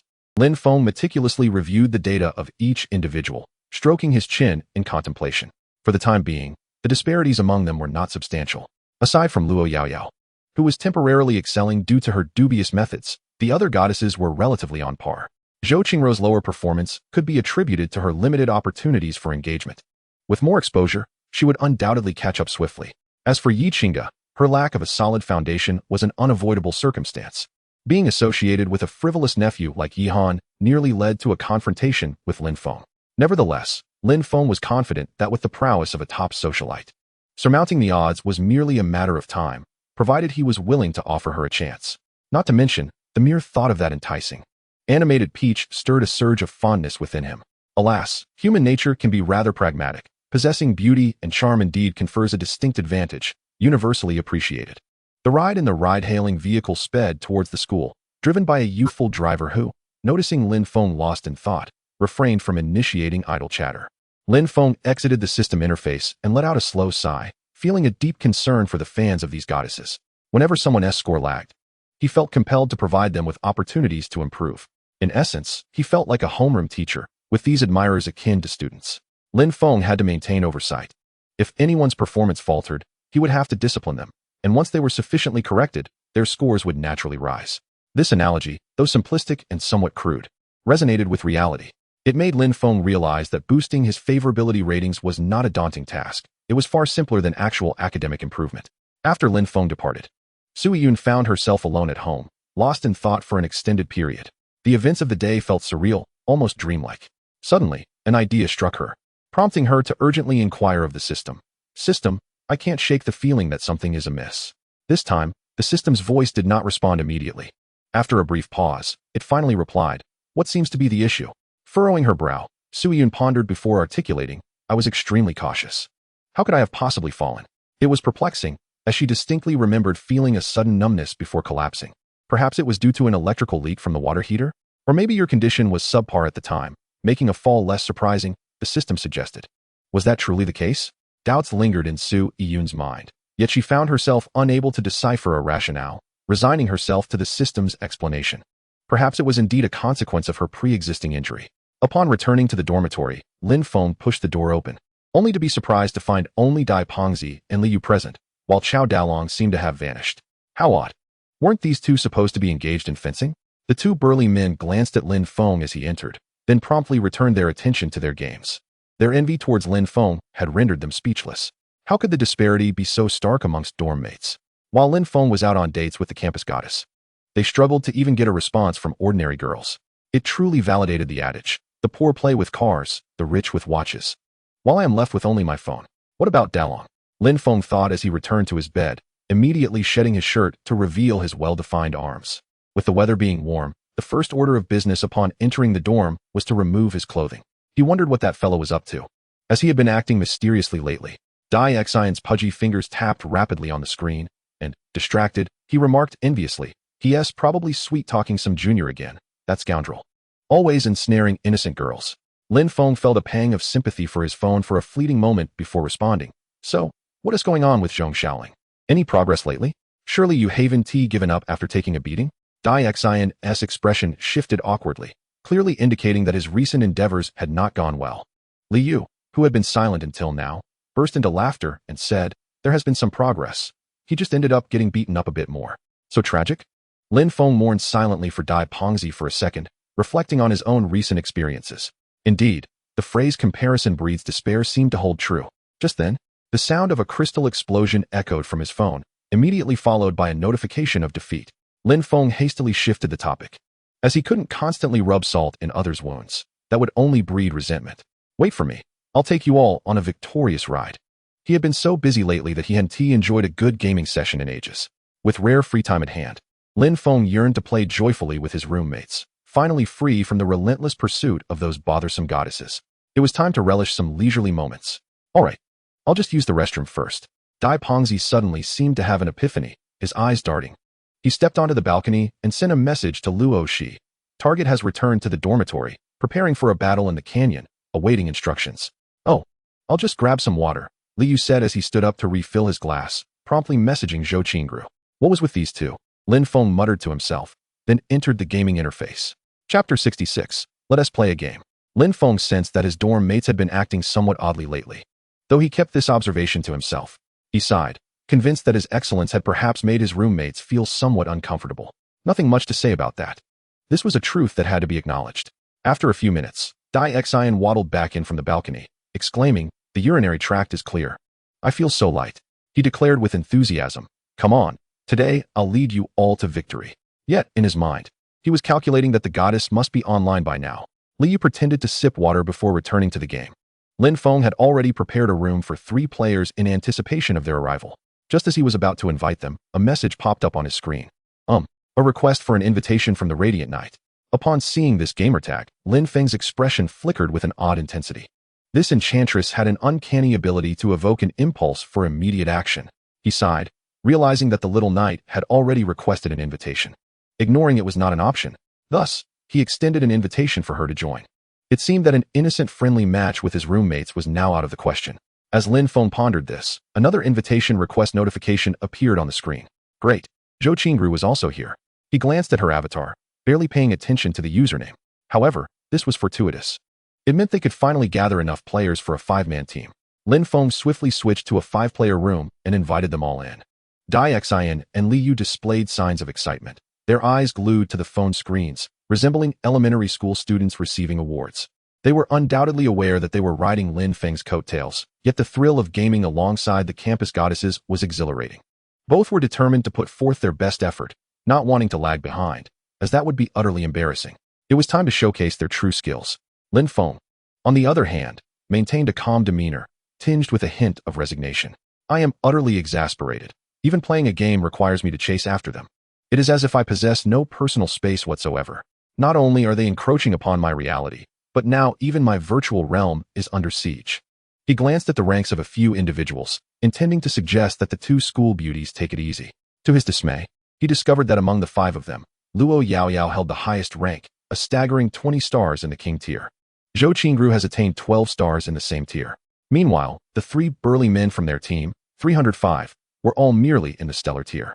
Lin Feng felt a twinge of embarrassment. Perhaps it was best for him to lie low this time. However, upon reflection, he realized that throughout his encounters with Luo Yaoyao, he had always been the one lying low.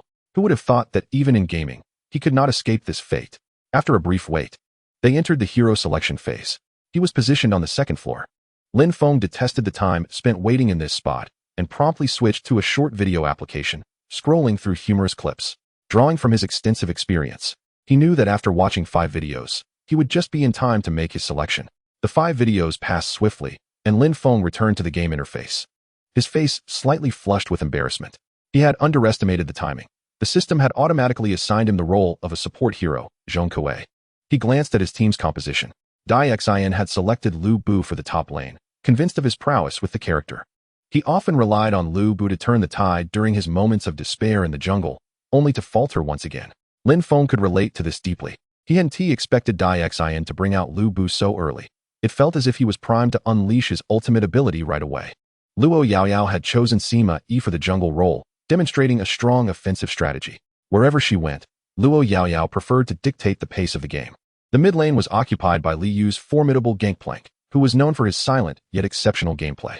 The bottom lane comprised Lin Feng and his junior, Zhou Qingru, forming a duo of Zhong Kuei and the petite marksman, Lu Ban. With a flourish, the message appeared, "Welcome to the honor of the canyon." The game commenced. Lin Feng clicked on his hook ability, opting not to accompany little Lu Ban to the bottom lane, but instead headed straight for the enemy's red zone. The opposing jungler was a Monkey King, and Lin Feng surmised that he would commence with the red buff. As he maneuvered Zhong Kuei across the river, he unexpectedly encountered a wild Monkey King engaged in the red buff. Lin Feng chuckled to himself. Perhaps this was the most exhilarating moment of playing Zhong Kuei. Just as he approached with a fearsome demeanor, an unforeseen event transpired. Out of the bushes emerged Lu Shan, delivering a crushing blow that rendered Zhong Kuei dazed. By this time, the Monkey King had finished the red buff and rushed to assist his ally. Zhong Kuei prepared to flash away, only to be met with another stun from Lu Shan. Curses. Ultimately, under the undignified assault of the opposing team, Zhong Kuei fell, granting first blood to the enemy. Lin Feng stared at the dimmed screen of his phone, feeling a wave of displeasure wash over him. The youth had no sense of honor, resorting to ambush tactics. Although he was aware that the fault lay with him, he could not shake the feeling of indignation. Thus, his goodwill plummeted to 1. Meanwhile, the jungler, Luo Yaoyao, felt her enthusiasm for the game wane. Zhou Qingru, cautiously farming minions under the tower, also found her excitement diminish. The two girls exchanged bitter smiles. Embodying the essence of unwarranted misfortune, this was precisely it. Xian and Liu, oblivious to the chaos, remained focused on their lanes, unaware of the unfolding drama. Luo Yaoyao quickly connected the dots. She had come to understand Lin Feng quite well after several in-depth exchanges. Dying once is no cause for concern. Come quickly. I'm offering you both buffs. Lin Feng felt a surge of heat in his chest. This enchanting girl dared to provoke him, an affront he could not overlook. First, she had relinquished her buffs to him. He would seize the opportunity to claim the other two as well. Meanwhile, Zhou Qingrou's eyes brightened as if struck by inspiration. In a slightly coy tone, she implored, Lin Feng, brother, please come over. I've saved the minions for you. To his astonishment, little Lu Ban ceased her attack on the minions, physically positioning herself to shield the wave for Lin Feng to consume. This was... Xian's eyes widened in disbelief, utterly baffled. Liyu's lips twitched in incredulity. How were they supposed to play this game? They exchanged glances, both recognizing the envy and astonishment reflected in each other's eyes. What is going on? Is this a game or a romantic escapade? It feels like we stumbled into a love story in the canyon. Despite their earnest efforts, it became clear that no matter how well they played, their achievements would go uncelebrated. The focus was entirely elsewhere. Yet, one had to wonder, why were these two school beauties becoming increasingly affectionate?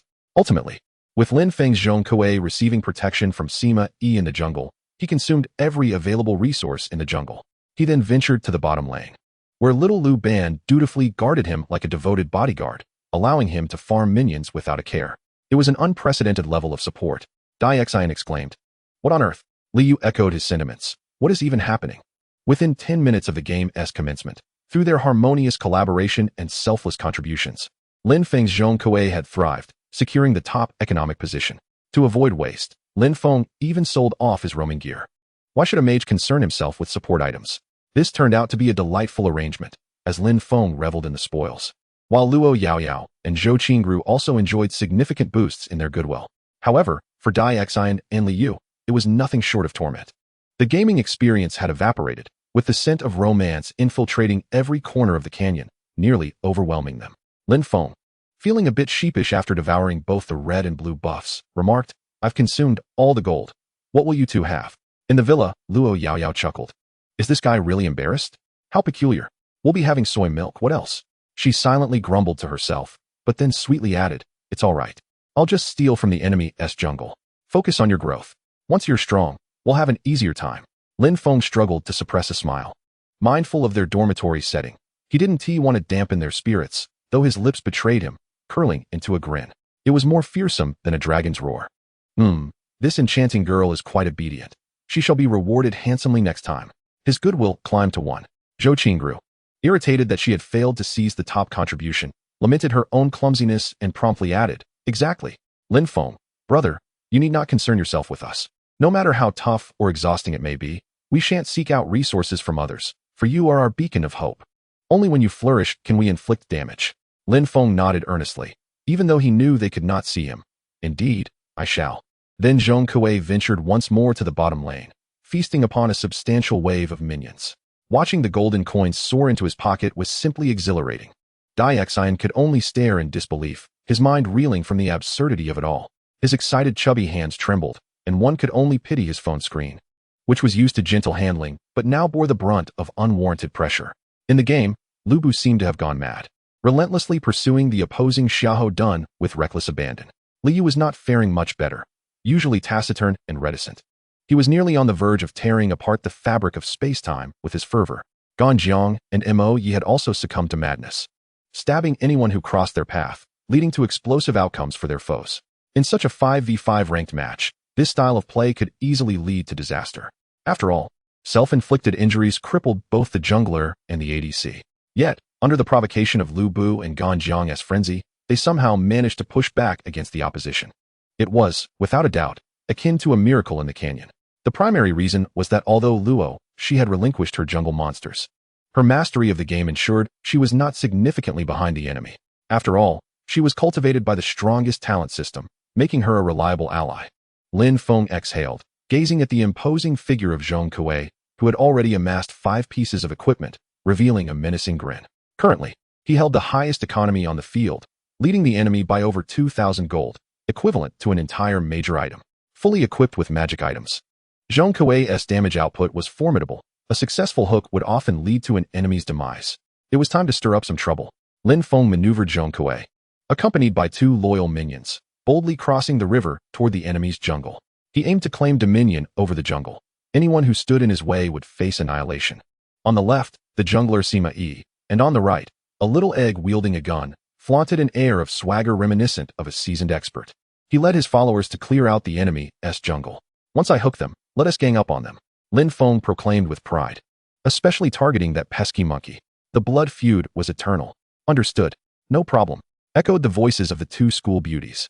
Daixin watched agape before impulsively diving under the tower to unleash his ultimate, resulting in a mutual demise with the tower-bound Xiahou Dun.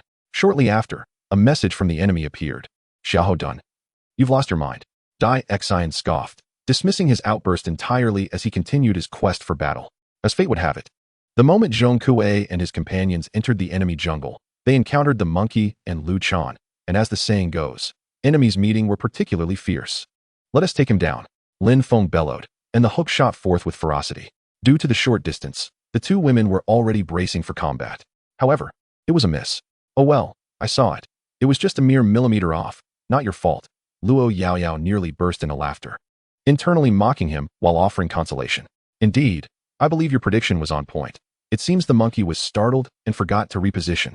Had I been in your shoes, I would have made the same hook, said Zhou Qingru with conviction, almost convincing Lin Feng himself. Lin Feng raised an eyebrow. Could it be that his skills were genuinely that remarkable? Perhaps a slight slip of the hand concealed a profound level of foresight. Impressive indeed. Daixin's eyes widened with rage.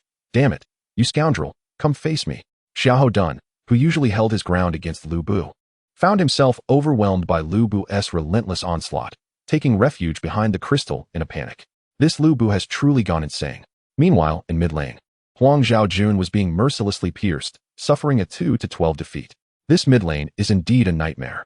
This was no exaggeration.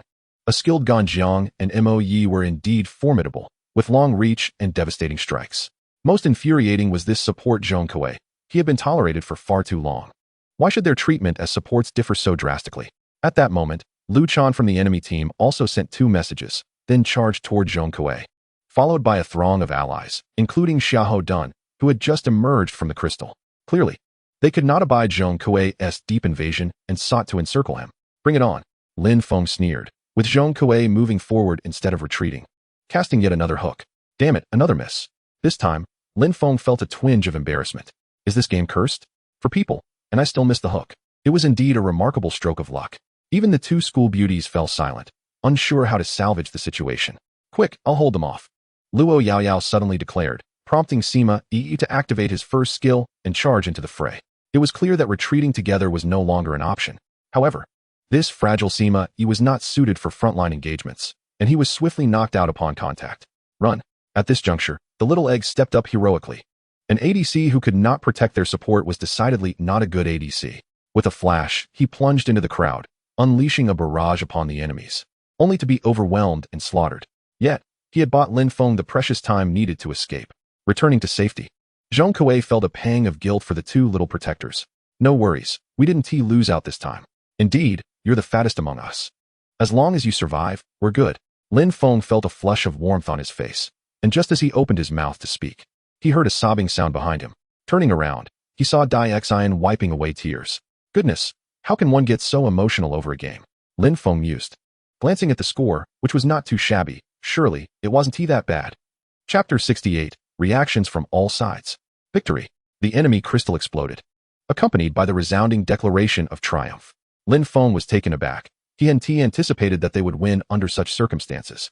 Perhaps this was the allure of gaming. I'm done, Dai Fatty grumbled as he exited the game, lamenting the lack of an enjoyable gaming experience. Liu remained silent, but clearly supported Dai's decision. Lin Feng offered a sheepish smile, understanding the reasoning behind it. Although he still felt somewhat unsatisfied, he decided it was not the time to voice his feelings. I have some matters to attend to. I'll log off, he informed Luo Yaoyao and Zhou Qingru before exiting the game. He realized that with the presence of these beauties, the game had transformed. It was no longer about esports, but had devolved into a spectacle of school beauties fawning over him. In truth, the 2 school beauties felt a tinge of regret. Being able to boost their likability through gaming was simply too delightful, far easier than in real life. Moreover, even if they lost the game, there would be no repercussions. However, seeing Lin Feng had already left the room, they too had no choice but to log off. Today's events had taught them an important lesson: to cultivate goodwill. It was crucial to gather intelligence on Lin Feng's latest movements. Lin Feng stood up, stretching, and glanced at his dejected roommates, unsure how to console them. After a moment's thought, he finally said, "Let us go out for dinner tonight. It's on me." Dai Fatty's despondent expression instantly transformed, as if he had been invigorated by a shot of adrenaline. For him, anything that involved food was worth celebrating. In the past, he might have felt reluctant to ask Lin Feng to treat him, fearing his financial situation. However, the present situation is markedly different. This fellow possesses an inexhaustible fortune, indulging in lavish meals without a hint of psychological burden. This is precisely as you stated. Dai Xian swallowed hard, rising with the fervor of envisioning a grand feast fit for emperors. Despite a lingering sense of melancholy, when shall I become the object of such adoration, scattering affection like confetti? Perhaps we should opt for a barbecue? Li Yu chimed in eagerly, pausing momentarily before adding, "Where on earth is Delang? It seems he has missed out on this culinary delight. No matter, he might be off sharing bubble tea with some junior classmate." The mere mention of this irked Dai Xian, vexed by the absence of any word from Zhong Shaoling despite his attempts to reach her. All because of a meal. The atmosphere in dormitory 305 became lively once more. Lin Feng felt it was an incredible deal. After all, even dining at the priciest hotel wouldn't break the bank. Moreover, he reflected that he had a staggering 1 billion in his happiness fund, yet it seemed utterly useless. There was simply no opportunity to spend it. With a villa and luxury cars already in his possession, he pondered what to purchase next, especially with the goddess-like admirers financing his endeavors. Having too much money and no means to spend it can be quite bothersome. By the way, Fenggu, you must be unaware after skipping class for so long, Dai Xian remarked, stroking his round head. Someone mentioned that in a few days, we're all heading to Silver Moon Coast for a trip. Many classmates are joining. And I've signed up with IU and the others. Are you coming?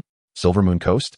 Lin Feng paused for a moment, recognizing it as a scenic spot several dozen kilometers from Zhonghai City, which had previously been relatively obscure. Recently, however, it garnered attention from influencers who frequented it for photo opportunities, causing it to gain a bit of popularity. With its natural beaches and nearby islands, it is an excellent location for seafood. If all of you are going, then I must join as well, Lin Feng exclaimed, his spirits lifted. He had always enjoyed outings, and going with classmates would amplify the excitement.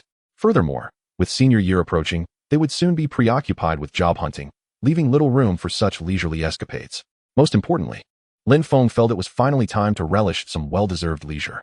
Recently, he had been overwhelmed by the attention from those campus beauties. A change of scenery would be refreshing. I'll register you. I'll just let the class monitor know, Dai Xian volunteered immediately, pulling out his phone to message the monitor.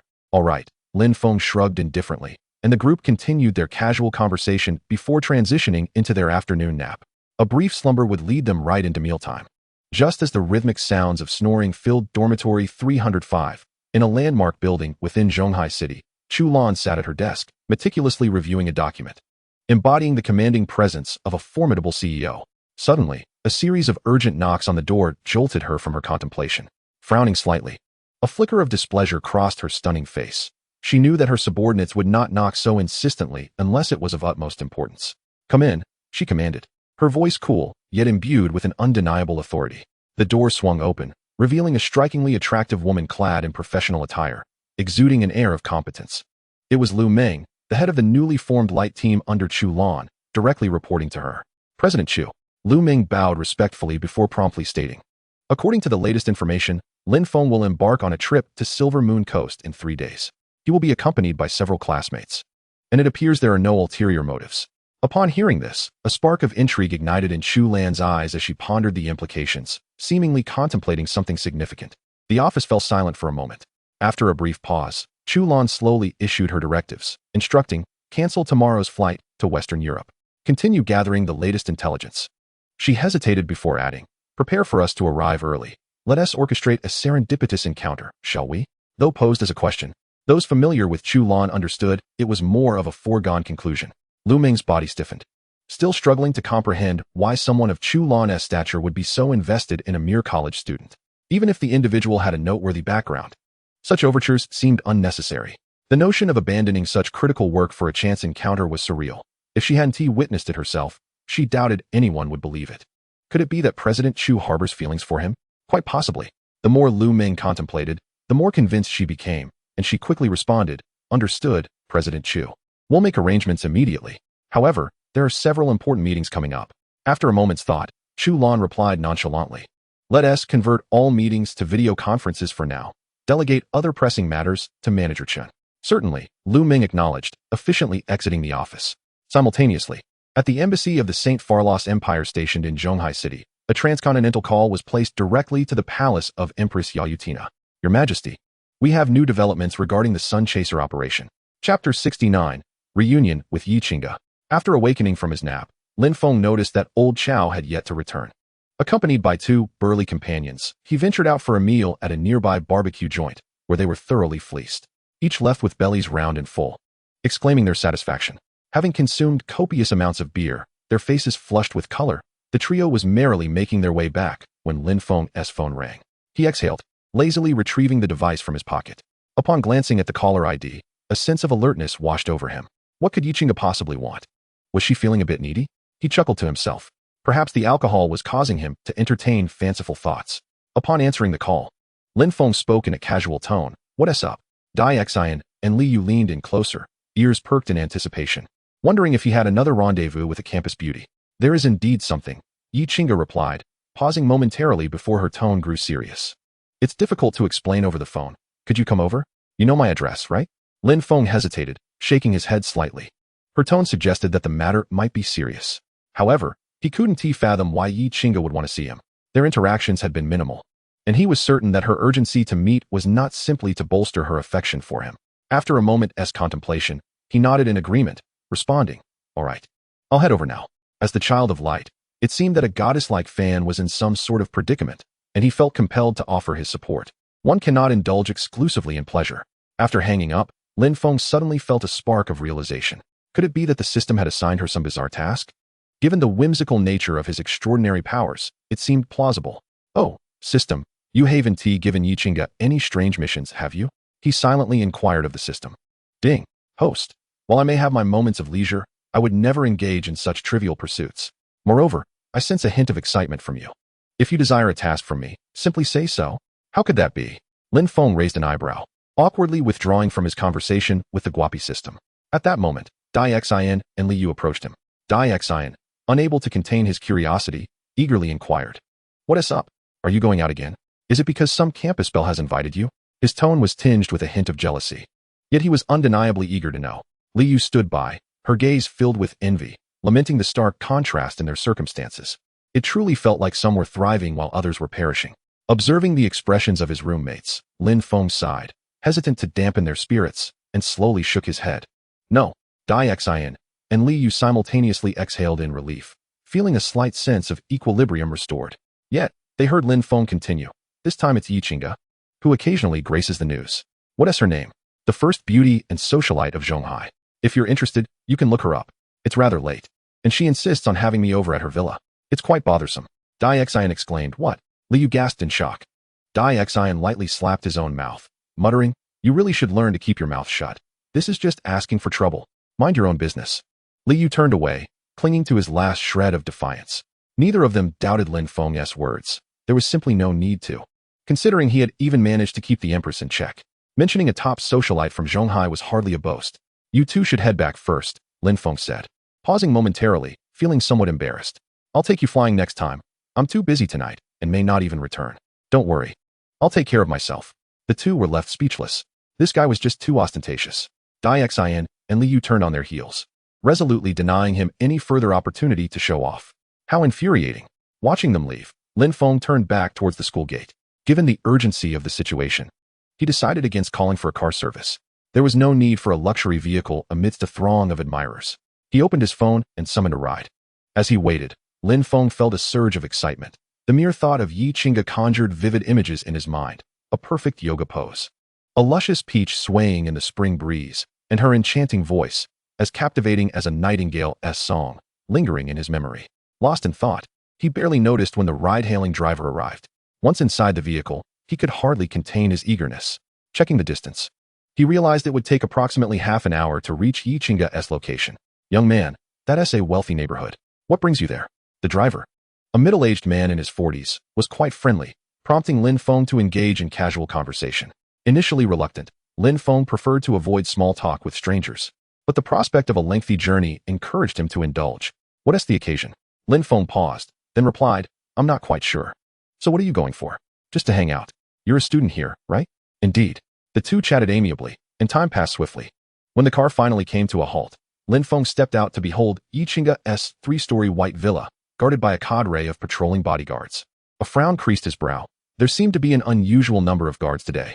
Mr. Lin, the boss has instructed that you may enter directly, one of the bodyguards. Having assessed Lin Feng, respectfully granted him passage. Without hesitation, Lin Feng walked inside, calm and unperturbed. He was confident that Yichinga would never harm him, regardless of the circumstances. Upon entering the villa, a servant promptly guided Lin Feng to a room, further piquing his curiosity. What on earth was happening? As he stepped inside, he encountered several doctors in white coats, and on the bed lay an individual, entirely swathed in bandages, their face battered and swollen. Yichinga approached him, her complexion pale, and said, You've arrived? After speaking, she turned to instruct the others in the room to leave. Lin Feng nodded. His curiosity piqued as he gazed at the bandaged figure and asked, Who is this person wrapped like a dumpling? Deep down, he had already surmised the answer. The only person who could be in Yichinga's villa was her hopeless nephew. Yichinga awkwardly clarified, This is Yi Han. Lin Feng feigned surprise, gasping. How did he end up like this? It must hurt quite a bit, huh? Internally, he was elated. The lad had long been overdue for a good thrashing, and this beating was well-deserved. Yi Han writhed on the bed, letting out a few whimpers as he glared at Lin Feng with malice. Oh, this kid still hasn't learned his lesson. Lin Feng approached, surveying Yi Han from all angles, and exclaimed in admiration. Suddenly recollecting that he was in someone else's home, his expression shifted to one of concern. I can't believe that scoundrel struck so hard. Leaning closer to Yi Han's ear, he whispered, Don't be afraid. Your uncle is here to see you. Yi Han, with his face resembling a swollen pig's head and his mouth covered, was utterly unable to articulate a response. Turning his head, Lin Feng noticed that Yichinga also bore a few bandaged injuries and inquired, Are you hurt too? Where? Yichinga's face flushed crimson, and she remained silent. Wait a moment, there's more. Lin Feng felt perplexed, wondering why she appeared so strange. I'm just asking if you're injured. Is it necessary to blush and display such a peculiar expression? He paused, musing. Could it be that you've injured something important? With that thought, his gaze instinctively drifted towards Yichinga's curvaceous form. He absolutely did not mean to. He was merely concerned for his female admirer. Yichinga, sensing his inappropriate gaze, became increasingly uncomfortable. This guy was audacious beyond belief. Known as the Demon Queen, she was a prominent figure in Zhonghai, having encountered all manner of individuals. Yet, she had never met a young man who dared to be so brazen before her. Today, she encountered one. However, she couldn't afford to lash out, which left her feeling somewhat disheartened. After all, this fellow was the chosen one. Not only could she not offend him, but she also needed to find ways to please him. Yichinga stepped forward, avoiding Lin Feng's gaze, and said, You, follow me. With that, she turned and walked out, her alluring figure swaying enticingly. Wait, Lin Feng called after her, hastily making his way to Yi Han's bedside. Uncle will check on what your aunt is up to. You focus on recovering. Having said that, he swiftly exited the room. Although it felt somewhat unjust to hit Yi Han again, given his current state, messing with his mindset was still quite satisfying. Damn it. Yi Han writhed in his bandaged cocoon, struggling for some time before managing to utter that phrase, but Lin Feng had already vanished from sight. In another room, the story continued to unfold. Lin Feng was somewhat astonished that Yichinga had brought him into her own room. In a situation where a solitary man and woman found themselves together, could something significant be afoot? What on earth had transpired? Who had inflicted such injuries upon Yi Han? And how had she come to be harmed? As soon as Lin Feng entered the room, he could not suppress his curiosity and began to inquire. Yichinga turned to glance at him, inhaled deeply, and replied slowly, It was Zhou Hu, the one you defeated, who ran naked on the court. Him? Lin Feng's pupils widened as he recalled Zhou Hu's imposing physique. However, upon further reflection, something felt amiss. Zhou Hu had been instigated by Yi Han to provoke a confrontation. He was merely a lackey of hers. How could he have turned on his own master so fiercely? Moreover, it seemed he had done considerable damage. At that moment, a mechanical voice echoed in Lin Feng's mind. Ding. Report to the host. Zhou Hu, after being provoked that day, awakened the strongest revenge system. He is now a system owner. The strongest revenge system favors combat prowess, so it is quite normal for him to have beaten Yi Han to such a state. Lin Feng was somewhat speechless. What a coincidence this was. He had not anticipated that Zhou Hu, such a dimwit, would awaken a system from running naked. A case of misfortune turning into fortune. Indeed, Yi Qingge nodded gravely and continued, according to Xiao Han's account, after his naked escapade. He went absolutely berserk and slapped Xiao Han several times. Later, when Xiao Han, unwilling to be humiliated, sought vengeance, he found himself severely beaten in return. Lin Feng could not help but chuckle, though he quickly stifled it, realizing that laughing at such a moment might be inappropriate. And your injuries? Did Zhou inflict those as well? Indeed, I had no idea that fellow was so formidable. Yi Qingge gritted her teeth. I had several bodyguards, yet none could withstand him. In the chaos, I suffered several cuts myself. She shot Lin Feng a peculiar glance. The system had claimed this man could heal wounds without leaving scars. She wondered if there was any truth to that. Why were you so eager to summon me? Lin Feng posed the question that had lingered in his mind. The situation had been clarified, yet he wondered why they had called for him if they were injured. We merely wanted to alert you. You must have offended him by making him run naked. Yi Qingge had already prepared her excuse, no matter what. She could not expose the fact that she possessed a system. This was her most crucial secret and trump card. She continued, you must be cautious. He may seek revenge against you. Lin Feng pondered this possibility but dismissed it, regarding a mere system owner as inconsequential. It was not a cause for concern. More pressing matters require our attention. How are your injuries? Please allow me to see, Lin Feng stated earnestly. I possess a rather extraordinary healing technique that might prove beneficial. The healing ability of his right hand of light was somewhat miraculous, transcending the realm of scientific explanation, resembling the legendary arts of deities. Lin Feng was reluctant to reveal it casually, but in the presence of these system owners, he felt no need for concealment. After all, they were all in the same predicament. Accepting extraordinary occurrences would be easier among them, though he would refrain from disclosing his status as the king of systems. Yi Qingge's cheeks flushed once more, and she instinctively bit her alluring red lip. The system had not deceived her. The child of light indeed possessed remarkable abilities. However, the location of her injuries was rather unfortunate. Was it appropriate to expose such areas? At that moment, the mechanical voice of the system resonated in her mind. Ding! Host! Seize the opportunity. Not everyone can summon the child of light, and this is an excellent chance to enhance your rapport. Who knows, it might lead to deeper communication. Yi Qingge's face turned even redder. Although she had not intended to think about it, the notion of profound communication felt somewhat off. After deliberating, she decided to test the waters. Really? Then why don't you start by examining my arm? She suggested.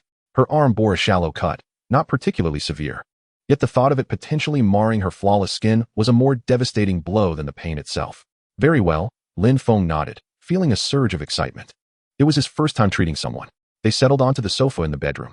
Yi Qingge changed into a looser camisole dress, unwrapping the bandage from her arm, revealing bloodstains that still oozed slightly. Lin Feng took a deep breath. It would be a tragedy for such perfect skin to bear scars, an utter injustice. Here I come, Lin Feng announced, extending his right hand slowly. Right hand of light. It is your time to shine. Go forth. Yi Qingge's expression stiffened, and she said, embarrassed, go ahead. The right hand of light gently caressed the wound, sending a wave of coolness through it. Then, a miraculous scene unfolded. The wound began to heal at a visibly rapid pace, and the restored skin bore no trace of scarring whatsoever. Even Yi Qingge was taken aback, her eyes wide open, her alluring mouth agape in astonishment. Lin Feng was equally stunned.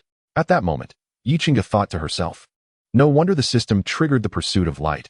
It might carry some special significance. The child of light truly possessed extraordinary capabilities, surpassing even her own system. All done. Lin Feng waved his hand, concluding that this minor injury was swiftly resolved. Wait, Yi Qingge's face flushed with shyness. After a moment of hesitation, she gathered her resolve and said, there are a few more places. I would appreciate your assistance. Her voice trembled slightly at the end. Yet, thinking of the potential scars that would be difficult to mend if she did not allow Lin Feng to treat her, she ultimately acquiesced. After all, she had already endured his strikes. Chapter 71, Tired. Time passed slowly. The night deepened, and the sounds of unknown insects echoed outside the villa. Inside Yi Qingge's bedroom, the atmosphere grew somewhat delicate. And, where else? Lin Feng swallowed hard, asking repeatedly, his heart racing. In truth, he had already surmised some things. From the outset, Yi Qingge's reactions indicated her injuries were no mere trifles. Otherwise, why would she have brought him to her bedroom? Yi Qingge trembled slightly, a rosy hue blooming on her stunning face, finding it rather challenging to articulate. Silence. At that moment, the voice of the super socialite system rang in her mind. Ding. Host, do not let this opportunity slip away. It may not come again. Be brave and face the challenge. Charge forth. You must seize this exceptional opportunity. Yi Qingge took a deep breath, spurred on by the system, gritting her teeth as she said, you. turn around first. You may only turn back when I call for you. The demon queen had finally made her final decision. Go for it, host, you're doing great. The encouraging voice of the system echoed once more. One could not deny its dedication. Lin Feng seemed to have already foreseen the impending events, his breath quickening. He slowly turned around, only to be met with a faint rustling sound from behind, which further accelerated his heartbeat, filling him with an exhilarating thrill. For reasons unknown, he lingered in silence for a moment before hearing Yi Qingge's slightly trembling voice. It's fine now. Please, don't let these wounds leave scars. Was the moment of revelation finally at hand? Lin Feng felt his heart racing. To be honest, he had never felt such excitement even upon receiving the system. The thrill was overwhelming. He turned around slowly. Good heavens! The scene before him rendered him utterly speechless. At that moment, it seemed as though the entire world had come to a standstill, and all sounds faded into oblivion. In Lin Feng's eyes, there existed only the exquisite beauty before him, as if it were a masterpiece meticulously crafted by the heavens, with every detail and line flawlessly rendered. At this moment, Yi Qingge revealed her most authentic self, devoid of any artifice. Alas, she lay on the sofa, her alabaster skin yearning to break free from its confines, yet only allowing glimpses of her graceful curves. A shocking knife wound marred her back, extending from her lower back down to her thigh. What a tragic waste of beauty. Yi Qingge clutched a pillow, burying her face within it. Her condition was scarcely better than during her previous punishment. Although she had been shielded by Lin Feng's earlier blows, now she dared not imagine the exposure. She could only silently reassure herself that it was merely a healing process. One should not shy away from medical care. I am here. Lin Feng set aside all other thoughts, cautiously reminding her that this wound was severe and required prompt treatment. Yi Qingge's voice was as faint as a whisper. Please. Without hesitation, Lin Feng deftly extended his right hand, gently placing it upon the wound. The healing effect of the light hand was immediately activated. That familiar sensation returned, the wound rapidly mending. As Lin Feng caressed the injury, savoring its delicate texture akin to refined jade, a sudden idea struck him. Did the light hand possess additional functions? Would they be applicable simultaneously? With this thought, he focused his mind, activating the miraculous abilities of the light hand, including the rejuvenating effect and the sensation of euphoria. Yi Qingge, having just stabilized her emotions, felt a twinge of embarrassment, though it gradually faded with time. Realizing what was happening, she clenched her teeth, her face flushed like the fiery clouds at sunset. How could this be? The sharp pain from the wound had vanished, replaced by an indescribable sensation. Unbeknownst to her, a wondrous transformation was occurring within her. Lin Feng was equally astonished as he observed the rapid healing of the wound under the light hand's influence. Not only was the wound closing, but the skin in those areas seemed to regain the vitality of youth, becoming even more delicate. Despite Yi Qingge's already impeccable upkeep, the change was discernible. Indeed, it was a miraculous revival, a return to youthful vigor. Lin Feng's heart soared with joy. With such a function, remaining eternally youthful was no longer a mere fantasy. He was elated. Meanwhile, Yi Qingge experienced discomfort, a sensation that was increasingly difficult to endure. She could distinctly feel the alterations within her body, adding to her profound embarrassment. Damn it, how could this happen? Yi Qingge mentally berated herself, though she was essentially chastising her own feelings. At that moment, the system's voice echoed in her mind once more. Ding, host, you need not suppress yourself. In truth, you do not reject the light child, do you? Don't you yearn for a sincere relationship? Yi Qingge's body stiffened, and after a pause, she slowly replied, but the age difference between us is substantial. What of it? Neither you nor the light child is destined to be ordinary. There is no need to bind yourselves to the constraints of societal norms. Moreover, the light child possesses a significant ability. He can grant you eternal youth, rendering age a non-issue. What? Yi Qingge was taken aback, exclaiming, eternal youth? The allure of everlasting youth is one that no woman can resist, especially for someone like Yi Qingge, who, despite her beauty, was on the verge of losing her youth. Though she had managed to maintain her looks at the age of 35, everyone knew that a ripe fruit, at its most luscious, was also closest to decay. Precisely. Thus this may be an opportunity for the host. Yi Qingge fell silent, her beautiful eyes reflecting a tumult of emotions, Lin Feng's handsome visage occupying her thoughts. How could she accept another man when this one had already claimed her heart? She shook her head inwardly. It was impossible. Yet, she simultaneously resolved that perhaps this truly was an opportunity. Just then, Lin Feng withdrew his hand from the wound. In truth, he had completed the treatment long ago, but he lingered for an additional 10 minutes, concerned about a potential relapse. Truly a diligent physician. As Lin Feng prepared to rise, Yi Qingge suddenly turned around. striding towards him step by step. In that moment, Lin Feng felt as though he had forgotten how to breathe. Yi Qingge cast a satisfied glance at the dazed Lin Feng, pleased with her allure. With a playful flick of her tongue across her lips, she breathed softly. You wanted to be Xiao Han's uncle, didn't you? Allow me to grant you that wish. Lin Feng swallowed hard, his expression darkening. You've misunderstood. I am not that frivolous. Yi Qingge looked astonished. She then saw Lin Feng reclining on the sofa, casually saying, I'm so tired. Yi Qingge. In a fit of anger, she stormed over, determined to teach him a harsh lesson. Chapter 72. The First Drop of Blood. Night. This evening, the moon hung high, and the stars were sparse, the sky exceptionally clear. It was indeed an opportune moment for courtship and procreation.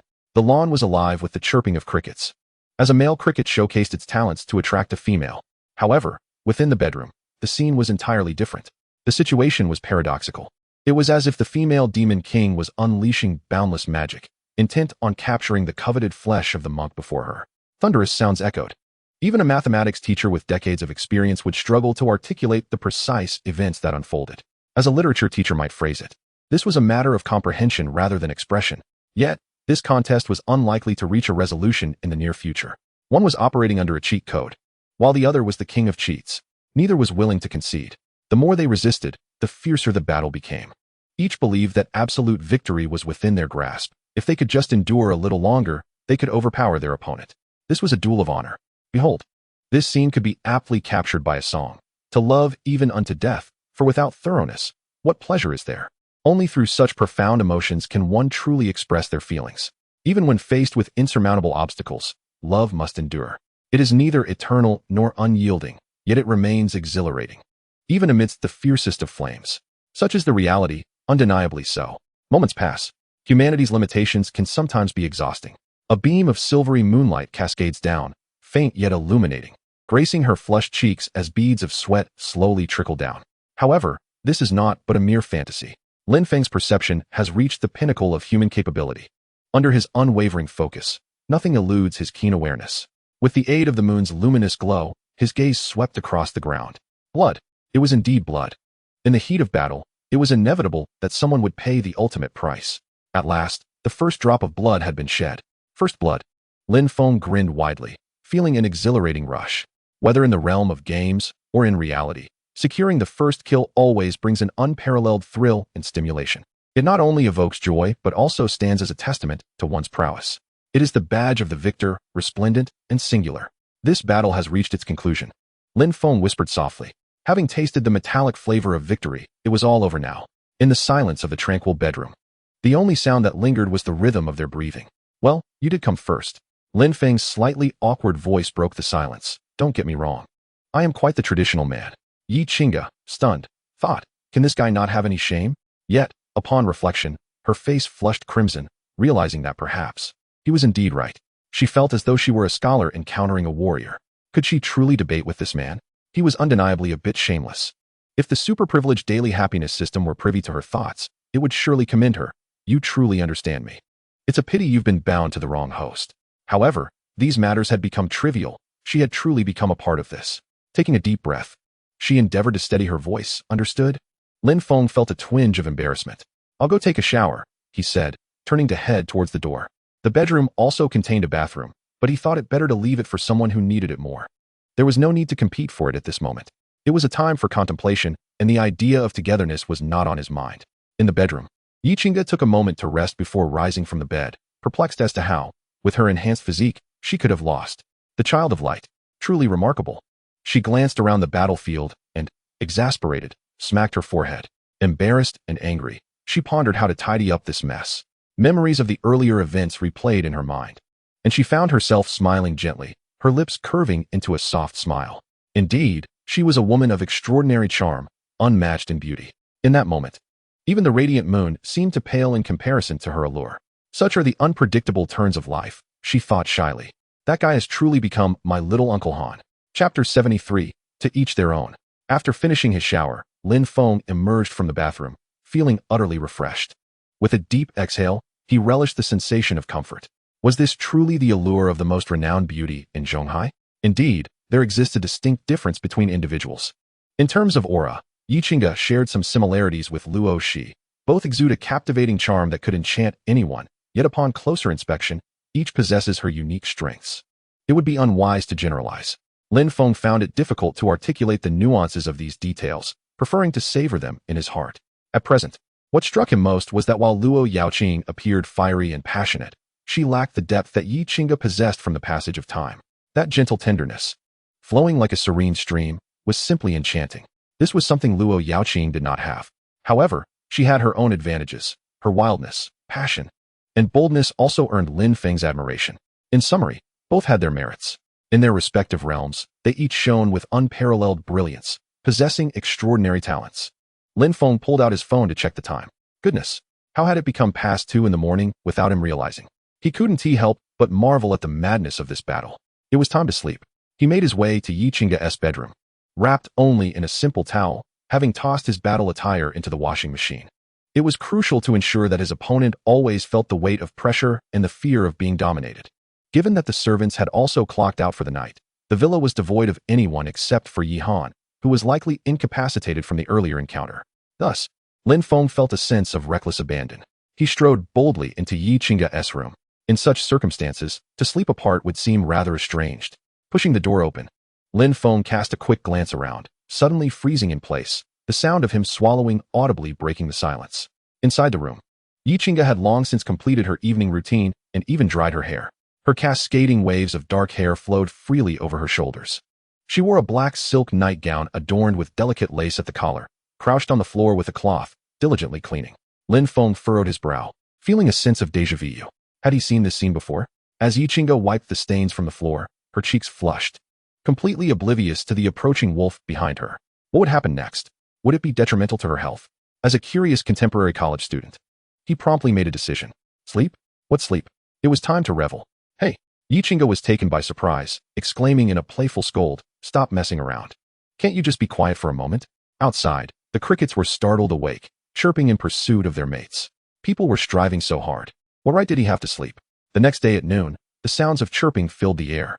The sun hung high in the sky, radiating its warmth, leading to a sweltering temperature of 398 degrees. Lin Feng slowly opened his weary eyes, dark circles pronounced, and his hair somewhat tousled. As the king of the system, he was a man of his word. If he claimed to battle until dawn, then he would indeed battle until dawn.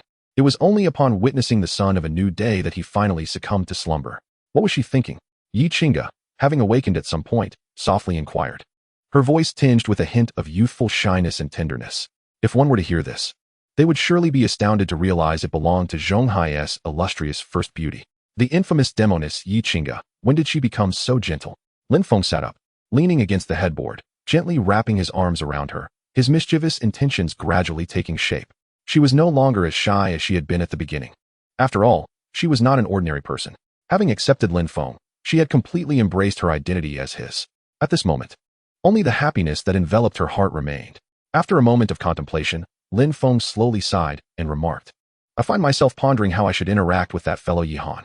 Yi Qingge's delicate frame trembled, and a radiant smile of joy adorned her face.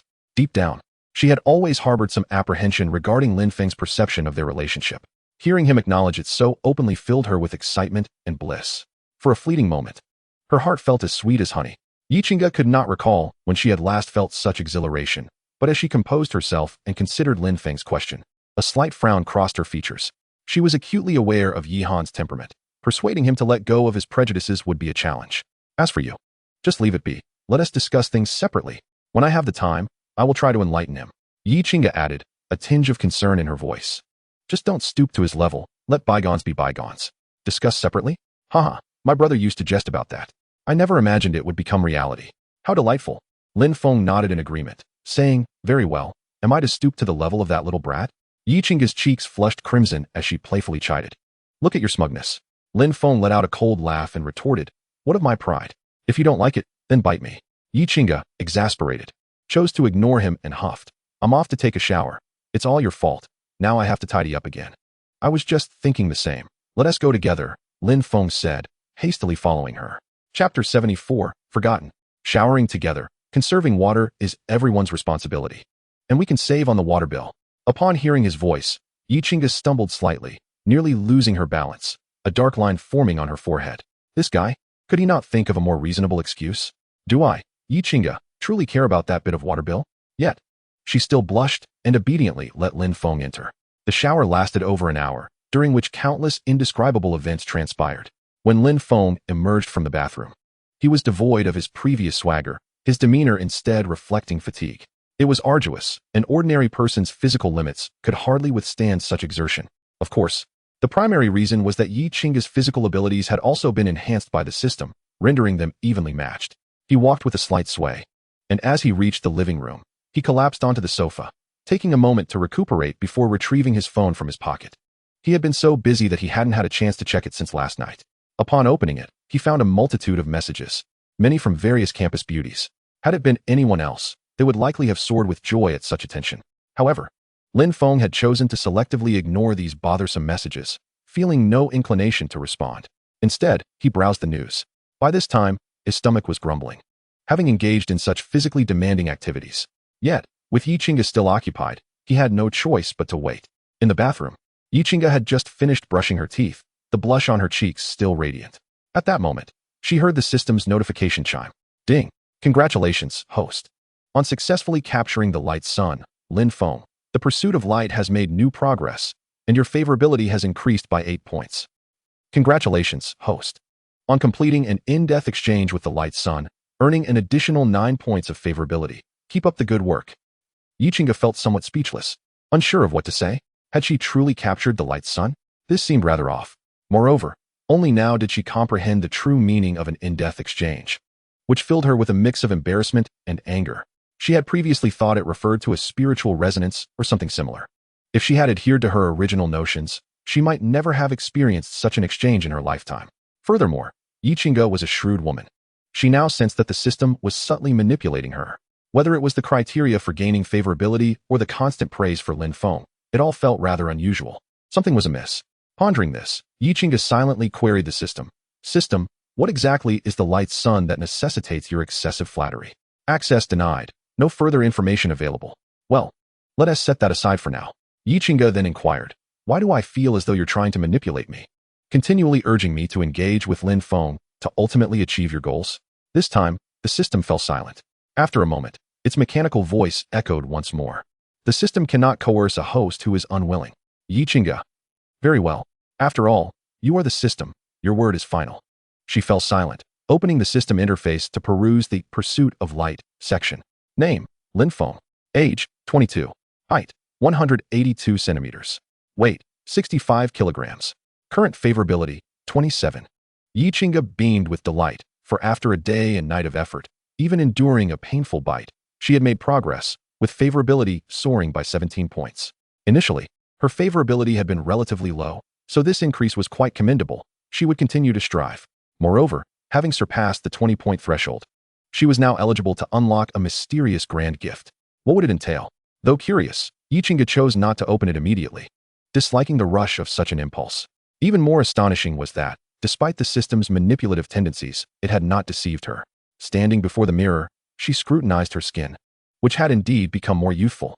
This transformation was not localized, but rather encompassed her entirety. While the change might not be overtly noticeable to others, her sensations were extraordinarily clear. The feeling was simply exquisite. Yi Qingge bit her luscious red lip, her eyes shimmering like flowing springs, and softly mused. Does this imply that as long as we communicate more, I need not bother with beauty treatments? If Lin Feng could hear her thoughts at that moment, he would likely be compelled to applaud fervently. Suddenly, she was struck by a wave of hunger. Since last night, she had consumed only a meager amount of food, which barely sufficed, and now she felt quite famished. Yi Qingge quickly changed her clothes and stepped outside, only to find Lin Feng still engrossed in a game. Finally sensing a slight generational gap, she shook her head, amused. Aren't you hungry? Still playing games? She chided playfully. Ending has prepared a meal. Let us eat first. Lin Feng remained fixated on his phone, fingers flying over the screen, replying without turning his head. I just started. Give me a moment. Once I get into a game, I forget all about hunger. If it had been her nephew Yi Han, she would have likely scolded him with a cold expression. Yet with Lin Feng, it felt entirely different. Yi Qingge, momentarily intrigued, obediently seated herself beside him, observing Lin Feng as he valiantly battled within the canyon. Time elapsed, and after a good 10 minutes, Lin Feng exited the game, only to look up and see her. With a smile, he inquired, why aren't you off to eat? Surely you must be hungrier than I am? Yi Qingge's cheeks flushed crimson as she retorted through gritted teeth, You're the one who's hungry. Oh, though I suppose you have already had breakfast. Lin Feng chuckled with a hint of pride. Embarrassment deepened in Yi Qingga's face. She quickly glanced around to ensure no servants were in sight before playfully scolding. Don't speak nonsense, you wolf. In the midst of their conversation, they had already arrived at the dining hall. At this hour, it was uncertain whether it was lunch or dinner, but the spread was undoubtedly abundant. Yi Qingga pulled out a chair for Lin Feng, then turned to serve him with rice and soup. Lin Feng, feeling quite at ease, made himself comfortable and awaited his meal, stretching his neck and loosening his shoulders, exuding a relaxed arrogance. Hurry and eat. Yi Qingga gently urged as she placed the food before him, her voice tender. Yet, her reward was a playful slap on her backside. Such a good girl. Lin Feng exclaimed, savoring a sip of soup. In his heart, he mused, indeed, it seems that the mature lady knows how to cherish a person. Yi Qingga's face flushed a brilliant scarlet, fearful of being seen by the household staff, as such exposure would ruin her image. This was not the bedroom. His audacity was quite extraordinary. Yet, this fleeting allure stirred Lin Feng's appetite, igniting a sensation he found hard to control. Seated across from him, Yi Qingga took her time savoring her meal. By the way, since we rose so late, I hope Yihan has someone to look after him?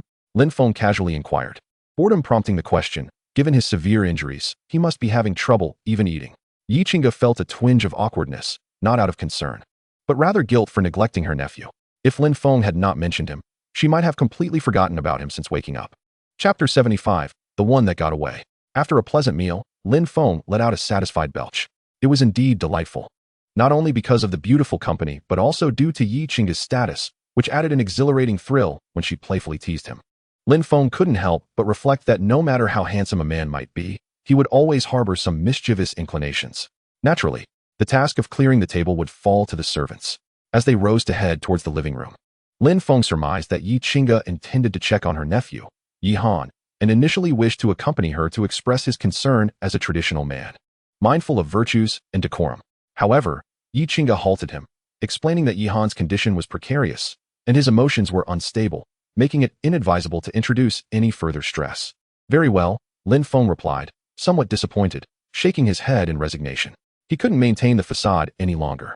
Thus, he waited in the living room while Yi Qingga went to visit her nephew. The usually decisive Yi Qingga now appeared slightly anxious about whether Lin Feng might be upset. She reached out with her delicate hand to adjust his collar, soothingly assuring him, just sit tight, I shall return shortly. Her demeanor was unmistakably that of a woman smitten, lost in the throes of affection. Some women, indeed, undergo significant transformations once they genuinely invest their emotions, particularly in Lin Feng's presence. Suddenly, Lin Feng was struck with a playful notion, sighing, what can I do all alone without you? Yi Qingga furrowed her brows, momentarily perplexed by the deeper meaning in his words.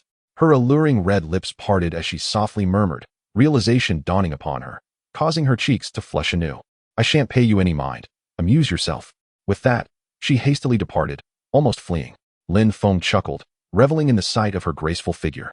The curves of her waist accentuated by her flowing dress, a true feast for the eyes. Every movement seemed imbued with profound significance. He pondered whether this was what they referred to as the hourglass effect. Feeling a bit bored, Lin Feng began scrolling through short videos until a chat notification from his good friend, Zhou Qinyu, popped up. He promptly opened it. While he could afford to ignore the messages from the school beauties, he certainly couldn't overlook those from his close friend. Upon reading Zhou Qinyu's request, Lin Feng's brow furrowed. It was yet another plea for a loan. It wasn't that Lin Feng was unwilling to lend money or overly stingy. After all, to him, money was merely a number. However, he was somewhat concerned for Zhou Qinyu, unsure if he had encountered some trouble. He was well aware of his friend's character, cautious and somewhat frugal, only seeking financial assistance in times of genuine need. Moreover, he had just lent him 20,000 a few days prior. Could it be that his friend was now entangled in a romantic affair? After some contemplation, Lin Feng decided against asking what the money was for. Knowing a text conversation wouldn't suffice for clarity, it seemed he would need to visit in person soon. With a chuckle, he thought, perhaps I should just check out the school beauties while I'm at it. With a casual flick of his wrist, he transferred 100,000 to Zhou Qinyu. Although his friend had requested 20,000, Lin Feng, feeling generous, decided to send a larger sum. 100,000 should be sufficient to tide him over, even if he encountered a tea ceremony master. Once the transfer was complete, Lin Feng sent a message proposing a visit to his friend's school the following day, suggesting they also meet his girlfriend. Lin Feng had some confidence in his friend's judgment. A brief encounter would reveal whether she was a scheming green tea or a genuine love. After all, he was a man of experience. Yet, That experience was a tale of sorrows best left untold. Just as Lin Feng was about to dive back into the canyon for a few rounds of gaming, he was surprised by the sound of footsteps approaching from behind. Much sooner than expected, Yi Qingge emerged. I too am at a loss. I don't understand why my aunt seems less concerned about me lately. It's quite alarming. What are you doing? Yi Qingge, enveloped in the fragrance of a captivating beauty, entered and immediately inquired with urgency. The allure of the game had vanished. What future could one possibly have, spending all day gaming at such a young age? Lin Feng grasped her arm, pulling her close with a smile. What could I possibly do alone? He realized that his behavior had diverged significantly from the days before he had the system. His courage had certainly grown. He couldn't help but privately lament. The system has transformed my once innocent life. Yi Qingge, quick to react this time, immediately grasped the implications of his words, having grown accustomed to his innuendos. She glanced around, blushing as she shyly urged, "Let me go, someone might see." "No worries," Lin Feng replied, shaking his head leisurely. "From my observations, it's highly unlikely any servants will appear in the living room at this hour. Besides, if they do see, so what?" Yi Qingge rolled her eyes at him. Though she was not inherently timid, her sudden closeness to Lin Feng caught her off guard, leaving little time for mental preparation. Furthermore, she felt acutely aware that they were no ordinary individuals. One was the mysterious child of light, while she herself was the possessor of a system. It was inappropriate to view their circumstances through a mundane lens. However, the age difference between them inevitably made her conscious of how others might perceive them. However, upon hearing Lin Feng's words, she ceased her struggles and obediently nestled into his embrace. How could he have emerged so quickly? Is that fellow truly unscathed? Lin Feng voiced his inner curiosity. Although his acquaintance with Yi Qingge was relatively brief, it was profound, and he had garnered some understanding of her character. He held a considerable affection for his nephew Yi Han, even to the point of pampering him. Yi Qingge slowly shook her head and replied, "Not quite. It's still rather serious. However, he is under the care of medical professionals, so there should be no major issues. I was merely concerned that you might feel lonely on your own." Lin Feng felt a surge of joy at her words, rewarding her with a kiss. Affection level 1. Don't be ridiculous. At this moment, Yi Qingge found herself less fixated on accumulating affection. Given the circumstances, she needn't worry about completing her task. She decided to let things unfold naturally from now on, thus paying little heed to the system notification ringing in her mind. As if suddenly recalling something, Yi Qingge retrieved a resplendent golden card from her exquisite handbag and handed it to Lin Feng. "This is the Supreme membership to my club. You should keep it." Lin Feng accepted it with curiosity, appreciating its fine texture, upon which the words Qingge Club were inscribed. After examining it for a moment, he inquired, "What is the sudden gift for?" To be candid, Lin Feng had never even heard of the Qingge Club. It wasn't he that the club lacked prestige. Rather, it was so prestigious that only those of considerable status could even hope to access that echelon. Although Lin Feng was currently at the pinnacle of prowess, he remained, at his core, a student, and had only recently acquired the system. His remarkable abilities were known to very few, save for Luo Yaojing, Sui Yun, and Yi Qingge herself. This Supreme membership allows you to tap into all the contacts, assets, and resources of our club, Yi Qingge gently elucidated. "I recognize that you are not in need of financial support, but this is a token of my goodwill. It may prove useful one day." Lin Feng nodded slowly, accepting the membership card.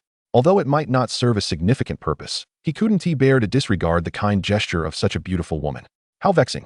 It is often said that the greatest burden comes from the kindness of a beauty. Having received a favor, one must inevitably reciprocate. Thus, the miraculous powers of his right hand once again came into play. After traversing mountains and valleys, they arrived at a vast, level plain. Further ahead lay a canyon with a clear spring, a picturesque landscape that compelled one to marvel at the artistry of nature.